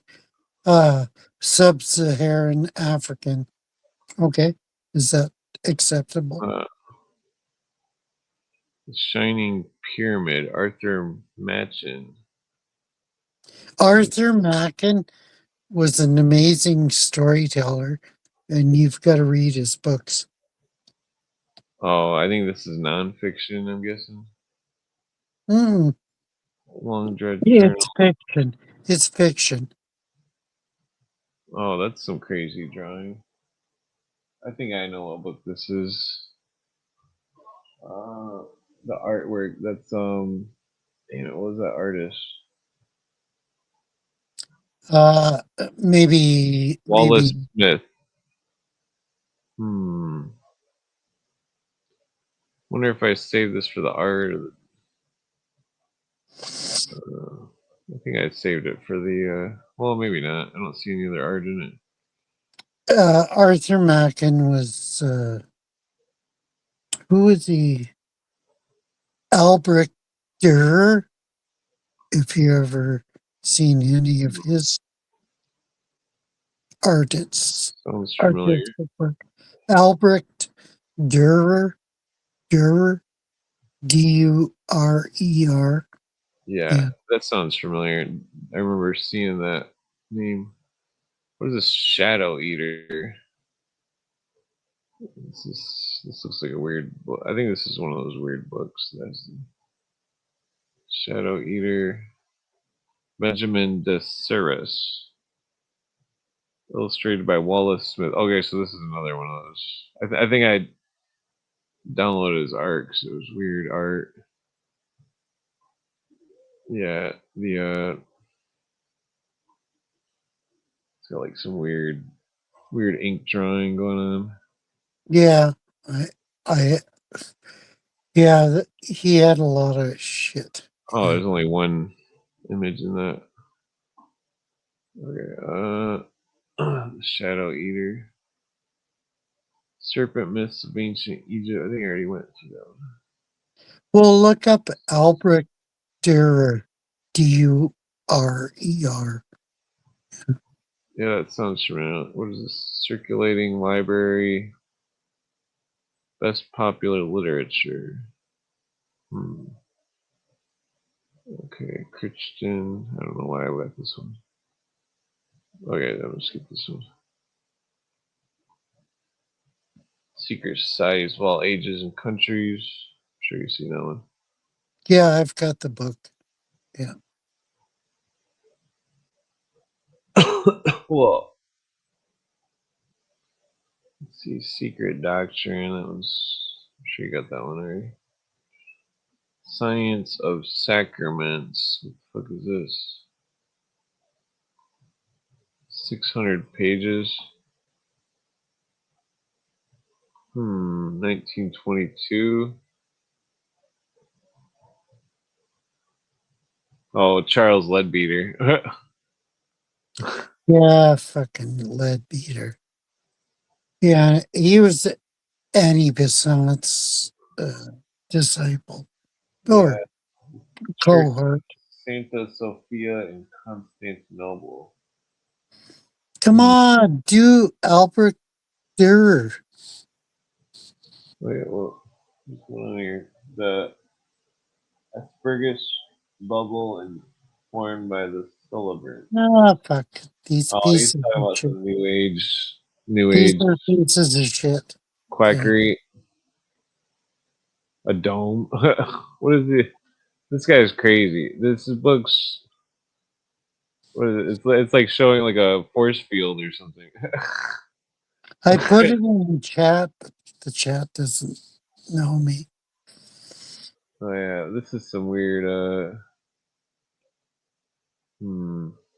Yeah, Leadbeater is pretty crazy. Oh, what? He's got some weird. Is this say petals? Meaning of the introit. Oh, come on, Clint. You don't want to make a force field? No, I just want you to. I want you to check out Albrecht Dürer. Durer. I've seen that name before. What is Leadbeater even? I'm gonna switch books here. Leadbeater's a little bit weird. Yeah, that looks like the Yeah, Leadbeater's a fucking acolyte of Alice Bailey and Blavatsky. Like he's a psychophant. Yeah. Yeah, he's got this diagram, the monadic, divine. It's only. I think I got this to expose New Age religions.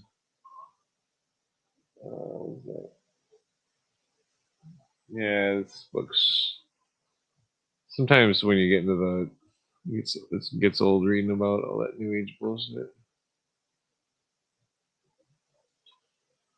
So let's see, the religions of profane antiquity. It could be good. No, it isn't. Well, it's an old book. Yeah, look up. Jonathan Duncan. Yeah, look up Albert Dürer. Like, come on. Albert Dürer. I'll keep it in the other. Dürer. Albert Dürer. Oh, I know what you're talking about. The ink drawing guy. Yeah, he was a precursor to what's his name? That did the alien. Crowley. No, not Or Crowley.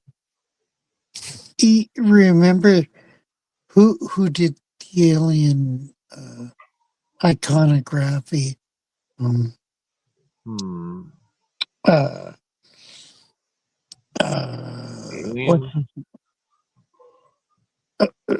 Well, just look up Albert Dürer. Yeah. Oh, yeah, that's some nice art. He illustrated so many texts back in the day. Yeah, I'll keep that book open. We're gonna skip this book. Let's see. Religion of the Etruscans. What is this? This one looks too modern to be good. Yeah. Etruscans, like they were ancient. Yeah. Really ancient.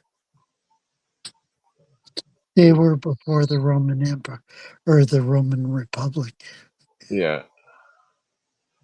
Proceedings of the United States Anti-Masonic Convention. That's an interesting book, but there's no cool pictures.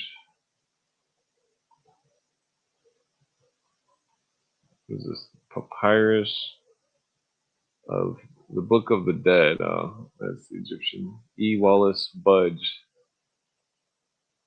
Yeah, E. Wallace Budge was a good author. Yeah. Oh yeah, I remember this book because I remember. Yeah, totally. Learning the hieroglyphics a little bit. It's got all the hieroglyphics coming forth by day. Yeah, as he understood them, but he's been countered since then. But he did a good job. Yeah. Yeah, this book's all. I studied this book 20 years ago. It's too complex. It's like you gotta learn the whole language. I think the reason I was trying to see what the shit actually said, and try to figure it out. Yeah. Oh, here we go. Origin of Paul's religion. Wait, where's the James Spront lectures delivered at the Union Theological Seminary of Virginia. You're still not getting there. Come on.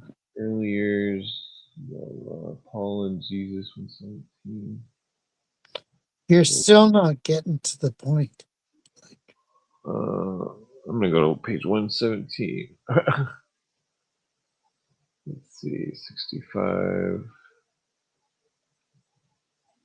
117. Paul and Jesus. Subject investigation. What is the origin of the religion of Paul? The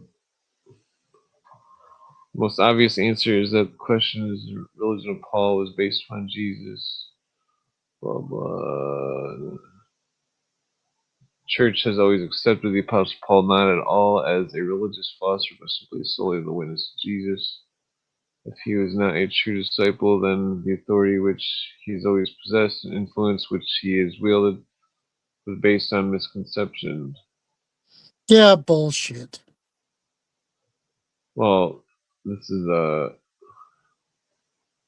this Christ upon whom Paul based his life was identified by Paul with Jesus. Blah blah. Mighty change in mode of existence due. Well, so I don't know if this is for or against it. Yeah. What happened to what we Oh, were here it is. talking about? There is therefore in the Pauline epistles not the slightest trace of any Gnosticizing separation between Jesus, the historic person, Christ, the divine Lord. There is, moreover, as W. Morgan rightly observes, not the slightest trace of any adoptionist Christology, by which the man Jesus could be conceived of either as growing up gradually into divinity or received into divinity by a catastrophic event, like the resurrection. On the contrary, here guys, Paul says expressly that the Jesus who lived in Palestine existed, well, interest person, this higher But nature, therefore, this isn't what we were talking about. creation of the world. There's no, oh, here it is. There's no trace in Paul of any doctrine of kenosis by which the higher nature of Christ might have been regarded as so relinquished while he was on earth that the words and deeds of historic person would become matter of indifference.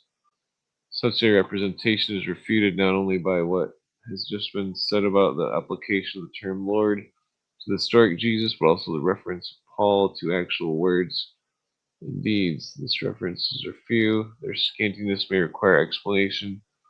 They are sufficient to show that Paul regarded the words of the historic Jesus as possessing absolute value. So this one's arguing for Paul, I think.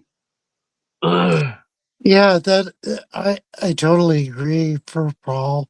But I mean, this is what we were talking about earlier.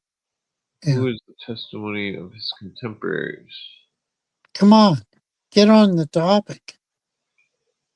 What was the attitude towards Paul? Did they regard him as an innovator with respect to Jesus, or did they admit him as company of Jesus' true disciples? The testimony is well, this is the one. This guy's not getting to the meat of the matter here. I'm gonna go to the next book. John, yeah, it's definitely an interesting book, but I'll leave it open. That's better. Thank you. New World Order by Z. Batten. What the fuck is this? Were we talking about something else totally different? Samuel Zane Batten. Yeah, I'm just skipping through books here. Wait, where'd my camera go?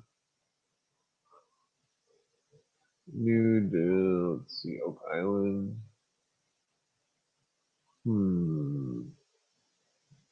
Mythology of all races. Hey, that's a nice topic. Yeah. Oh, this is. Do you have that book? Do you have that book? Yeah, this is volume 10, though. Or volume 11. So it goes by sections, it looks like. This is Latin America. What is that, a mask or something? Plate 1, face of the monolith known as Dragon, the great turtle of the Kirigua. That's interesting. Kind of hard to see. What we got in here? Let's see if there's anything else interesting. Oh, there's something. Some kind of bird mask. What is that? No, that's not that interesting. Let's see. Oh, a bracelet. Oh, what is this? Some kind of snake-headed guy with a bunch of people around this. I don't know what that is.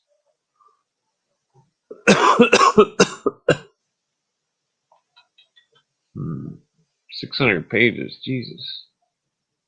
Oh, there's that throne or whatever. What is that? The snake god or some shit. Yeah.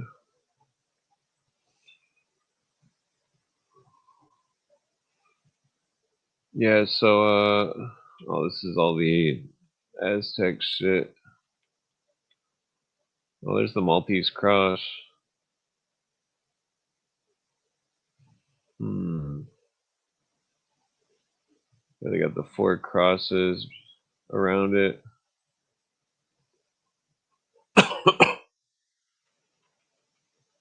Hmm.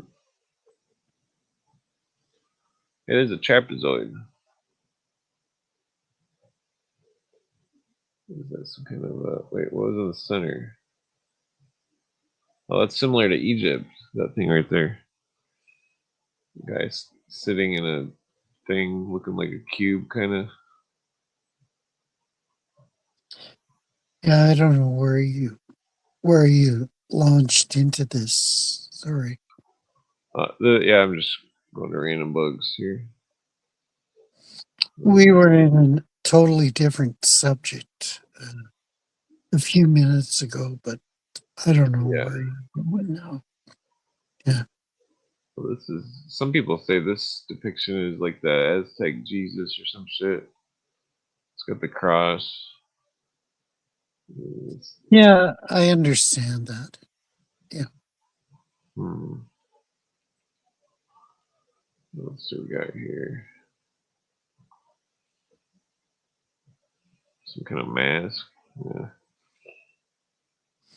You Yeah. know, the Aztecs were sacrificing people on the altar and Yeah. ripping out their hearts. Like, Hmm. come on. Come on. Like the death god or some shit. Yeah. All bullshit. Total bullshit. Well, I Yeah. mean, it could be connected with ancient Babylon's religion. Yeah. Moloch. Hello. And Baal. Hello. Yeah. Those are poor quality images. Yeah, the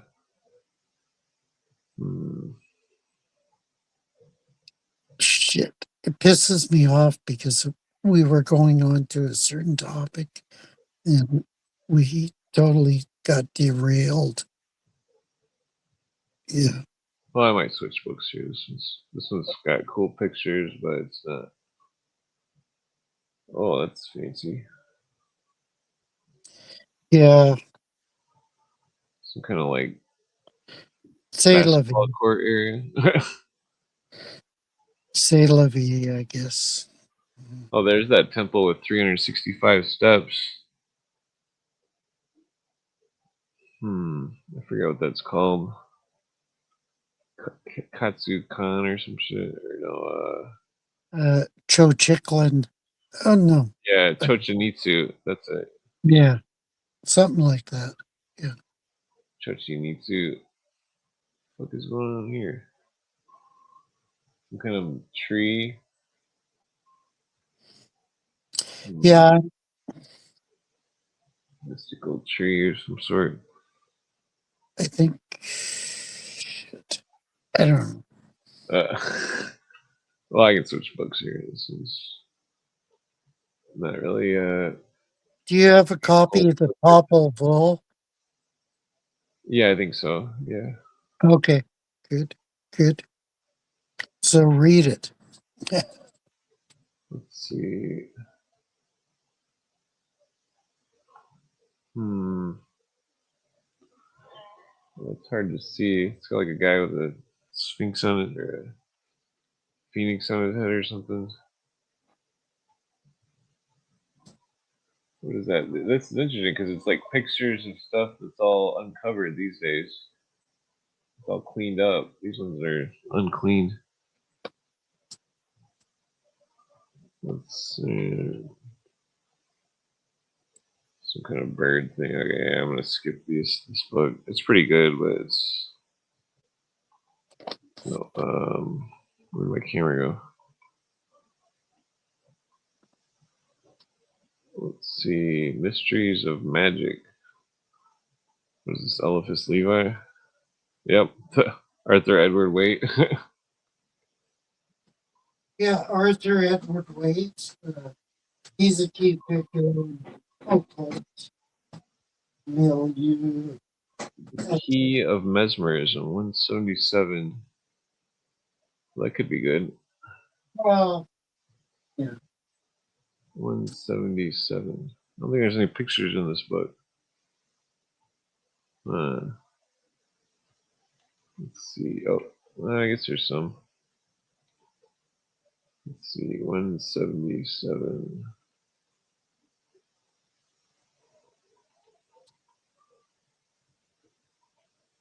150.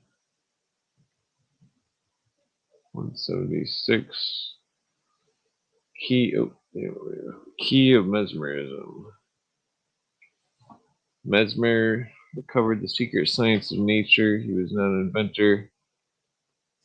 The primeval one, an elementary substance whose existence he proclaims in his aphorisms, have been known to Hermes and Pythagoras.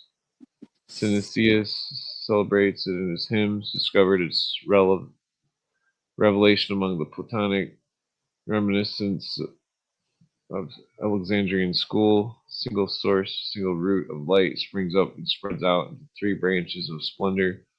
And air circulates around the earth, vivifies under innumerable forms, every portion of animated substance. Animal magnetism is nothing else than an artificial sleep produced by the voluntary or enforced union of 2 souls, one of which is awake while the other is sleeping, that is, one of which directs the other in the choice of reflections so as to change dreams into visions and ascertain truth by means of images. The astral light has an immediate action on the nerves, which are conductors of the animal economy, and convey it to the brain. So in the somnambulistic state, it is possible to see by the nerves without the need for radiating light. Astral fluid being latent light, as physics have recognized the existence of latent caloric magnetism between 2 persons, is undoubtedly a marvelous discovery, but the magnetizing of one person whose will makes himself lucid and the direction of one's own clairvoyance is the perfection of the magical art. The secret of the magnum opus does not need seeking, is known and all made use of by a large number of initiates.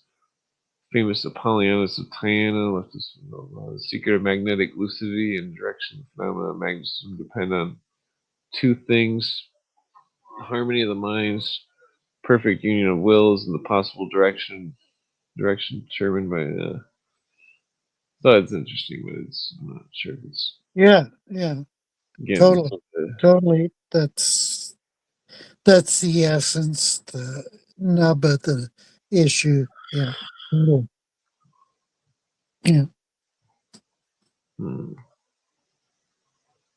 And as Baron Dupotet, Magic Unveiled. yeah, there's so many commentators that have elucidated this, and I mean it's pretty de rigueur for not only mesmerism, but also MK Ultra, if you want to go that far. Yeah. Is this Morning Star out of the North? The ruin and destruction of the Pope and the Church of Rome and the advancement of the Protestant religion through Europe. Well, no, I wouldn't go that far. Like, that's I don't understand. I don't agree with that. 1680. Wow, that's old. Yeah, 1680. Well, that's probably written by a Roman Catholic Jesuit. I don't know. I don't know offhand. It's interesting. It's mentioning Merlin's true prophecy of King Lucius. The days of Lucius, the first Christian king of this land, there was one Merlin, a Scot, who prophesied many things and was a great friend of King Lucius and his daily companion. Do you believe that? That King Lucius would have been Arthur. Do you think Arthur would have been friends with Lucius, Roman Catholic? I don't think so. No. Well, I mean, wouldn't Arthur be Lucius? Two No. kings. Oh, it was two kings. Okay. No, Ninius because and Bangor. there is an actual Arthur that if you studied Bede's history of the kings of England and other histories of the kings, yeah, there was an actual Arthur, but he wasn't Roman Catholic at all. No. Yeah.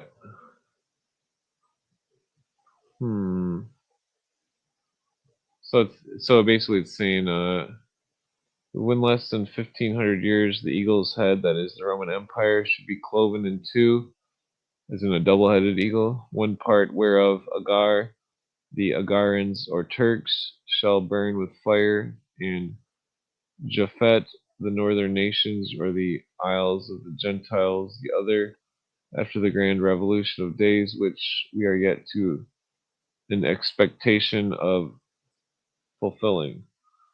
What are you reading from again?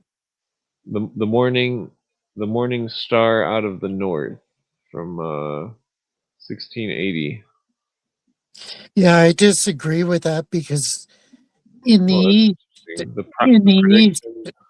in the east, there was totally different factions aligning, whereas in the west, yeah, there was totally different It's called stuff. prophecies. That's interesting. Yeah, I mean, look under Charlemagne and people like that. Merlin, the prophecy of Jerome, Savonarola. Okay, Savonarola. Yeah, I understand that. Yeah. The prophecy of through the future history of Europe, overthrow of the Antichrist, and the ruin of Rome. The prophecy of Wow. Isn't that significant back then? Totally. yeah, this is interesting. The prophecy of Budenses against the priests of the Jesuits and Jesuits. 1680.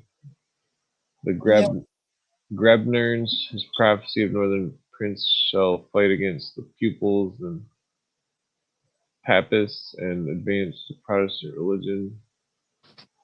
The Sibyl's prophecy that Rome shall again become forlorn and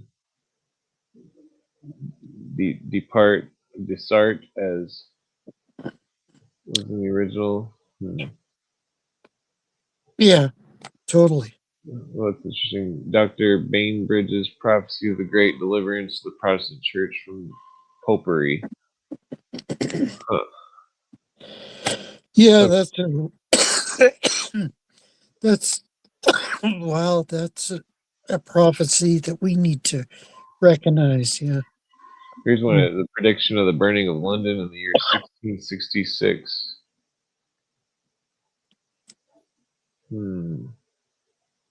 Yeah, 1666 was a crucial year in that fiasco. Yeah. So here it is. Prophecy of Jerome Savonarola, 1494. When Jerome Savonarola, a martyr, was burnt in Florence, Italy, for appearing against the corruptions of the Roman Church, he prophesied of Luther's Reformation, persecutions of the Valtelline, Stedmans, Mirandals, and Yeah, totally. I did not know that he prophesied that. Wow. That's I'm interesting. shocked. I'm shocked that he prophesied that. He foretold that since the French king had neglected the reformation of Italy, the court of Rome, he should something all he had conquered. Yeah, I can't read that. Wow. I didn't. I wasn't aware of that. Wow, that's significant. Totally significant. Yeah. Wow. The man like King Cyrus should come over the Alps, destroy Rome, reunite the kingdoms and states of Italy. Something massacres around the Did world. you know about that? Did you? Yeah, I'm not familiar with that. Wow. Sure, Yeah. saying philosophy of Michael Sardivagus, that profound philosopher and excellent something in his treatise of sulfur. No, Michael Servetus was an asshole. But Vogius. whatever. Yeah. Let's see that one. I'm looking for that 1666 one. Where's that? The London Fire. Where is that? 1618. Oh, here's. Yeah, and then there was the takeover of London by the Normans in 1666. Yeah, totally. Well, this is Gog and Magog. What is it talking about? Well, Gog and Magog became the symbols of the city of London, unfortunately. Yeah. Yeah. Yeah. The city of London is totally satanic. Totally. Yeah. Let's see here. Where's this at? Okay, here's a relation of a prediction of the burning of London in the year 1666. Manuscript or written book was brought to a bookseller sometime before the dreadful fire of London in the year 1666 by an unknown person who desired to have it printed and published, which gave an account of the burning of London and diverse other circumstances which afterwards exactly happened. The book I did seller, not know that. I did not know that. Wow. Wow. Wow. yeah, the bookseller refused to print it because it was not licensed, whereupon the author took away the book with him. Now, in the time of the fire, the bookseller, being very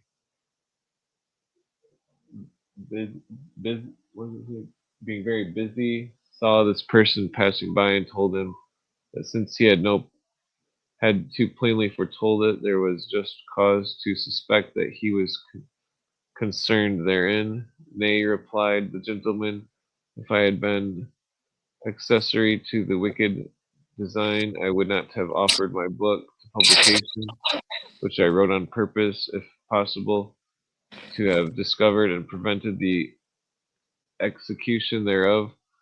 And then added, there will follow more dreadful judgments, both by sword and famine, if it shall please Which God. happened. Totally happened. Yeah.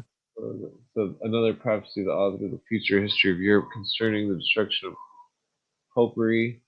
This author in answer to some objections made against his history writes thus: though the world must degenerate more and more in civility and humility, as manifestly doeth ever since he wrote, Christianity be the greater manner eclipse, and the true worship of God decrease more over Protestants. This is interesting.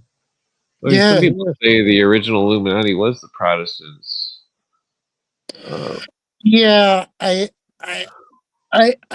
no, I don't agree with that, but Well, I I mean, like mean, the Illuminati started in, you know, ostensibly in 1776 with Adam Weishaupt and well, there was Nick. the Jacob Bohm Illuminati, though. Yeah, and there was the Illuminators, Illumina, whatever, Illuminadros back in Spain. Yeah, Alumbrados. Here, yeah, Illuminadros back in Spain. So come on. Yeah. Yeah. What we got here? Let's see. The Masters in the Path by Leadbeater. Yeah, let's skip that one. Kingdom of Evil. What is this? Kingdom of Evil, that's a book. Oh, this is one of those. It's just got the Fantasius Malaire, Ben Hecht. It's got the weird drawings in it. Do you have Ben Hecht's book on that? I've got Ben Hecht's book. Yeah. Yeah, it's got like a bunch of weird artwork in it. That's the reason why I kept it. I'm gonna skip that one. Okay. Key of Destiny. What the fuck is that? Yeah, I've got Key of Destiny as well by Manly P.O. This is Harriet Augusta Curtis and Homer Curtis, MD. The Key of the Universe, The Voice of Isis. Looks like an occult book. Oops. Yeah, I don't have that book. Yeah. Yeah, you can see the symbol at the bottom. Oh, damn it. It looks similar to the Dare, Do, Keep Silent. It's similar to the other one there. What year is this? 1923. Key of Destiny. Okay.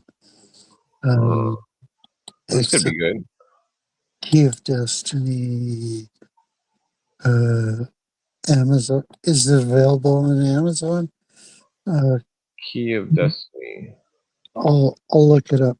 Key. Well, I don't know if it's. Let me just go through here. What is this? It's some kind of occult book. Letters of Hercules. The Great Work, page 58. That could be. Page 58. 7. Fuck. Third edition archive. New Jerusalem. Yeah, this is definitely an occult book.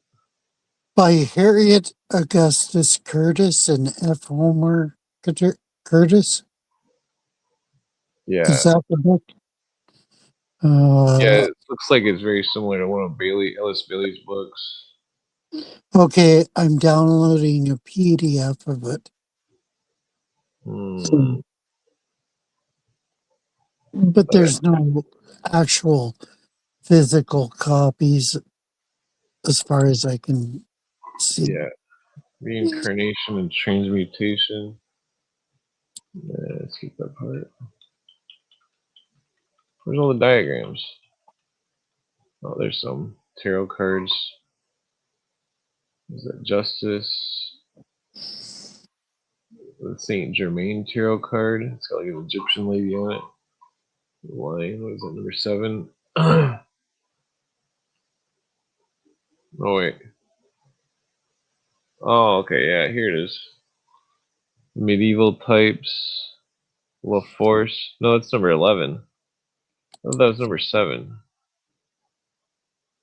It's like a lady opening a lion's mouth.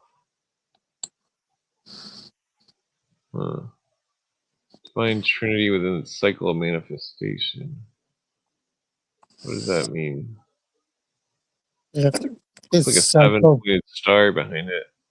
Yeah, it's psychobabble. You ever listen to Emerson, Lake and Palmer's song called Psychobabble?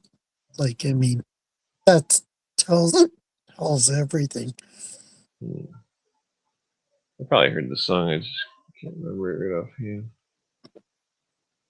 What is that a diagram of? Oh, the sky map, star map.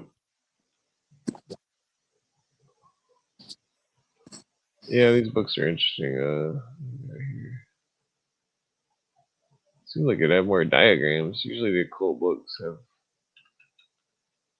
Was it the Hangman, Saint Germain versus the Modern? Here's I wish I could comment on people in your chat, but apparently I'm blocked for some reason. Yeah, I don't know how to undo it.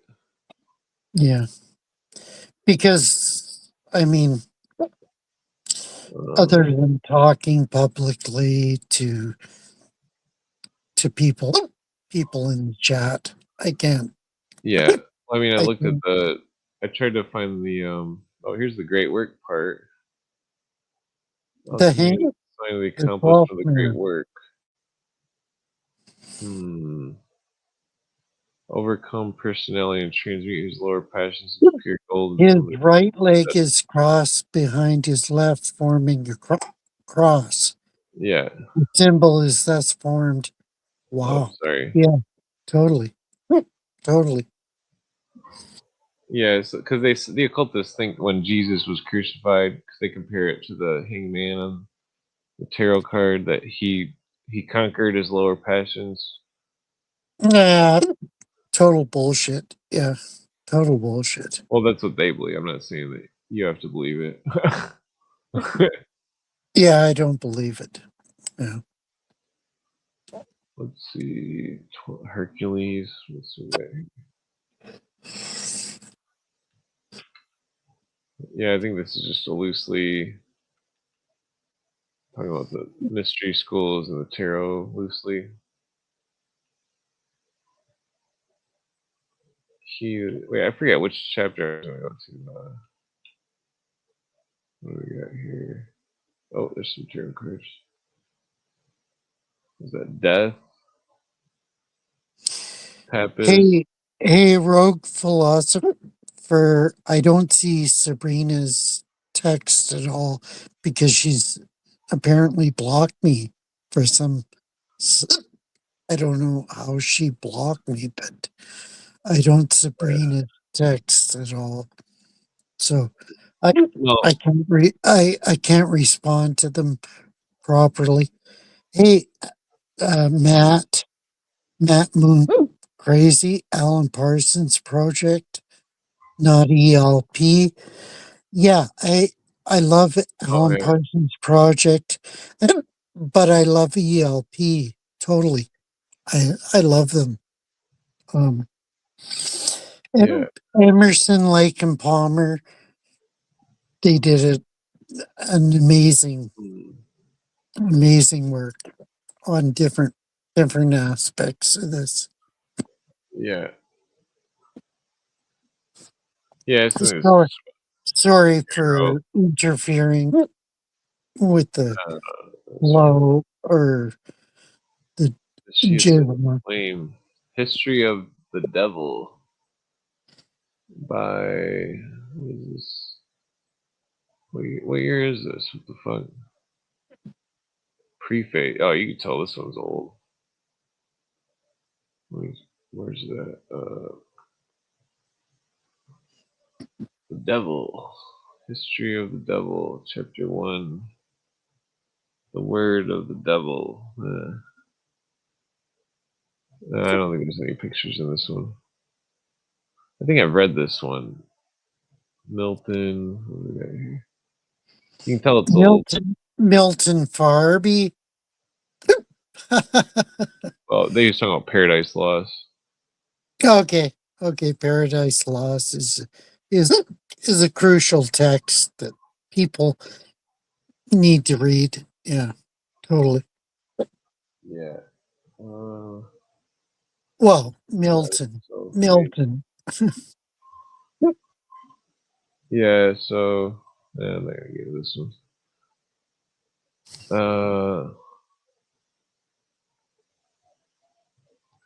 I think I read that one, but it didn't really stick. History of Freemason and Masonic. What is this? Oh, I read this one. Yeah, adaptable. Clint doesn't know how to fuck to allow me in the chat, so whatever. 15. Yeah, well, I mean, I couldn't find you on any block lists or anything, so I couldn't figure out how to unblock you. You should be able to. Like, come on. Well, that's what you'd think, but I mean, you spent own 20 hours trying to figure it out. Yeah, but you own this channel. You know what's what the physics of it is. Yeah. Well, I mean, I couldn't find your name on any blacklist or anything, so I don't know how to unblock you. Well, Commenting. obviously, I never see any chats by Sabrina anymore. I never see any of her chats. I don't know why. Maybe Well, I'm guessing. Sabrina. Maybe Sabrina's blocked me. I don't know. I never see any chats by other people. Yeah. I don't know how that works. And when you're saying that Damon blocked me, like, I mean, Damon, who the fuck is Damon? He isn't even on the chat anymore. Like, how does he have control of anything? I mean, Well, you're the owner of the channel. You should be able to yeah. unlock everything. But 1,000 pages. yeah, Well, I mean, I couldn't find your name on any of the blacklists or anything, so. Oh, I don't have the book on the screen.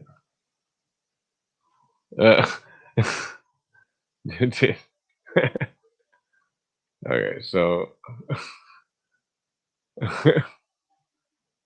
Let's see. Hidden Life Freemasonry, Hidden Church of the Holy Grail. That's interesting. so maybe according to the chat so far, maybe you should disable all the moderators or whoever they are, and No, and I don't think it has to do with that. restart everything from ground zero. I don't know. I don't know how it works. I've never been on something. I mean, I definitely Googled it a bunch. Trust me. Okay. Okay. What is this? No, adaptable. I've never blocked Clint. Yeah. I mean, why am I on this channel at all? I didn't block Clint. Sorry. Oh, this is weird. It's got like a. Is that Capella? Star Capella? Masonic Star and.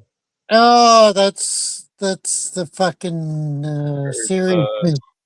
That's the moon mystery. Blah blah blah. Yeah.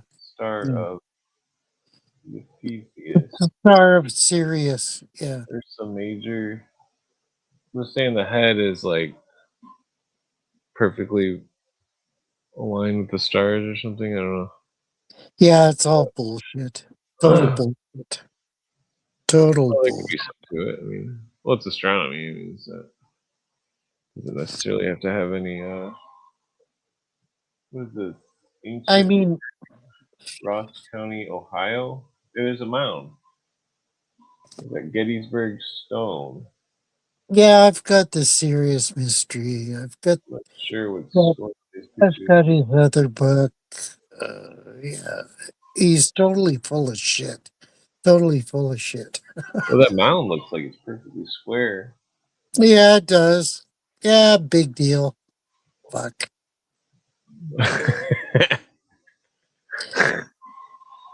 Diagram of Gettysburg Stone. What is this supposed to be? Euphratic age. I'm not sure what's going on there. Ancient work near Chillicothe, Ohio. 27 acres. Does that look like a... Oh, it's got celestial alignments or some shit. Yeah, total bullshit. Total bullshit. Oh, there's a lot of these in Ohio. I forgot about that circular one. Circles within circles. Like fucking, there's this Portsmouth group. I forget which. This is some Masonic book. I don't remember what it's. It's interesting because it's going on about Native American stuff. Thanks, Adaptable. I appreciate it. Totally. Junction Group. I think I remember this book. Earthworks. So I'm gonna have to. I'm gonna have to add this. Damon Instriel. I'm not on Discord. I can't be bothered to follow Discord. Like, it's too much time for me. I just don't have the time for it. You ever seen this? It's like a page from a book, and it says "The Path of the Dragon Through the Ages." It's like written in the superimposed over the letters. That's weird. Yeah, that is significant. Yeah, looks like it's like Greek. Oh, is that Greek? It's like Greek or something, and it's like it reminds you of the Kabbalistic stuff. Yeah, like, totally Kabbalistic bullshit. Yeah. Path of the Dragons Through the Ages. Let's see. Aggregate Manor. Symbol of Satan. Okay, what book are we talking about now? This is the mythology of something. Oh, the Greater Light. That's what it was. Okay. Yeah, I think this is a magazine actually. Yeah, it's got the Blackwater Group. What is this? Some tribe. Wow, that looks familiar. Pages. Wow. What is this? Holy Ages of Man as Time. What is this? Permanent vegetation. Sun and the Moon. The Euphratic Age. Kellic Age. I'm not familiar with that. Geonic Age. Gibeon Age. Wow. Creation of the Pisonic or Fourth Race Pale. This has something to do with the fucking Theosophy. Of the Geonic. Theosophy, totally. It's a variation of Theosophy. Yeah. Yeah, I forgot to see what year this was. Yeah, it's definitely Theosophy mixed with archaeology and mound stuff for some reason. Ohio. I have to show this book to JJ because he's interested in those mounds. This one right here. Yeah, those mounds are significant, and we don't understand them totally. Well, this one had the same. This one was connected to Stonehenge. I forget how it was like. Pointed right to it or some shit. It was, and it had the a missing column somewhere or something. Karl Monk goes into it, which is let's get that. Okay. Oops.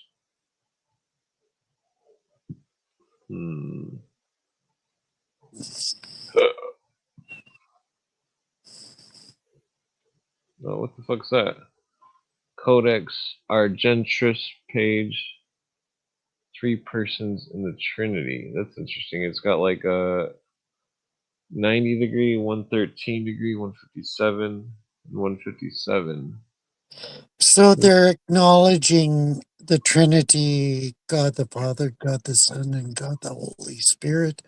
Is that what's going on? Yeah, but they're doing it in like a weird cipher method or something. Yeah, totally. Yeah. Oh, my mouth is like super dry. So, what does NVM mean? Added on my new one. Like, what does that mean? VM. Hold on, let me just roll a cigarette here. Never mind. Added on my new M. New one. Yeah, I don't know what that means. Oh, I think he's talking about Discord or something. What is this? Yeah, yeah, Discord. Apparently, Discord's a popular thing, but I don't have time for that. I mean, yeah, I just don't have time for it. Sorry, I love you, brother. But I don't know. You know. Oh yeah. Let's see. I was looking for a snack last night before I went to bed, and there's some kind of dried seaweed shit, some kind of thing that was in the snack shelf or whatever. And I'm like, I grab it, and I'm like, oh, this maybe it tastes like potato chips, you know? Bad guess. Bad Well, guess. then I bite into it, and it tastes like fucking Yeah, it fish. is. It's a shit. It's I was like, total what the fuck is this? shit. Fish? Fucking fish flavored seaweed? That's fucking disgusting. Like spit it out, like fucking man. But apparently it's good for you. I don't know. But apparently it's good. But Oh yeah, let me make sure the fan's on real quick.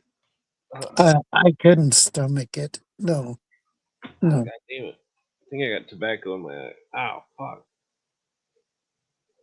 I don't know how that had just happened. Alright, be right back.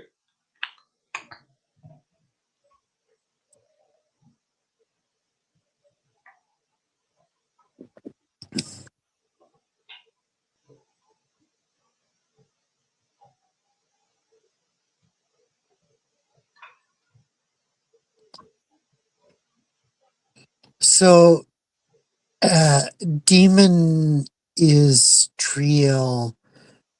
He's not the same as Damon, obviously, I guess. Totally.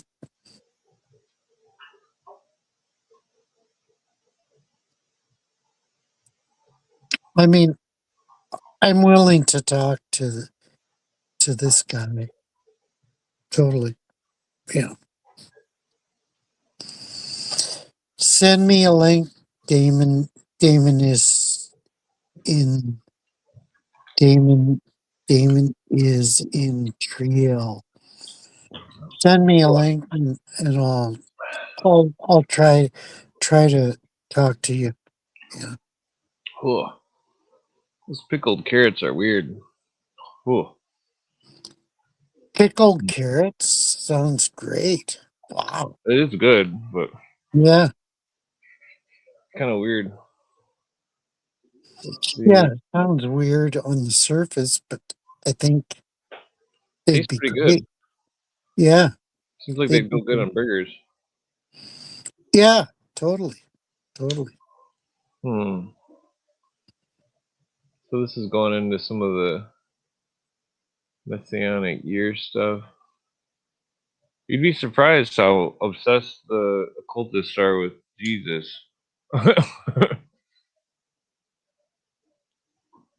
Okay, Damon Streel says I'm an idiot.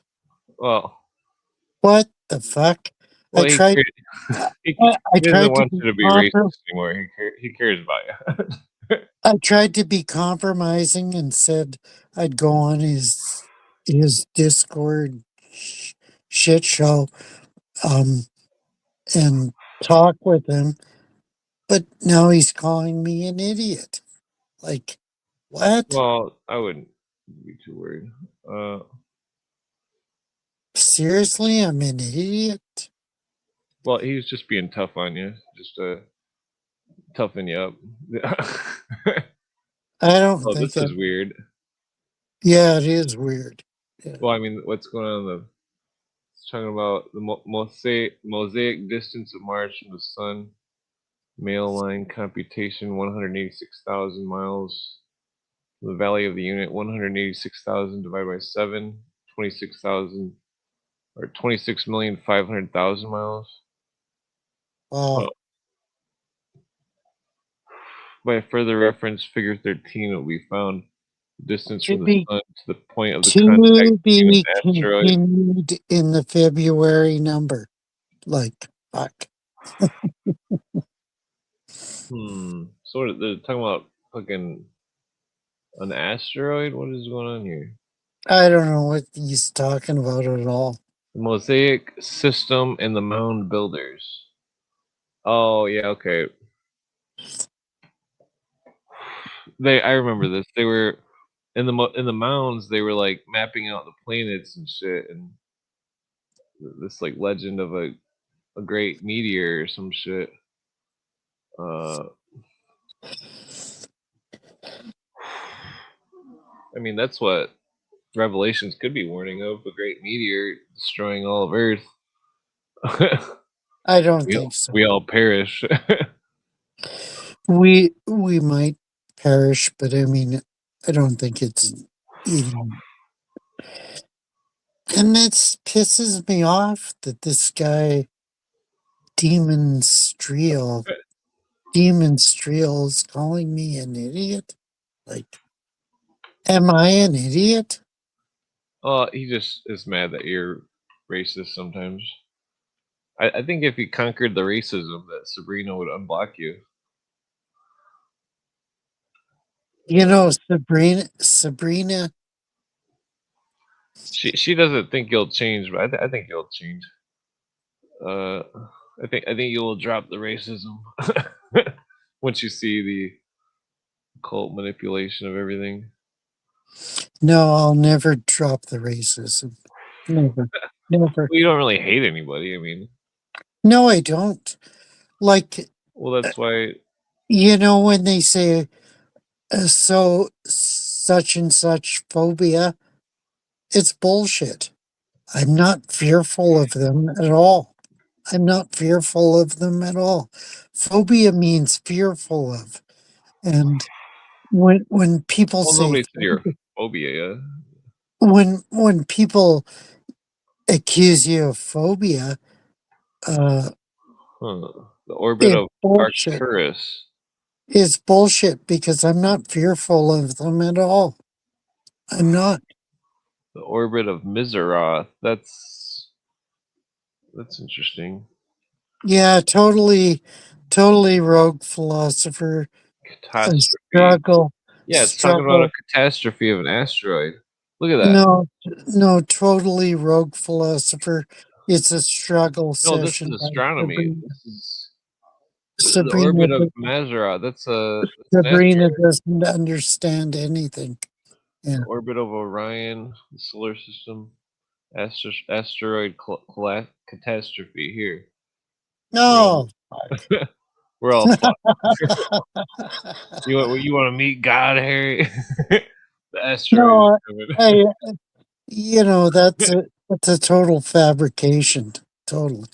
Well, I mean, you always hear on the news, what is this talking about? The Mazzaroth, Sirius, Arcturus of Jove, from the center of the rotation of aggregate matter, the invisible Pleiade, then Okay, Damon Istriel said he's get up there in 20 minutes. What the fuck does that mean? I don't know if I can make it 20 more minutes. It's been 9 hours. I know. Correct. Well, this Come on, bro. Well, this it's saying the solar system is located at the center of the galaxy. Get on right now. Right now. Calculating this 50 trillion million. Do it. Epic. Totally. Trillion. Same distance. Totally worms. Aggregate matter. Worms is. Scroll back, Damon Streel, and you can get on the podcast. Oh, I'll put a link if he doesn't want to come on. But, no, don't even. Go make a coffee, Clint. Coffee. I can't drink coffee. Fucking. This will I'm make me going to like sick. embarrass Harry. Oh, we're Like, talking about books. like he's I don't gonna need embarrass me. Fuck. I've never been embarrassed in my life. Well, this is interesting right here. The sun, the moon, the stars are established for lights. Blah blah. The fourth day began about the year BC 33 million. So they're saying the days were Yeah, that's all symbols of bullshit. large amounts It's of time. that's based on Darwinian bullshit. Yeah. Well, they're basing it off kind of messianic mound. No, they're basing it on Darwinian bullshit. No, they're talking about weird mathematics and astronomy. Yeah, cigarettes not going out. 33 million. Come on, Damon Striel, get on here now and let's discuss things. Come on. This book's going into some crazy shit. Editor's note. He won't come on because he doesn't got shit to say. Totally. Sound of Earth. What time is it? Damn it. It's already 7. I should probably pass out. I'm like feeling I need some food. Let's see. Indications of the third book of Moses called Leviticus. The place where they kill the burnt offering. I'm not sure what's going on there. 500 pages. You're driving to work? Like, fuck off. Let's see. Get on the channel. Oh, tomorrow? You'll join tomorrow? Well, fuck.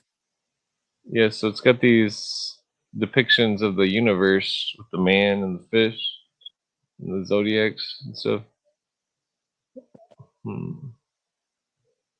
So basically, they thought that there was an ancient map of the universe and that they were foreseeing an asteroid hitting Earth through the ancient mathematics. What is this? 4 ages of man, the grand epoch, creative days. Let's see, correspond to 33, blah, blah, blah. Okay, Damon Strea, I'm 65, I'm retired, so fuck off.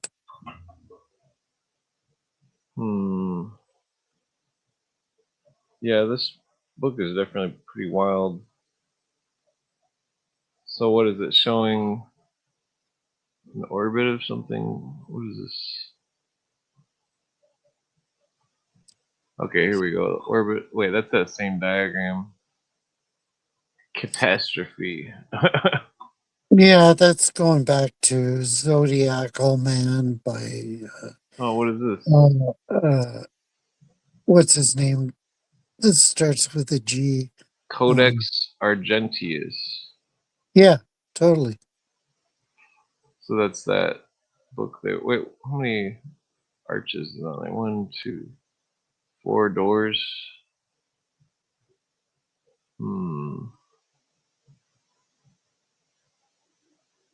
Wait, I think this is.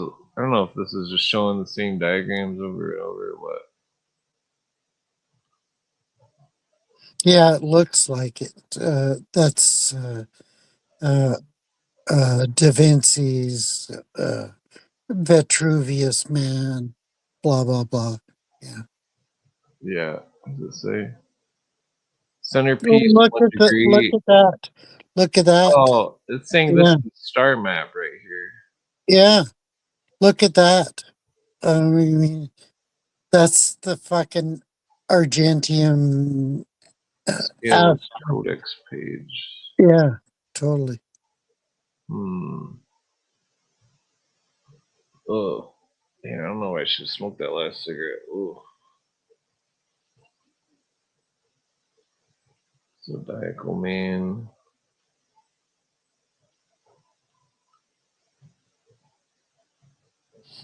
Is that the golden candlestick? Oh, yeah, too much cigarette. Oh.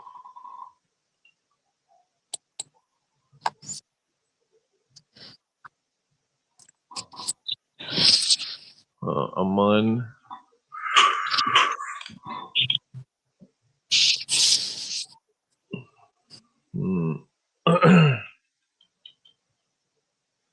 This is the Greco-Etruscan Biga.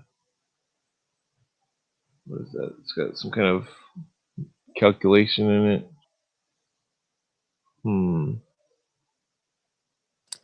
So Damon Streel is going to embarrass Harry. How is he going to do that? I don't know. He's full of shit. He won't come on. He says, I'm driving to work and I'll join tomorrow. Bullshit. Can't you fucking deal with it? All right, calm down. Can't he deal with it right now? Like, come on. He's full of shit. Are we on tomorrow? Will you let me deal with him tomorrow? What day is it? Tomorrow's Thursday, or tomorrow's today? Fuck. Yeah, tomorrow. Today is Thursday, so yeah. Tomorrow is today. Yeah, totally.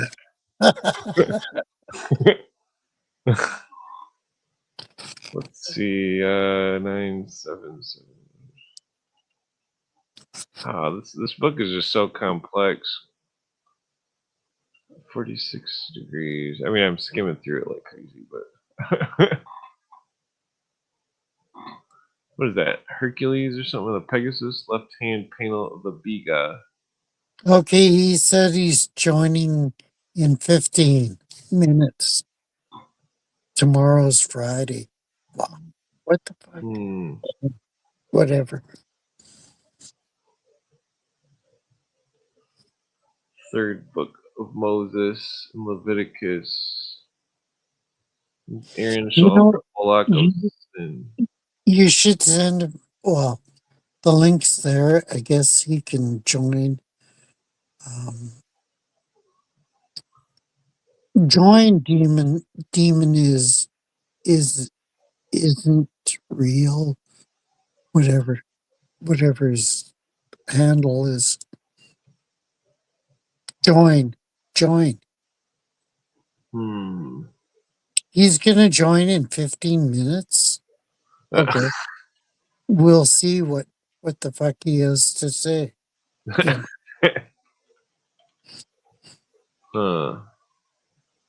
If you can stand it for another 15 minutes, Clint.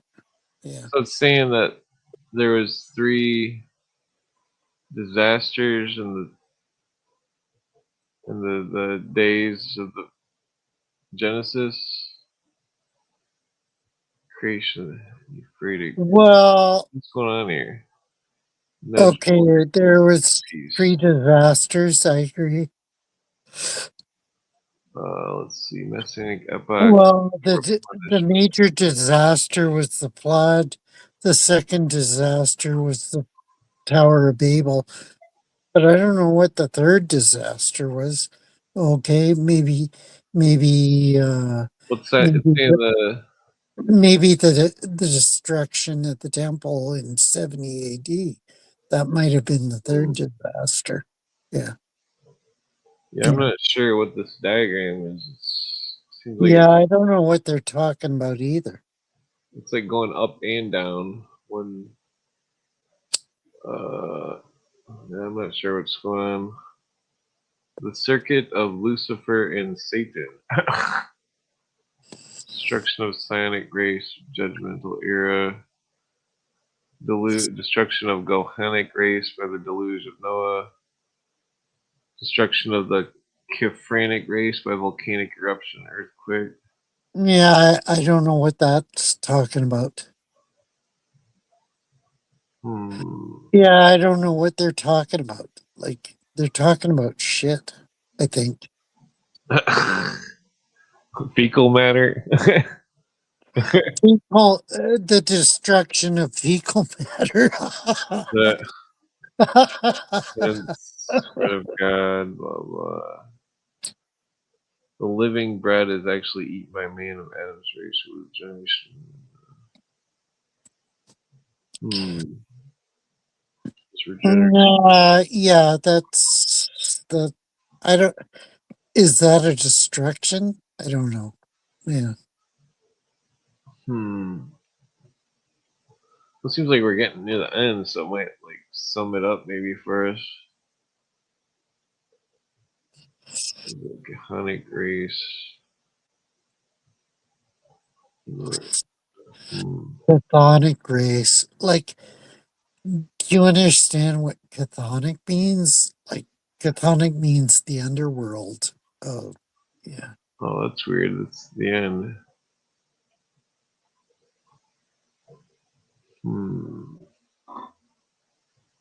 Okay. What was it talking about? Sterilization itself is the purification of matter. What book is this again? Sorry, I missed it. It's the mythology of all races. That's what it's called. By who? I think it's some kind of Theosophy Publishing or something. 19. Mythology of all 1908. races. Okay, yeah. The Greater Light. Edward Biddlelatch, Marion, Pennsylvania. Where's the I've cover? never heard of Edward Middlelatch. Like, who the fuck is he? The Greater Light. He isn't even Okay, here it is. The Greater Light is an essentiality is the flow of knowledge that unveils the history of the world in relation to God and the planes of purposes through the Mosaic system of chronology as a method derived from the Holy Bible and through the Codex Argenteus page as a divine revelation to man and angel, much of which has otherwise been set forth. It is proposed in this periodical to continue the work already inaugurated, to deepen the researches of all available sources, and to manifest as far as possible whence this light emanates with it to it. I've never heard of this guy. Wow. Let me see here. Edward What's the name B. of that thing? Is he he's a theosophist, obviously. Yeah. Argentius, Codex Argentius, Silver Bible, 6th century illuminated manuscript containing the 4 Gospels translated into Gothic language by Bishop Walfia in the 4th century, written in gold and silver ink on purple dyed vellum. A rare, valuable artifact representing the best preserved samples of Gothic language. Wow. Interesting. Wow. Put it on here real quick. So yeah, it's silver and gold. That's pretty fancy. Yeah, that is pretty fancy. 4th century. Huh. Yeah, I don't think I recollect this. Yeah, that's quite. Neither do I. Yeah, I don't remember this text at all. So that's Gothic language, not Greek or Latin. Huh. Okay. Well, that looks like Greek to me. Yeah. Lord's Prayer, Matthew 5:34.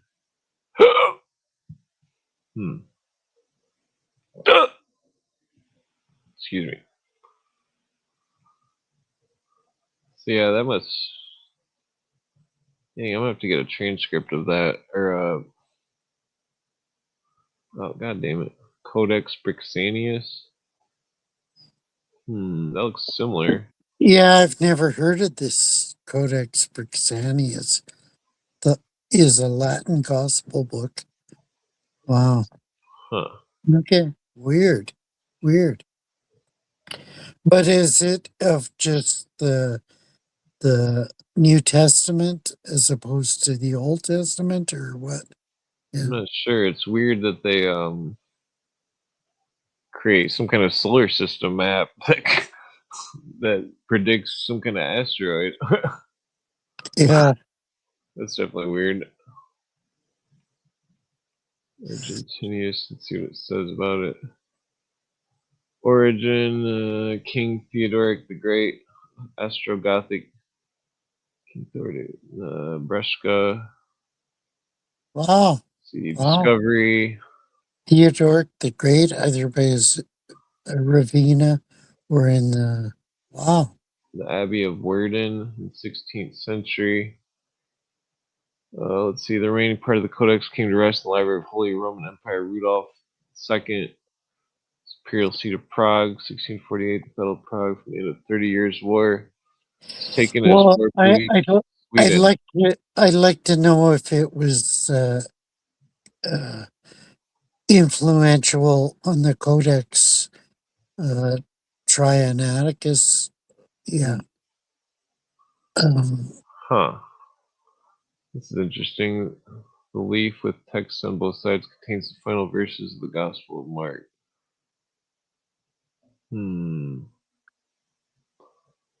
Judgment, distinguished learning.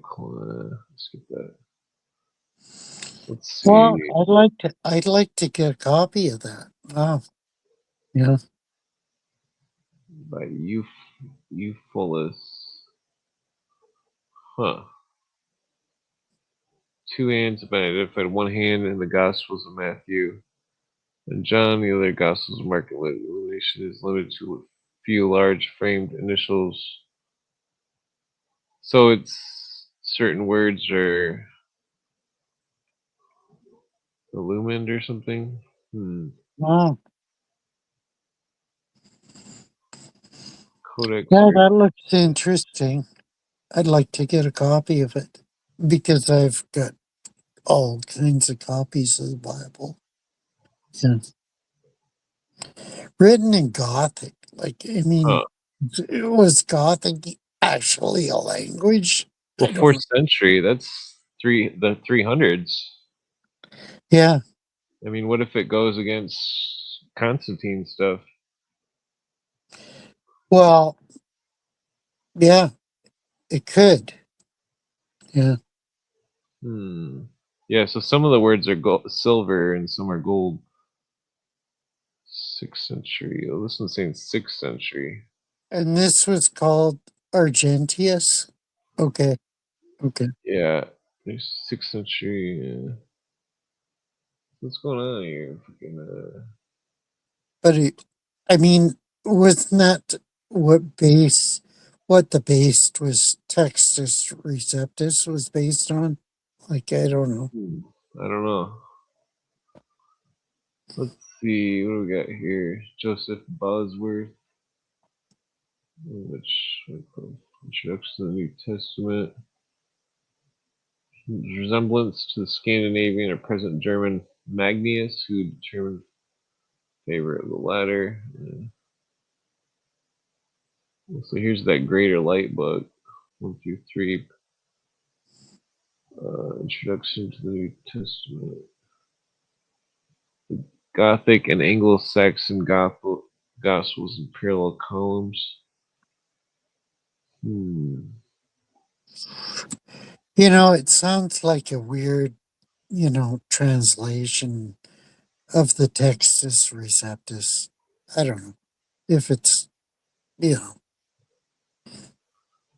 I mean, the Textus Receptus was basically fundamental for the King James Bible and the Tyndale Bible, all these Reformation type Bibles. I wonder what the oldest book is on the subject. 1886, 1884. Yeah, that's not old enough. It's got to be in the 1600s at least. These are just books that reference, say the word, and I'm just seeing 1885, 1891. Maybe I should look for an older. Let's see. Custom range. Let's see. What? 1500 to 1799. 1793.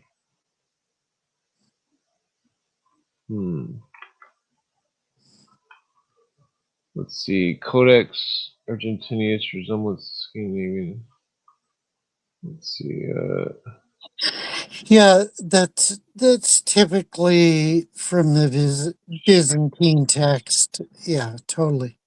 Yeah. Sweden, Denmark, Danish, Icelandic, dialects of the theme. Same ancient language, course of ages. Occupied. Oh, so arguments by which the Codex Argentinius and Carolinus are proved to be Gothic. Yeah, it occupies a middle text. I don't know what that means by that. Yeah. Yeah, it must be like a middle ground for translations or something. Yeah. Wow. 1762. Oh, that's in Latin.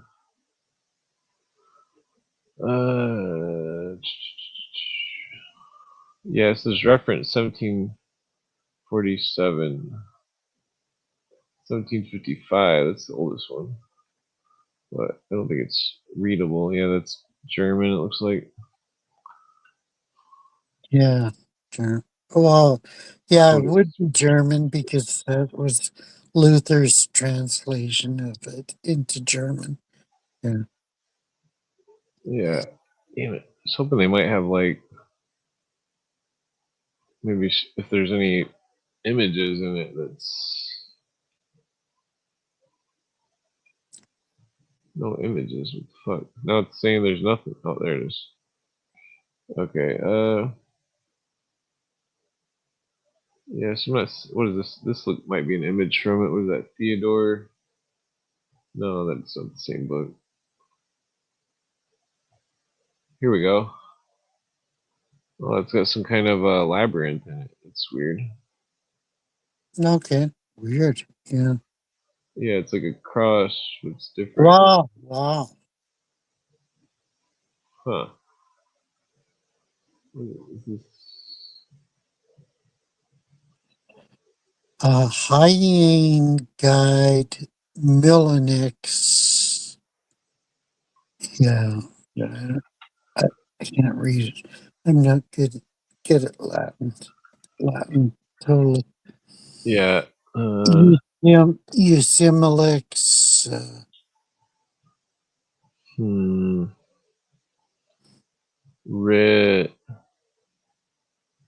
Yeah, I can't read that. Ulix. Ulix. Ordia. Reformation. Well, it's a Reformed Bible. Yeah, totally. Reformed. That's probably talking about the Lutheran Bible. Yeah. Just a picture from it. I think it's got Jesus or something. Okay, I'm just gonna go back to this in there. Oh yeah, okay. Anyways, yeah, that book's pretty wild. On to another subject. What are we dealing with? Yeah, in the world today. Today, Great Pyramid. What is that? Great Pyramid of Giza. Instead of Giza. Oh, this looks interesting. Yeah, weird. Let's get the pyramid with the directions of.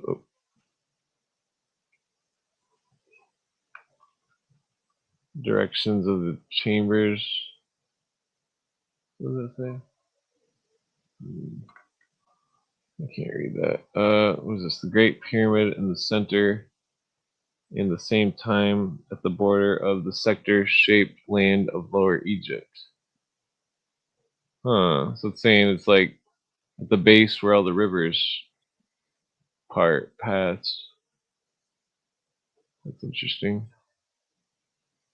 Yeah. Hmm. What if it's relevant? Like Lower to Egypt in the geographical center of the land surface of the whole world. yeah, I understand that. Yeah. Interesting. Yeah, they got it at the prime meridian. Location of Cheops. Oh, there's some good pictures in this. Look at, they show the sides as being conclave or whatever. I think this Yeah, was where it was discovered that they were conclave. yeah, big deal. It doesn't mean anything to me. Is that Great Pyramid scale map of pyramids? They're flat topped hill of rock rising just south of low delta. 36 degrees latitude.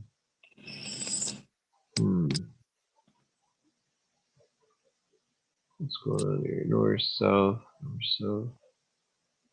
The fourth pyramid, the fifth pyramid. Sixth pyramid. Yeah, they're all bullshit.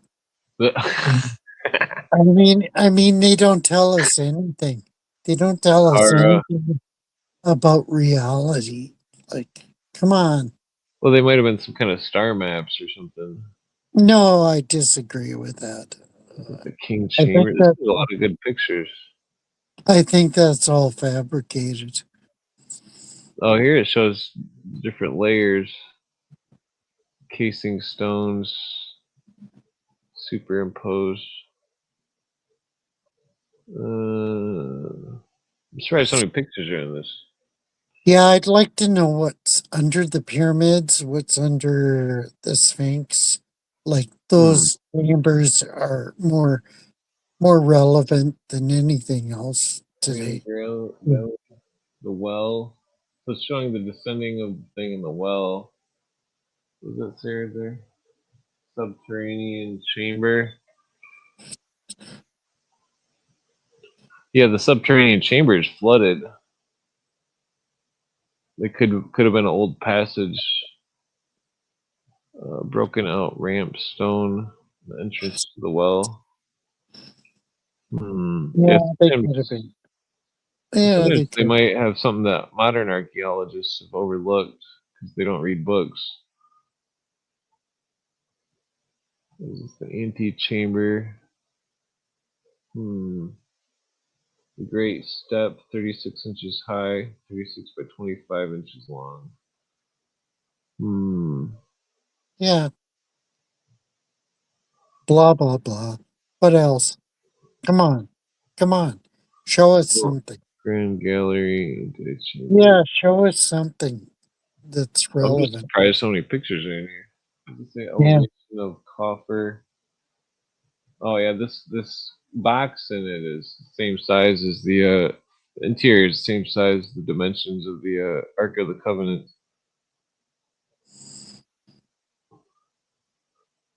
This area. Coincidence. Yeah.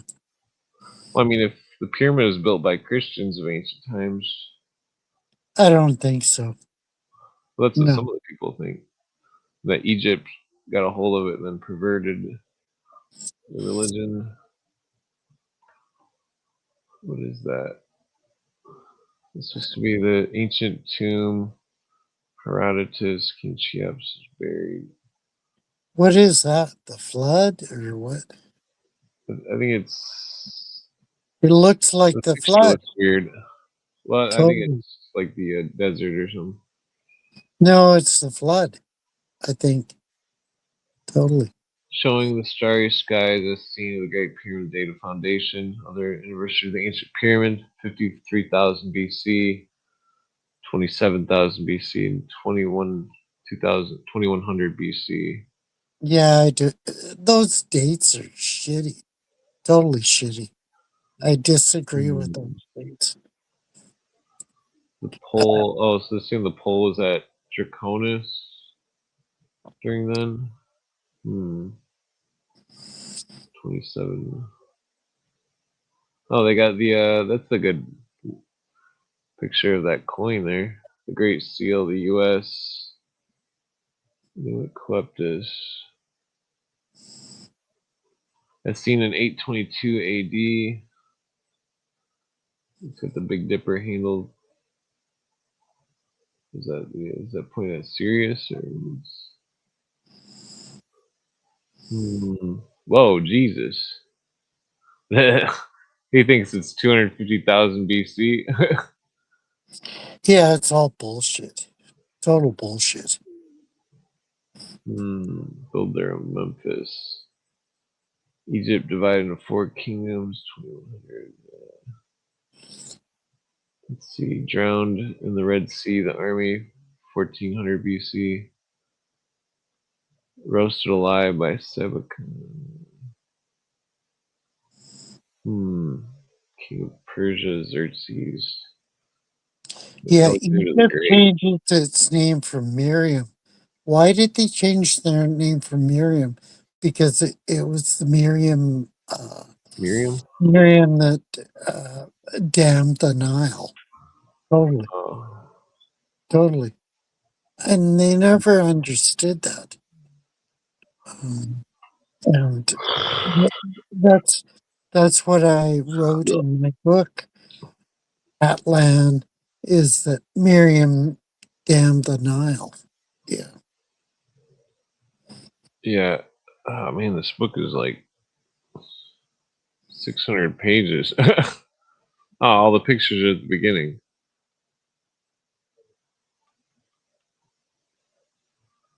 Let's see. What do they got going on here? Fuck, I wrote this book back in the 70s. I wrote this book that totally described what happened then. Yeah. Yeah. Wait, so they got the angle of rise and faces the horizon. 52 degrees, 51 degrees. And it was 5 degrees. It was a science fiction fantasy book. Well, fantasy book. Because fantasy is the overarching thing of science fiction. Yeah. Oh, Rick! It pisses me off so much that they that they don't understand this. I mean, I wrote about this years ago. Like, fuck. It pisses me off that they don't understand. Antioch destroyed. Nicomedia. Let's see. Is it the year on the left? Yeah, year 560. So it's going over multiple earthquakes and stuff. What is going on here? Earthquakes, yeah. Jesus. Syria, 742 Syria. Palestine, Asia, 500 towns destroyed. Huh. Let's see. Naples. What do we got here? 1667. 80,000. Jesus.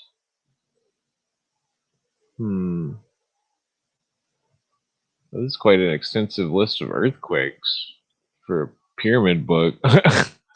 Not sure what the connection is. Well, I can tell you. Yeah. Let's see. It's pretty obvious. Jesus. Yeah. 41,000 were killed in a Panama earthquake in Peru in 1797. That's fucked up. Venezuela, 12,000 people. 1812. 22,000 in Syria. Aleppo, Syria. 20,000 in Chile. Like, I mean, come Jesus, on, wake that's a up, lot of people. wake up. That's probably why we should figure out that whole book about the fucking 10,000 in Naples, 12,000 in Guatemala. 25,000 in Peru, 1872, 1875, South America 14,000. Man, this is 14,000 in Calcutta. Well, if their houses are all small huts, how do 50,000, they? 50,000 in fucking nigger Well, shit. you can't say that word. Well, so this is weird. Beginning at midnight, 1883, August 26th, on the island of Krakatoa, simultaneously extending to every island and portion of the sea for over 100 miles in either direction. 30 square miles of the island sank in less than 3 hours. Holy shit. Tidal waves reached as far as the Cape of Good Hope. Lowest estimate of loss of life, 50,000. Yeah, that was a good thing. That was a good thing. That's definitely not a good thing. Yes, it was a What good if you thing. were on that island? Fuck the niggers. Well, Fuck you the can't say niggers. that. This is YouTube, remember? Jesus. Sorry. Plus, you gotta quit the racism so Sabrina unblocks you. Oh, fuck Sabrina. What? Sabrina's an idiot. Well, good that you don't want to be. But, okay, so what is this? 1896, Japan. Jesus. Yeti, Japan, 9,000 houses destroyed. 37,000 life A lot. lost in where? Japan and Hawaii. Looks like the numbers are going down as time increases. Yeah, the numbers are going down for some reason. Was Russia, 1902, 5,000 destroyed. 5,000 trust Oh, Caucasia. 1902, volcano Mont Pele near St. 30,000 30,000 in Pele. Yeah, that's a lot. Not enough. Not enough. You don't say negative stuff like that. Sorry, because I think they're fucking ass. Well, yeah. They're pieces of shit. Whoa, and they you don't deserve. actually hate anybody. I mean, come on. Yeah, I'm sorry. But I ultimately I think they're pieces of shit. Well, yeah. Well, you want to keep that opinion to yourself. Okay. So people don't wish bad upon you or something. I understand. Yeah, I understand. Huh. Okay. Tidal wave, 1907, caused by volcanic action, devastated the Dutch East Indies. Yeah, just 1,500 a couple years in a row. Big deal. 1,500. Whatever. This is a weird book. It's going from the pyramids to earthquakes. Okay, here we go. The foregoing extended tables of all the important destructive earthquakes that have occurred in the last 1,900 years have not been introduced here to satisfy idle curiosity. Yeah, not enough people. Hold on, nor to awe the reader of the magnitude of the destruction of life. But yeah, not enough people in China and India have been destroyed. Unfortunately. Well, let me finish. That seismic phenomena is universal over the face of the earth. China and India needed to be destroyed. The predecessors placed the Great Pyramid. If we have made this point clear, we will now introduce another side issue to assist us in the further elucidation of our theory, as that the extraordinary intelligence of the builders of that first great wonder of the world and of the impossibility of such a race of people existed between a period between 2,000 and 10,000 BC. Yeah, blah, blah, blah. Blah, blah, blah, blah, blah, blah, blah. Well, we got to hear it out here. The useful elements of astronomy. I mean, not enough people have been destroyed in China and India. like where it deserved to be destroyed because Oh, yeah, fucking you don't want to say that. they're fucking POSs. Oh, calm down. Yeah, Okay, so totally 850. POSs. Well, this is interesting. 850 miles is the diameter of the sun.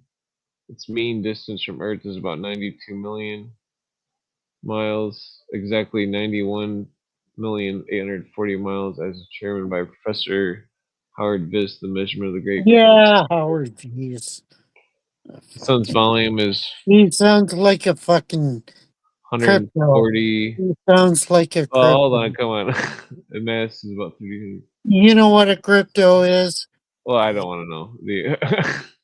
Okay, so divide 12 parts. So this is interesting because it's, for some reason, they're relating this somehow to the earthquakes.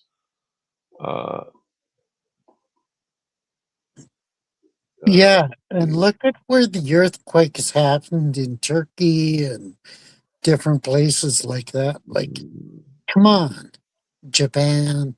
Eccentricity. Yeah, what happened there? Like, Well, I'm wondering what they're gonna get into with this. Distance anyone. Orbital velocity is about 67,000 miles an hour.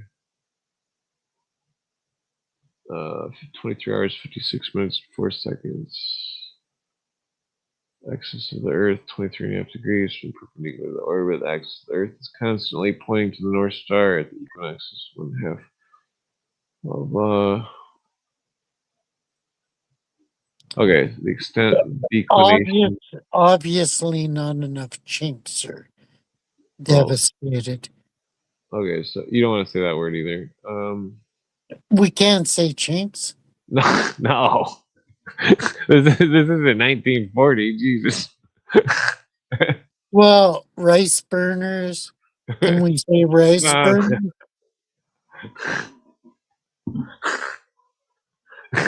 Okay. Calm down.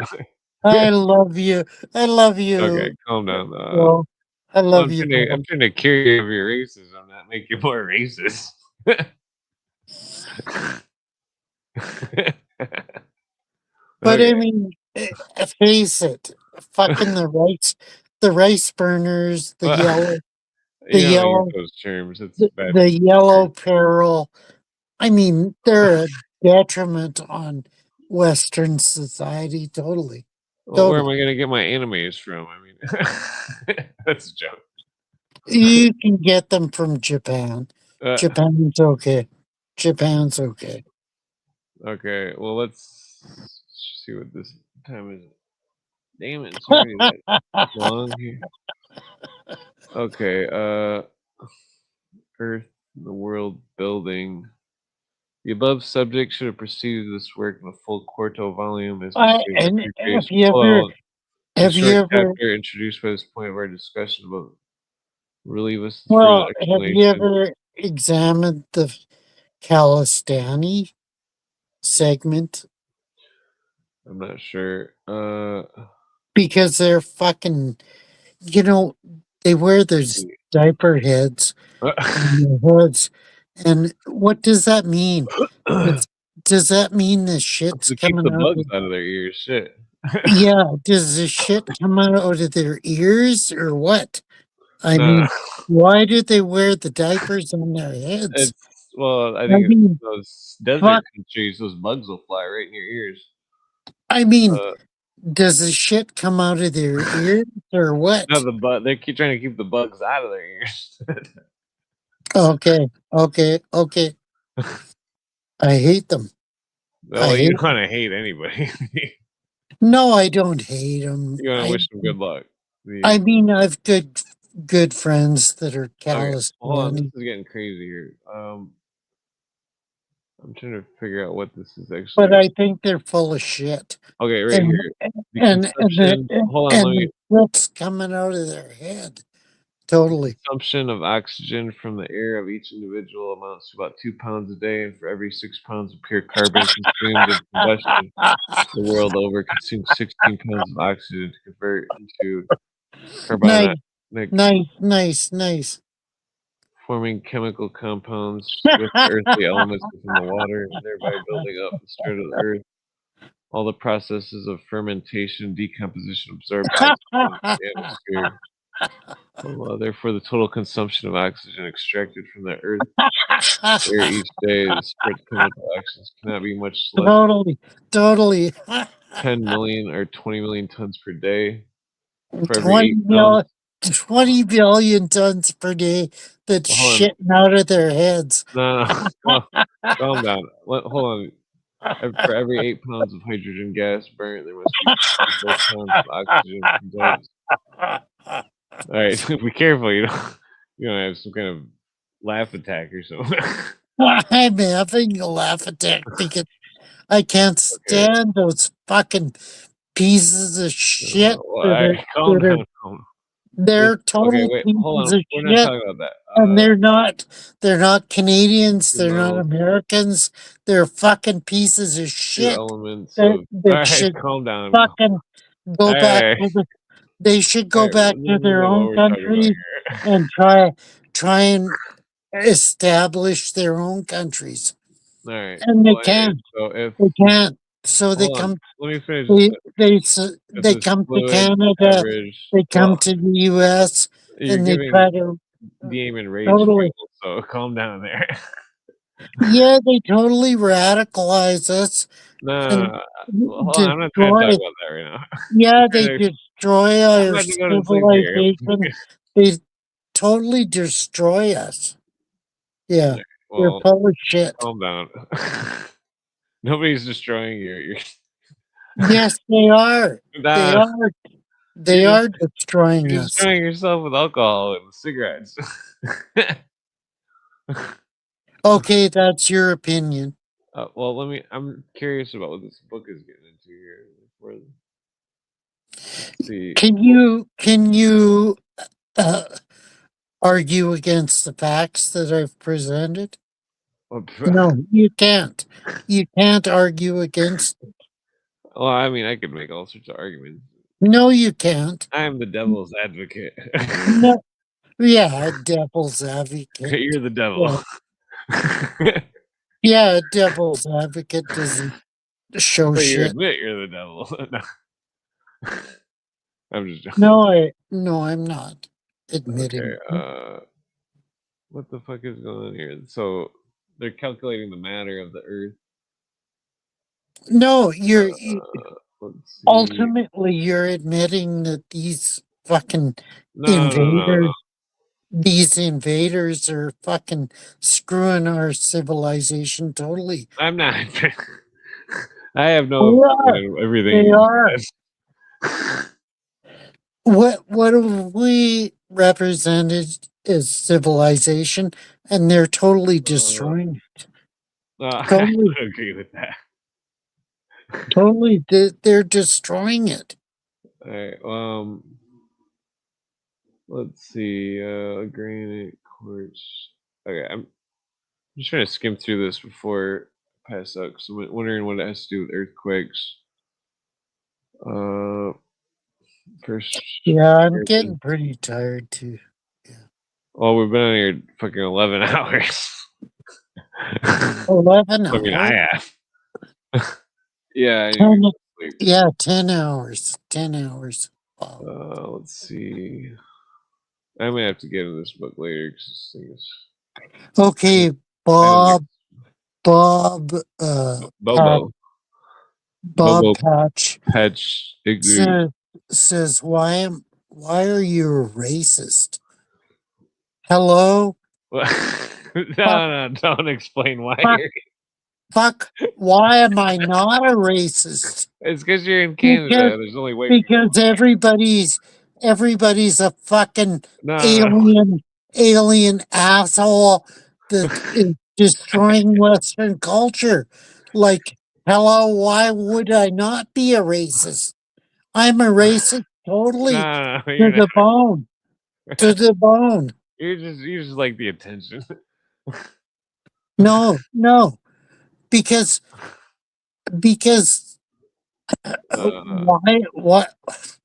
why are you a racist?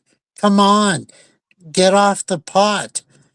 But Because these we aliens are don't. No. invading. This is not. You better These go. aliens are invading our This is. culture and destroying us totally.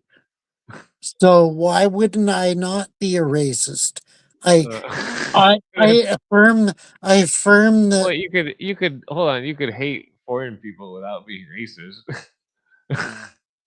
That doesn't No, mean because there could be people that are in Canada who are different races that are cool because yeah, they're I hate Canadians. the race. I No, hate no, the no, no. race. I hate the Anyway, other racists. I hate them. I think if they don't want to integrate, they're fucked. They're totally fucked. If you don't want to well, integrate into our culture, you're fucked. uh, Totally fucked. I'm gonna find you a black wife to marry. It never happened. Never happened because I don't believe in miscegenation. What?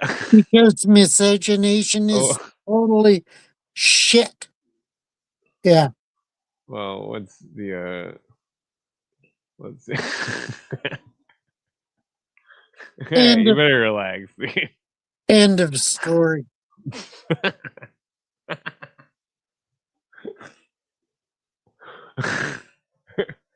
Okay, let's see. I'm surprised you made it this far. Fucking Yeah, I'm podcast. surprised we made it this far too. Okay, well, Thank you. Thank you for hosting me and all putting up that stuff. with Putting up with me. Yeah, totally. But do you understand where I'm coming from? you. No. No, you don't. Well, Why I mean, don't you? Why don't you understand it? people are people. I mean, they all end up in Yeah, the grave. people are Okay, people. Bullshit. Well, Um, do you understand? Okay, look at Revelations, whatever chapter, whatever in Revelations. What is the ultimate thing? They come from all nations and well, tribes and I think it's peoples. all symbolism. So, I mean, You think that's symbolism? They yeah, come the from all symbol of the nations zodiac. and tribes and and nations. I mean, Uh, ultimately we're going to come to the same conclusion, but we're going to be black, white, uh, you know, in between, whatever. We're going to be nigger, dude, white. you don't have to say that word Why not? Why because it's can't we say YouTube. that? Because my That's YouTube accept- could get taken down for me saying that. no, it's acceptable No, nowadays. it's not acceptable. Yes, it is. Oh, it's against my rules. So you Okay, don't want to say whatever, it. whatever. Okay, well, It's against your rules. I I'm think this pyramid stuff with the earthquakes more important. Yeah, No, it isn't. No, it isn't. well, it is if there's a giant earthquake. We can't predict it because we're retarded. A giant earthquake? Are you serious? Like, come on. Well, don't you know that book that the CIA hid from the public? They made it illegal. No, there's no giant earthquake going to happen. You know what's going to happen is another uh COVID shit show, or there's going to be a a crypto shit show, or there's going to be another uh uh lockdown on on on the Yeah. on the on the what is it called? You know, where we're communicating right now. That'll be locked down. So that you know, there's not Uh, going to be there's not going to be anything else. Yeah. I'm more worried about meteors and earthquakes and anything else. No. And you know what? An EMP would be fabulous for us. Well, excuse me, I don't have a wood stove, so I definitely can't handle EMP. Do you know what an EMP is? Yeah, magnetic pulse. Yeah, and it'll shut down all the electronic facilities. Well, I'm wondering about this. I'm probably gonna pass, I guess. Okay, Bob Opacic. Yeah, I've hung out with many people of different races, and I hate their races. I Nice. think they're full of Nice. shit. I think their I would say races. those things. I think their races are shitty, Oh, that's, totally shitty. The white well, race rules. I thought Totally. Jesus said, "Love thy neighbor." Yeah, love your neighbor, but not Yeah, but the he doesn't fucking say, "Love thy lots of neighbor." fucking That's Indians the or one. niggers I don't or know. Who could say that? yeah. You already said you'd agree to the rules of not saying that. Let's see. I'm wondering Well, how they're. you agree? I mean, look at your neighbors. Look at your neighbors, and what do you Oh, think of them? What do you think of them? Do you think they're full of shit or what? well, the let's see here. Distance attributed to the sun of the earth began with infinite quantity about 10 miles, increased slowly to 10,000 miles. It's 25. What is this talking about? Under German Kepler, 78 million miles. I mean, Wait, this is saying. Look at your neighbors in the 10-mile district. Who do you prefer? Do you prefer your Infinite white quantity. brothers? Do you prefer on. your white brothers or what? Why is it Come on. saying this is saying that the sun? They claim the sun was a different distance from Earth. Okay, you're fucking going off into spectacularism. Like, come on. Your neighbors. A lot of Do you support the crackers or not? I don't support anybody. I Why? support America. Do you think the non-crackers are supporting you? Well, I think all people are equal. I mean, regardless. No, you're full of shit. You're totally full of shit. Are you telling me that somebody couldn't? Well, I guarantee you that 90% of all people on the planet are idiots. So they're all equally retarded, including white people. I agree totally. But I mean, the white crackers are totally above the rest of the shit. There's no difference to me between you saying that. Yes, there is a Hold on. difference. There's no difference Come between on. you. Hold on, let me Come explain. on. There's Come no on. difference between you saying the N word and some black guy saying cracker over and over. You guys are both racist. You gotta drop the racism. It is time, Harry. Oh, can we say crackers now, or can we not say crackers? No,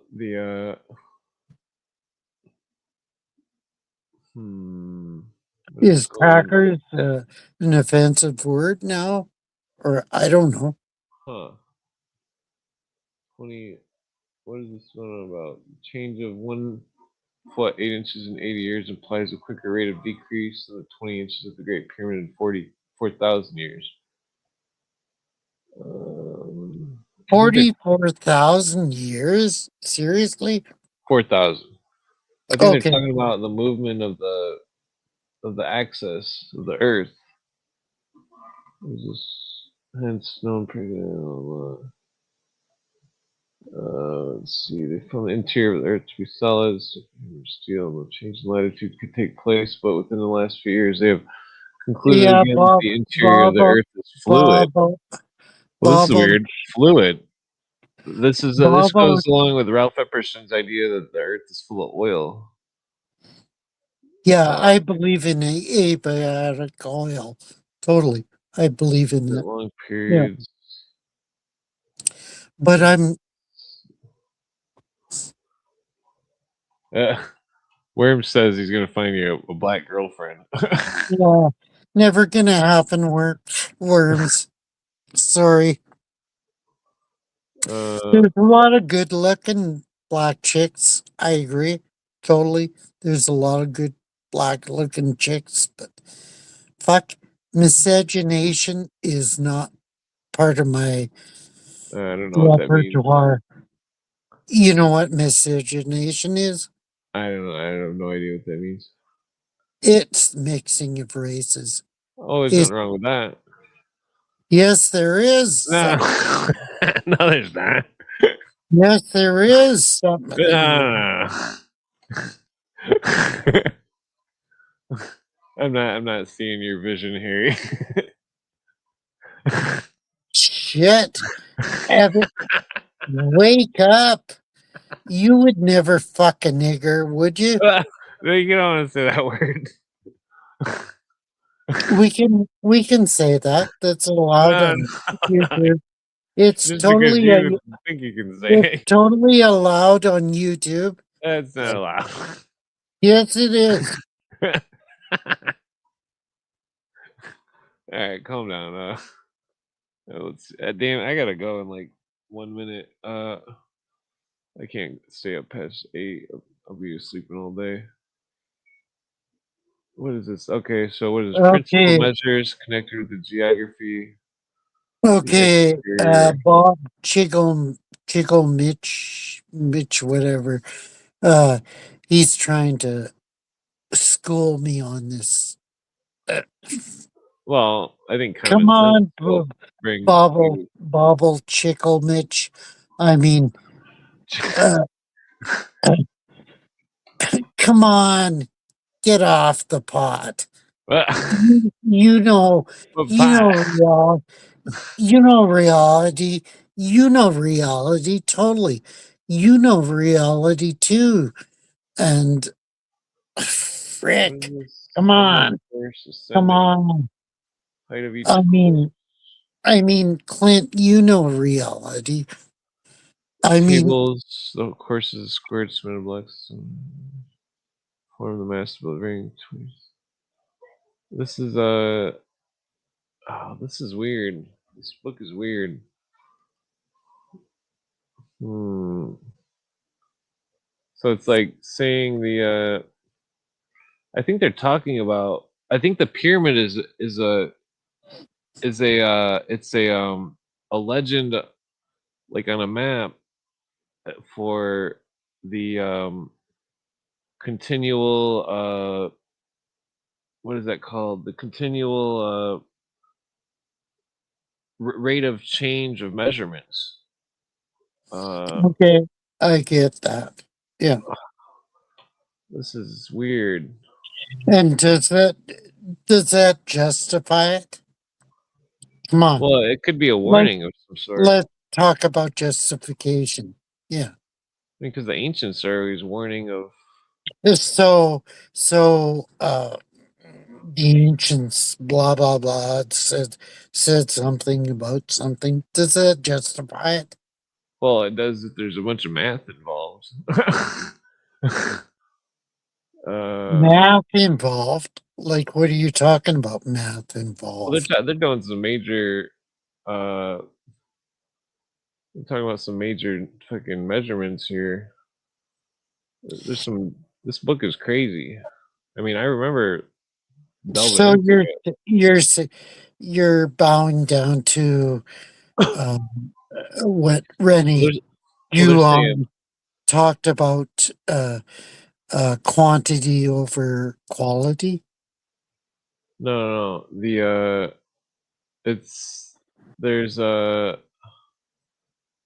like a connection with the Bible and the Great Pyramid and language and numbers. So? Do you honestly think so? That quantity over quality rules? No, I'm not talking. Well, I would say this book's pretty quality. Okay. Okay. Okay. I mean, there's a lot of stuff going on in this book. I mean, I want to know why it's talking about fucking giant earthquakes in the pyramid. Were they able to somehow calculate when the earthquakes were coming or something? Yeah, that's a side issue.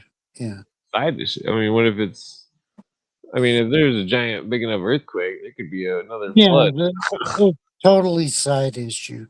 I'm talking about quantity over quality.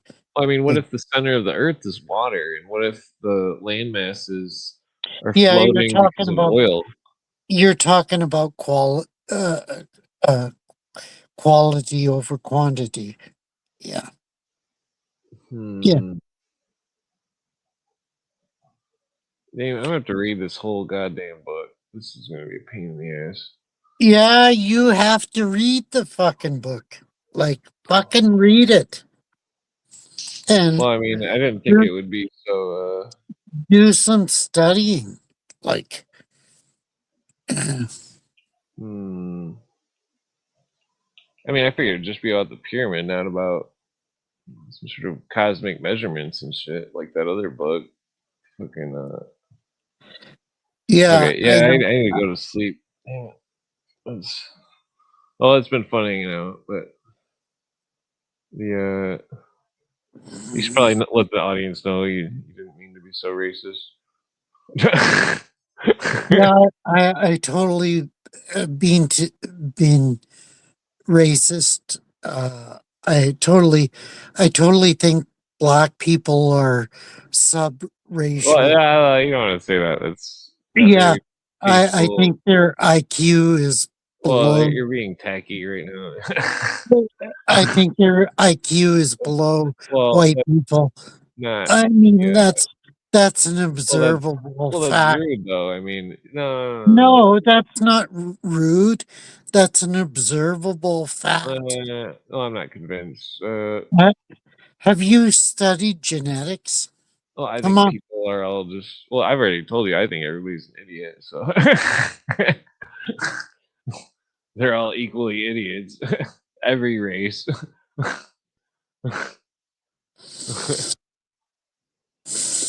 Well, I will agree that there's a lot of white people that are fucked in their head. Totally fucked in their head. But I mean, for the most part, white people have a higher IQ. Yeah, but hold on though. You're using the term. The white people have a higher No. Hold on. Let me explain here. No, I don't believe in the terms white and black because there's all different sorts of people, and I think you're full of shit. No, you understand that term is a universal term. Hold on. Study the statistics. Wait. You understand the. Okay, so the problem with the world is that everybody's universalizing all these terms and stuff, and that it's creating a lack of it's creating this thing where people generalize things in such a way to where it can reduce the world. It reduces the world down to these vague generalizations of everything, and that's what we're against. And what's wrong with that? What's wrong with that? Well, so you don't understand. It's like you calling yourself white is it takes away your any of the tribes of like Celtic or whatever ethnicity you are. It's taking that away from you, and that it's why because it's well, I mean, that's how they're lying about all this shit. They're making shit up. You say they're lying, but statistics prove otherwise. Yeah, but you can look at white people. No, come on. Hold on. You can look at. I've allowed you to talk and say very horrible things, so you can listen to me for a second. You can look at all different types of white people, quote unquote, white, as in, and that. You're blessed because you've got a lot of white heritage. No. Okay, so yes, you are. Yes, you are. No, I'm not. I'm not talking about what you're saying. I'm talking about well, how you're not giving me a chance. you were to blessed. I'm going to sleep. You've had too much sugar today, Harry. You can't say bad You think words. so? You think so? I think you're. Well, hold on. I think you're No. obfuscating. You don't understand that for anybody to group white people or black people in one big group is retarded, because look at Europe. There's red-haired people, there's black-haired people, blonde-haired people, all different sizes of noses and faces, and the eyes, colors. Yeah. The same thing Hello. goes for people in Africa. Hello. Hold on, no, you gotta understand. The same thing is people in Africa. There's different shapes, Bullshit. noses, eyes. Bullshit. They're all. Bullshit. Well, They're all fucking niggers. No, yeah, you don't want to. They're all saying that fucking word. niggers. All right, I'm going to sleep. Go to sleep. Okay, go to sleep. I'm going to If sleep. you deny. Harry said the N word too much. It's very tasteless and despicable. Nigger. Well, That. all right, I'm going to sleep. All right, Harry's still talking, but I'm picking him off the screen 'cause he's very rude. He's rude. Okay, yeah, I wanted to get in this book more, but Harry went into racism. There's still words going on. Nigger. Harry's being very childish. I'm going to sleep. Been on here way too long.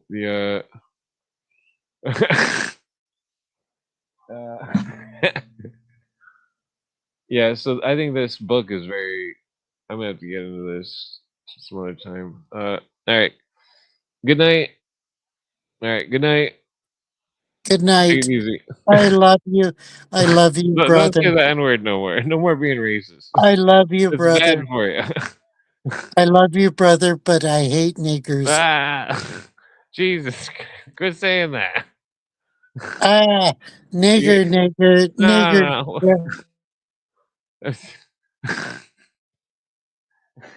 Jesus Christ. Okay. Good night. He's still saying it. Somebody should pray for Harry. he's got a real hatred going on. I think it's some kind of attention. He likes the attention. Yeah, this book is intense. All right, good night. I'm going to sleep. You should give me a like and a share and subscribe. And since I'm on here for so long, like an idiot, I'm trying to help Harry not be racist. And he just goes into full racism mode, and it's just very childish, very well, it's disrespectful, especially when I tell him not to say it. But yeah, this book is intense. We're gonna have to. Let's talk about the Solomon's Temple and the measurements, Holy of Holies. Talking about the Great Pyramid. I do think the Great Pyramid was Solomon's Temple, and that's a long story. I mean, it's that's a long story. Okay, I'm going to sleep. This book is just like, it's gonna take forever to read, but maybe I could skip to the end and see if there's any Stanford. Let's see if there's like a final note here in the back. I'm already up to slime. We'll stay up 5 more minutes. I got Harry yelling the N word in my ear. It's so high pitched too, like Winnie the Pooh.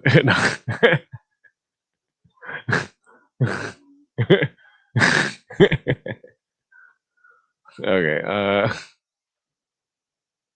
Let's see what we got here in this last couple pages. This is the conclusion. How long is this conclusion? This is way too... Okay, here it is. Was that like a couple pages? It's not difficult proposition to speculate upon a mysterious subject. Few people have investigated, obtained followers of theory, but mysterious subject like the Great Pyramid has been before the intelligent, thinking inhabitants of Earth for over 5,000 years. Blah blah. Population has varied numbers from a few thousand to 1 billion something. Intelligence is ranked from the naked. Blah blah. Philippines. Most gifted scientists of the age. Blah blah. New theory regarding it. Fixities. Reasons expressed. First great wonder of the world.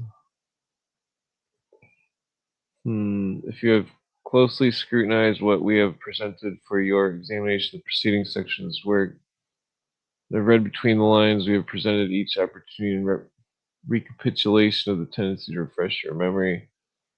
Damn it, this first... Okay, the page is messed up. Okay, so I think it's the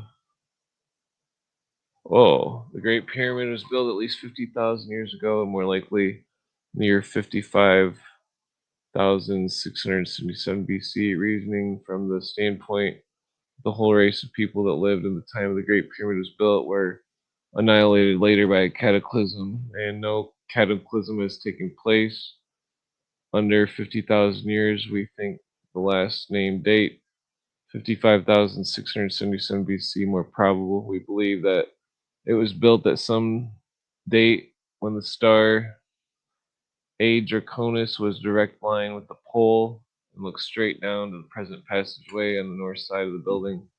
These occurrences only take place every 25,800 years. Last occurrence only take one during the present civilization was 2170 BC, and we will not duplicate its position until 630 AD. We maintain that it could not have been built around 2170 BC, as ignorance and superstition pervaded the whole earth. At that period, there has yet to be no reasonable argument produced to prove divine assistance to the architect, and assistance works from that. Blah blah. Why is the page is cut off? Is that... Damn it. Let's see. Failed to register the same result. What is this? It's also evident that the passageways and chambers were well lighted by some process of reflected light still unknown to us. It's almost positively certain that it was not lit up by lamps or by any method that we are familiar with. It probably was... The walls were probably aligned with gold. They were reflecting off the gold. Chambers were evident. Blah, blah. They were prepared for perfect ventilation, and no vitiated or impure air was tolerated by those ancient builders. Does this not demonstrate that the building was not erected by ignorant... Blah, blah. Is there a more plausible theory than one we have presented? We leave this portion of the subject to you. And so mote it be. Written by a Mason. That's funny. Yeah, I'm gonna have to read this book. Alright, good night. I apologize for Harry's racism. Alright, peace out.